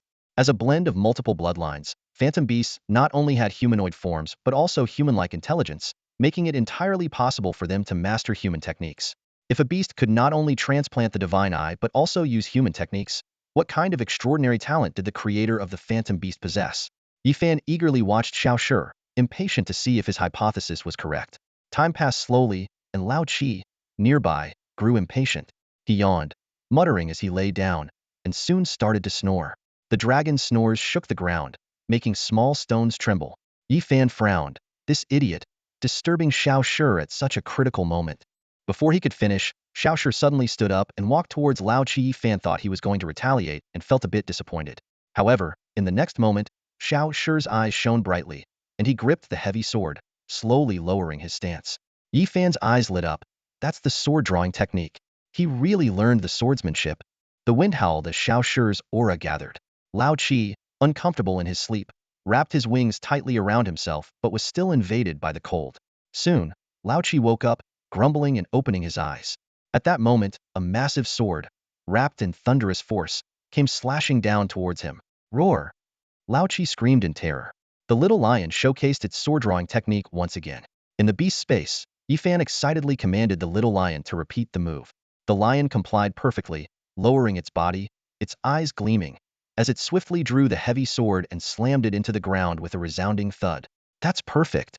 Yi Fan exclaimed. Seeing the little lion demonstrate a level of swordsmanship nearly on par with his own, he couldn't help but embrace the lion, affectionately ruffling its head. Although the little lion didn't fully understand Yi Fan's excitement, it enjoyed the petting, happily nuzzling against him.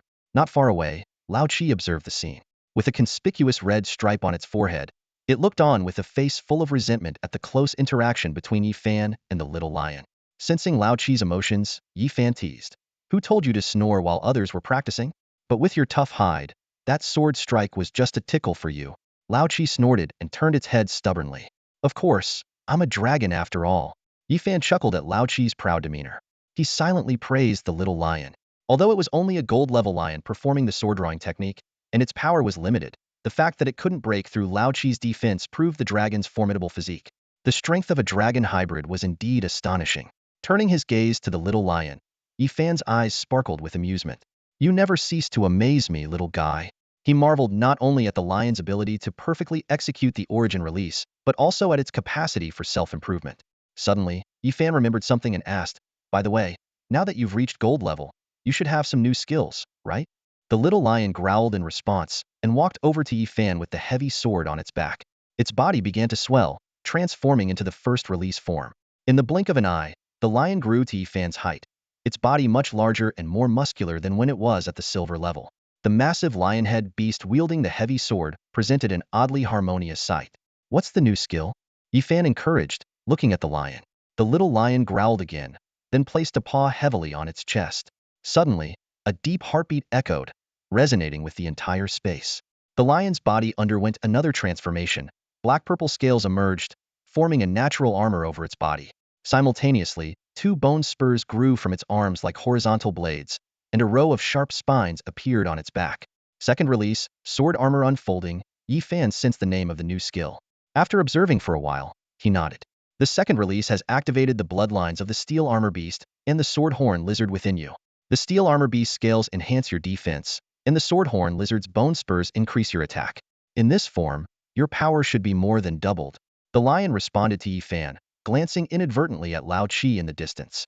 At that moment, Lao Qi was staring in astonishment at the lion's transformation, clearly puzzled by the form change. All right, you can revert now, Yi Fan said, handing the lion a sword manual. Study this swordsmanship well. With your sword eye, you should learn quickly.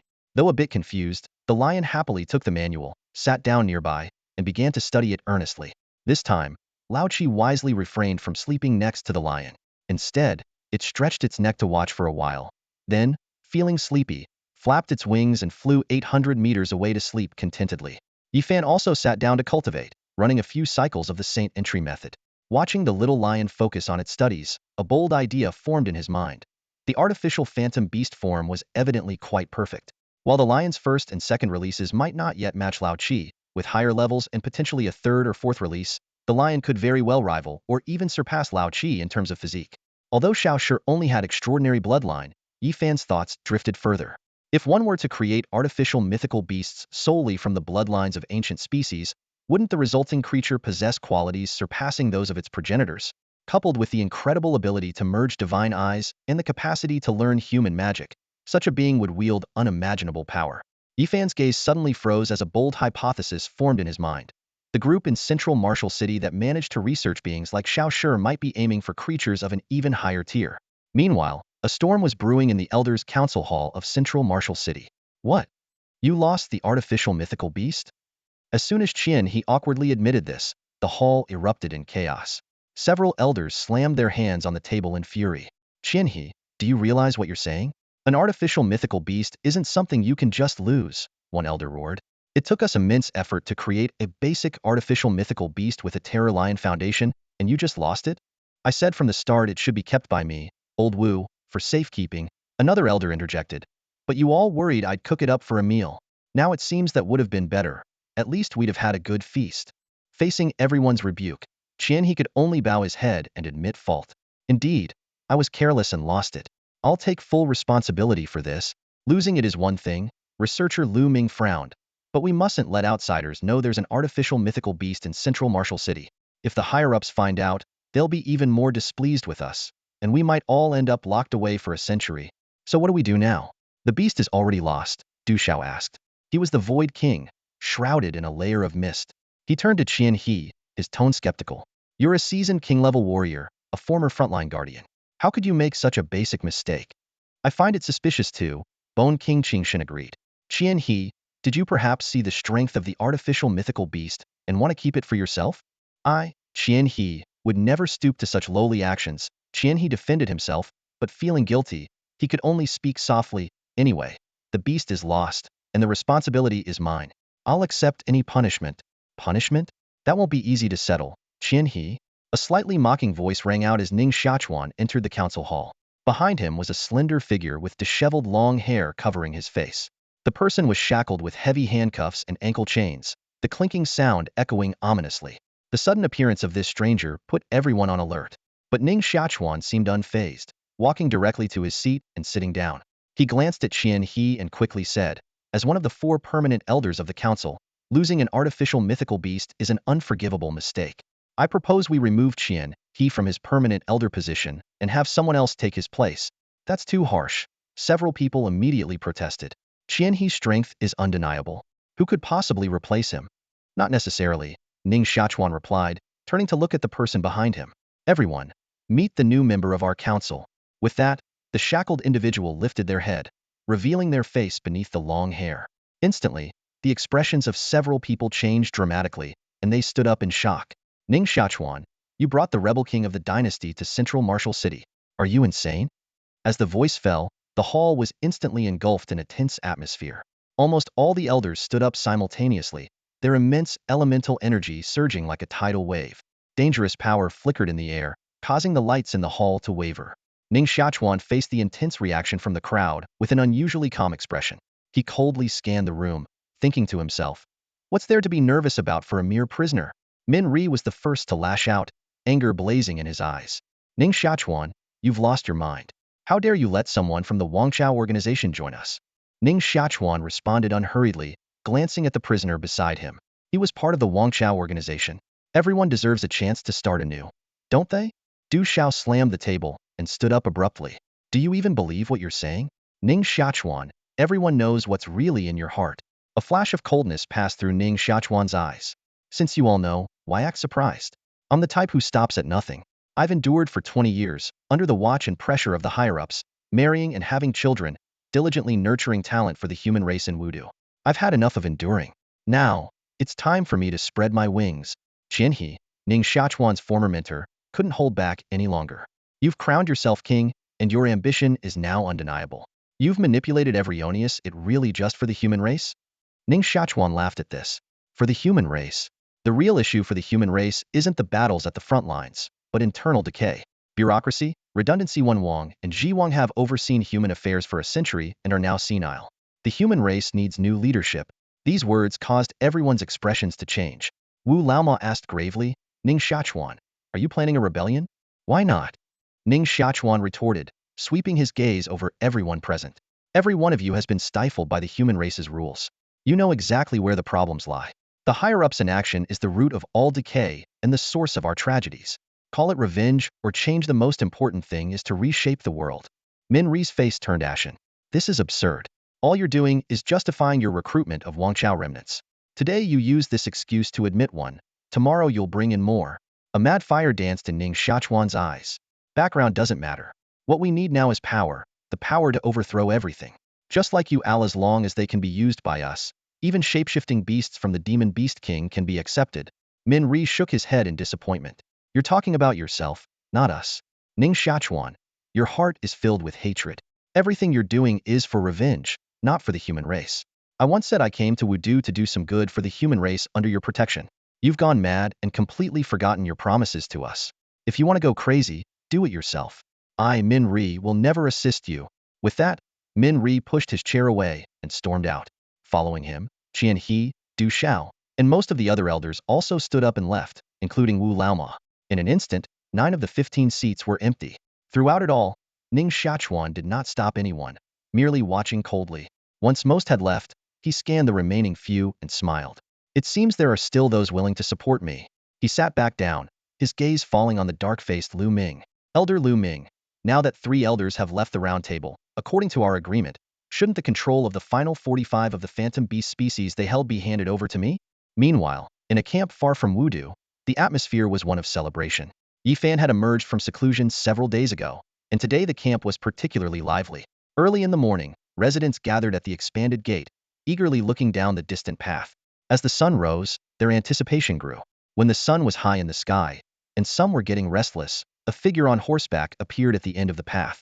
A ponytailed little girl sat on the horse's back, with a 4-wheeled cart trailing behind, slowly making its way towards the camp. He's back! He's back! An excited shout echoed through the camp, instantly igniting a wave of jubilation. Residents poured out from their makeshift tents and wooden huts, racing towards the camp entrance. In the distance, a figure on horseback gradually became clear. It was Yifan, the long-awaited hero.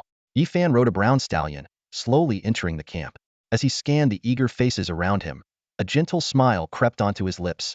He deftly dismounted and called out loudly, "Barlow, get some people to move the cart to the central water pool. Everyone else, line up for the awakening ceremony." Barlow's eyes lit up with excitement. A few days ago, Yifan had set out alone to Zen City to procure the device needed for the residents' awakening. During his absence, everyone in the camp had been anxiously awaiting his return, fearing they might miss the news.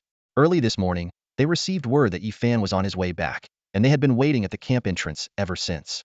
Yifan wasn't in a hurry. He first carefully lifted a young girl named Hua Xiaokue off the horse's rear and gently placed her on the ground. Only then did he follow the crowd towards the camp center. Ning Mengyan quickly walked up to Yifan, asking with concern, "Was it smooth getting the device?" Yifan replied as they walked, "Not too bad. My first stop was the Lord's mansion in Zen City, but when that didn't work out, I went to the school principal. He was quite reasonable, and after a thorough discussion, he gave me the device." A thorough discussion? Ning Mengyan's face showed a hint of skepticism as she whispered, "Was it really just a discussion?" Yifan laughed heartily and quickened his pace. "Of course, I, Yifan, always deal with people fairly and rationally." Soon, they arrived at the camp center. The cart had already been moved next to the water pool, surrounded by eager residents. As Yifan approached, the crowd parted to make way for him. Yifan walked up to the cart and noticed Barlow standing there, seemingly hesitant. "Move the stuff down. What are you waiting for?" Yifan prompted.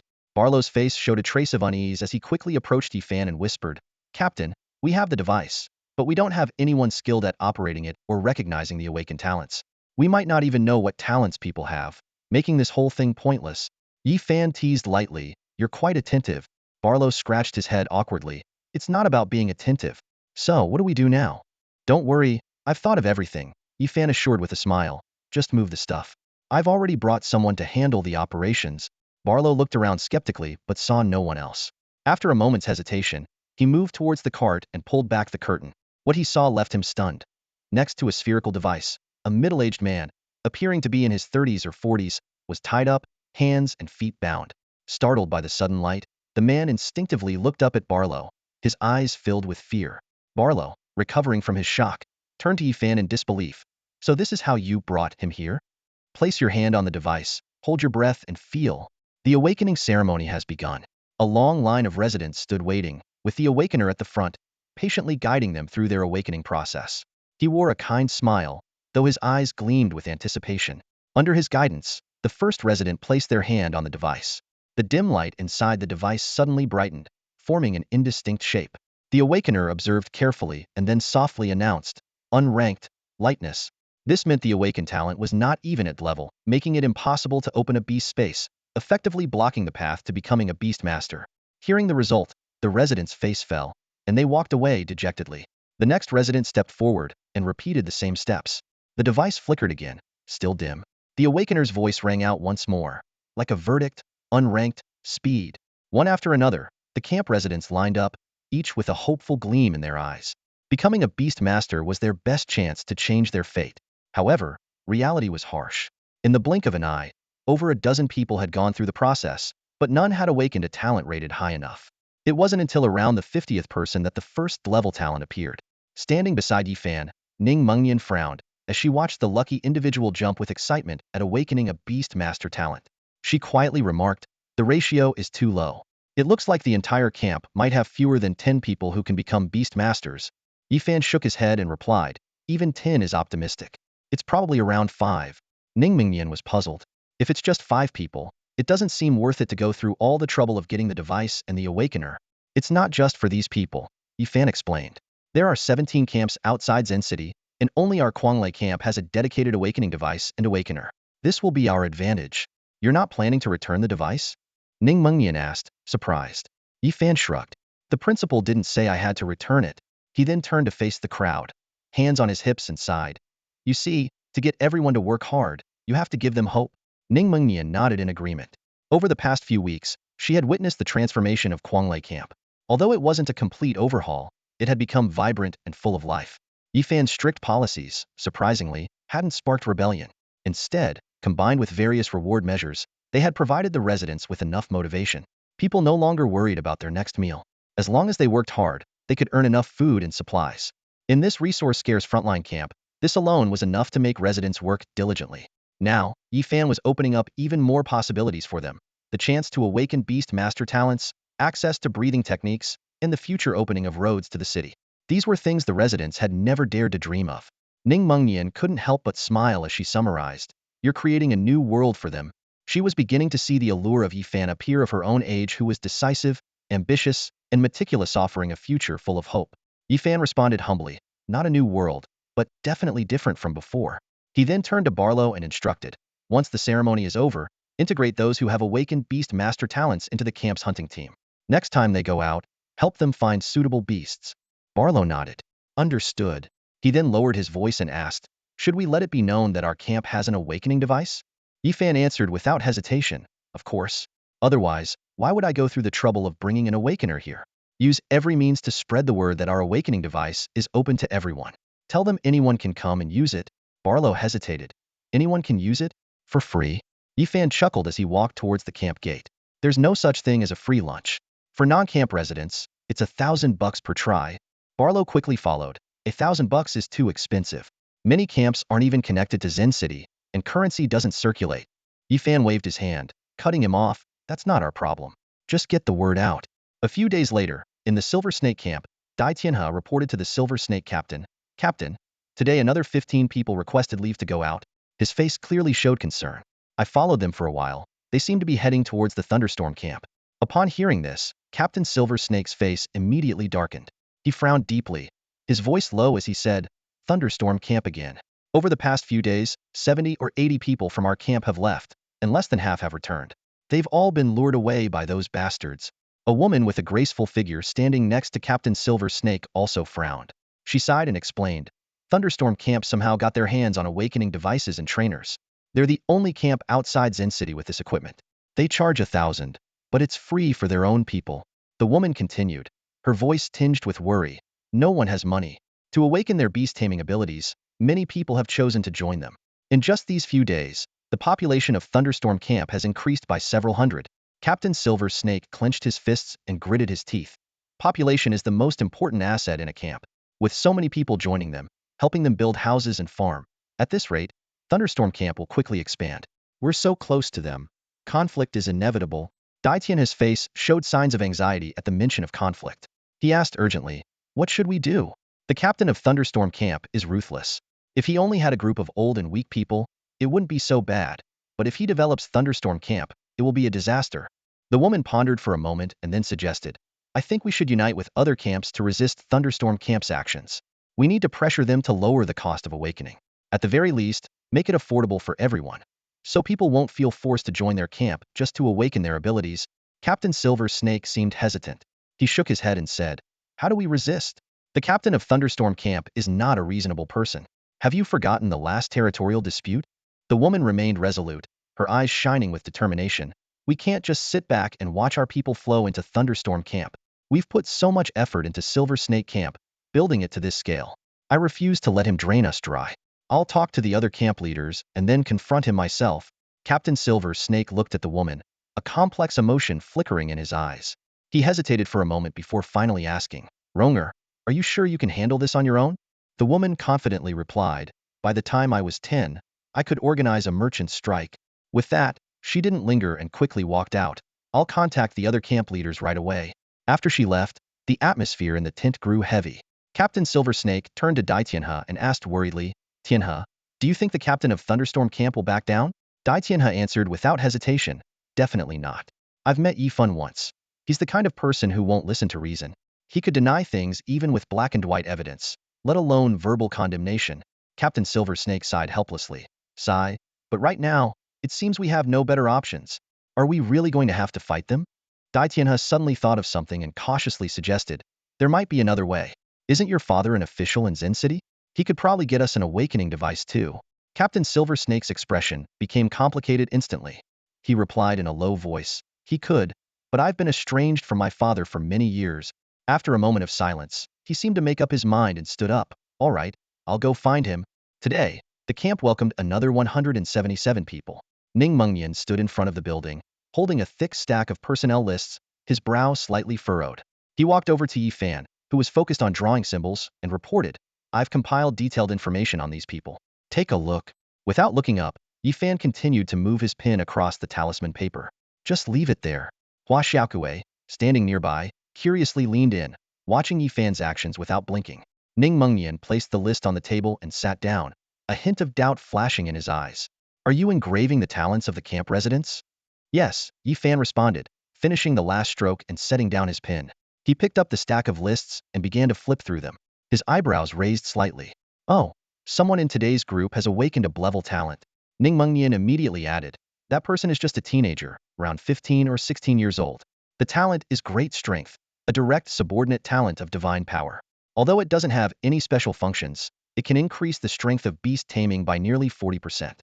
It's quite good and worth nurturing." Yifan nodded, his gaze sweeping over the list. "We've detected almost 20 beast tamers over this period. Once we reach around 50, I'll go to Changcheng and invite a teacher to set up a beast tamer training class in the camp." Upon hearing "invite a teacher," Ning Mengnian's expression turned slightly strange, but he glanced at Yifan and said nothing. After a moment of silence, he spoke again. "With so many new residents, managing the camp has become more challenging than before. Many newcomers are used to the laxity of their previous camps and are quite unruly here." Yifan waved his hand nonchalantly. "If they're unruly, manage them. If they make mistakes, kill them. I won't give them a second chance. To live here, they must follow my rules." "Understood."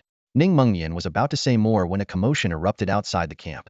Yifan frowned and looked up. "Is someone here to cause trouble again?" Before he could finish his sentence, Baluo hurriedly ran in to report, "Heavenly Lord! Heavenly Lord!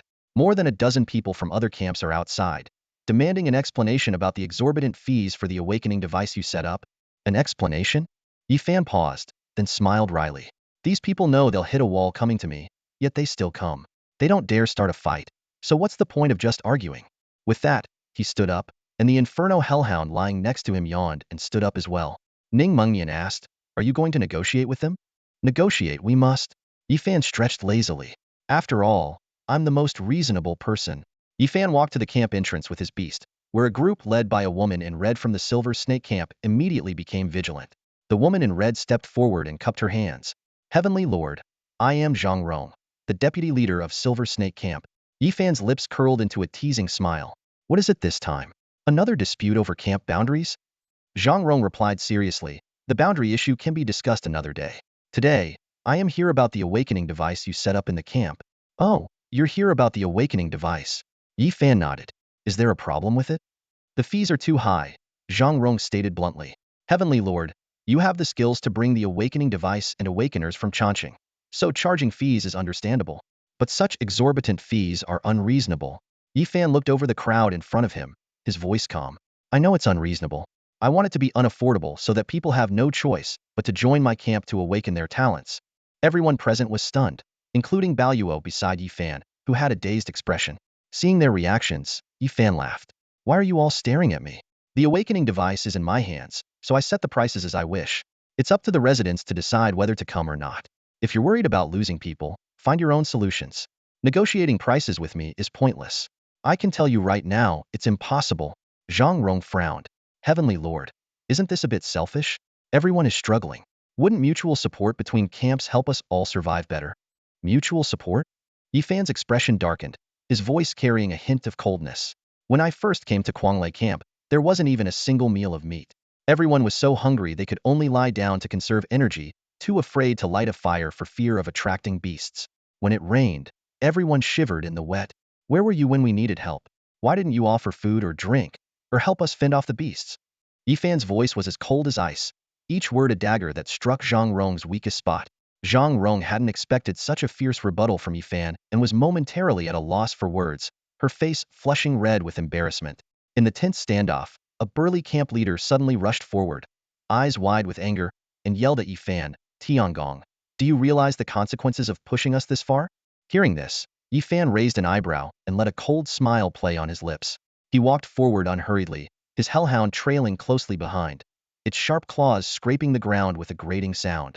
The other camp leaders involuntarily took a half step back, cold sweat breaking out on their foreheads. Yifan stopped just inches away from the insolent leader, their noses almost touching. His gaze was as sharp as a blade, and his voice was low and menacing. I'd like to see what those consequences are. Do you want to fight? If so, let's start right now. As a seasoned and battle-hardened king with 100 years of experience, the aura Yifan exuded was suffocating. The once arrogant leader now looked like a duck with its throat cut, his eyes darting around as he struggled to form a coherent sentence. Seeing this, Zhang Rong quickly stepped forward to defuse the situation. Tiangong, we have no intention of starting a war. We simply hope you could lower the price for awakening talents. Her tone had softened, carrying a hint of pleading. Yifan's gaze remained as sharp as ever, his voice eerily calm. The price stays as it is. I've said it before. If you think it's unreasonable, you can report me or find another awakening device. Don't expect any leniency from me. Zhang Rong felt a sinking feeling in her heart. She glanced back at the other camp leaders, only to find that most of them were intimidated by Yifan's presence, their eyes avoiding his. None dared to speak up. Cowards, all of them. Zhang Rong thought bitterly.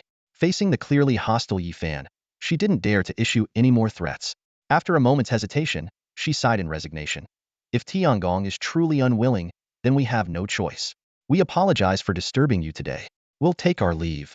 With that, Zhang Rong turned to go. The others quickly followed suit. Just then, Yifan's voice rang out again, like a bucket of cold water splashing over them. You come and go as you please. What do you take my Quanglei camp for? Zhang Rong whipped around, puzzled. Tiangong, what do you mean by that? Yifan's lips curved into a sly smile as he snapped his fingers. Instantly, several imposing beasts appeared by his side. Exactly what I said. Yifan replied leisurely, his smile deepening. I've mentioned before, visiting my camp during work hours incurs a labor fee. What a jerk. A group of camp leaders were shouting curses on the road, their anger palpable. Zhang Rong, blending in with the group, didn't say a word, but the fury was evident in her eyes. If you ask me, we should go all out. The hot-tempered leader spoke again, his tone full of provocation. How many capable fighters does Quanglei camp have anyway? I doubt they can handle a real fight. Fighting is out of the question, another, more composed leader interjected. This is the front line. There are rules. Minor skirmishes are one thing, but a full-blown battle would definitely attract higher-ups' attention. His words brought a heavy silence. While the front lines had fewer regulations, intercamp conflicts would certainly lead to repercussions. Are we just going to let him bleed our camps dry? Someone asked, unwilling to accept the situation. Just one awakening device, and he's got us all by the throat? The question sparked another round of silence. Awakening devices were not particularly rare, but they were strictly controlled by the authorities and seldom fell into private hands. These camps outside of Zhanqing had been around for years, yet there was only one awakening device among them. Clearly, this was Yifan's leverage over them. We'll have to find another way, Zhang Rong sighed. As they reached a fork in the road, she waved farewell to the group. When you get back, keep a close watch on your residents. As long as they stay within the camp, they can't go to Quanglei's territory. Won't that cause unrest among the residents? Someone voiced their concern. It might, But we have no other choice, Zhang Rong replied helplessly. The leaders agreed with a mix of anger and resignation. With a chorus of sighs and curses, they parted ways. Zhang Rong stood alone at the crossroads, her gaze fixed on the distant hills, lost in thought. Finally, she turned resolutely and headed back towards Kuanglei camp. Meanwhile, Yefan had already returned to his camp. Xiaokue, come here, I got you a gift. Yefan casually tossed a bracelet to Hua Xiaokue, who was engrossed in studying talismans. It was a delicate bracelet, strung with round beads and adorned with a few small rubies. Though not particularly valuable, it was quite pretty. Hua Xiaokue caught the bracelet, her eyes lighting up with joy. Over the past half-month, she had made significant progress in beast mastery. With Yefan's resources, her beast mastery had reached Black Iron 5-star level, and she had grasped the basics of commanding beasts. At this rate, she would soon meet the minimum requirements for the camp's hunting team. Let me help you put it on. Ning Mengyan set down her papers and picked up the bracelet to fasten it around Hua Xiaokue's wrist. She glanced at Yefan, who was holding a pile of items, with a hint of exasperation. Did you really charge them for lost work? I said I would last time, and I did, Yefan replied as he sat down, picking up the talismans he had previously drawn. These talismans can be given to the strategist for protection later. The strategist? Ning Mengyan asked curiously. Yes, Swan Sansheng. He was the most outstanding disciple of Yintian sect. After joining me, he became my strategist in Nanchuan, Yefan explained. Of course, you could also call him the chief steward, or the prime minister of Nanchuan. I think I've heard of him. Ning Mengyan nodded thoughtfully, a curious look on her face. So, Yefan, how does it feel to unify Nanchuan? Nothing special. Nanchuan is not that big, Yefan stretched lazily. Look at the vast human lands, over 100 provinces. Nanchuan is just a tiny speck on the map, barely a fraction of a percent. It's still a province, Ning Mengyan replied. I've heard from Li Yu and others that Nanchuan is a great place, even better than the capital. Better than the capital might be an overstatement, but some of its systems are quite good, Yefan smiled. Why are you interested in going to Nanchuan? I am, Ning Mengyan admitted with a hint of frustration. But my father would never let me go there. Your father is your father, and you are you. Why let him dictate your decisions? Yefan shook his head. He's not old and frail, needing care. He seems quite energetic. He might even give you a younger sibling someday. Ning Mengyan laughed at the joke and nodded. That's true. If the opportunity arises, I'll visit your Nanchuan. Deal, Yefan replied with a smile. Yifan answered with a confident smile, ready to capitalize on his momentum and further consolidate his followers. However, just then, a commotion erupted at the camp's entrance. Frowning, Yifan thought to himself, are these guys here to give me more money? Before he could stand up, the sound of hurried footsteps reached his ears. Barrow and Wei Ping came rushing over, dragging a struggling woman between them. It was Zhang Rong. Her face was filled with defiance, her arms tightly restrained by the two burly men. Despite her efforts, her struggles were futile against their strength, even though she was a silver-level fighter. The trio soon arrived in front of Yifan. Barrow, visibly angry, spoke first. Captain Tiangong, this woman insisted on barging into our camp to see you and wouldn't listen to reason. Yifan looked at Zhang Rong and shook his head helplessly. He gestured for Barrow to release her and then asked, do you still have something to argue with me about? Rubbing her sore wrists, Zhang Rong replied firmly, of course I do. I still believe that our camps are rather, all the camps can find a better way to coexist. Yifan raised an eyebrow, his tone laced with sarcasm. You still hold on to the fantasy that I would get along peacefully with your camps? Zhang Rong's expression stiffened as she asked in confusion, Tiangong, what do you mean by that? Yifan chuckled, speaking bluntly, exactly what it sounds like. I thought you were supposed to be smart. Anyone should be able to see what I want to achieve by coming to Kuanglei camp. A flash of fear crossed Zhang Rong's eyes. You want to crush us? Just like you're doing now? Shaking his head, Yifan's voice was calm but filled with ambition. Crushing you serves no purpose for me. What I want is for all the camps outside Zen City to serve me. I want to unify you all. Zen City has been too fragmented. It needs to be more cohesive. Realizing Yifan's true intentions, Zhang Rong's eyes widened in shock. Your ambition isn't just about the residents of our camps. Yifan admitted openly, of course not.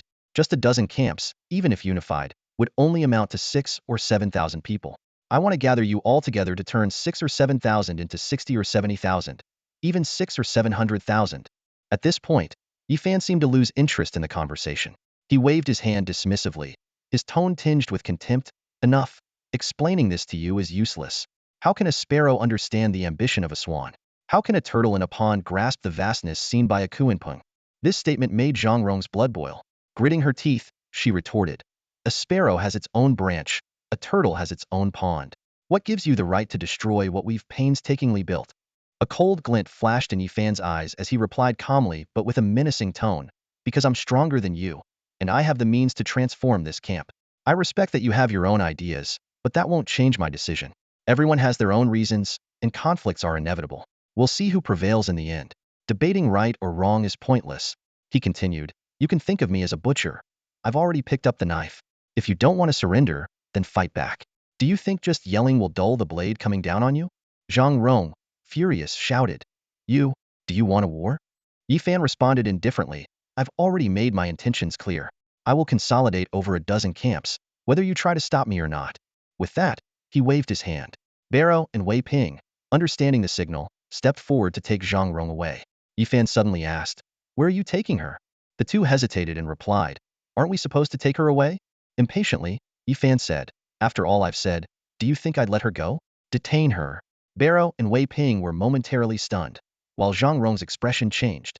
She quickly argued, Tiangong, according to the law, you have no right to detain someone from another camp.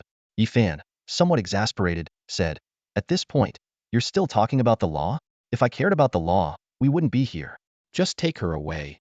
All right, Barrow and Wei Ping responded, this time without hesitation. They grabbed Zhang Rong's arms. She struggled fiercely, but soon other soldiers arrived, binding her and pushing her away on a cart. Ning Mengnian watched with a slight smile and remarked, this is quite undignified. Yifan waved his hand dismissively, it could have been dignified, but she chose not to believe. At that moment, Hua Xiaokue approached Yifan, holding a talisman with strange symbols. Yifan asked, did you draw this? Hua Xiaokue nodded repeatedly, pointing to the talisman on the table. Yifan understood her meaning. You copied my talisman. He examined it closely, then patted Hua Xiaokue's head and said seriously, you did well, but don't do it again. As night fell, on the hillside overlooking the Silver Serpent camp, Dai Tianhe and Fei Yi anxiously awaited Zhang Rong's return. Fei Yi, worried, said, it's so late already. The negotiations should be over by now. Could it be that Tiangong didn't play fair and detained all of them? Dai Tianhe replied, that's entirely possible. Tiangong is known for being unreasonable. Fei Yi stood up, I'll go ask around at the other camps. The Silver Dragon camp isn't far from here. Shortly after, Fei Yi returned in a hurry. Dai Tianhe quickly asked, how did it go? Fei Yi, looking extremely anxious, replied, the captain of the Silver Dragon camp said their negotiations ended long ago. Tiangong was unreasonable, so they had no choice but to return by noon. Someone saw Zhang Rong halfway, and then heading to the Thunderstorm camp. Dai Tianhe's face darkened, so she's definitely being held at the Thunderstorm camp. Fei Yi responded, most likely. What do we do now? The captain is in Zen City and won't be back for another 4 or 5 days. Dai Tianhe decisively said, let's go check it out. We can't just let them detain our deputy captain. Fei Yi hesitated briefly before nodding in agreement. I'll gather a few more people, and we'll go together. Soon, they assembled 7 or 8 people, each armed and ready, releasing their beasts, and marched aggressively towards the Thunderstorm camp. As night fell, the group moved swiftly through the forest and grasslands, their years of experience in the camp making the journey easy. Before long, they reached the newly constructed outer wall of the Thunderstorm camp. Although the wall wasn't finished, it stood 3 to 4 meters high. Fei Yi whispered, the Thunderstorm camp has expanded by at least a kilometer. Fei frowned as he looked at the towering walls in front of him, silently speculating. Could Kuang Lei be trying to turn this camp into an impregnable city? It seems his ambitions are not small. Dai Tianhe lowered his voice, pointing at the armed guards in front of the wall. Are we just going to barge in and demand what we want? Leaning against a nearby tree, Fei replied softly, what else can we do? His nonchalance drew a low curse from Dai Tianhe. You talk a big game, but you're just a coward. How is that being a coward? Fei retorted. The camp is depending on the two of us right now. If we get captured and don't return in 4 or 5 days, the camp might fall apart. Dai Tianhe fell into deep thought. They had come this far. They couldn't leave empty-handed. But a frontal assault was clearly not an option. They would have to be cunning. Fei scanned their surroundings and suggested, it's late. They should be asleep by now. Let's sneak in and get our people out. With that, he led the way into the forest, skirting the perimeter of the wall. Damn it, not a single gap. Fei cursed. Why fortify this place so tightly? Afraid someone will steal their stuff? Dai Tianhe slapped a mosquito on his arm and said, now what? These mosquitoes are going to drain me dry. Looks like we have to go in by force. Fei was about to draw his weapon when he noticed 2 guards yawning and heading back into the camp through the main gate. They're changing shifts. Fei's eyes lit up. Quick, now's our chance. The group moved like shadows, swiftly approaching the wall using the cover of darkness. Faye peeked out at the empty street and whispered, "Now, into the city." They carefully crossed the wide archway, their footsteps barely making a sound. Just as they were about to enter Quang Lei's camp, Dai Tianhe let out a sigh of relief. Doesn't seem so secure after all. I thought it would be tougher. Hurry, find Zhang Rong, Faye urged, picking up the pace. But as soon as he stepped out of the archway, he froze. Dai Tianhe, puzzled, caught up to him and was about to tap his shoulder when he, too, was stunned. There, by the archway, sat Yifan, casually holding a brush and a talisman. He looked up at them, a smile playing on his lips. You guys aren't asleep either?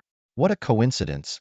The makeshift jail at the Thunder Camp was set up in a dilapidated house, with an open-air cell that appeared particularly crude. Yifan sat leisurely on a stool in front of the cell, legs crossed, his gaze falling on Dai Tianhe and Fei Yi, who were tightly bound inside. Coming to my camp to rescue someone in the middle of the night? You two really are loyal and righteous, Yifan said with a light laugh, a hint of mockery in his tone. The two prisoners maintained a stubborn silence, merely letting out a cold snort and turning their heads away to avoid Yifan's gaze. Quite the backbone, Yifan remarked, raising an eyebrow. What are you planning to put on a show of unyielding heroism here? Unyielding heroism it is. Dai Tianhe, seemingly emboldened by his capture, shouted back angrily. Don't think you can get anything out of us. Yifan shrugged indifferently. I wasn't planning to ask anything anyway. He signaled for his men to bring over a table, along with a stack of talismans, paper, and cinnabar. With that, Yifan began meticulously writing talismans, while the three prisoners could only stare in bewilderment, unsure of his intentions. For the entire night, Yifan focused on his talisman writing, while the prisoners kept their eyes wide open, trying not to show any weakness. As dawn broke and the sky began to lighten, Yifan put away the talismans and stretched. Someone keep an eye on them. I need to make my rounds, Yifan ordered, then leisurely walked away along the camp's main road. What is he trying to do? Dai Tianhe couldn't help but ask. Is he trying to wear us down? Fei Yi, deep in thought, replied, I think he's trying to exhaust us, wear down our will, so that we eventually spill everything or even surrender. In his dreams, Dai Tianhe cursed angrily. I won't let him have his way. Let's see how long he can keep this up. Right. Fei Yi, now motivated, agreed. We, the Silver Serpents, have plenty of backbone. Zhang Rong, watching the two get all fired up, asked helplessly, Are you sure this will work? Even if it doesn't, we'll show him our resolve. Dai Tianhe insisted. That Tiangong only bullies the weak. We'll show him what real toughness is. And so, the three of them sat at the jail entrance, witnessing Yifan's busy day. Morning rounds of the camp, handling internal affairs, hours of cultivation, teaching beast-taming knowledge in the afternoon, and sharing cultivation insights. Only when night fell did Yifan finally head into his own quarters. He couldn't keep up. Dai Tianhe shouted excitedly. We won, we won. However, when he turned to his companions, he found Zhang Rong slumped in a corner, and Fei Yi fast asleep on a pile of straw. You two really couldn't hold out. Dai Tianhe shook his head in disappointment, then proudly looked towards Yifan's room. It takes someone like me, Dai Tianhe, to be a real tough guy. Now he'll know not to mess with me. Before he could finish, Yifan's door suddenly opened, and he walked back towards the cell, now in a fresh set of clothes. He didn't sleep? Dai Tianhe was shocked as he watched Yifan have a table and writing materials brought over again. You don't sleep? Yifan noticed Dai Tianhe's bloodshot eyes and asked, somewhat puzzled. What's the matter? Not comfortable staying here? None of your business, Dai Tianhe snapped angrily, sitting down with a huff and staring at Yifan in silence. Yifan looked at Dai Tianhe's exhausted appearance and shook his head helplessly. Without saying much, he picked up a pen and paper and began his daily talisman practice. Although the beast's space was rich in spiritual herbs, its confined space and overly dense spiritual energy made it unsuitable for talisman carving. Therefore, Yifan chose to practice outside. In fact, Yifan had ample rest. He meditated for 4 to 5 hours daily and slept for 5 hours in the beast space, which only amounted to 10 minutes in the outside world. This time discrepancy made it seem like he never rested at all. Dai Tianhe and the others were unaware of these secrets. At this moment, Dai Tianhe was still immersed in his competition with Yifan, his eyes bloodshot but still gritting his teeth to persist. As night passed and dawn broke on the third day, Yifan stretched as usual and began planning his day's activities. Seeing this, Dai Tianhe finally broke down, thinking to himself, is this guy even human? Meanwhile, on a distant hillside near the Silver Serpent camp, the silhouette of the Silver Serpent captain appeared. He was driving a carriage, reminiscent of Yifan's return that day. The captain thought to himself with glee, when Zhang Rong and the others find out that I brought back an awakening device, and even hired a professional awakening master, they'll be over the moon. Reflecting on his arduous journey, the Silver Serpent captain couldn't help but smile. He had first contacted his estranged father, which ended in a bitter argument. In the following days, he scoured Chan City for information on the awakening device, ultimately finding one on the black market and hiring the seller, an awakening master, at a high price. Despite the difficulties, the outcome was favorable. The captain began to fantasize about the camp's future. We could charge 100 coins per person, just like the Thunder Camp, and attract people from other camps to awaken. A gloomy voice emanated from the carriage. Are we there yet? Your camp is awfully remote. The captain quickly responded. Almost there, Master Wang. Please be patient. He was very respectful to the awakening master and promptly sped up. Soon, the carriage arrived at the Silver Serpent camp. The captain jumped down, ready to introduce Master Wang, but he froze in shock. The camp was eerily silent, with many doors wide open and no one in sight.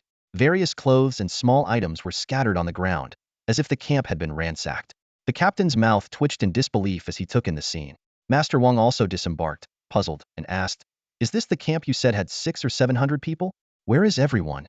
In front of Yifan's desk, Dai Tianhe approached slowly, holding a steaming bowl of tea. With a courteous smile on his face, he reported, "Captain Tian, I've made all the necessary arrangements for our camp members. They are now settled at the rear left of the Quanglei camp. The houses are built, and I've completed the personnel assignments. They will soon be ready to join the camp construction efforts." Yifan nodded at the news, taking the teacup and sipping it lightly. With a hint of teasing in his eyes, he glanced at the eager Dai Tianhe and asked, "So, how does it feel to work in my Quanglei camp? Not too degrading for you, I hope?" Dai Tianhe quickly responded, "Not at all, not at all. It's an honor to work under someone as strong as you, Captain Tian." His tone was filled with admiration, a stark contrast to the defiance he showed a few days ago. Clearly, Yifan's display of strength and insight had thoroughly won him over. Yifan merely chuckled and shook his head at Dai Tianhe's change in demeanor. He didn't mind the shift. In fact, he appreciated this pragmatic attitude. To him, as long as someone was useful, their pride was of little importance.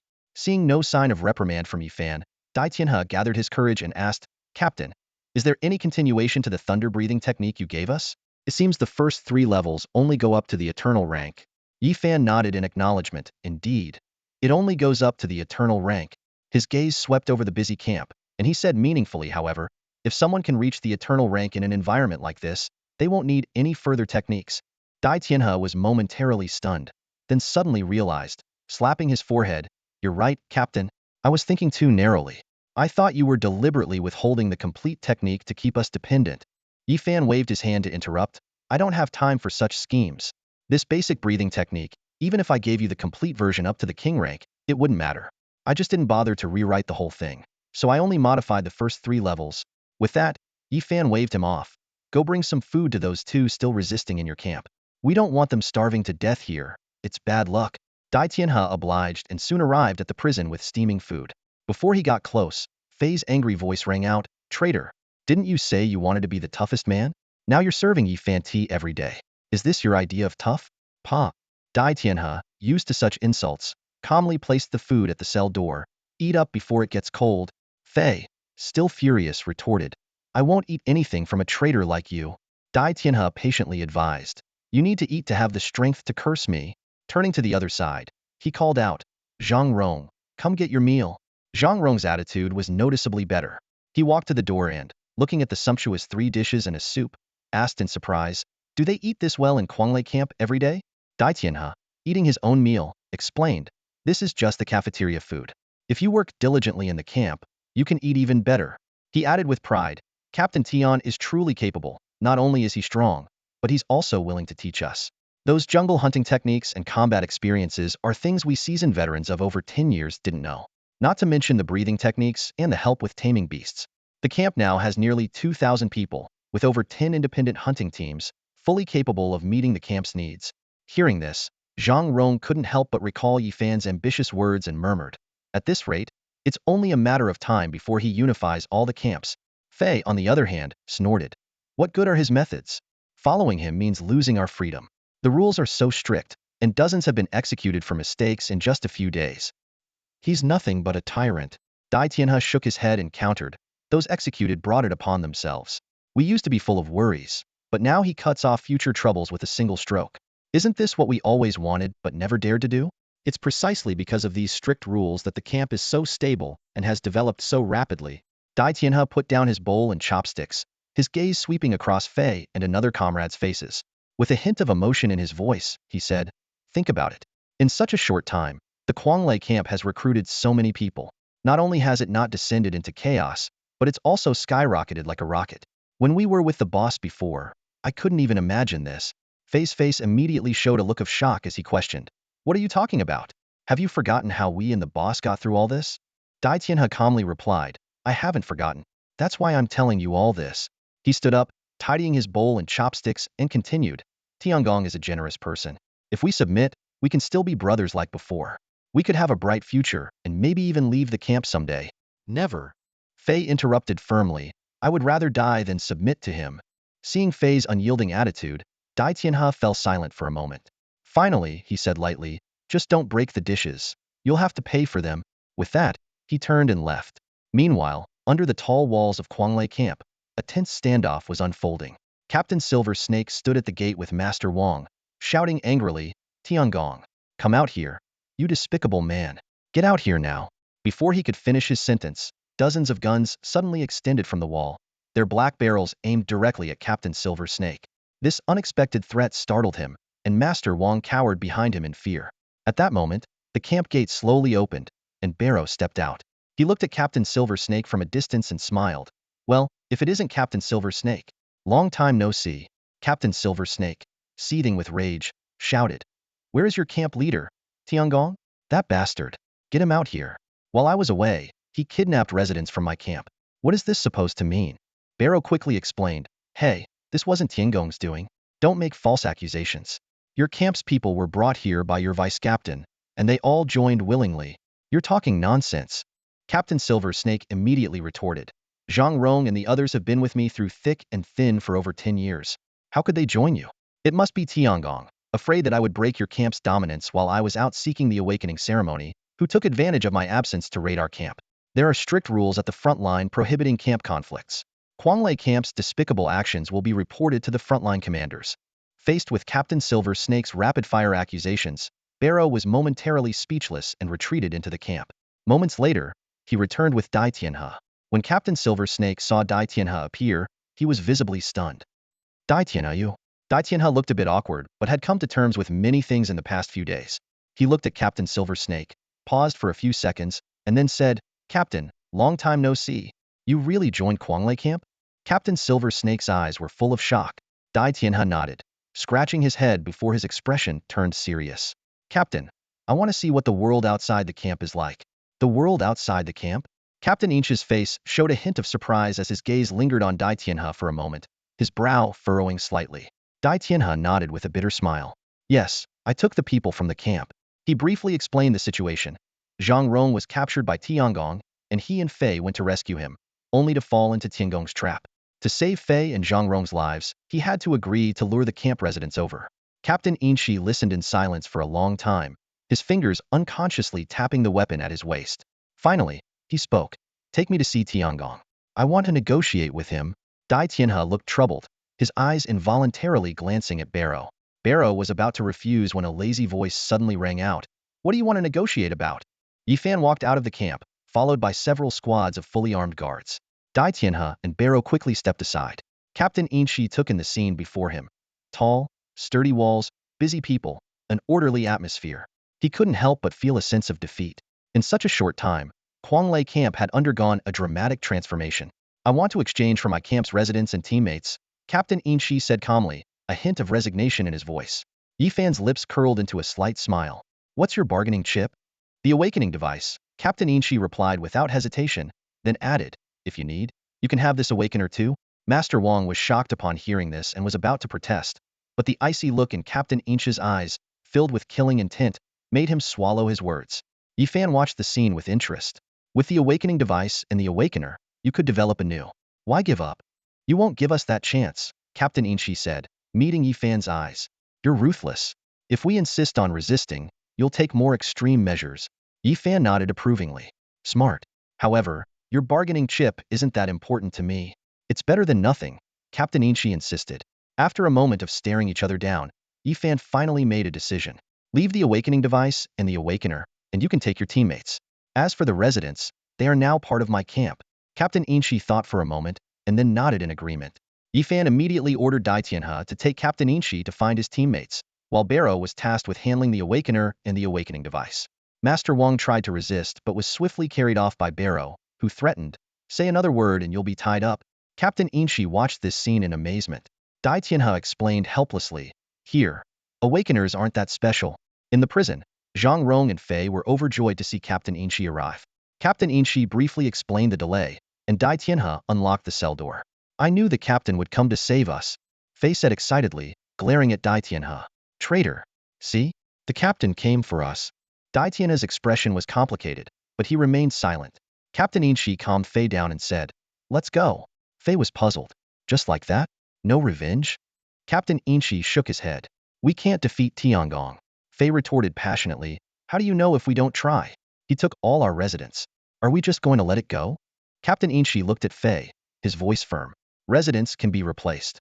If we lose you, there's no replacing you." "But we—" Fei's words were cut off abruptly as Dai Tianhe interrupted him. The tension in the camp immediately skyrocketed, the air thick with the sense of an impending explosion. "Fei, don't make things harder for the captain," Dai Tianhe said in a deep voice, his gaze flicking between Fei and Captain Inshi. "This is Tiangong's territory. He's a formidable eternal-level beastmaster and warrior, commanding over 100 beastmasters, several golden-level generals, and countless firearms and cannons. How do you plan to fight him?" Fei's anger flared at these words. His eyes burned as he glared at Dai Tianhe. "Shut up. If it weren't for you, our camp residents wouldn't have been taken by Tiangong. You may be afraid to confront him, but I'm not. What's the big deal? Kill me if you dare." "Enough."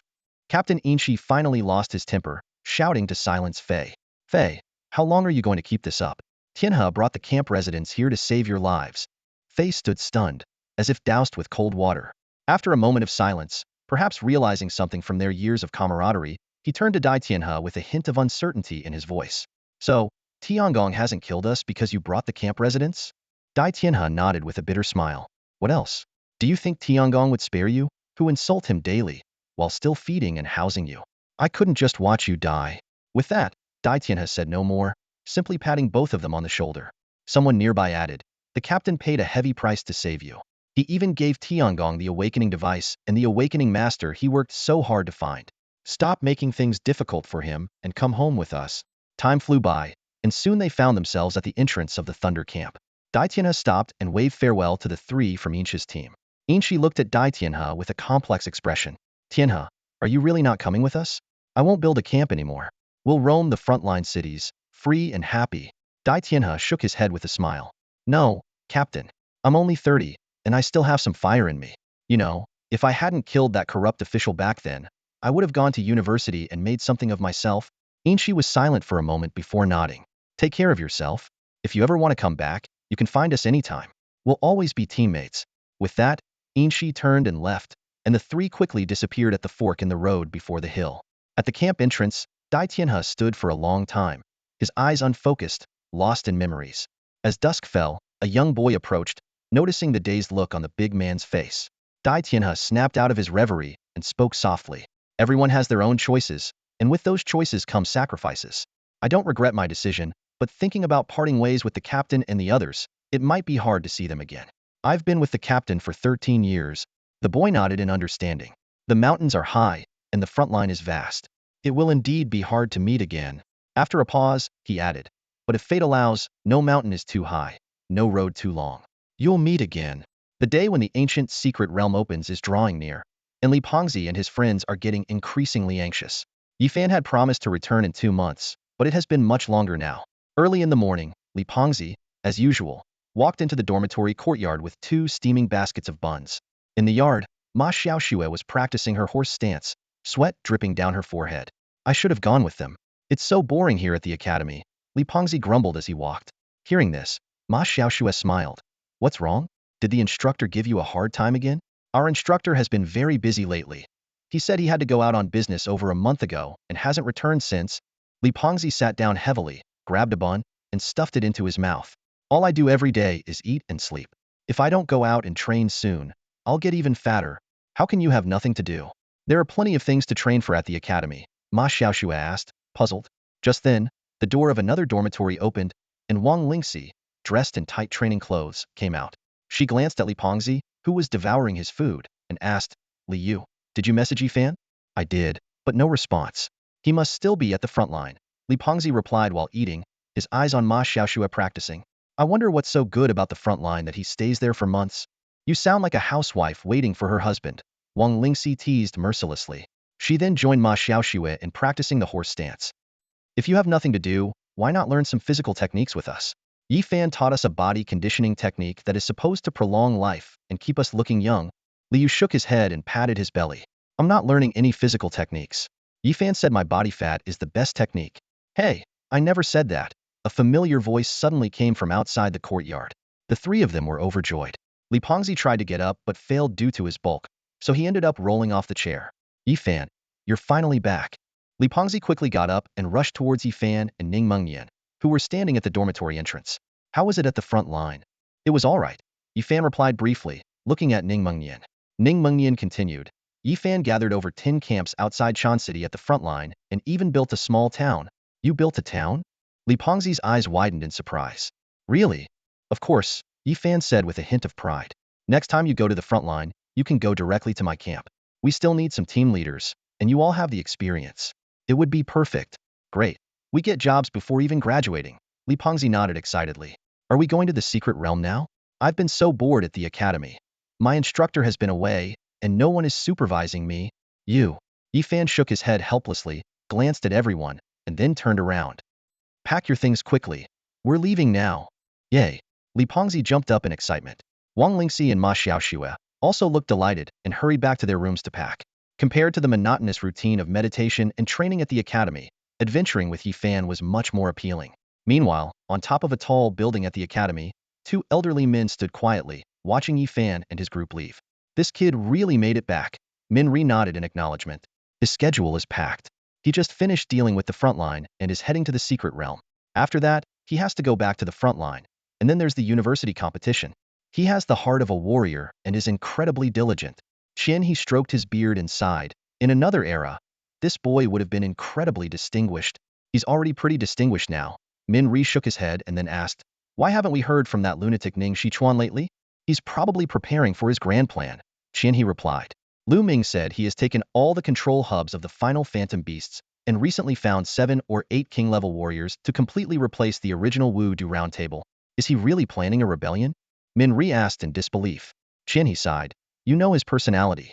My teaching has its flaws. I'm not a good teacher. It's not your teaching. It's that your students are all ambitious, Min Ri consoled, nodding towards the direction where Yifan had left. That kid's ambition is probably no less than Ning Shichuan's. In the future, he might also have grand aspirations, but he's entirely different from Ning Shichuan. Qianhe's expression turned serious. He comes from a family of generals. After Yi Zhantian's fall, his family declined, and he lived in Ping City for over 10 years, witnessing the life of the common people. Now that he's risen, whatever he does, he leans more towards benefiting the people. What he thinks about is more like the achievements of his predecessors. The stark contrast between Ning Shichuan and Min Ri and Qian, he vividly came to mind. Ever since the accident that claimed the lives of his parents and lover, Ning Shichuan's heart had been consumed by hatred. He despised the relentless monster calamities, resented the ineffective rescue efforts of the authorities, and looked down on the helplessness of the common people. In his eyes, everything and everyone related to that tragedy became objects of his hatred, including Min Ri and Qian He. Watching Ning Shichuan from a distance, Min Ri shook his head in resignation. It's astonishing that someone with such a crazed mindset could actually succeed in becoming a king. Qian He furrowed his brow and looked thoughtfully at Min Ri. And Min Ri, have you noticed that Ning Shichuan seems much stronger than a typical newly crowned king? Min Ri's eyes widened in surprise, and he quickly nodded. I felt that way when I faced off against him the other day. Despite just entering the path of kingship, he was able to exert pressure on me. I've been on the scorching sun path for 15 years. Even though I haven't advanced far, I shouldn't be suppressed by a newcomer. It's very odd. Qian He pondered for a moment, a look of seriousness flashing in his eyes. Could it be that he's on an exceptionally powerful path to kingship? Min Ri's brows furrowed upon hearing this. If that's the case, it won't be long before we can no longer suppress him. Qian He shook his head, his tone tinged with helplessness. We can't suppress him now. He pushed us out of the Wu Du Roundtable to avoid our constraints. Now that he's achieved his goal, we've been completely sidelined. What should we do? Min Ri asked worriedly. If he truly rebels, won't the people of Wu Du suffer because of him? Qian He sighed. That's exactly his despicable nature. He has leverage over too many people. forcing many to aid him. If he fails, the higher-ups will definitely investigate Wudu thoroughly, and many won't be able to hide. With that, Qianhe's expression grew even more troubled. He waved his hand dismissively. I've already had old Wu and the others set up some contingency plans. Hopefully, they'll be useful when the time comes. For now, that's all we can do. Minri acknowledged with a nod and asked, so, what are your plans now? Qianhe gave a helpless smile, gesturing in the direction Yifan had left. What else can I do? I can't let my student face danger alone. As soon as he finished speaking, Qianhe's figure vanished from where he stood, reappearing above the clouds where Yifan and his companions were. Watching Qianhe leave, Minri muttered with a resigned smile, you just can't change your worrying nature, can you? He lingered for a moment, satisfied only after their figures disappeared from view, then turned to leave. At that moment, a leisurely voice called out from a distant rooftop. Senior Minri, where are you headed? Minri spun around, his relaxed expression instantly replaced by vigilance. Ning Xiachuan? What do you want? Ning Xiachuan strolled over, and several figures emerged from the shadows around Minri, each exuding a powerful and mysterious aura, their weapons glinting menacingly. Are you planning to attack me? Minri's voice held no trace of fear, and his aura rose in response. Ning Xiachuan smiled, but a cold glint flashed in his eyes. Senior Minri, you must be joking. I, Ning Xiachuan, have always respected my elders. How could I do something as outrageous as attacking you? I merely wish to invite you for a cup of tea. Yifan, what does the ancient secret realm look like? On the road at the outskirts of the capital, Li Pengzi, riding on his mount, curiously asked Yifan beside him. Their mounts moved slowly, hooves kicking up dust on the trail. Yifan frowned slightly, recalling for a moment before replying, the appearance of the ancient secret realm varies. Some realms have power suppression, so the beasts there usually aren't too strong. For instance, in the place we're heading to, those with power above Starshine 9 can't enter, and the strongest beasts there are also at Starshine 9 level. But there are some ancient secret realms without such suppression, where even king-level experts can enter.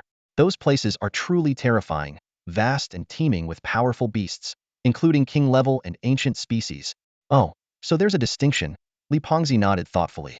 Is the dragon python in a major ancient secret realm? Possibly. Yifan shook his head. Any ancient secret realm could potentially have ancient species-level beasts. Li Pengzi got excited immediately. Does that mean we might encounter an eternal-level dragon python? Yifan glanced at the excited Li Pengzi and replied calmly, it's possible, but the chances are slim. We're more likely to encounter dragon pythons suppressed to Starshine 9 and minor ancient secret realms, but with real combat power close to king level. King level? Li Pengzi calmed down instantly, then forget it.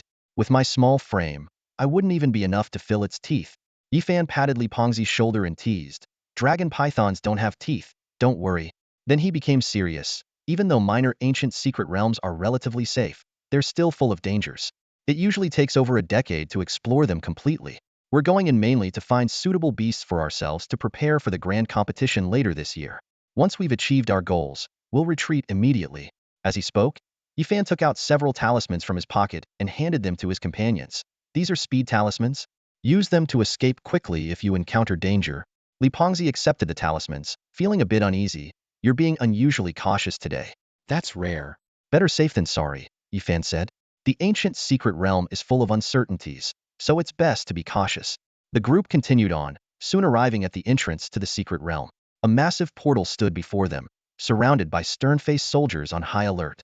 Yifan surveyed the scene and commented, looks like the secret realm is already open. Li Pengzi asked nervously, does that mean all the good stuff inside has been taken? Don't worry, it's a massive ancient secret realm. There's no way everything could be taken so quickly, Yifan reassured him, then stepped towards the portal.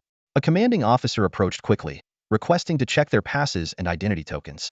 Yifan presented the pass given by Qianhe and his family's token, while the others showed their student IDs from Wudu. The officer glanced at Yifan's unique dragon-engraved token, looking slightly surprised, but said nothing and allowed them to pass. The group soon disappeared through the portal. Not long after, Qianhe arrived, riding on clouds. The gatekeeper recognized him and respectfully addressed him. Law King? Qianhe merely nodded and headed straight for the portal. The officer hurriedly reminded him, Law King, this ancient secret realm has special restrictions. Anyone above Starshine 9 can't enter. However, a bizarre scene unfolded. Qianhe, without slowing down, collided with the portal. At first, it seemed solid, but in an instant, it rippled and lost its resistance. Qianhe effortlessly entered the realm. This astonished everyone present, who rushed to inspect the portal. Despite repeated tests, the portal's restriction remained intact. Law King Qianhe truly lives up to his name, an experienced officer sighed. It's said he has proven his way through the law, able to bypass most worldly formations and secret realm suppressions. Bypassing secret realm suppressions? That's outrageous, someone exclaimed.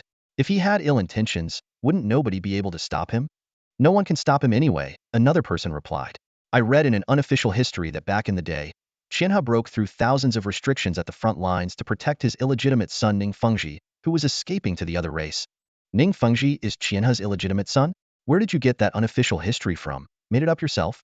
Who cares who wrote it? Just tell me if it's wild or not. I'll show you wild. Meanwhile, inside the secret realm, Yifan and his group had already arrived in a vast forest. Towering ancient trees reached up to the sky, each one massive and sturdy like giants standing tall. Being among them felt like stepping into an ancient palace.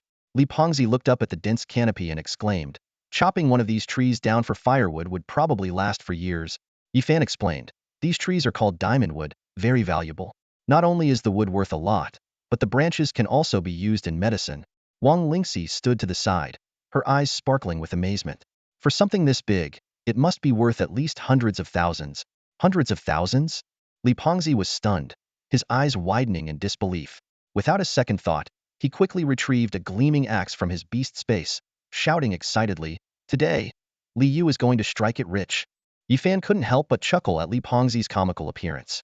He gently reminded, by the time you finish chopping down that tree, we'll have explored the entire secret realm. At these words, Li Pengzi scratched his head awkwardly. Yifan continued, we're all gold-ranked beast masters now. Think bigger. Taking down a couple of beasts is far more valuable than chopping trees. You're right. Li Pengzi reluctantly put away his axe, but his gaze lingered on the giant tree, as if calculating the fortune in his mind. Yifan shook his head with a light laugh and started walking forward. Ma Xiaoxue and Wang Lingxi followed closely behind, leaving Li Yu standing there, hesitating. When Li Yu finally snapped out of it, he realized he was alone. Panic set in. Yifan, where did you all go? Wait for me. His shout echoed eerily through the empty forest. Meanwhile, Yifan and the others were leisurely sitting by a large rock not far away, enjoying the food they had brought while watching Li Pengzi's frantic search. Eventually, Wang Lingxi couldn't hold back her laughter and called out, Li Yu, you're going the wrong way. In the depths of the forest, a group of people had gathered, their expressions serious as they waited for something. Before long, a young man with yellow hair came running, panting heavily, clutching a piece of intelligence, which he handed to the person at the center of the group. Boss, we have confirmed information. The abyssal beast is indeed in this ancient secret realm, the young man reported urgently. Hearing this, the young man referred to as boss flashed a look of excitement in his eyes.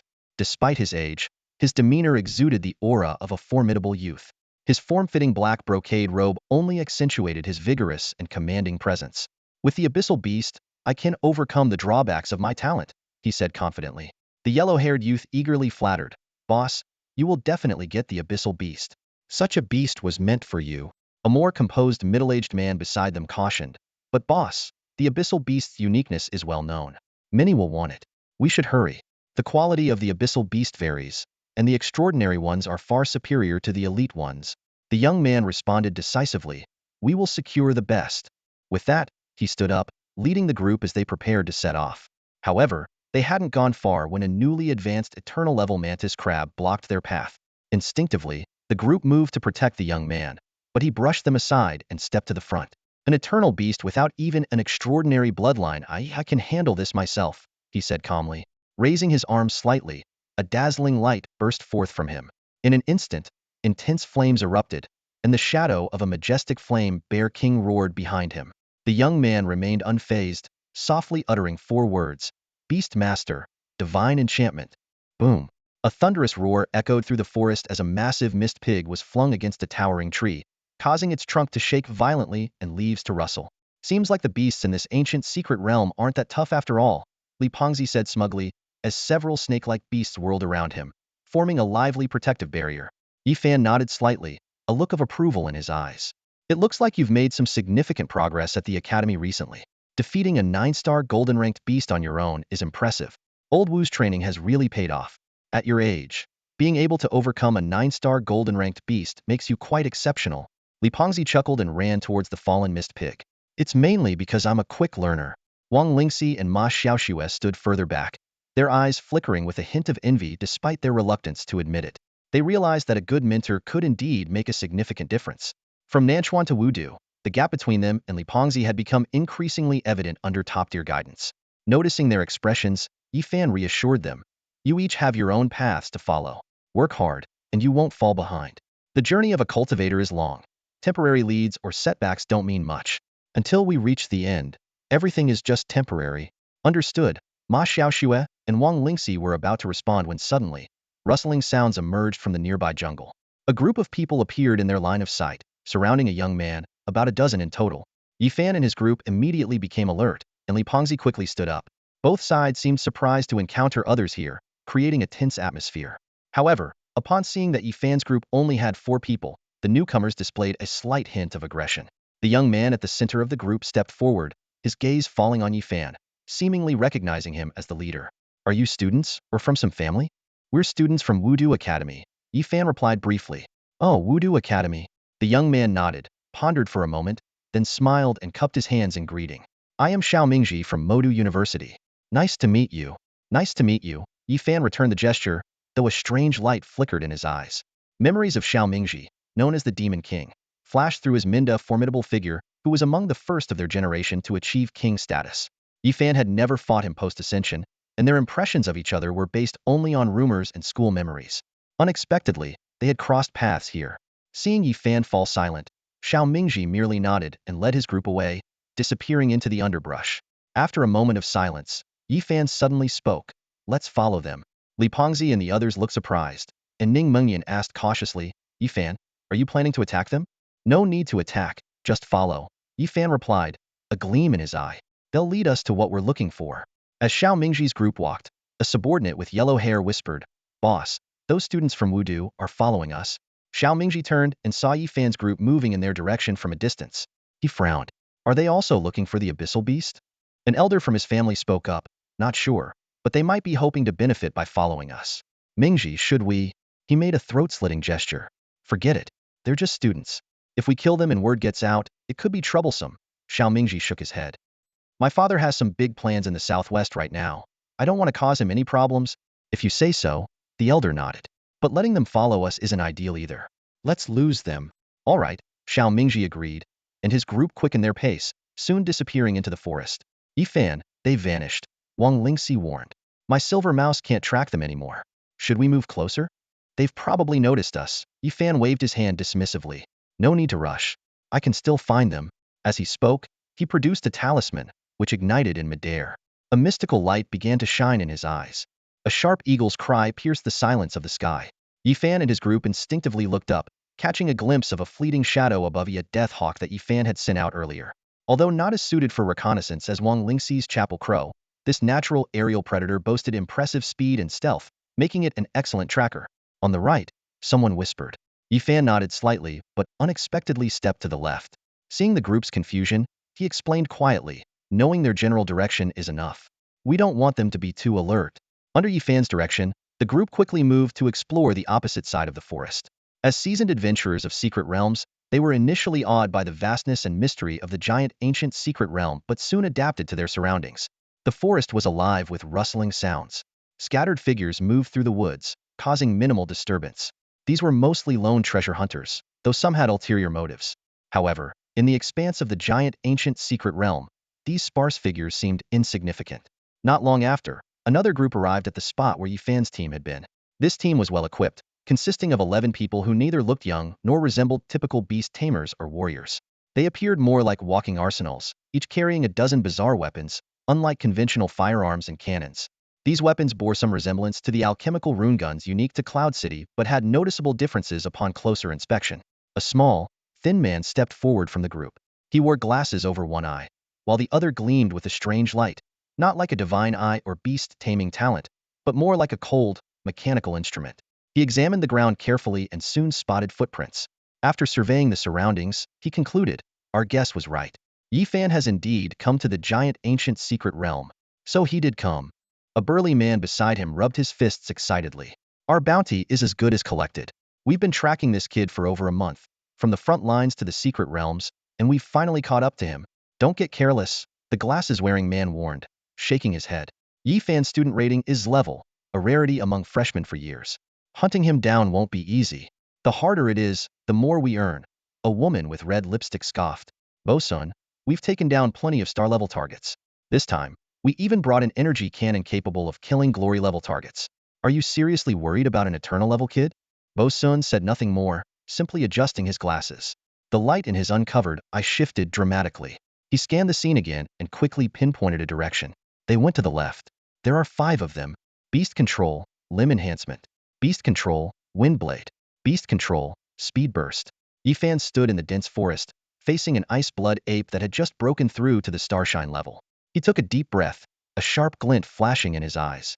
In an instant, 4 beasts appeared beside him: the flame hellhound, the death eagle, the devouring beast, and the ice spirit, each exuding a powerful aura. Yifan's fingers danced nimbly, and 7 or 8 talismans fluttered out like butterflies, landing on the beasts. In a split second, the aura of the 4 beasts surged, as if they had been endowed with boundless strength. Although Yifan had recently focused on building the camp, his strength had not stagnated. He had already reached the eternal 4-star level. With various enhancements, facing this ice blood ape, Yifan not only held his ground but also launched a ferocious offensive. Beast control, holy light. Yifan threw another talisman. This was a rare level recovery support ability awakened by a camp resident. The talisman transformed into 4 pillars of light, enveloping the 4 beasts. Under the radiant glow, their injuries healed at a visible speed, quickly returning to near-perfect condition. The iceblood ape found itself in a dire situation. As an extraordinary level beast, it was inherently suppressed by the transcendent level ice spirit, an ice element prodigy. To make matters worse, it also had to contend with Yifan's other 3 beasts, constantly empowered by various beast control abilities, making its plight even more miserable. Despite this, the vast gap between the starshine level and the eternal level was evident. The iceblood ape's formidable physique, far surpassing the eternal level, allowed it to withstand most of the damage. However, against Yifan's relentless use of recovery abilities, it gradually fell into a disadvantage. That's intense. From a distance, Li Fati watched the fierce battle between Yifan and the iceblood ape, exclaiming in awe. Using beast control abilities like beast skills, that's really something. Indeed, very strong. Ning Mengnian nodded in agreement. He had never seen Yifan go all out at the camp, though he knew Yifan had mastered a unique set of skills. Today was the first time he witnessed Yifan applying them in actual combat. Ning Mengnian was about to comment on the limitations of using talismans when he saw Yifan casually pull out a handful of talismans from his bag, leaving him speechless. A hint of surprise flashed in Ma Xiaoshua's eyes. So, Yifan's pure beast control combat power has already reached the starshine level. Starshine? The word left everyone in temporary silence. In Kyoto, starshine warriors might not be much, but in a place like Nanchuan, they could be considered a regional powerhouse. Figures like Wu Jingtian and Qingzi were renowned for their starshine-level combat capabilities. Boom. As they fell silent, the battle concluded. After exhausting its elemental power in the fierce clash, the ice blood ape was ultimately pierced through the heart by the devouring beast's condensed annihilation cannon, its massive body collapsing heavily to the ground, startling countless smaller bird beasts in the forest. It feels like a dream, Wang Lingxi murmured. I remember 2 years ago when we ventured into the secret realm, we were still scheming against silver-level beasts. How did we jump to soloing starshine-level beasts in the blink of an eye? Li Fati sighed. Back then, we were fighting bronze-level beasts, while Yifan was tackling silver-level ones. Now we're dealing with gold-level beasts, and Yifan is taking on starshine-level ones. How can the gap keep widening? With that, he cheerfully went to clean up the battlefield. The blood of the ice blood ape contains some cold poison. It's best to drain it, Yifan advised Li Fati while stretching. Compared to fighting personally, commanding beasts in battle was much easier, requiring only to control combat details and use talismans at the right moment. Of course, mastering just these 2 skills could take other beast masters years of study. Just as Yifan was considering letting Xiao Shi participate in more combat, he suddenly frowned, sensing something unusual. He quickly pulled out a talisman and threw it out. Beast control, revealing dust. Boom. The talisman ascended and exploded, scattering countless starlight-like fragments. The surroundings lit up like daylight, transforming the previously dim forest into a brightly illuminated area. At that moment, an unusually large cluster of light points gathered behind some bushes not far away, appearing exceptionally glaring. Who's there? Yifan roared, drawing his sword. A massive sword energy swept across the area. Boom. The sword's energy swept through the distant grass, revealing 7 or 8 figures. Leading them was Bo Sun, who had come to hunt down Yifan for the bounty. Clad in custom-made reflective armor and fully armed, his one uncovered eye fixed on Yifan, showing a hint of surprise. You've already mastered external manifestation of divine consciousness, Bo Sun remarked. Yifan frowned at these words but didn't respond. He knew that one's divine consciousness, like those buried in the ancestral tomb of the Luo family, was closely linked to a practitioner's power. Though his divine consciousness was stronger than most due to his cultivation technique, it hadn't reached the level of external manifestation at the eternal stage. Typically, only those at the king level and above could manifest their divine consciousness outside, detecting everyone within a certain range. Yifan realized that these figures weren't using external divine consciousness, but rather relying on acute combat instincts and sensitivity to murderous intent. When their killing intent became apparent, he quickly used the revealing dust. You used a special breath-holding technique? Yifan scrutinized the group. And your armor seems to have light-absorbing properties? You're quite knowledgeable. Bo Sun nodded slightly. No wonder you're rated as an level student. Truly exceptional. Are you working for the Dynasty organization? Yifan pressed. Not exactly working for, Bo Sun replied, just earning a living. With a smirk, he pressed a button in his hand. A rumbling noise followed, and the weapons behind Bo Sun extended rapidly, with over a dozen dark barrels aiming at Yifan. There's no point in talking. The more we say, the easier it is for someone like you to escape, Bo Sun said coldly, pressing the button again. Retreat. Yifan commanded decisively, instructing his companions to fall back while stepping forward and swinging his heavy sword with formidable force. Simultaneously, the guns behind Bo Sun fired, and a barrage of bullets and shells rained down like a net. In just a few seconds, thousands of rounds roared out. Fortunately, Yifan's revealing dust acted first, and a powerful strike created a small mountain to block the initial wave of fire. Fatty Lee and the others seized the chance to retreat rapidly. Bo Sun's men were equally decisive, unleashing even denser firepower at Yifan, nearly sealing off his escape route. Watch out! A companion's cry came from behind. Their bodies were fragile and not at the star-shining level yet, making it hard to withstand such intense bombardment. Boom, boom, boom. The explosions engulfed Yifan, raising a cloud of dust. The battlefield fell into a brief silence, with Fatty Lee and the others on edge while Bo Sun's group confidently advanced to confirm the kill. Did you really think I'd die that easily? Yifan's voice suddenly emerged from the smoke. As the dust settled, he stood there, covered in eerie glowing black dragon scales under the shadow of a giant dragon's phantom. Yifan emerged from the smoke, facing the fully armed Bo Sun and his team with a calm demeanor. Bo Sun frowned and questioned, "What the hell are you? Can you ignore bullets and bombs?" With a cold smile, Yifan replied, "Barely."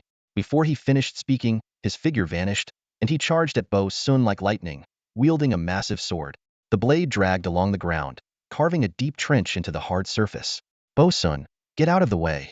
A shout came from one of the armored team members, who stepped forward with a metallic glint in his arm, clearly a product of mechanical augmentation. Clang!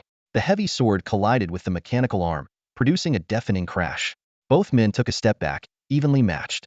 At that moment, a nimble woman launched a surprise attack from the side. Her foot, glowing with a strange light, delivered a flying kick to Yifan's chest, sending him several meters back with immense force. Such hard metal, Yifan murmured, scanning his opponents. He quickly noticed that each of them, including Bo Sun, had mechanical modifications. These augmentations compensated for their lack of strength, allowing them to unleash incredible power, enough to challenge him even in his enchanted state. Yifan adopted a defensive stance, gripping his heavy sword tightly, his gaze fixed on the retreating Bo Sun. With such technology, do you still need to risk your lives for the dynasty's bounty? Bo Sun replied coldly, "We don't serve anyone. We just want money." He adjusted his glasses, scrutinizing Yifan closely, his expression changing. Stellar-level combat strength. Facing the numerous gun barrels, Yifan remained unfazed. "You can't kill me." He caught a flicker of hesitation in Bo Sun's eyes and continued, "If it's just money you want, I, Yifan, can provide it too. Are you trying to buy your life?" Bo Sun retorted. Yifan shook his head. "I said you can't kill me. There's no buying my life. It's just a reasonable negotiation." Bo Sun flatly refused. "No deal. We accepted the contract, so we must kill you. It's a matter of principle. If you'd approached us earlier, maybe we could have talked." Yifan pondered for a moment, his eyes flashing coldly. "In that case, there's nothing more to discuss." With those words, Yifan shot forward like a cannonball, appearing in front of the group in an instant. "Sword style Aido," he shouted, his heavy sword moving with the agility of a dragon, easily bypassing the mechanical arm of the man with the iron arm. "Impossible!" the man exclaimed. Yifan spoke coldly, "Relying on external aids will never make you truly strong."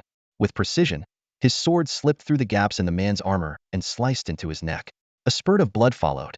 The iron-armed man lost his strength and slowly fell to his knees. Zhao Kuang. The others cried out in grief and rage, while Bo Sun, infuriated, pressed another button on his glasses. In an instant, a barrage of firepower descended upon Yifan. This time, he didn't withstand it, but instead unleashed several sword arcs, swiftly closing the distance. Despite his formidable strength, some bullets still managed to pierce his defenses at such close range. Yifan broke through the barrage, relentlessly pursuing. Bo Sun and his team retreated while firing, but they couldn't escape Yifan's pursuit.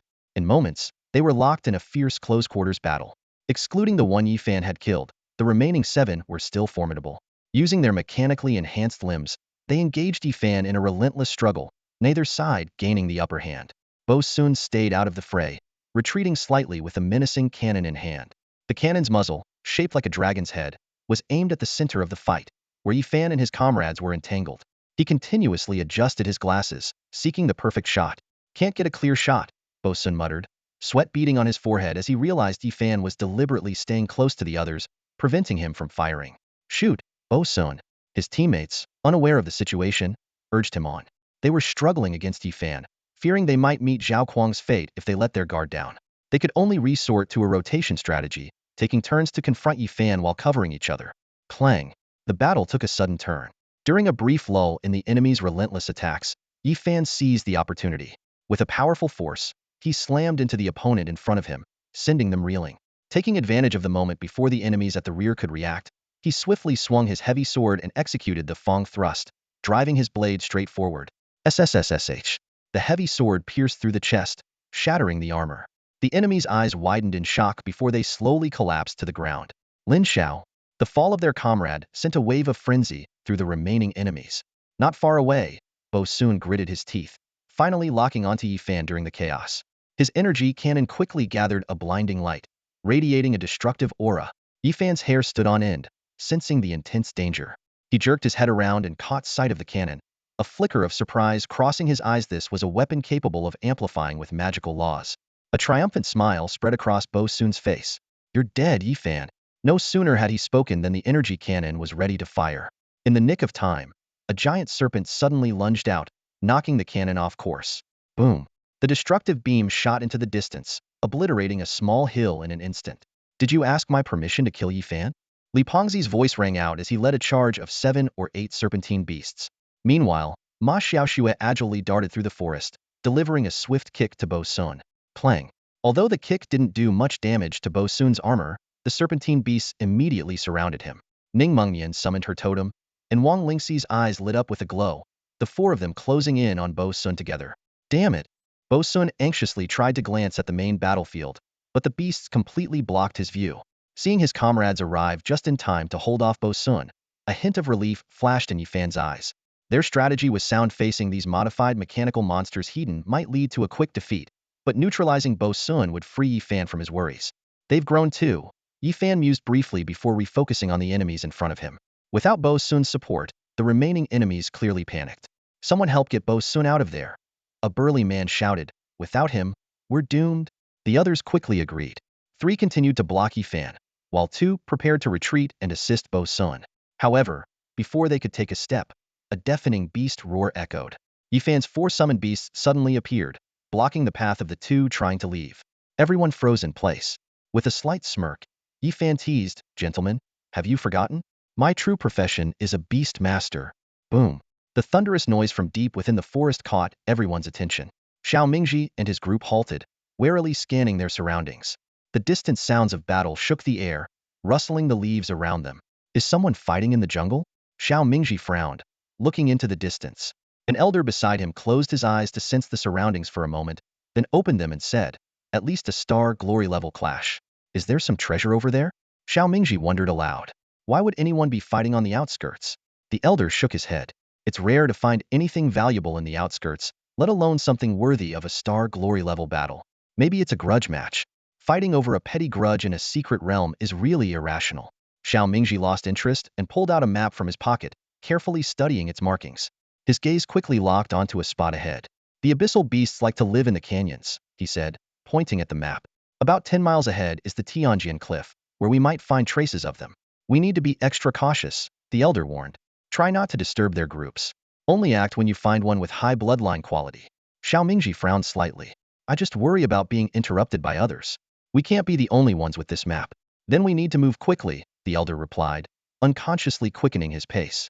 The abyssal beasts are crucial for you. Solving the flaw in your talent will make not just the college league but your entire beast-taming career much smoother. Indeed, Xiaomingji agreed, matching the elder's stride.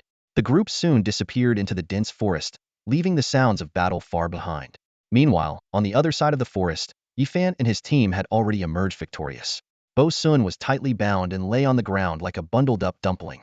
Yifan squatted in front of Bo Sun, took off his glasses, and put them on himself, teasing, Bo Sun, quite an unusual name. See, I told you, you couldn't kill me. Don't get too cocky, Bo Sun snarled. There were 11 of us. You only captured me, killed 2, and there are still 8 left. Yifan was unfazed. The 8 who ran away probably aren't as important as you. He curiously examined the glasses perched on his nose, surprised to see data about Li Pengzi and others appear on the lenses. These can analyze specific physical stats of others? Yifan raised an eyebrow. How does it work? Bo Sun turned his head stubbornly. None of your business. Yifan didn't mind. He toyed with the glasses in his hand, and then picked up the energy cannon Bo Sun had intended to use. So, it stores the power of a king-level law in a special way, he noted. Good idea, but the aiming and firing time is too long.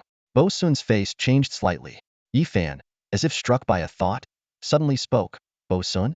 If I remember correctly, the Central Research Institute had a researcher named Bo Sun. He had many inventions, but got expelled for experimenting on humans. That wouldn't be you, would it? How do you know? Bo Sun started, then realized he had slipped and immediately shut his mouth. Yifan laughed. All right, I know it's you now. Researcher Bo Sun. I'm familiar with your work, and I've even used it. You've used my research? Bo Sun looked at Yifan in confusion. My technology was never publicly released. How could you have used it? It's not that hard to figure out. Just human modification, Yifan replied nonchalantly. Bo Sun sighed in relief, but quickly sensed something amiss. Your body is intact. You shouldn't need my technology. Yifan's lips curled into a meaningful smile. My body is intact, but the people around me might not be. He slowly extended his hand, his tone becoming serious. Researcher Bo Sun, since you've been captured, it's time to negotiate. You were decisive enough to try to blast me with cannon fire. Why the sudden stubbornness now? Pride won't save your life here. As the voice trailed off, Bo Sun's eyes flickered slightly. After a moment of hesitation, he struggled to raise his bound hands. Yifan's extended hand hung in the air, waiting for a response. Under the tree, sunlight filtered through the leaves, casting dappled shadows on the ground. Yifan gazed at Bo Sun and asked, So, strictly speaking, you guys aren't really part of the dynasty organization, not even officially on the payroll. Bo Sun took a deep breath and decided to be honest. No, we aren't. We're just mercenaries. The dynasty organization uses us, but they give us very limited authority. He paused and added, the upside is that we're not bound by their rules. Sounds like a decent trade-off. Yifan nodded, mentally calculating. Through this conversation, he had already gleaned a lot of useful information from Bo Sun. The key cities where the dynasty organization issued missions, how their underground network operated, and several critical techniques Bo Sun knew. What surprised Yifan the most was the truth about the dynasty organization. The real dynasty organization had a relatively fixed area of activity, mainly concentrated in a few notorious chaotic cities. The dynasty organizations active in other cities were mostly offshoots, essentially branches established by members who had gone independent. Yifan frowned slightly, recalling the so-called dynasty organization they had eradicated in Pingqing. So, the organization that Grandpa and I went through so much trouble to eliminate was just an offshoot? This realization gave Yifan a new understanding of the dynasty organization. The true leaders of the organization were clearly no ordinary villains. Their existence could be traced back to the time of the Luo family's wise king, always scheming in the shadows. Over such a long period, they must have clashed with the human race's upper echelons numerous times, though it went unnoticed by the general populace. It wasn't until Yifan's grandfather emerged that the dynasty organization came into the public eye. Yifan fell into deep thought. The high-level cleanup efforts back then likely targeted individual cities without touching the chaotic cities, the real strongholds of the dynasty organization. This explained why, despite the blows dealt by his grandfather's era, the organization not only survived but also penetrated deeper over the years, eventually becoming the greatest scourge of the human race. Why haven't the human race's leaders cleaned up the chaotic cities? Yifan muttered to himself, puzzled. Even I know where the root of the problem is. The leaders must know too, right? Hearing Yifan's words, Bo Sun let out a derisive laugh, a complicated look in his eyes. Yifan, you've never been to those chaotic cities. If you had, you'd understand why the leaders can't solve the obvious crisis right in front of them. According to you, you know? Yifan asked tentatively, his eyes fixed on Bo Sun's expression. Bo Sun's lips curled into a cryptic smile. The truth is always more terrifying than you think, he replied in a low, raspy voice. He didn't elaborate further, simply adding, I think I've told you enough to save my life. Yifan shook his head, a flicker of disappointment in his eyes. For others, this information might be enough to spare their lives. But for you, it's not. His tone turned icy. I need your expertise in mechanical augmentation and weapon modification. What I know is just the basics. I want the core technology. That's impossible. Bo Sun rejected firmly, his voice resolute. I won't tell anyone, not even if you kill me. Yifan remained unfazed by Bo Sun's defiance. He took a step forward, his tone carrying a hint of menace. Alive, your skills can be put to much greater use. He paused before continuing. Since you got my information from the Dynasty organization, you should know I control all of Nanchuan. The old research institute couldn't hold me, let alone a small place like Nanchuan. Bo Sun sneered, unmoved. I'm not someone who has fallen from grace. I won't be loyal to you in the slightest. Yifan's expression turned cold instantly. Then there's no need for further conversation. He stood up decisively and glanced at Li Pengzi beside him, his voice devoid of emotion. Kill him. Li Pengzi was taken aback, not expecting things to escalate so quickly. Hesitantly, he approached Yifan and asked in a low voice, Bo Sun seems like a highly skilled researcher. Wouldn't it be a waste to kill him? Yifan's response was swift and resolute.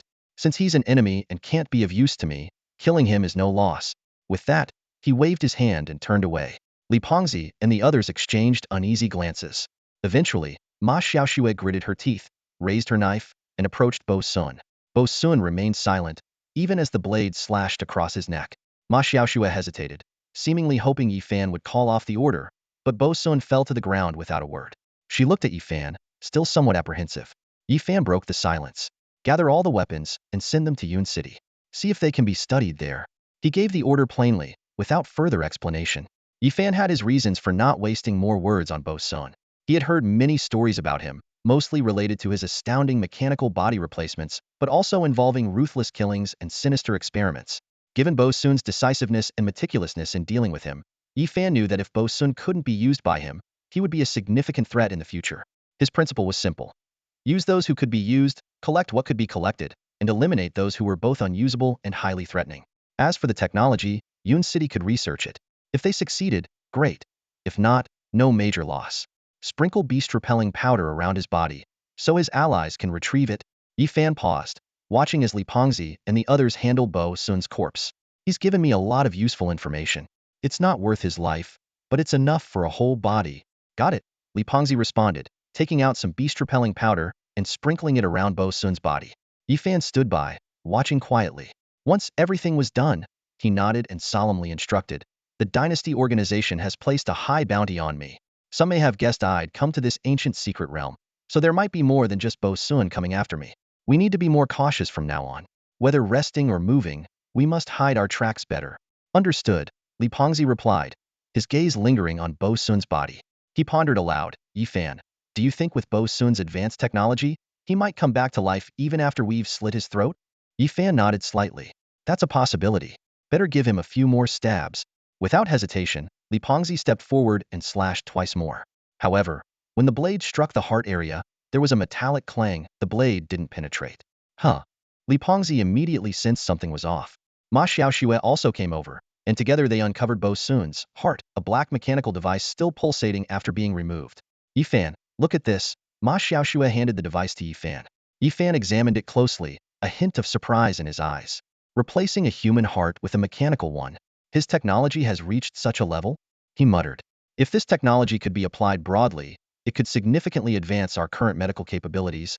Everyone fell silent, their gazes shifting between Yifan and the now-dead Bo Sun, unsure of what to say. After a long pause, Yifan shook his head, his tone tinged with regret. Such a talent, but ultimately not for my use. He added, send this heart back to Nanchuan as well. If we ever master this technology, we can name it after him. Bo Sun is dead. The words lingered in the air, marking a heavy conclusion to the confrontation.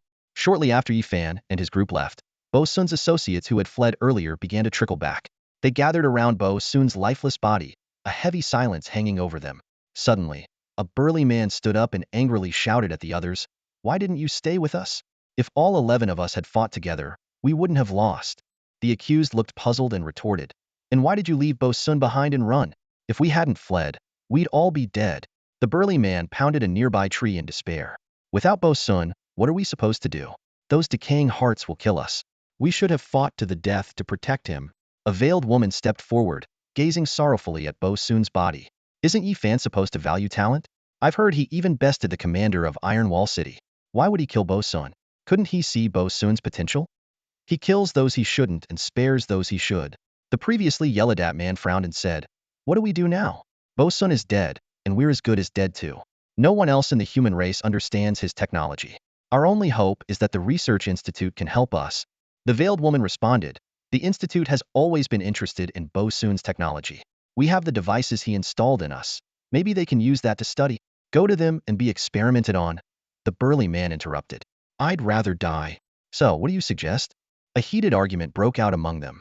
The veiled woman's proposal was dismissed, and finally, they all slumped against the tree, falling into a despairing silence after their outburst. Just then, the sound of footsteps broke the quiet. They looked up to see Yi Fan, the very man who had decimated their group, approaching with a smile. Why the long faces, everyone? Yi Fan asked. The burly man sprang up, fists clenched, ready to charge. Yi Fan, how dare you show your face here? The veiled woman quickly held him back, glaring at Yi Fan. What do you want? Yi Fan calmly replied. Nothing much, just happened to overhear your conversation. He walked over to Bo Sun's body and, under their furious gazes, continued. Bo Sun was indeed a brilliant researcher. His technology had remarkable powers. Why did you kill him if you knew that? Someone demanded. Yi Fan's voice remained steady. Enemies who can't serve me must be eliminated. He glanced around, a glint in his eye. But perhaps Bo Sun can live on in another way. You mentioned using yourselves to study his technology. That might actually work. What do you think? Yi Fan stood on the broad clearing within the forest, surveying the ragtag group of mercenaries before him. After a brief conversation, the mercenaries, reassured about their basic human rights, finally accepted Yi Fan's offer to join him. So, you're saying that all of you became disabled due to accidents, and none of you were born with these disabilities? Yi Fan asked, his gaze sweeping across each individual. From the crowd, a woman who had once kicked Yi Fan away during their initial encounter stepped forward. Her voice was clear and resonant. Yes, we all lost our limbs due to various accidents. Before we met Bo Sun, our lives were bleak because of these defects. So when Bo Sun offered us mechanical limbs, we accepted without hesitation, even though it meant getting implanted with his controlling mechanical hearts. The others hung their heads, silent but not disagreeing. Yi Fan keenly identified the crux of the matter. Bo Sun exploited human weaknesses. Most of you were highly skilled before losing your limbs, living well in many human cities. You longed to be whole again, even if it meant mechanical replacements. Just like now, joining me, you don't want to be treated as experiments. You want to live with dignity. Yi Fan paused briefly before asking, how often do you need to replace your mechanical hearts? Every 5 years, the woman replied. The last replacement was a year and a half ago. That gives us 3.5 years, which is enough, Yi Fan said as he stood up. I'll be staying in Kyoto for a while. You can stay here and help me with some tasks. A burly man asked urgently, how long will you stay? We only have 3.5 years. If we don't find a new heart soon, Yi Fan interrupted him, his eyes reflecting a profound depth. I have ways to keep you alive. A mere mechanical heart can't compare to a living, beating one, can it? The group was taken aback, clearly understanding the implication in Yi Fan's words. Do you mean you can transplant human hearts for us? Someone asked, their voice trembling. Yi Fan shook his head. Not human hearts, but beast hearts. They might even grant you special abilities. But it depends on whether you are worth it. I don't do unprofitable deals. What can we do to help you? The group became fervent. Yi Fan waved his hand. As I said before, help me with some tasks in Kyoto. I'll explain the specifics later. I've given you communicators. I'll call you when needed. In the meantime, you can spend your time in the secret realm as you wish. Follow me. Hunt for treasures, go hunting, or even leave the secret realm to enjoy yourself at an inn. My only requirement is that when I need you, you must all show up on time. With that, Yi Fan turned and walked away, his voice gradually fading. The 8 people left behind looked at each other, unsure of what to do next. Finally, the burly man suggested, we should follow him. This way, we can respond quickly when he calls us. The woman agreed. I think that's a good idea. Since we've decided to help Yi Fan, we might as well do it wholeheartedly. No one wants to live with this ticking time bomb of a mechanical heart forever. If we can be human, who would want to be a monster? The others nodded in agreement, and soon reached a consensus. They looked in the direction Yi Fan had left and slowly followed. Up ahead, Li Pengzi and the others noticed the 8 people following them and were somewhat surprised. Ning Mengnian, more perceptive, approached Yifan and whispered, "Do you really have a way to transplant new hearts for them?" Yifan nodded affirmatively. "Yes, but the process is complicated and will take some effort." Ning Mengnian admired Yifan's resourcefulness. "A little effort is nothing. These are 8 stellar-level fighters. Even if their combat power isn't as strong as true stellar levels, they're much stronger than eternal levels." He secretly marveled at Yifan's tactics and then asked, "Are you planning to use them to set up something in Kyoto?" Yifan shook his head. "Kyoto is too vast. With my current capabilities, I can't set up much." Yifan shook his head, a hint of contemplation flashing in his eyes. "But it's fine to let them handle some minor tasks." Ning Mengnian raised his eyebrows slightly, a look of confusion in his eyes. "Minor tasks?" He hesitated, clearly intrigued by Yifan's mention of minor tasks, but too cautious to ask directly. Noticing Ning Mengnian's expression, Yifan's lips curved into a slight smile. "Really, just trivial matters? Nothing worth mentioning," he said nonchalantly, leading the group forward. Along the way, they encountered a few spirit beasts and easily defeated them. When they reached an open area, Yifan plopped down on a large rock and pulled out a spirit-seeing talisman from his pocket. With a crackling sound, the talisman burned to ashes. Yifan's eyes lit up suddenly, synchronizing with the vision of the death god eagle tracking Xiao Mingji's group from afar. To his surprise, Xiao Mingji and his companions were in conflict with another group. Over a dozen people were at each other's throats, seemingly fighting over something. Yifan frowned, a suspicion forming in his mind. He quickly took out another talisman and murmured, "Spirit beast, clear vision." As the talisman burned, the image from the death god eagle became clearer. Yifan's pupils contracted sharply. It was the bone-shedding flower they were fighting over. "What is a bone-shedding flower?" Li Pengzi asked, bewildered. Hearing this, Ning Mengnian sprang to his feet and quickly explained, "It's a spiritual flower that humans can use, of the highest Xin grade, even revered as a half-step immortal item. It's said to turn an ordinary person into a silver-level warrior overnight, and has transformative effects on higher-level warriors." "Whoa!" Li Pengzi gasped, his eyes gleaming with excitement. "Yifan, are we going to fight for it?" Yifan nodded without hesitation and summoned his Hellfire Demon Hound. "Of course we're going to fight for it. And we must win." Determination gleamed in his eyes. The bone-shedding flower not only had a short growth cycle but could bloom within 2 months in his accelerated beast space. More importantly, it could mass-produce powerful troops, crucial for the rapid rise of Nanchuan. Yifan took a deep breath, his gaze firm. This small flower might just be the key to changing the entire situation. Boom, boom. Deep in the jungle, 2 groups clashed fiercely over the bone-shedding flower. Both sides were evenly matched, each boasting star-level fighters and similar numbers. Despite the prolonged battle and casualties, neither side could claim victory. Among the combatants, 2 young men stood out. One was a bloodline warrior, his ancestor's spirit enveloping him during the fight.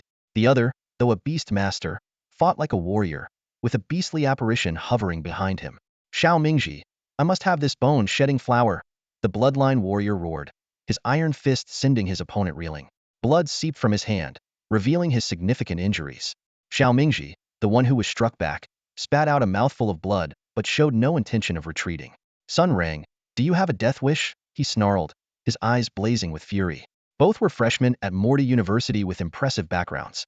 Sun Rang sneered, "Xiao Mingji, do you think this is the Southwest? Are you still the son of that local overlord?"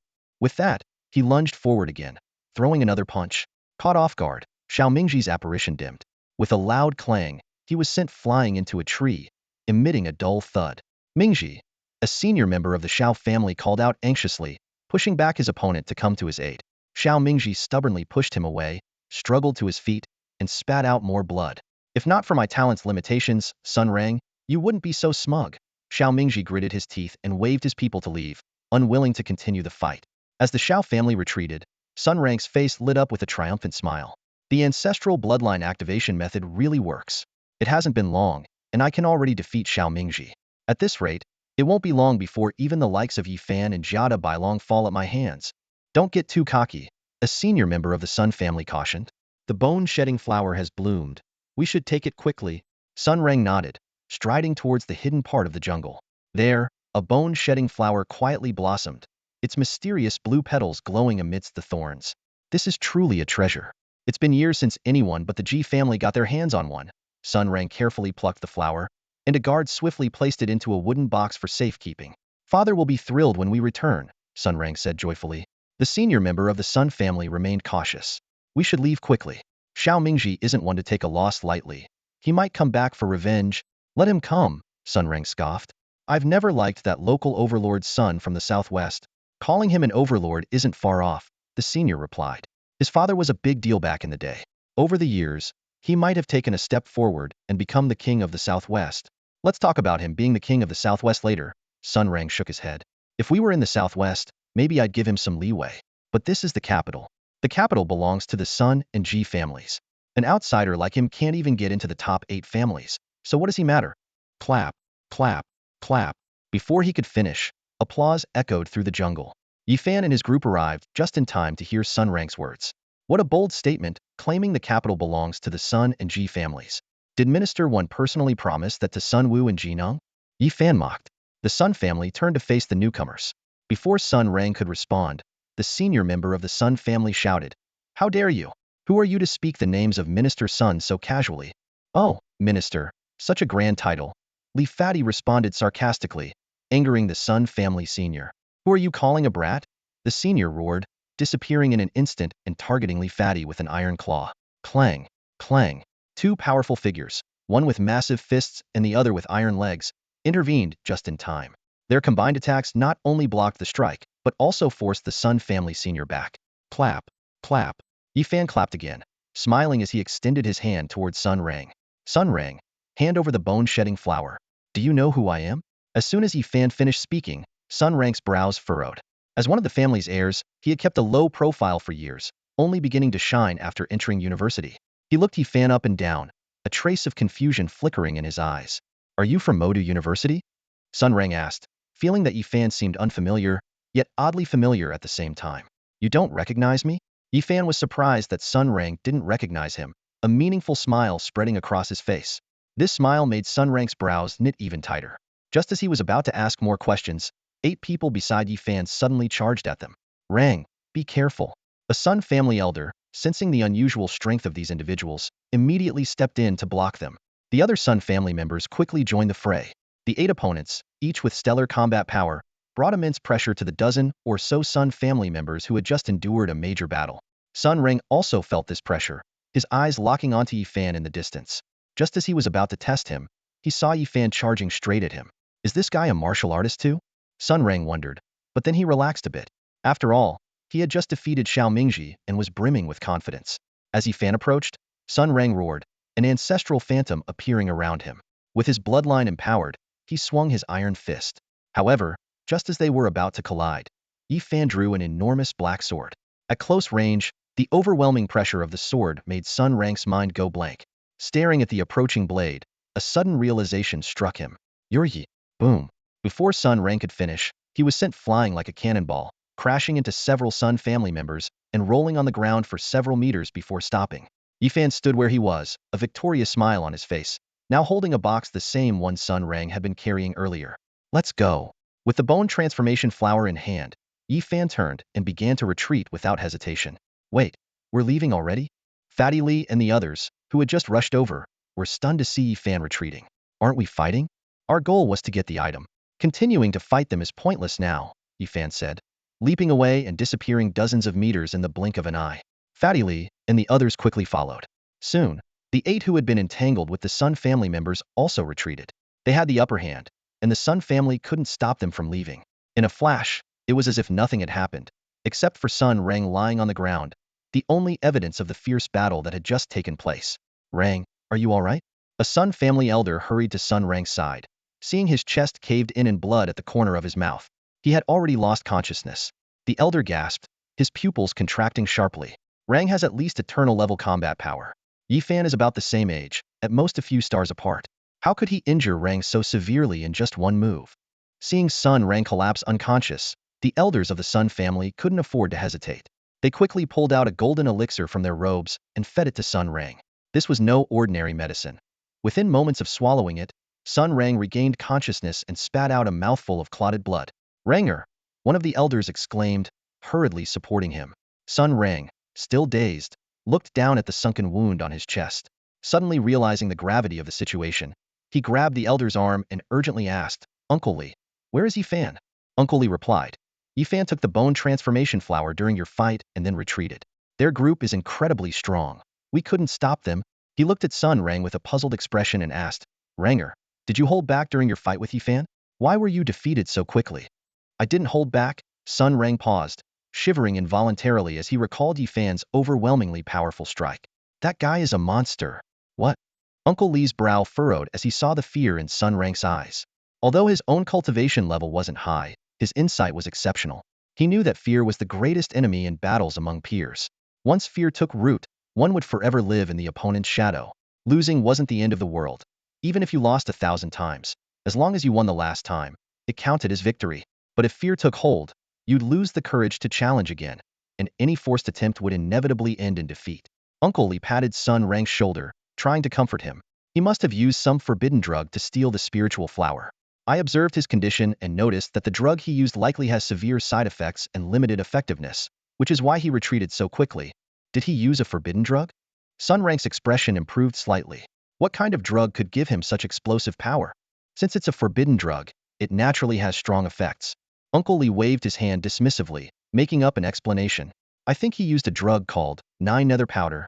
This drug can temporarily double or even triple a cultivator's strength, but each use lowers their level by 3 stars and damages their foundation. Such severe side effects? Sun Rang's face lit up with a hint of joy. So, Yifan paid a huge price to steal the bone transformation flower this time? Yes, not only that, but he may also suffer irreversible injuries. Uncle Lee nodded affirmatively. Hearing this, Sun Rang finally relaxed. Pressing his chest, he stood up and said, so he only won because he used a forbidden drug. I thought he was something special. Using a forbidden drug for a single flower, what a short-sighted fool for a descendant of the War King. With that, he started to walk away, albeit with difficulty, and a group of guards quickly followed. Uncle Lee stayed behind, watching Sun Rang's retreating figure with a sigh. Why did you lie to him? Another elder, Sun Hu, stopped as well. His hair was wild, matching his fiery temper. Yifan clearly didn't use any forbidden drugs. He defeated Ranger with pure skill. Losing isn't a big deal. In fact, it's an opportunity to toughen him up. But you went and made excuses for him. Sun Hu, didn't you see the fear in Ranger's eyes? Uncle Lee explained helplessly. If I didn't make excuses for him, he would be left with that fear, and he might never have the courage to face Yifan again. One defeat and he's scared? What a disgrace. Sun Hu was furious. Ranger has been coddled too much by you all. Ranger is the future head of the Sun family. It's only natural to be more lenient with him, Uncle Lee replied. The Sun family is one of the 8 great families, with a legacy in the military department for over a century. Every head of the family has been tough as nails. Sun Hu continued to grumble. Such weakness, how can he shoulder the future of the Sun family? You. Uncle Lee hesitated, then glanced at the distant Sun Rang and lowered his voice. But regardless, Ranger's talent is the most outstanding among the successors. He's close to reaching the realm of eternity. With some effort, he has the potential to become a king. We need to be more tolerant. The Sun family hasn't produced a king-level expert in decades. Without the Iron Guard camp, someone might have already harbored rebellious thoughts. Tolerant, Sun Hu huffed, seemingly moved by Uncle Lee's words. He stopped criticizing but sighed. Why is the Yi family so fortunate? First, they had the twin stars, and now in this era of great fortune, they have a prodigy like Yifan. Meanwhile, Yifan and his group had already traveled a considerable distance through the forest. They stopped in a secluded corner of the dense woods, setting up a perimeter before taking a break. It's like a dream that we managed to get the bone transformation flower, Li Fatty panted. You're really something, Yifan. You're great at snatching treasures.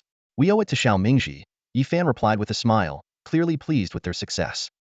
We couldn't have done it without Xiao Mingji and Sun Rang fighting first. Your quick defeat of Sun Rang was the key factor. Ning Mengyan spoke up. I can see that Sun Rang has some impressive skills, but you defeated him in just one move. He was too careless. Yifan shook his head, a thoughtful look in his eyes. He recalled his vague impression of Sun Rang from his past life, which paled in comparison to the fearsome reputation of the Demon King, Xiao Mingji. However, the fact that Sun Rang could defeat Xiao Mingji at this stage indicated that his strength and talent were not to be underestimated. I defeated him in one move mainly because he was too careless, Yifan analyzed. When facing an unknown opponent, he hesitated. Once he recognized me, he was terrified. This mindset made him full of flaws in the fight. Besides, my current strength far surpasses his. Yifan didn't think highly of Sun Rang. After a brief response, he took out a bone-shedding flower from his pocket. The mysterious blue flower bloomed in his palm, emitting a faint glow. Li Pengzi and the other 8 helpers couldn't help but fix their eyes on the flower, their gazes filled with undisguised longing. With this, the future of Nanchuan is limitless, Yifan murmured, gently caressing the petals with his fingertips. He looked up at the 8 men, nodded slightly, and then took out several fruits from his storage bag, tossing them towards them. You all did well. As the fruits landed in their hands, one of them exclaimed, cloud-swallowing fruits, and they're of the mystic grade. This exclamation caused a stir, and everyone's faces were filled with disbelief. Mystic-grade cloud-swallowing fruits not only had excellent blood-replenishing effects, but could also bring people back from the brink of death in critical moments. Consumed regularly, they could significantly enhance physical strength. Each fruit was worth at least millions of dollars. Yifan casually handed out 4 or 5, a gesture that left everyone in awe. Seeing their astonishment, Yifan said calmly, "They're just a few fruits. No need to be so surprised." He waved his hand. "Do your jobs well, and you'll get even more in the future." "Yes, yes," they responded eagerly, their attitudes even more enthusiastic than before as they scrambled to tidy up the tents and clear the surrounding weeds. Watching this scene, Ning Mengnian couldn't help but sigh. People like this are so easy to manage. Yifan replied meaningfully, "People who are easy to manage usually don't have much talent. I prefer those with real abilities." "Like your strategist?" Ning Mengnian asked. Yes. Yifan nodded, a hint of nostalgia in his eyes. "Someone who can plan 3 lifetimes ahead, solving countless problems for me. Stabilizing Nanchuan, handling internal affairs, managing both superiors and subordinates played a crucial role in all of it. Just one person like that is worth countless so-called easy-to-manage people." Ning Mengnian asked curiously, "Are there people like him in the capital?" Yifan was about to answer when something suddenly came to mind. He paused, a smile appearing on his face as he lightly tapped his forehead. "My memory really is something. Coming to the capital, I almost forgot about that guy." "That guy?" Seeing the enigmatic expression on Yifan's face, Li Fati and the others immediately became intrigued. They curiously leaned in, eager to uncover the mystery. However, Yifan had no intention of revealing anything. Instead, he simply curled his lips into a meaningful smile. Unable to restrain himself, Li Fati spoke up first. "I bet Yifan is going to say, 'You'll find out soon enough.'" His words elicited a knowing smile from the group. Yifan nodded in agreement. "Exactly, you'll understand in due time." See? He always keeps us in suspense." Li Fati shook his head helplessly. On a higher slope, the elders of the Xiao family noticed Xiao Mingji sitting alone, looking downcast. One of them approached and sat beside him, asking with concern, "Mingji, how's your injury?" "I'm fine, second uncle," Xiao Mingji replied, turning his head away, a hint of regret flashing in his eyes. "If I hadn't lost to Sun Rang, the bone transformation flower would have been ours. Father is rising in the southwest, which is quite remote. That flower could have been a significant aid to him." Second uncle Xiao patted his shoulder, offering comfort. "It's not your fault. Sun Rang is a bloodline warrior. Before reaching the king level, bloodline warriors naturally have some advantages over ordinary beast tamers." Xiao Mingji shook his head, his tone resolute. "I never considered myself an ordinary beast tamer, nor do I think bloodline warriors have any real advantage. Neither Jiada Bailong nor Yifan are bloodline warriors, yet they dominate their peers, proving that bloodline warriors aren't all that special. But your beast taming talent does have some shortcomings. That shouldn't be an excuse," Xiao Mingji sighed, his gaze drifting into the distance. "Second uncle, the capital is really vast. In the southwest, I was unparalleled, but here, it seems I'm not much. Sun Rang and Jijia are on par with me, if not slightly better. Above them, there are even stronger people like Luo Linger and Zhang Tianji. And then, there are the truly unrivaled talents like Jiada Bailong and Yifan." Second uncle Xiao heard the disappointment in his voice and said earnestly, "Mingji, you're still young. A single win or loss doesn't mean much. What's truly important is growth and maturity. Very few people never face setbacks, and not facing any isn't necessarily a good thing. Your father was always overshadowed by the heaven-battling king when he started, but decades later, he became the head of the Xiao family and the king of the southwest, while the heaven-battling king fell along the way. Perhaps setbacks played a role in that. But the taste of failure is truly bitter." Xiao Mingji finally let down his stubborn facade, showing a hint of dejection. "I don't want to lose. Sometimes things don't go as we wish," second uncle Xiao replied softly, understanding in his eyes.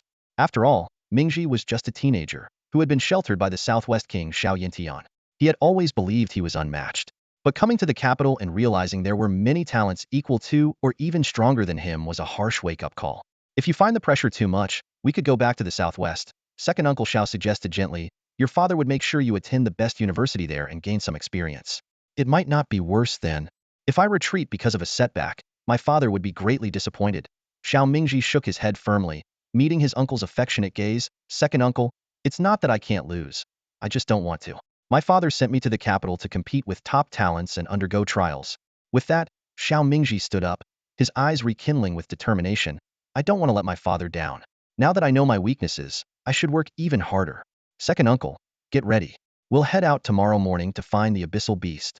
You little rascal. Second uncle Xiao was initially taken aback, but soon looked at Xiao Mingji's determined back with pride. Yintian, your son truly has your spirit. At dawn, Yifan was the first to get up as usual. After completing 2 rounds of his self-created martial arts routine, he began practicing his horse stance. The others gradually woke up, with Li Fati being the last to emerge, yawning as he stepped out of the tent. Yifan, you're already so strong.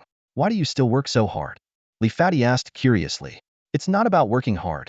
It's just a habit, Yifan replied simply. Seeing that everyone was awake, he took out a spirit-seeing talisman. As the talisman burned, Yifan learned Xiao Mingji's whereabouts and smiled, that Xiao Mingji is really a treasure hunter. Pack up, everyone. They found the abyssal beast. Already? Ning Mingyin exclaimed in surprise. Do they have a map of the secret realm? They probably do, Yifan answered while picking up his heavy sword. Get ready. There are a lot of people in the abyssal beast's lair, according to the Death Eagle's vision, at least a dozen teams. It looks like there are even high-ranking members of Star Glory. We might face some clashes. Star Glory high-rankers. The group felt a slight tension but quickly packed up and followed Yifan, heading towards the unknown challenges ahead. Through the dense jungle, Yifan and his group moved swiftly like agile monkeys, tracking the path of Xiao Mingji and his men. Yesterday's search had brought them closer, and now, they could faintly see their targets up ahead. Holding his breath, Li Fati whispered, I see them. Yifan nodded slightly, lowering his stance, his eyes sharp as he scanned ahead. A valley shrouded in white mist appeared before them, its true form obscured. Xiao Mingji and his men were busy preparing lighting tools. Soon, a lantern-like object was raised high. They formed a crescent-shaped formation, guarding the one holding the light, and slowly disappeared into the fog of the valley. Bewildering fog, Yifan said gravely. This mist naturally obscures everything, and external forces can't dispel it. Without specially made lanterns, even the strongest warriors would get lost in it. Li Fati, accustomed to Yifan being prepared, asked, We have special lanterns, right? After a moment of silence, Yifan admitted reluctantly, I didn't expect bewildering fog here. Then how can we get special lanterns? Li Fati pressed. We can. Yifan's gaze shifted to where Xiao Mingji's group had stood. We'll wait. Confused, the group looked at each other. Wang Lingxi couldn't help but ask, Yifan, what are we waiting for? We're waiting for someone, Yifan explained. There should be others carrying lanterns. We'll borrow one. Borrow? Li Fati's heart tightened. Do you mean really borrow? Really borrow. As soon as Yifan finished speaking, footsteps echoed through the jungle. A group of bandit-like figures appeared, each carrying large bags and unlit lanterns. Yifan's eyes lit up. We'll borrow theirs. The bandits stopped at the valley entrance, their leader sighing in relief. Finally found it. I thought that Brat Lier was lying. Is this the place with the abyssal beasts? An excited underling asked. The leader's face muscles twitched. Look at you, all excited. We're here, so let's catch some extraordinary ones. Preferably rare breeds. Once we sell the abyssal beasts, we won't need to be mountain bandits anymore. We can just... Before he could finish, Yifan's group emerged from the jungle. Just as the bandit leader was about to threaten them, Yifan spoke first. You guys are bandits, right? From which mountain outside the capital? Mind lending us your lanterns? We'll return them after use. The bandit leader was stunned. You're asking to borrow from me? Yes. Yifan grabbed a lantern and turned to leave. Thanks. How dare you? The bandit leader roared. Did I agree to lend it to you? This is outright robbery. Half an hour later, Yifan squatted in front of the securely tied-up bandit leader, speaking kindly. Agreed now? The bruised and battered bandit leader nodded repeatedly. Agreed, agreed. Yifan stood up and waved to his companions. Let's go, we got the lantern. The group stared at Yifan in shock, then glanced at the bandits tied up like dumplings on the ground, wondering, who are the real bandits here? In the mist-shrouded canyon, Yifan led his team forward cautiously. The group surrounded him in a semicircle formation, their lanterns barely illuminating the scene within a 10-meter radius. Li Pengzi stayed close to Yifan, his eyes scanning the fog with a wary look as he nervously hunched his shoulders. This place feels eerie. Could it be haunted? Li Pengzi asked in a trembling voice. Yifan calmly replied, That's hard to say. Are there really ghosts? Li Pengzi grew even more anxious. Yifan, don't joke around. I'm not very brave. Yifan shook his head helplessly. What's there to fear about ghosts? At most, they're just a bit grotesque. You don't fear the fierce beasts on the battlefield. So why be scared of something as insubstantial as a ghost? It's precisely because they're insubstantial that I'm scared, Li Pengzi was saying when he suddenly noticed a white, human-like figure drifting through the light ahead. Holy crap, there really is a ghost, Li Pengzi exclaimed, nearly jumping out of his skin. The others, hearing the shout, also saw the drifting figure and gasped. At that moment, Yi Fan spoke steadily, "That's not a ghost." Before his words had fully settled, he dashed forward like lightning, grabbing the white figure that was trying to flee into the mist. Ugh, the creature in Yi Fan's grasp let out a hollow sound, sending chills down everyone's spine. Yi Fan frowned as he examined the creature. Low grade. With that, he casually tossed it away, and it quickly vanished into the mist. The group finally breathed a sigh of relief. Someone asked, "Wasn't that a ghost?" Yi Fan explained, "That's a Tianyuan beast. These purely auxiliary beasts lack combat power and have evolved into various forms to survive, such as ghost-like, plant-like, fierce beast-like, and even human-faced forms." Ning Mengnian asked curiously, "So that little thing we just saw had no combat ability?" Yi Fan nodded. "If it had any combat ability, it wouldn't have been caught by me so easily." He then reminded everyone, "Stay alert. The grade of a Tianyuan beast can't be judged by its appearance. They're easily scared and skittish, especially with this disorienting fog. Finding a suitable one won't be easy. Keep an eye out for anything peculiar. It could be a Tianyuan beast." With this explanation, the group felt somewhat reassured and began scanning their surroundings more diligently. Yi Fan remained vigilant, holding a lantern in one hand and keeping the other ready for action. As their exploration continued, the team encountered several Tianyuan beasts. Gradually, they gained some experience. They split into groups of 4, each responsible for a different direction, while Yi Fan took the front alone. Suddenly, Li Pengzi caught a ghost-faced creature at the edge of the lantern's light and excitedly shouted, "Yi Fan, I caught one." Yi Fan took a closer look and quickly determined, elite grade. The group was slightly disappointed. Li Pengzi patted his belly and complained, "We haven't caught a single superior grade one yet. High-quality Tianyuan beasts are really hard to find." "I'm getting hungry." Yi Fan reassured him, "If you're hungry, take a break." This time, he didn't discard the elite grade Tianyuan beast but handed it to the 8 people behind him. "Anyone with extra beast space can take it, for us."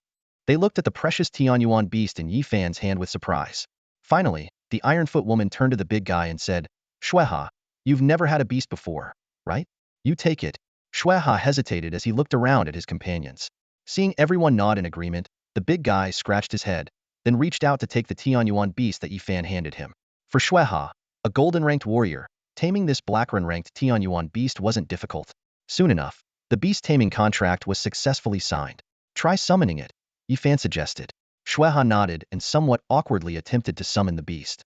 A flash of light appeared, but instead of materializing directly, the Tianyuan beast transformed into a stream of light and attached itself to Shueha's mechanical arm, gradually forming a black arm guard. Shueha examined the astonishing transformation, and Yi Fan instructed again, "Throw a punch." Boom. Shueha immediately threw a punch, and the power of his mechanical arm elevated his destructive force to star level. The punch not only produced a sonic boom but also created a small vortex in the surrounding mist. "It comes with wind element power and doesn't consume any of my energy," Shueha discovered with delight, noticing that the arm guard was glowing and rapidly absorbing elements from the surrounding space. He threw another punch, which was just as powerful, but this time without the vortex. Shueha looked at Yi Fan in confusion. Yi Fan explained, "The elite rank Tianyuan beast, even at black iron level, only has enough elemental power stored for one punch. However, it absorbs quickly and can be used again in about half an hour. With more nurturing, your mechanical beast is quite unique and consumes less than a typical star-level beast. Once the Tianyuan beast reaches the gold level, it should support you in battle for much longer." "Got it," Shueha responded excitedly, realizing the significant boost the Tianyuan beast provided. As a non-elemental warrior, he now had an elemental attack method without any energy consumption, greatly enhancing his strength and endurance in battle. Ning Mengnian remarked, "The Tianyuan beast truly is remarkable. I've never seen such a unique form and ability." "Do all Tianyuan beasts have different elemental powers?" Yi Fan replied, "Yes, they do. Wind, fire, earth, water, lightning, ice, and even the rare light and dark elements exist.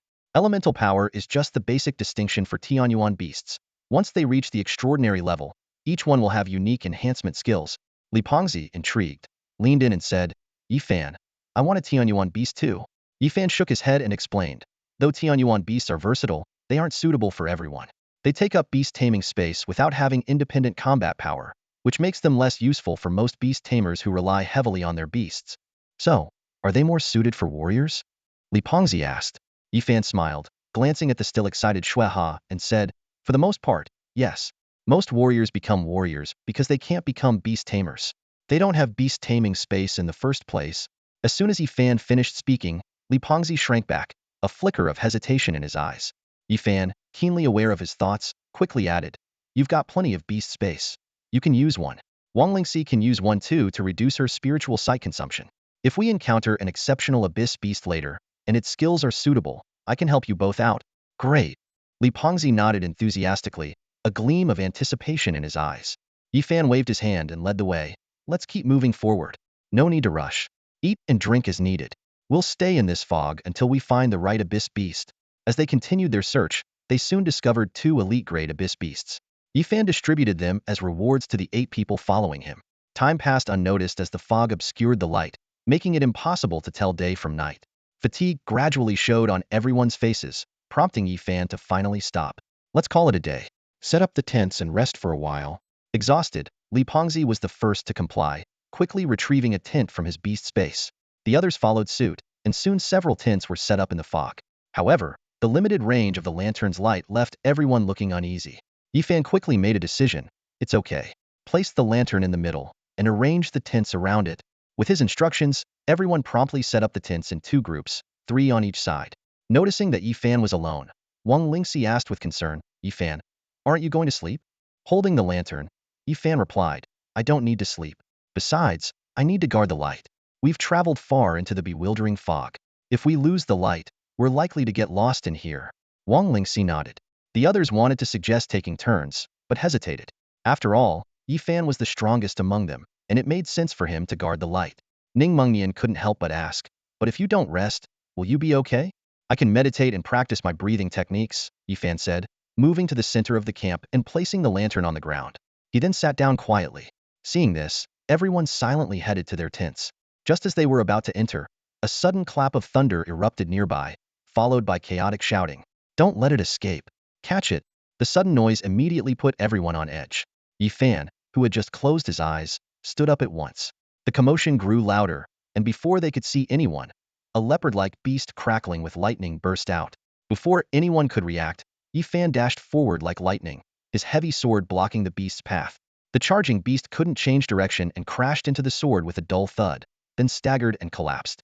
As it fell unconscious, its leopard form slowly faded, revealing a misty, dumpling-like creature. "Is this an abyss beast?" Li Pengzi and the others asked in astonishment. "Yes, and it's an exceptional grade one." Yifan nodded, picking up the creature and tossing it to Li Pengzi. "Keep an eye on it." Li Pengzi clumsily caught the abyss beast, while Yifan raised his heavy sword again, eyes fixed ahead as he spoke calmly, "Get ready, we're about to fight." No sooner had he spoken than a rush of footsteps approached. A well-equipped group of about 20 or 30 people appeared, mostly at the Golden Eternal level. Leading them was an elderly man who had just broken through to the Starlight level. He looked kind, not like a villain. The group paused upon seeing them, and the old man's sharp eyes immediately noticed the abyss beast in Li Pengzi's hands. He seemed anxious and addressed Yifan. "Young friend, this abyss beast is one we've been tracking for a long time." "I know," Yifan interrupted him. "Sir, in a secret realm, possession is 9/10 of the law. Surely, you understand that?" The old man responded, "That's true, but this abyss beast is of great significance to us. If you could give it to me, I would offer a generous reward in return. I need the abyss beast too, so giving it to you is out of the question." Yifan refused firmly. The old man's expression turned cold after being rejected again. "So, there's no room for negotiation?" "None," Yifan answered decisively. Yifan responded, facing the old man with a cold gleam in his eyes. "No need for more words. If you want to compete, let's see who wins." As soon as he finished speaking, Yifan swung his sword, his body moving like a dragon emerging from the sea, charging straight at the elder. The battle erupted instantly, with blades and swords clashing fiercely. After a long while, the dust settled, and Yifan's group emerged victorious without much suspense. Out of Xueha's 8 men, 2 were injured. Yifan and his opponent Xingyao had a prolonged duel, resulting in significant exhaustion for both. Leaning on his heavy sword, Yifan sat quietly in a pool of blood, still catching his breath. After annihilating the enemy, they reaped substantial rewards. Besides various supplies, they acquired a special lamp. A Tianyuan beast with lightning attributes, capable of sudden bursts of speed, was assigned to Wang Lingxi, transforming into a necklace around her neck. "We've hit the jackpot," Li Pengzi exclaimed joyfully, looking at the mountain of supplies. Yifan stood up, using a breathing technique to cleanse the blood from his body. Killing and looting is the fastest way to rise in the secret realm. As they were cleaning up the battlefield, a sudden ringing sound echoed. The sound of bells, growing closer through the mist, put everyone back on high alert. Yi Fan. Ning Mengnian glanced at him questioningly. Yi Fan shook his head. Don't move yet. Let's see what's happening. The bell sound grew nearer, and a distant light appeared. As they were about to make contact, Yi Fan gripped his heavy sword, and everyone assumed combat stances. The ringing abruptly stopped, and a surprised female voice called out, Young Master Yi Fan, is that you? The newcomer was Luo Linger, the most outstanding of the 7 daughters of the Luo family. She wore a light gauze dress, with 2 round bells tied to her white ankles. Accompanying her were Luo family elders and guards, few in number but all remarkably strong. Though Luo Linger was merely surprised, Yi Fan's group remained highly vigilant. Yi Fan eyed the bells on her ankles. You're wearing those bells to find Tianyuan beasts? These are ancestral items from my family, capable of calming Tianyuan beasts, Luo Linger explained. Don't you find the sound soothing and calming? Just noisy, Yi Fan replied indifferently, relaxing slightly. He cupped his hands in a gesture of respect. I need to continue searching for Tianyuan beasts, so I'll take my leave. Wait, young Master Yi Fan, Luo Linger called out. Would you like to join us? Yi Fan promptly declined. No thanks. He had always disliked the 7 daughters of the Luo family, especially Luo Linger. The losses he suffered in his past life were still fresh in his memory. Luo Linger wasn't offended. She spoke softly. My soul-calming bells can help you find more Tianyuan beasts. You're looking for at least those with extraordinary bloodlines, right? Such high-grade beasts are quite intelligent and usually avoid detection. I have a way to find them. Yi Fan still shook his head. Others have captured extraordinary Tianyuan beasts before, and they didn't need any soul-calming bells. That's because they didn't have them to use, Luo Linger smiled. I've encountered over 40 Tianyuan beasts on my way here, all thanks to the bells. While you have your methods, working together could save us some effort. Plus, we might even find a relic-grade Tianyuan beast. You don't have a way to find one of those, do you? Yi Fan stopped in his tracks and turned to look at Luo Linger. Her smile was sincere, showing no signs of deceit. For a rare moment, Yi Fan's eyes showed confusion. Luo Linger, what exactly are you up to? Yi Fan's question caught Luo Linger off guard for a moment, but she quickly showed a gentle smile. I just think that young Master Ye's strength is extraordinary. Traveling with you provides some assurance. As for the 7 daughters of the Luo family, I find it hard to trust them. Her voice was soft, with a hint of pleading. Yi Fan nodded without saying much. We can cooperate, but let's agree on the distribution first to avoid disputes later. His tone was cautious. However young Master Yi decides to split it is fine with me, Luo Linger responded without hesitation. I won't have any objections. This answer surprised Yi Fan. He glanced at Luo Linger again. Seeing her smiling at him, he felt a bit puzzled. Would someone as calculating as Luo Linger really hand over decision-making power so easily? After a brief thought, Yi Fan still nodded. Whatever plans Luo Linger had, these terms were beneficial to him. He did need the rare Tianyuan beast. As for possible schemes or ulterior motives, Yi Fan chuckled inwardly. A child in their teens trying to deceive me? That's wishful thinking. He waved his hand, signaling to move out. Luo Linger's group was evidently well prepared, as they also had 2 lamps. With Yi Fan's 2, their temporary team now had 4 lamps, greatly expanding their visibility. Though they had reached a temporary cooperation, both sides remained vigilant, maintaining a certain distance while moving forward. Luo Linger's summoning bell proved effective, as they encountered many Tianyuan beasts along the way. Although most were of low grade, the quantity was substantial, including 7 or 8 elite grade and even 2 exceptional grade beasts. These spoils were evenly split between Yi Fan and Luo Linger's groups. Li Fati finally got his wish, obtaining a Tianyuan beast he had longed for, with a poison attribute that suited his needs perfectly. He excitedly tested his new Tianyuan beast skills as they walked. Whoa, this Tianyuan beast is amazing, Li Fati exclaimed. It has a protective skill that can instantly release a cloud of poison around me. Although its lethality is limited now, it looks like it will be very powerful in the future. Yi Fan nodded in agreement. Keep training it. This skill is perfect for you and will become an excellent escape tool. But raising a Tianyuan beast is resource intensive. They can only store elemental force and can't convert it themselves, so their growth depends on spiritual herbs, elixirs, and other treasures. And they must match the beast's attribute closely. Li Fati's expression turned a bit strange. So it has to be poison attribute? But where can I find poisonous treasures? Yi Fan waved his hand dismissively. It doesn't necessarily have to be poison attribute. Just like the treasures we used to raise your first beast, you can use items that stimulate or refine the beast's abilities. Li Fati suddenly understood. Got it. At this moment, Luo Linger spoke up. My Luo family has many suitable treasures. If you need them, I can have some sent to you. Li Fati was overjoyed and immediately started rummaging through his bag. That would be great. How much do they cost? I'll pre-order 100 or 80 pounds. Luo Linger blinked her beautiful eyes and answered gracefully, there's no need for money. Those items aren't particularly precious to the Luo family. Besides, since you're a friend of young Master Yi, I'd feel awkward taking your money. However, to everyone's surprise, the usually stingy Li Fati shook his head and refused. No money? That's not right. I'll find my own. Then he moved closer to Yi Fan. Luo Linger was momentarily stunned but quickly smiled and shook her head, saying nothing more. Yi Fan looked at Li Fati and asked with a smile, why didn't you take it? Afraid of getting tricked? Li Fati lowered his voice. I'm not afraid of getting tricked. It's obvious that Luo Linger has her eyes on you. She offers me benefits to make you owe her a favor. Yi Fan was a bit surprised. You figured that out? Li Fati patted his belly. I understand the principle of not taking advantage of others. The strategist has told me many times not to accept favors lightly when I'm out. I'm just an ordinary person. If someone treats me well, it's usually to get to you. I can't be the weak link. Yi Fan showed a gratified smile and patted Li Fati's shoulder. You've learned well. The strategist would be pleased to know you've taken his advice to heart. I have similar treasures, but you'll have to earn them. Perform well on the front lines with me, and you won't be shortchanged. Can I join you on the front lines? Li Pengzi asked excitedly, his eyes sparkling with anticipation. Yi Fan smiled and patted Li Pengzi on the shoulder. Don't get too excited just yet. This time on the front lines, I won't be watching over you like before. If you make reckless mistakes like you did in the secret realm, you'll be dismissed immediately. I definitely won't. Li Pengzi promised, standing up straight. This time, I'll be an outstanding commander. Not far away, the guard beside Luo Linger frowned as he watched Yi Fan and his group, muttering, these people are really difficult. Miss has already humbled herself, yet they remain so arrogant. What more do they want? Luo Linger, however, didn't seem to mind. Her gaze remained fixed on Yi Fan. Ever since their last parting, she had struggled internally, following her ancestors' instructions.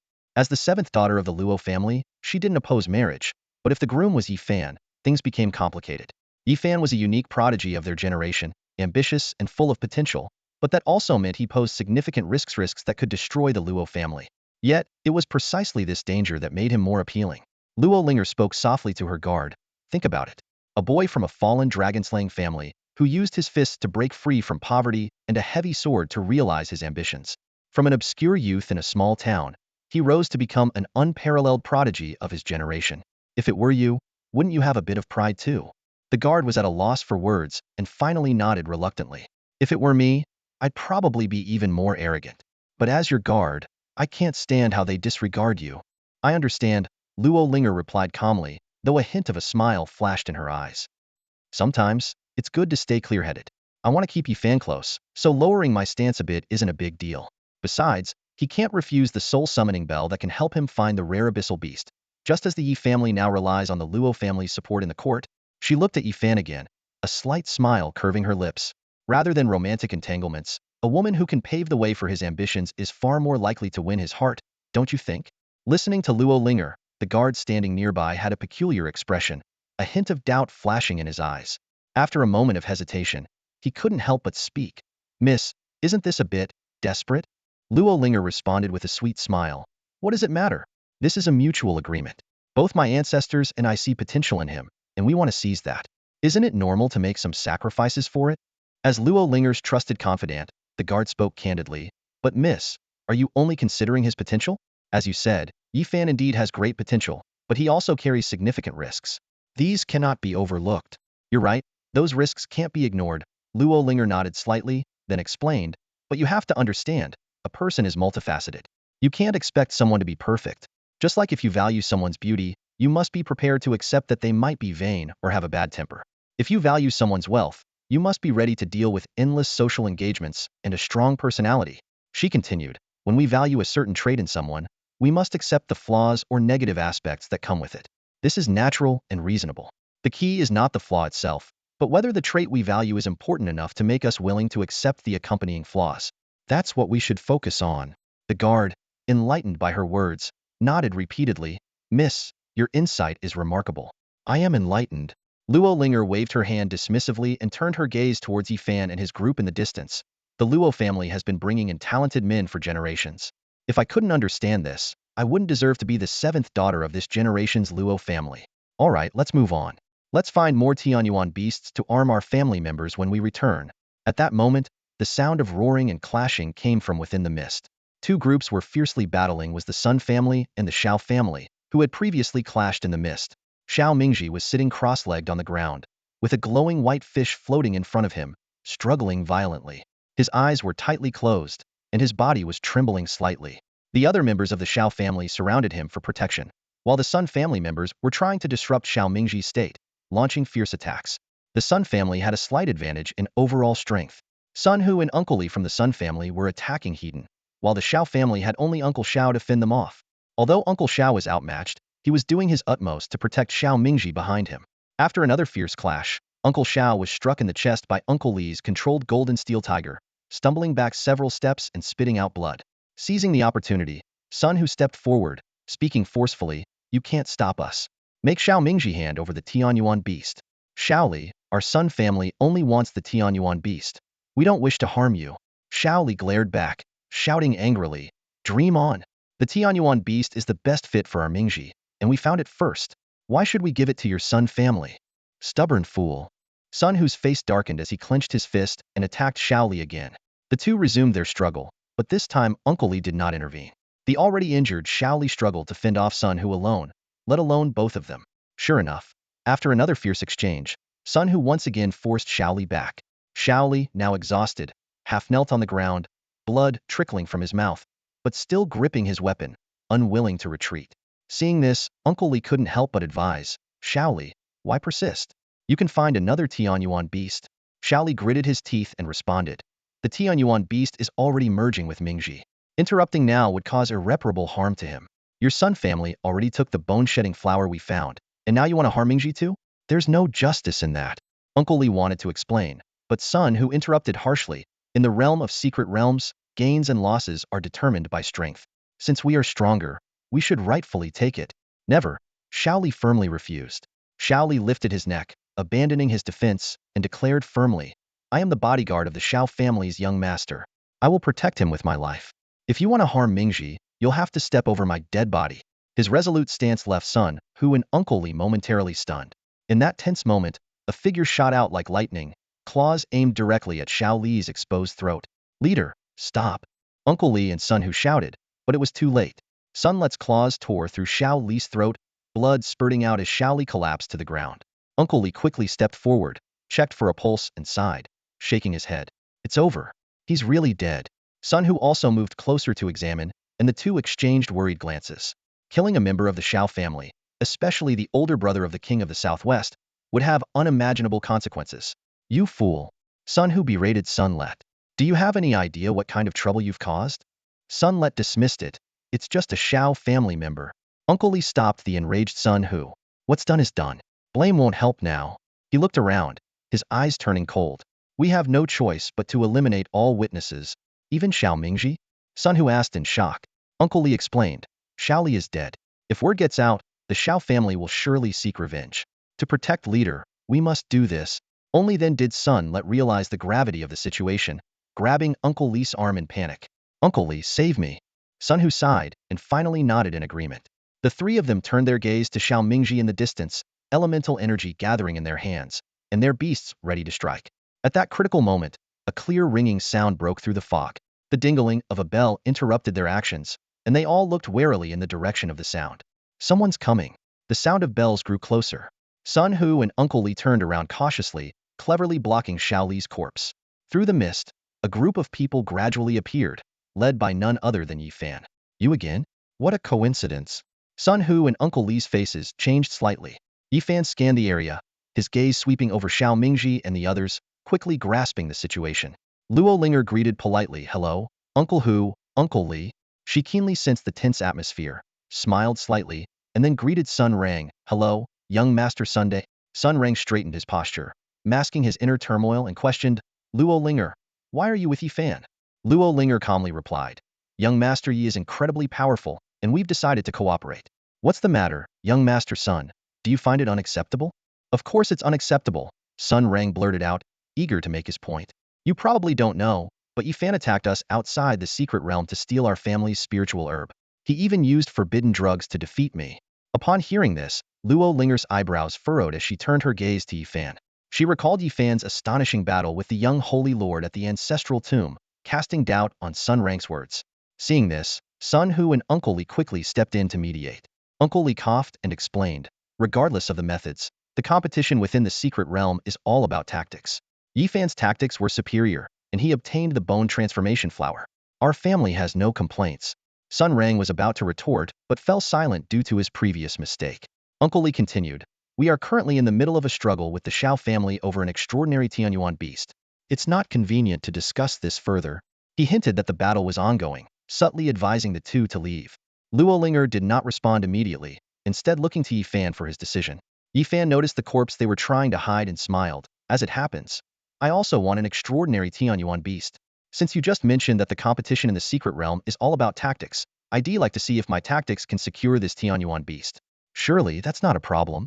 Uncle Li and Sun Hu's faces darkened. Uncle Li warned, young Master Yi, it's best not to get involved in too many conflicts within the secret realm. I enjoy getting involved, Yifan said, ignoring the threat as he stepped forward. Seeing that their persuasion was ineffective, they turned to Luo Linger. Miss Linger, surely you won't get involved in this? Luo Linger responded skillfully, Uncle Li and Uncle Hu, you must be joking. I'm not one to seek trouble. Just as they breathed a sigh of relief, she added, however, I've decided to ally with young Master Yi. If he's going to compete, I can't just stand by. With that, she followed Yifan's lead. Realizing their plan had failed, Uncle Li's face turned grim. Without further hesitation, he commanded, let's go. With a wave of his hand, he led Sun Rang away swiftly, and Sun Hu directed the rest of the Sun family to leave as well. Luo Linger noticed Xiao Li's corpse and suddenly understood. So that's it. You helped Xiao Mingji because of this? Yifan smiled silently, turning his gaze to Xiao Mingji, who was confronting the Tianyuan beast. Soon, a silver fish transformed into chest armor, signifying that Xiao Mingji had successfully subdued the extraordinary Tianyuan beast. Xiao Mingji opened his eyes and immediately looked at Xiao Li's corpse on the ground. His voice trembling, second uncle. He fought back his sorrow, silently lifting Xiao Li's body, then solemnly bowed to Yifan, brother Yi. For your help today, I, Xiao Mingji, will surely repay you in the future. Xiao Mingji wiped away the tears from the corner of his eyes and remained silent. He hoisted his second uncle's body onto his back, took out a gauge, and started walking in the direction he had come from. From this day forward, the Sun family would have a formidable new enemy. Yifan and Luo Linger stood still, watching Xiao's group gradually disappear into the mist. Luo Linger seemed to understand what Yifan was thinking and softly said, the enemy of my enemy is my friend, right? You're quite clever. Yifan nodded in agreement, silently admiring Luo Linger's keen insight. Their silent cooperation had easily placed the Sun family in a perilous situation, forcing them to face consequences they least desired. Young Master Yifan, you flatter me, Luo Linger smiled, then added softly after a moment's pause, if I weren't smart enough, I doubt you would choose to travel with me. Time flew by as Yifan's group searched the mist for various abyss beasts. They encountered many extraordinary ones, but none were suitable enough to be tamed. At last, they arrived at the end of the misty canyon, where a colossal mountain emitting a faint glow appeared before them. Its imposing presence was accompanied by a barely audible breathing sound, undoubtedly a true relic-level abyss beast. Everyone held their breath. The term relic alone was enough to drive people mad, let alone a relic-level abyss beast. Even an extraordinary level beast could significantly boost one's power. The effects of a relic-level beast were beyond imagination. Luo Linger's eyes sparkled with desire, but she ultimately restrained her impulse. She turned to Yifan and said, Yifan, your abyss beast has appeared. Yifan was somewhat surprised and asked, are you sure? Of course I am. We've been traveling together for this very moment, haven't we? Luo Linger's smile was gentle. Go on, be careful and don't let it escape. We'll cover you. Just focus on capturing it. Yifan was momentarily stunned, his judgment of people honed over a century wavering. He didn't believe Luo Linger had no ulterior motives, yet he couldn't fathom why she would forego the greatest benefit. Setting aside his doubts, Yifan proceeded towards the mountain. He didn't display any hostility, instead speaking softly, following me is your best choice. As he spoke, he tossed a piece of profound-grade spiritual herb towards the abyss beast. The mountain trembled slightly, accepting Yifan's offering. Yifan continued to advance, repeatedly throwing spiritual herbs and medicines. Before long, he stood at the mountain's foot, continuing to feed it. From a distance, Li Pengzi and the others were puzzled. Luo Linger explained, he's buying the relic-level abyss beast's allegiance. Abyss beasts are easier to tame willingly. Their nature is to rely on other beast masters to survive. Yifan is demonstrating the benefits he can provide to persuade it to submit voluntarily. Li Pengzi suddenly understood but still had doubts. But a relic-level beast. How much spiritual herb and medicine would it take to win it over? Before he could finish, Li Pengzi exclaimed in shock, Yifan, that's a creation fruit. You can't use that. In their line of sight, Yifan slowly took out the root of the creation fruit, causing everyone's faces to instantly turn pale with shock. Not just Fatty Li, even Luo Linger and her group displayed expressions of disbelief. The value of the creation fruit far exceeded that of the abyss beast. Even if it bloomed once in 100 years, it was still priceless. Yifan's actions suddenly heightened the tension in the air. The massive relic-grade abyss beast also reacted, its enormous body writhing uneasily, as if it wanted to claim the creation fruit for itself. I didn't take this out for you, Yifan said coldly. With a swift feint, he put the creation fruit away again. He stared at the clearly agitated abyss beast and spread his hands, saying, I've proven I have enough to offer you. The choice is yours. The abyss beast seemed to understand Yifan's words, its massive body twisting once more in hesitation. As one of the purest and most powerful members of its species, it realized Yifan was extraordinary. However, it preferred to choose a stronger human or beast to rely on.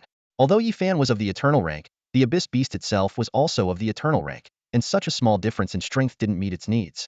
But the creation fruit, a heavenly treasure, had an irresistible allure.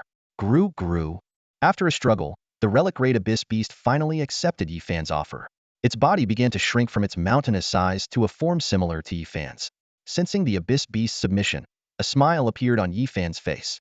He began chanting the beast-taming contract, and a beam of light connected them. The transformation started, and everyone guarded Yifan nervously. In the foggy environment, they had experienced many sudden encounters, and absorbing a powerful abyss beast required a period of calm, which made everyone tense. Time passed slowly, and the process of absorbing the relic-grade abyss beast seemed exceptionally long, especially in the fog-shrouded environment where every second felt infinitely stretched. Everyone waited quietly in this tense atmosphere until, after a long while, the relic-grade abyss beast finally transformed into a stream of light and merged into Yifan's forehead, leaving a unique cloud-shaped mark. Yifan stood up and unhesitatingly raised his hand to summon the abyss beast. This time, no stream of light appeared in his hand. Instead, the mark on his forehead lit up quickly. Immediately, a set of pitch-black armor covered him from head to toe. An entire set at once, Fatty Li exclaimed. But before he finished speaking, a powerful aura erupted from Yifan. Yifan drew his heavy sword, but did not swing it with a dazzling strike as usual to test his strength. He simply held the sword vertically, pointing the tip downward, and slowly raised his hands. At the same time, an enchanting glow appeared, and the dual element power of wind and fire surged within him. As Yifan moved, the elemental forces in the surrounding space began to go wild. What is this? Everyone looked at Yifan in confusion, sensing a dangerous aura approaching. Get back. Move. Yifan suddenly shouted. Hearing Yifan's warning, Luo Linger and Fatty Li immediately commanded everyone to retreat, quickly moving more than 10 meters away. As the distance increased, Yifan's figure gradually disappeared into the fog. Holding a lantern, Wang Lingxi worriedly said, Yifan, can you find? Before she could finish her sentence, Yifan, barely visible in the fog, suddenly plunged the heavy sword into the ground and shouted, sword style, annihilation. Boom. A massive explosion followed, and a sea of fire and wind erupted from Yifan's position, sweeping across the area like a colossal blast. The elemental forces went completely out of control, and the roaring flames spread massively in all directions. Defense. Everyone gasped in shock, and 2 Starshin-level beast tamers from the Luo family quickly commanded their beasts to release defensive attacks. Others followed suit, and about 30 people worked together to fend off the fiery onslaught. Despite the combined efforts, the firestorm's power was overwhelming, pushing everyone back. They struggled to hold their ground in the firestorm until the 2 Starshin-level beast tamers were nearly exhausted, and the flames finally began to subside. Though no one was harmed, a few panicked figures in the distance seemed to be engulfed by the flames. What kind of technique is this? Everyone looked at Yifan in the fog, feeling their elemental energy almost drained, their eyes full of shock and confusion. With just one strike, everyone present, including the 2 star-rank warriors, had to divert their elemental power to defend themselves. They all felt a sense of relief in their hearts, thankful that they had retreated in advance. Otherwise, the consequences would have been unimaginable. Such a powerful sword move seemed to transcend the realm of ordinary swordsmanship. In the center of the crowd, Luo Linger was tightly protected by her guards. At this moment, she too was severely drained, her face slightly pale. Rhythmic footsteps echoed through the mist, and Yifan's figure gradually became clear. When he was fully visible, everyone noticed his pale face and the iron armor on him that seemed to have lost its luster. However, As Yifan moved, the iron armor appeared to breathe, continuously drawing in and expelling elemental power from the surroundings. Logically, such an astonishing strike should have elicited cheers from the crowd. Yet, at this moment, everyone remained silent, their eyes filled with unmistakable shock. After a long silence, Li Pengzi finally broke it, voicing the awe that everyone felt. This is beyond extraordinary. An eternal rank strike that requires star rank warriors to block from any direction, and with such a vast range. If used on a battlefield or in a densely populated area, the consequences would be devastating. That's why it's called annihilation, Yifan replied calmly. He glanced around, seeing the shock in everyone's eyes, and simply waved his hand. There's nothing to be surprised about. I've always been capable of harming star rank warriors. Annihilation requires an enormous amount of elemental power. I can only use it once. This strike consumed the full power of 2 relic rank beasts and all of my own strength, so it's only natural it has such destructive power. Listening to Yifan's calm explanation, the group was still deeply shocked but managed to maintain their composure. Finally, Luo Linger was the first to return to normal and spoke. Congratulations, young Master Yifan, on taming the relic rank Tianyuan beast. From now on, your strength will surely reach new heights. Thank you, Yifan said, looking at Luo Linger with a noticeably gentler tone. Regardless of her intentions, without her help, it would have been difficult for him to find the relic rank Tianyuan beast. It's my honor to assist you, young Master Yifan, Luo Linger replied with a charming smile and a soft tone. The smile and her words carried a certain magic, causing even Yifan to pause briefly. But he quickly averted his gaze and waved his hand. All right, now that we've got the Tianyuan beast, it's time to leave. Thank you for your help along the way. Aren't you going to continue exploring the secret realm? Luo Linger asked. Yifan shook his head. No more exploration. Our main goal this time was the Tianyuan beast. Now that we've achieved it, it's time to leave. I see, Luo Linger nodded, watching Yifan put away his heavy sword and prepare to leave. After hesitating for a moment, she spoke again. Young Master Yifan, I hope we can join forces again in the future. If it's mutually beneficial, I'd be happy to team up with Miss Linger, Yifan replied. I assume that's what Miss Linger wants as well. However, with the Luo family being one of the oldest families in the capital, your alliance with me might raise some questions when you return. That's not a problem, Luo Linger answered softly, and perhaps feeling the moment was just right, she added in a low voice. Young Master Yifan, the Luo family has already allied with the Yi family. Now, the Luo family is also part of the warrior faction. Yifan frowned slightly and looked at Luo Linger. The Luo family has sided with the warrior faction? Why? Young Master Yifan, you should understand, Luo Linger replied softly. The Luo family wants to be friends with you, and I also want to be friends with you. Friends? Hearing Luo Linger's words, Yifan raised an eyebrow, a flicker of doubt in his eyes. He recalled the Luo family's usual indifference towards the Wujiang sect. If it hadn't been for his presence, the sect would likely not have even received an invitation to visit the ancestor's tomb. This sudden change in attitude was indeed suspicious, especially given the Luo family's long-standing position as an old aristocratic faction. As Yifan met Luo Linger's gaze, several thoughts flashed through his mind, and he quickly sensed something amiss. He asked directly, is this Senior Kong Shu's idea? Luo Linger was momentarily stunned, but then nodded in acknowledgement. So, young Master Yi knows. He told me some things, but I don't know what he said to you. Yifan pressed on. What exactly did he say to you? Luo Linger, uncharacteristically shy, lowered her voice. Senior Kong Shu advised us to build a good relationship with young Master Yi, and if possible, to take it further. Hearing this, Yifan understood the situation entirely and couldn't help but reveal a wry smile. Seeing his reaction, Luo Linger cautiously asked, did our ancestor also speak to you, young Master Yi? Yifan nodded. He did. Senior Kong Shu taught me some techniques and made a few requests. I didn't agree to all of them, but I did promise to protect the Luo family if I have the capacity in the future. That part, our ancestor didn't mention. Luo Linger looked a bit embarrassed and was about to say more when Yifan waved her off. This Senior Kong Shu says one thing and does another. He claimed not to force me, but it seems he's pushing you all instead, Yifan said with a hint of helplessness. Luo Linger hurriedly explained. It's not exactly forcing. She took a deep breath, looked Yifan in the eyes and said firmly, for someone like young Master Yi, forming a bond with you would be a great fortune for me. Her candid words left Yifan momentarily speechless, and even the people around them, including Li Pengzi, were visibly shocked. Under their gazes, even the usually composed Luo Linger blushed slightly and said with a hint of shyness, I believe that whether for the Luo family or myself, we could provide substantial support to young Master Yi. While I may not be as outstanding as you, I can manage to keep up. I think you should consider it. A genuine marriage might be better than a friendship bound by interests. Yifan was silent for a moment, looking at Luo Linger, as vague images seemed to flash through his mind. After a long pause, he slowly spoke. I would be happy to be friends with the Luo family. With that, he cupped his hands in a gesture of respect. But marriage should be based on feelings. A marriage driven by ulterior motives turns into a transaction. Luo Linger quickly countered. I don't see it as a transaction. I don't seek anything from you, young Master Yi. Instead, I wish to offer you the support that could make many things easier for you. Yifan smiled slightly and cupped his hands again. Miss Linger, you make a good point, but everyone has their own path.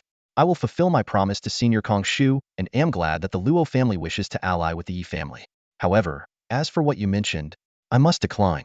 With the coming chaos, my goal is to strive for transcendence, and marriage is not part of my plans. Thank you for your kind intentions.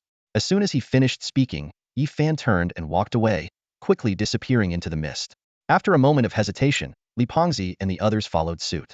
Luo Linger stood still, seemingly not expecting such a decisive rejection from Yi Fan. Miss, after a long silence, a guard softly reminded her, young Master Yi and his group have already left. Luo Linger finally snapped out of it and sighed deeply. Even after all this, I still couldn't sway him. When the group finally emerged from the canyon and saw daylight again, Li Pengzi couldn't help but exclaim, finally out. Although the exact time spent in the misty canyon was uncertain, the records indicated it had been at least a month or two. As everyone stretched their stiff bodies from the long walk in the fog, Yifan silently removed his heavy sword and began to clean it meticulously. Li Pengzi, noticing Yifan's calm demeanor, curiously approached. Hey Yifan, that Luo Linger seemed pretty nice. Don't you have any thoughts about her? Without looking up, Yifan replied, everyone seems nice to you. But she really is nice. Li Pengzi scratched his head. The Luo family has 7 daughters, and it seems they're willing to offer the whole family as a dowry. They're going all out. Yifan's tone was firm. I won't marry. Why not? Li Pengzi asked, puzzled. Suddenly, he lowered his voice. You don't already have someone you like, do you? This question made Yifan pause for a moment. He sighed softly. I did. But she's already gone. Dead? Li Pengzi was shocked upon hearing this, his eyes wide with disbelief. When did this happen? How come I didn't know? Yifan gave a calm smile and waved his hand dismissively. There are many things you don't know. His gaze fell on Li Pengzi, a complex look flashing in his eyes. Pengzi, do you know why I'm so ruthless, even cruel, towards the Wang Chao organization and those ancient families? Li Pengzi instinctively replied, I don't know. Is it because you want to save the human race? As soon as he finished speaking, he noticed the unusual look in Yifan's eyes and suddenly realized, wait, you mean it's because of… Surprisingly, Yifan nodded gently and then let out a deep sigh. Yes, I once had a dream. He began slowly, his voice low. In that dream, I met someone I loved. But it wasn't exactly a pleasant dream. After a brief period of love, she died in the chaos, strangled by machinery, her body shattered. In a dream? Li Pengzi was utterly confused, but seeing Yifan's serious expression, it didn't seem like a joke. He tentatively asked, but a dream isn't real, right? Yifan didn't answer directly. Lost in his memories, he continued, that dream was filled with many regrets. Friends I grew up with, mentors who guided me, my parents. They all died at the hands of these despicable people. Among them were members of the Wang Chao organization, these ancient families, and even sects and officials you can and can't see. Yifan's gaze turned profound, as if looking through time into the world of his dream. In that dream, I was always losing something. I imagined countless times what it would be like to have a chance to make up for those regrets. But for some reason, the dream was very long, very real, and no matter how much I wished or hoped, it never gave me that chance. He paused, his voice trembling slightly. Until one day, I died on an expedition, stabbed in the heart by a friend, then devoured by a beast. Only then did I wake up. At this point, Yifan straightened up and looked at Li Pengzi again. This time, his eyes were filled with a resolute determination. Pengzi, if you had experienced such a dream, and now you woke up, finally given the chance you wished for countless times in your dream, what would you do? Again?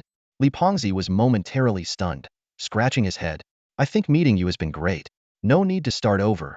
Yifan shook his head helplessly. I've had too many regrets in my dreams. Now that I have another chance, I want to make everything right. Do what I want to do, love who I want to love, climb the highest mountains, see the furthest sights. Those cunning villains who killed my loved ones and friends in my dreams, I will eliminate them all, by any means necessary. Ning Mengnian interjected. If you're really willing to do whatever it takes, getting help from the Luo family could be very advantageous. Yifan stood up and turned to Ning Mengnian. My by any means necessary has limits. Do the people I loved in my dreams not count as loved ones? This made Ning Mengnian feel slightly uneasy. How could dream lovers be real? Can such illusory emotions be taken seriously? But seeing the seriousness in Yifan's eyes, he hesitated and said, perhaps everyone has their own answer. My answer is my commitment, Yifan replied, waving his hand. It's time to go back. We have a lot to do. Yifan hoisted his heavy sword and led the way. His steps were firm, as if he had walked this path 1,000 times, without any hesitation. Back at the academy, Yifan and his group had just reached their dormitory when they saw their teacher, Qianhe, waiting at the door. Mentor? Yifan asked, puzzled. Qianhe said calmly, how was the harvest in the secret realm? Not bad. We found a suitable Tianyuan beast, Yifan replied. Qianhe nodded. Come with me. I have something to discuss. With a wave of his sleeve, he took Yifan away. In the blink of an eye, the two appeared on a broad mountain peak. There was a flat area resembling a dojo and 2 simple houses. Yifan immediately sensed a dangerous aura and noticed the dojo was faintly covered by a grand formation. Why did you bring me here, Mentor? Yifan asked cautiously. The academy is not safe. From now on, if you need to find me, come here, Qianhe replied. Ning Xiaochuan is purging dissenters. Do you know about the Wudu Round Table? Yifan shook his head. I know very little about Wudu. Qianhe summoned 2 stools, and they both sat down. He explained, the Wudu Round Table consists of 14 mentors plus Ning Xiaochuan, and they decide on many secret and dangerous matters, such as the ultimate phantom beast species. I see, Yifan realized. So the person who stole the ultimate phantom beast species is in Wudu? Yes, it's your friend's mentor, the old demon Wu, Qianhe said. You might know him by his name, Wu Jiang, Stealth Master Wu Jiang? Yifan was shocked, recalling the legend of the person with incredible concealment skills who once stole the Jade Seal of King One. That's him, Qianhe confirmed. Qianhe nodded slightly, her gaze sweeping across Yifan's face as she continued. Most members of the Round Table are exceptionally talented, but they either violated the rules or were feared by the higher-ups. Some are under house arrest, some are in prison. It was Ning Xiaochuan who went to great lengths to bring us to Wudu and formed the Round Table. Curiosity sparkled in Yifan's eyes as he asked, but I heard from Ning Mengnian that Principal Ning is also feared by the higher-ups. How was he able to take you all away, and why did he form the Round Table? Qianhe took a deep breath, her tone heavy. When the fear reaches a certain level, it becomes a bargaining chip. You might not fully understand, but let me be clear, in a way, his influence is on par with your grandfather's. She continued, decades ago, he was as famous as Yi Zhantian, capable of slaying king-level ancient beasts even at the glory level. But unlike your grandfather, who fought for humanity, Ning Xiaochuan harbored intense hatred for both beasts and humans, and would stop at nothing. He once used forbidden techniques to kill a beast, burying an entire city of tens of thousands along with it. That place is now known as the City of Bones. Yifan's expression grew solemn as he murmured, the restless souls beneath the City of Bones. So the rumors stem from there. Qianhe waved her hand helplessly. Now you see how extreme he is. Because of his extremism, the higher-ups brought him back to the capital. Over the years, he has kept a low profile in the capital, got married, had children, seemingly turning over a new leaf. This made the higher-ups slightly lower their guard, allowing him to become the principal of Wudu and granting many of his requests as compensation. Yifan pondered, but in reality, he hasn't changed. The Wudu Round Table is just another part of his grand scheme. Qianhe nodded in agreement. Exactly. You can think of the Wudu Round Table as a mini-court. On the surface, we are only 14, but our influence has spread to many parts of the human world. Using Wudu's name, we can easily act as students. We recruit a few outstanding students, train them, and earn their loyalty. When they enter the court in the future and are assigned to various regions, those places will become part of our influence. Yifan suddenly understood. So this year's recruitment by your mentors is for this purpose? He paused, then asked, but what exactly is Principal Ning trying to achieve?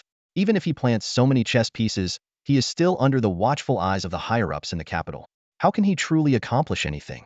A shadow crossed Qianhe's face. We thought the same at first. So even though he proposed many ideas, out of gratitude for saving us, we agreed. Our trust in him was based on the belief that he couldn't truly cross the line. She paused, her tone becoming even more grave. But the problem is, just recently, he took a step forward and successfully became a king. Principal Ning has been crowned? Upon hearing this, Yifan's face immediately darkened, a sense of foreboding washing over him. His thoughts drifted back to his grandfather, a figure of unparalleled strength and great expectations. It was said that once crowned, one could dominate among the king-level powerhouses. And now, Ning Xiaochuan, who was on par with his grandfather, had succeeded in being crowned. Yifan's brows furrowed, and a hint of worry flashed in his eyes. Qianhe noticed his change in expression and said gravely, you sense the danger too, don't you? This man, filled with hatred and bearing the weight of revenge for years, has finally achieved his goal. There's no way he'll be content to remain shackled now. Qianhe then explained the situation. She had mistakenly given Yifan a beast egg meant for a phantom beast. Ning Xiachuan seized this opportunity to try to expel her from the Round Table Council and even brought in a traitor king, a crown powerhouse from the dynasty organization, attempting to recruit them for rebellion. Rebellion? Yifan repeated in shock. He wants to overthrow the court? That's right. Qianhe confirmed with a nod. He's planning to target the current human leadership. Although we owe him some favors, we agreed to help him only with matters beneficial to humanity. Now that he's gone mad, we can't possibly comply. Qianhe continued to recount the events of that day's meeting. Minri led the charge, and all the elders withdrew from the Wudu Round Table Council, hoping to restrain Ning Xiachuan. However, this only enraged him further. Just this month, Ning Xiachuan attacked Minri, gathering a group of mysterious individuals to severely injure him. He then went on to assault Du Xiao and Qing Shun, causing serious harm despite failing to kill them. Most of the non-king level elders who left the council have met a grim fate at his hands. At this point, Qianhe turned to look at the two wooden huts behind the dojo, her tone tinged with helplessness. We had no choice but to leave Wudu and come to this ancient formation site, reactivating the array. Ning Xiachuan is indeed powerful, but we still have some strength, so he hasn't attacked us directly. Yifan suddenly understood, his initial doubts resolved. After a moment of hesitation, he asked, "But teacher, weren't you waiting for me at the academy?" "I was his mentor," Qianhe answered briefly, her tone filled with resignation. "He won't harm me, at least not for now." Yifan remained silent for a while, not pressing further. Instead, he posed another question. "Doesn't the higher authority know about such a significant issue?" Qianhe shook her head and explained, "Our identities are special, and the higher-ups haven't paid much attention to us." She glanced at Yifan again and finally sighed. "Wudu has already changed," Qianhe said seriously. "You are my student, with great aspirations and immense potential. Ning Xiachuan is completely mad now, and I suspect that after eliminating us mentors, he might even target you students. I called you here today to explain the situation. You still have over 3 years of university in Wudu, and I may not be able to enter Wudu often. You need to be extra cautious." "He probably won't target me," Yifan replied, though a sense of anxiety had already taken root in his heart. On the way here, he had exchanged information with his uncle. The temple had already begun taking action against various hidden families and sections. Although they temporarily convinced the higher-ups not to take extreme measures due to the Luo family's involvement, the world was already in turmoil, and the internal division within the court had reached its peak. Amidst this chaos, Ning Xiachuan had succeeded in being crowned. This top-tier powerhouse, even described as mad by Ning Mengnian, might indeed rebel against the court. Regardless of whether Ning Xiachuan's strength could deliver a fatal blow to the court, his reckless actions at this moment were lethal in themselves. At this moment, the peace of humanity seemed to be on the brink of collapse. After a moment of contemplation, Yifan looked at Qianhe and slowly asked, "Is there no way to stop Ning Xiachuan?" Qianhe sighed and shook her head. "There's no good solution unless King Wen decides to act decisively. But Ning Xiachuan is so cunning that even if King Wen is willing, it might be difficult to deal with him. Moreover, after forcing us out, it's likely that Ning Xiachuan has gained complete control over the ultimate phantom beast." "What is the ultimate phantom beast?" Yifan inquired. "It's an upgraded version of your phantom beast, the greatest research achievement of the Round Table Council in recent years," Qianhe explained, her tone revealing a hint of unease. "The ultimate phantom beast combines the bloodlines of many ancient species, potentially reaching the divine bloodline level of a man-made beast. Once revived, it can rapidly grow to king level, or even beyond." "Beyond king level?" Yifan's face showed a worried expression. If such a phantom beast falls into his hands, once it awakens, he's almost certain to rebel. "Yes," Qianhe responded softly, a trace of concern flashing in her eyes. Qianhe nodded, her brows slightly furrowed. "However, the only good news is that Sazi's final mythical beast form will also take time to mature. It will probably take around 2 years to reach the king level." Yifan listened thoughtfully. He recalled their journey to the Yin Tian sect after that incident. They had hoped to gather some information using the Yin Tian instrument, only to find it had been destroyed. Even more surprising was the realization that the widely spread prophecy, "The chaos of the world begins with the death of the Prodigies," was not actually the result of the Yin Tian sect's divination. This revelation made Yifan wary. If it wasn't the Yin Tian sect's divination, then someone is deliberately spreading misinformation. His eyes sharpened. This means that someone has already started their real scheme, and it could be happening right now. As night fell, Yifan walked alone along the main avenue of Wudu Central Academy. The moonlight cast a long shadow, and his expression was particularly solemn. The news Qianhe brought was shocking and served as a wake-up call. Yifan thought back to his previous life. The Great Chaos occurred 2 years later when he was a third-year student, training away from home. He had thought the signs of chaos began with beast tides erupting from various secret realms. But now, standing at the center of the storm, his perspective had changed, revealing that the collapse of the human race was far more complex than he had imagined. His efforts had indeed made some impact. Yimao did not die from the dragon blood poison and had even become a stabilizing force in the court. However, this stabilizing force had not been enough to revive the situation. Many crises were still unfolding as expected, with only slight changes, but still enough to threaten the downfall of the human race. The appearance of Ning Xiachuan was undoubtedly a crucial factor. The 2-year timeline coincided with what Qian he had mentioned about the final mythical beast's growth. Yifan realized that if Ning Mengnian's words were true, Ning Xiachuan's madness had already taken root deeply, making it impossible to change or stop. This collision was inevitable, and others with ulterior motives would surely take advantage of it. The collapse of the human race seemed certain. Reaching the end of the road, Yifan stopped and looked ahead with resolve. I need to adjust some of my original plans to minimize the losses in this impending collapse. Just as he finished speaking, a familiar voice came from behind him, a wise choice. Yifan's body tensed as he slowly turned around. In the moonlight stood a man and a woman, their figures silent and still. When he saw their faces clearly, he narrowed his eyes. Principal Ning, Vice Principal Sure. Yifan said softly, what a coincidence. It was a strange occurrence. In the dead of night, Ning Xiachuan spoke, and the surrounding space shifted abruptly. The scattered passers-by vanished like smoke, and the ground became damp, as if a sudden rain had just passed. A sinister crimson hue crept across the surface of the full moon, and the entire world seemed to be reshaped. Yifan scanned his surroundings warily, a hint of seriousness in his eyes. He realized this was a domain tangible manifestation of the laws controlled by a king-level expert, a subworld that could greatly amplify the power of such an expert. Ning Xiachuan nodded slightly, approvingly. You can recognize a domain. Impressive. With a flick of his finger, the ground trembled, and a throne rose from the earth behind him. Ning Xiachuan sat down gracefully, his demeanor shifting dramatically. The gentle, scholarly image was gone, replaced by a confident, razor-sharp aura. His hair fluttered in the wind, and a cold glint shone in his eyes. I saw Qian he took you, Ning Xiachuan said, staring directly at Yifan. I assume you've heard about the events in Wudu? I have, Yifan replied curtly, his eyes fixed on Ning Xiachuan. A sense of extreme danger welled up within him. He couldn't fathom Ning Xiachuan's intentions, much like facing an unpredictable adversary. After a moment of silence, Yifan cautiously asked, is Principal Ning planning to make a move against me? Still considering, Ning Xiachuan replied lazily, leaning on the throne, scrutinizing Yifan from above. I see great potential in you, but also a significant threat. Initially, I didn't care about this threat. However, your draw with the young Saint Master has made me reassess your importance. Yifan smiled at this. Even a king-level expert like you needs to be cautious of me? Ning Xiachuan shook his head, his gaze sharp as a blade. This is your era. The one who will ultimately bring order could be among you. Of course, I need to be cautious. Now, I am contemplating whether you could be that person. Isn't bringing order your goal, Principal Ning? Yifan countered. Your hatred stems from the loss of your loved ones in that incident. Once everything is settled, such incidents wouldn't happen again. A fierce intensity flashed in Ning Xiachuan's eyes. He responded coolly. If it were that simple, what meaning would my hatred hold? The beasts deserve to die, and so do those who stood by and watched.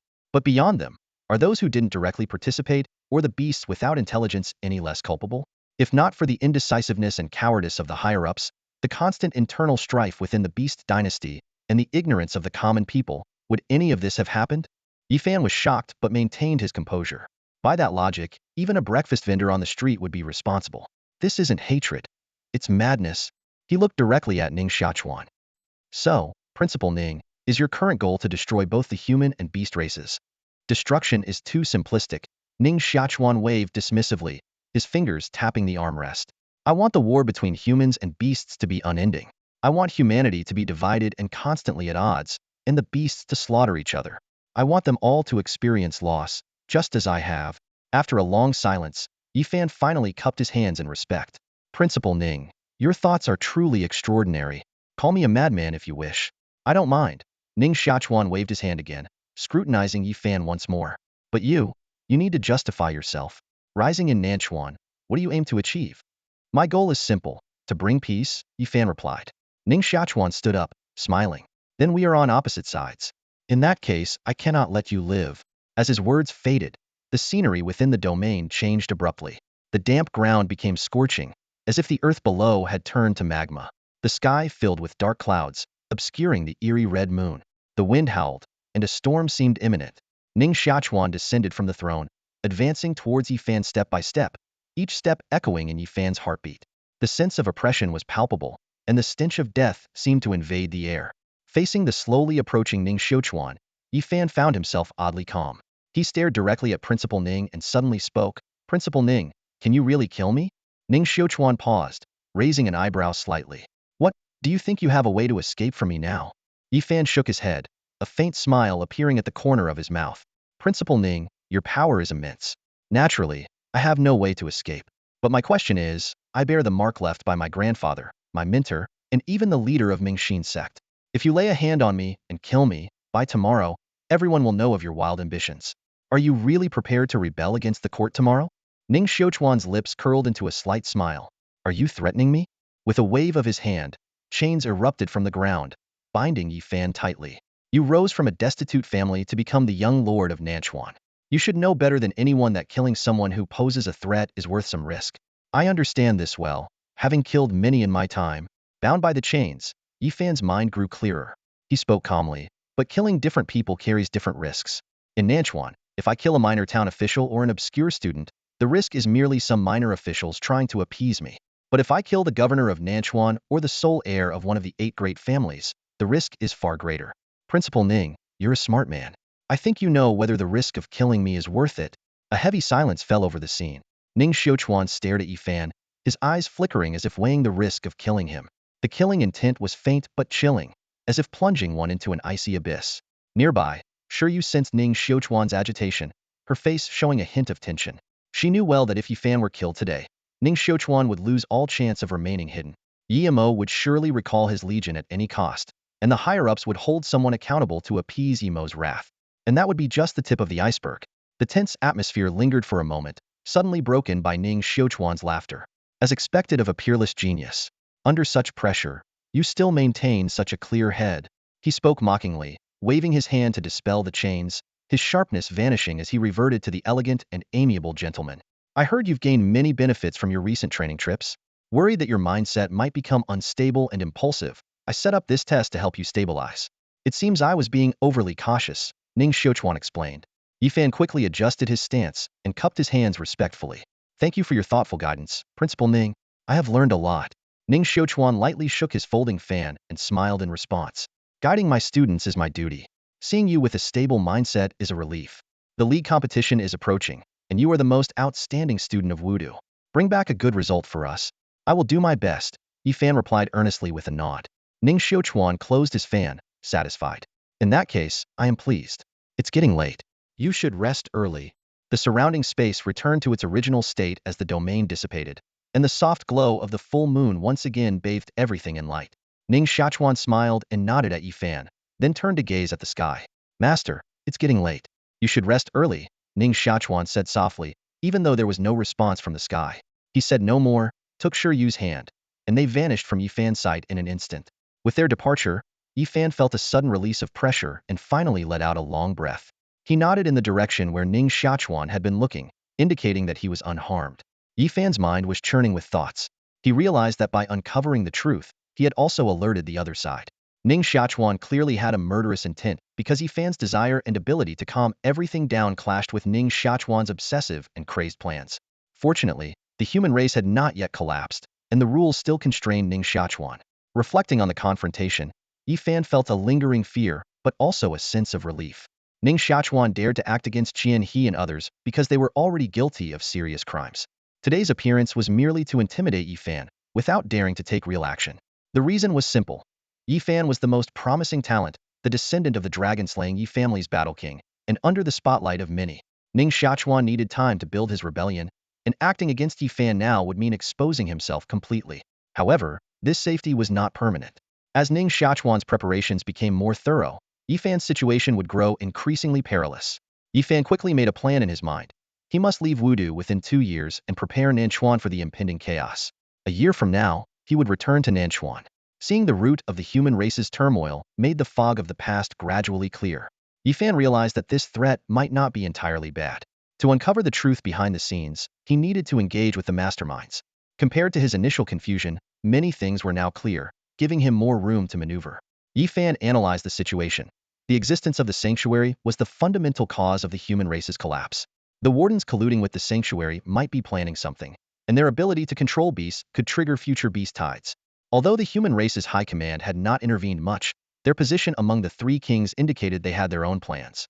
The struggle between these forces was a process of balancing and breaking, and Ning Xiaochuan's rebellion would be a sudden catalyst. In 2 years, this mad king would lead the ultimate phantom beasts to attack the high command. Regardless of success or failure, it would cause an uproar. At that time, the precarious balance would collapse entirely. The high command would fall silent, beast tides and frontline beast chaos would erupt everywhere, and the long-prepared heroes would emerge like bamboo shoots after a rain. That would be the beginning of great turmoil. Resting against a pillar, Yi Fan waved goodbye to the sky and walked towards the academy dormitory. The next day, on the war chariot heading to the front lines, Li Pengzi asked curiously, "Yi Fan, how's your Quanglai camp developing?"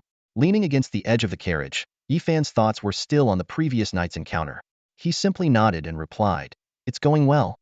Seeing Yi Fan's lack of enthusiasm, Li Pengzi didn't press further and mumbled to himself, "What does going well even mean?" Ning Mengnian, who was nearby, overheard and chuckled. "The Quanglai camp is probably like a small Yun city now." "Small Yun city?" Li Pengzi exclaimed in surprise. "Does the Quanglai camp have Changshan clouds too?" "What are Changshan clouds?" Ning Mengnian was puzzled by the question. Li Pengzi pouted. "If there are no Changshan clouds, how can it be called a small Yun city?" Just as he was about to continue, Wang Lingxi grabbed him by the neck. "You, Li Yu, the strategist told you not to talk too much, and yet here you are spilling everything." Li Pengzi sighed helplessly. With Wang Lingxi's hands tightening around his neck, Li Pengzi flailed desperately, looking both frantic and comical. Ning Mengnian observed the scene with a hint of confusion in his eyes and turned to Yi Fan, asking, "What's different about Yun City compared to other cities?" Yi Fan's lips curled into a knowing smile as he replied, "There are many differences, but you'll have to see for yourself." He left it at that, creating an air of mystery. The rest of the group laughed and avoided answering Ning Mengnian's question. Clearly, they had developed a certain level of trust with him over time, but not completely. While Yi Fan seemed more relaxed, the others, especially Wang Lingxi and Ma Xiaoxue, remained vigilant. Ning Mengnian keenly sensed their deliberate secrecy, but instead of feeling offended, his curiosity grew even stronger. Noticing the expression on Ning Mengnian's face, Yi Fan merely smiled in silence. He thought to himself, with his excellent education, remarkable talent, and serious demeanor, Ning Mengnian is bound to become a rare asset. If I can recruit him, it would be a great advantage. But direct recruitment is a last resort. The smarter approach is to cater to his interests, fulfill his desires, rescue him in times of need, and pique his curiosity. The curiosity I plant now is like a seed that will eventually take root and grow. When that happens, Ning Mengnian will naturally come to Nanchuan seeking me. Yi Fan's thoughts continued. If Ning Mengnian joins me, perhaps Ning Shi. But he quickly shook his head, mocking himself. That lunatic, even if his own son were with me, let alone me being his son, he'd probably still want to cut me down. With a rumbling sound, the war chariot came to a halt in Zen City. The group disembarked and summoned their beasts to ride along the broad road. Along the way, they encountered several caravans laden with goods, indicating the camp's thriving development. Riding his mount, Ning Mengnian remarked to Yi Fan, "It seems the camp is doing well. The trade is noticeably more prosperous than when we left." Yi Fan responded casually, "Zen City is quite remote. In the past, we had to send caravans all the way to Mango City for supplies. Now, with the camp established, it's much more convenient and the preferred choice." Though his tone was indifferent, a hint of satisfaction flickered in his eyes. After all, the significant effort he had invested in the Thunder Camp was paying off. Before long, Thunder Camp came into view. The camp had transformed dramatically, consolidating all the smaller camps outside Zen City. With Yi Fan's strong support and efforts, towering walls now stood proudly, exuding an aura of invincibility. "Wow, they even have walls now," Li Pengzi exclaimed in amazement. Ning Mengnian responded proudly, "I told you so." At that moment, Barlow and Wei Ping, having received the news, came out to greet them with 2 squads, even carrying fireworks, resembling an honor guard. "Wow, even an honor guard." Li Pengzi marveled again. Ning Mengnian explained, "Well, the camp may not be wealthy, but we still have to observe some formalities." Among the welcoming party, a little girl riding a white pony stood out. Her pony trotted slowly, with the escort clearly adjusting their pace to let her lead. Soon, the girl reached Yi Fan, gracefully dismounted, and ran joyfully towards him, hugging his leg and calling out somewhat awkwardly, "Daddy." "Huh." Li Pengzi's eyes widened in disbelief as he looked at Yi Fan. exclaiming in shock, "You have a daughter?" That's all for today. Thank you so much for watching. I hope you guys enjoyed. If you wish to have another part of this recap, please give us at least 1,000 likes. Please don't forget to comment and subscribe to our channel for more content like this. Until next time.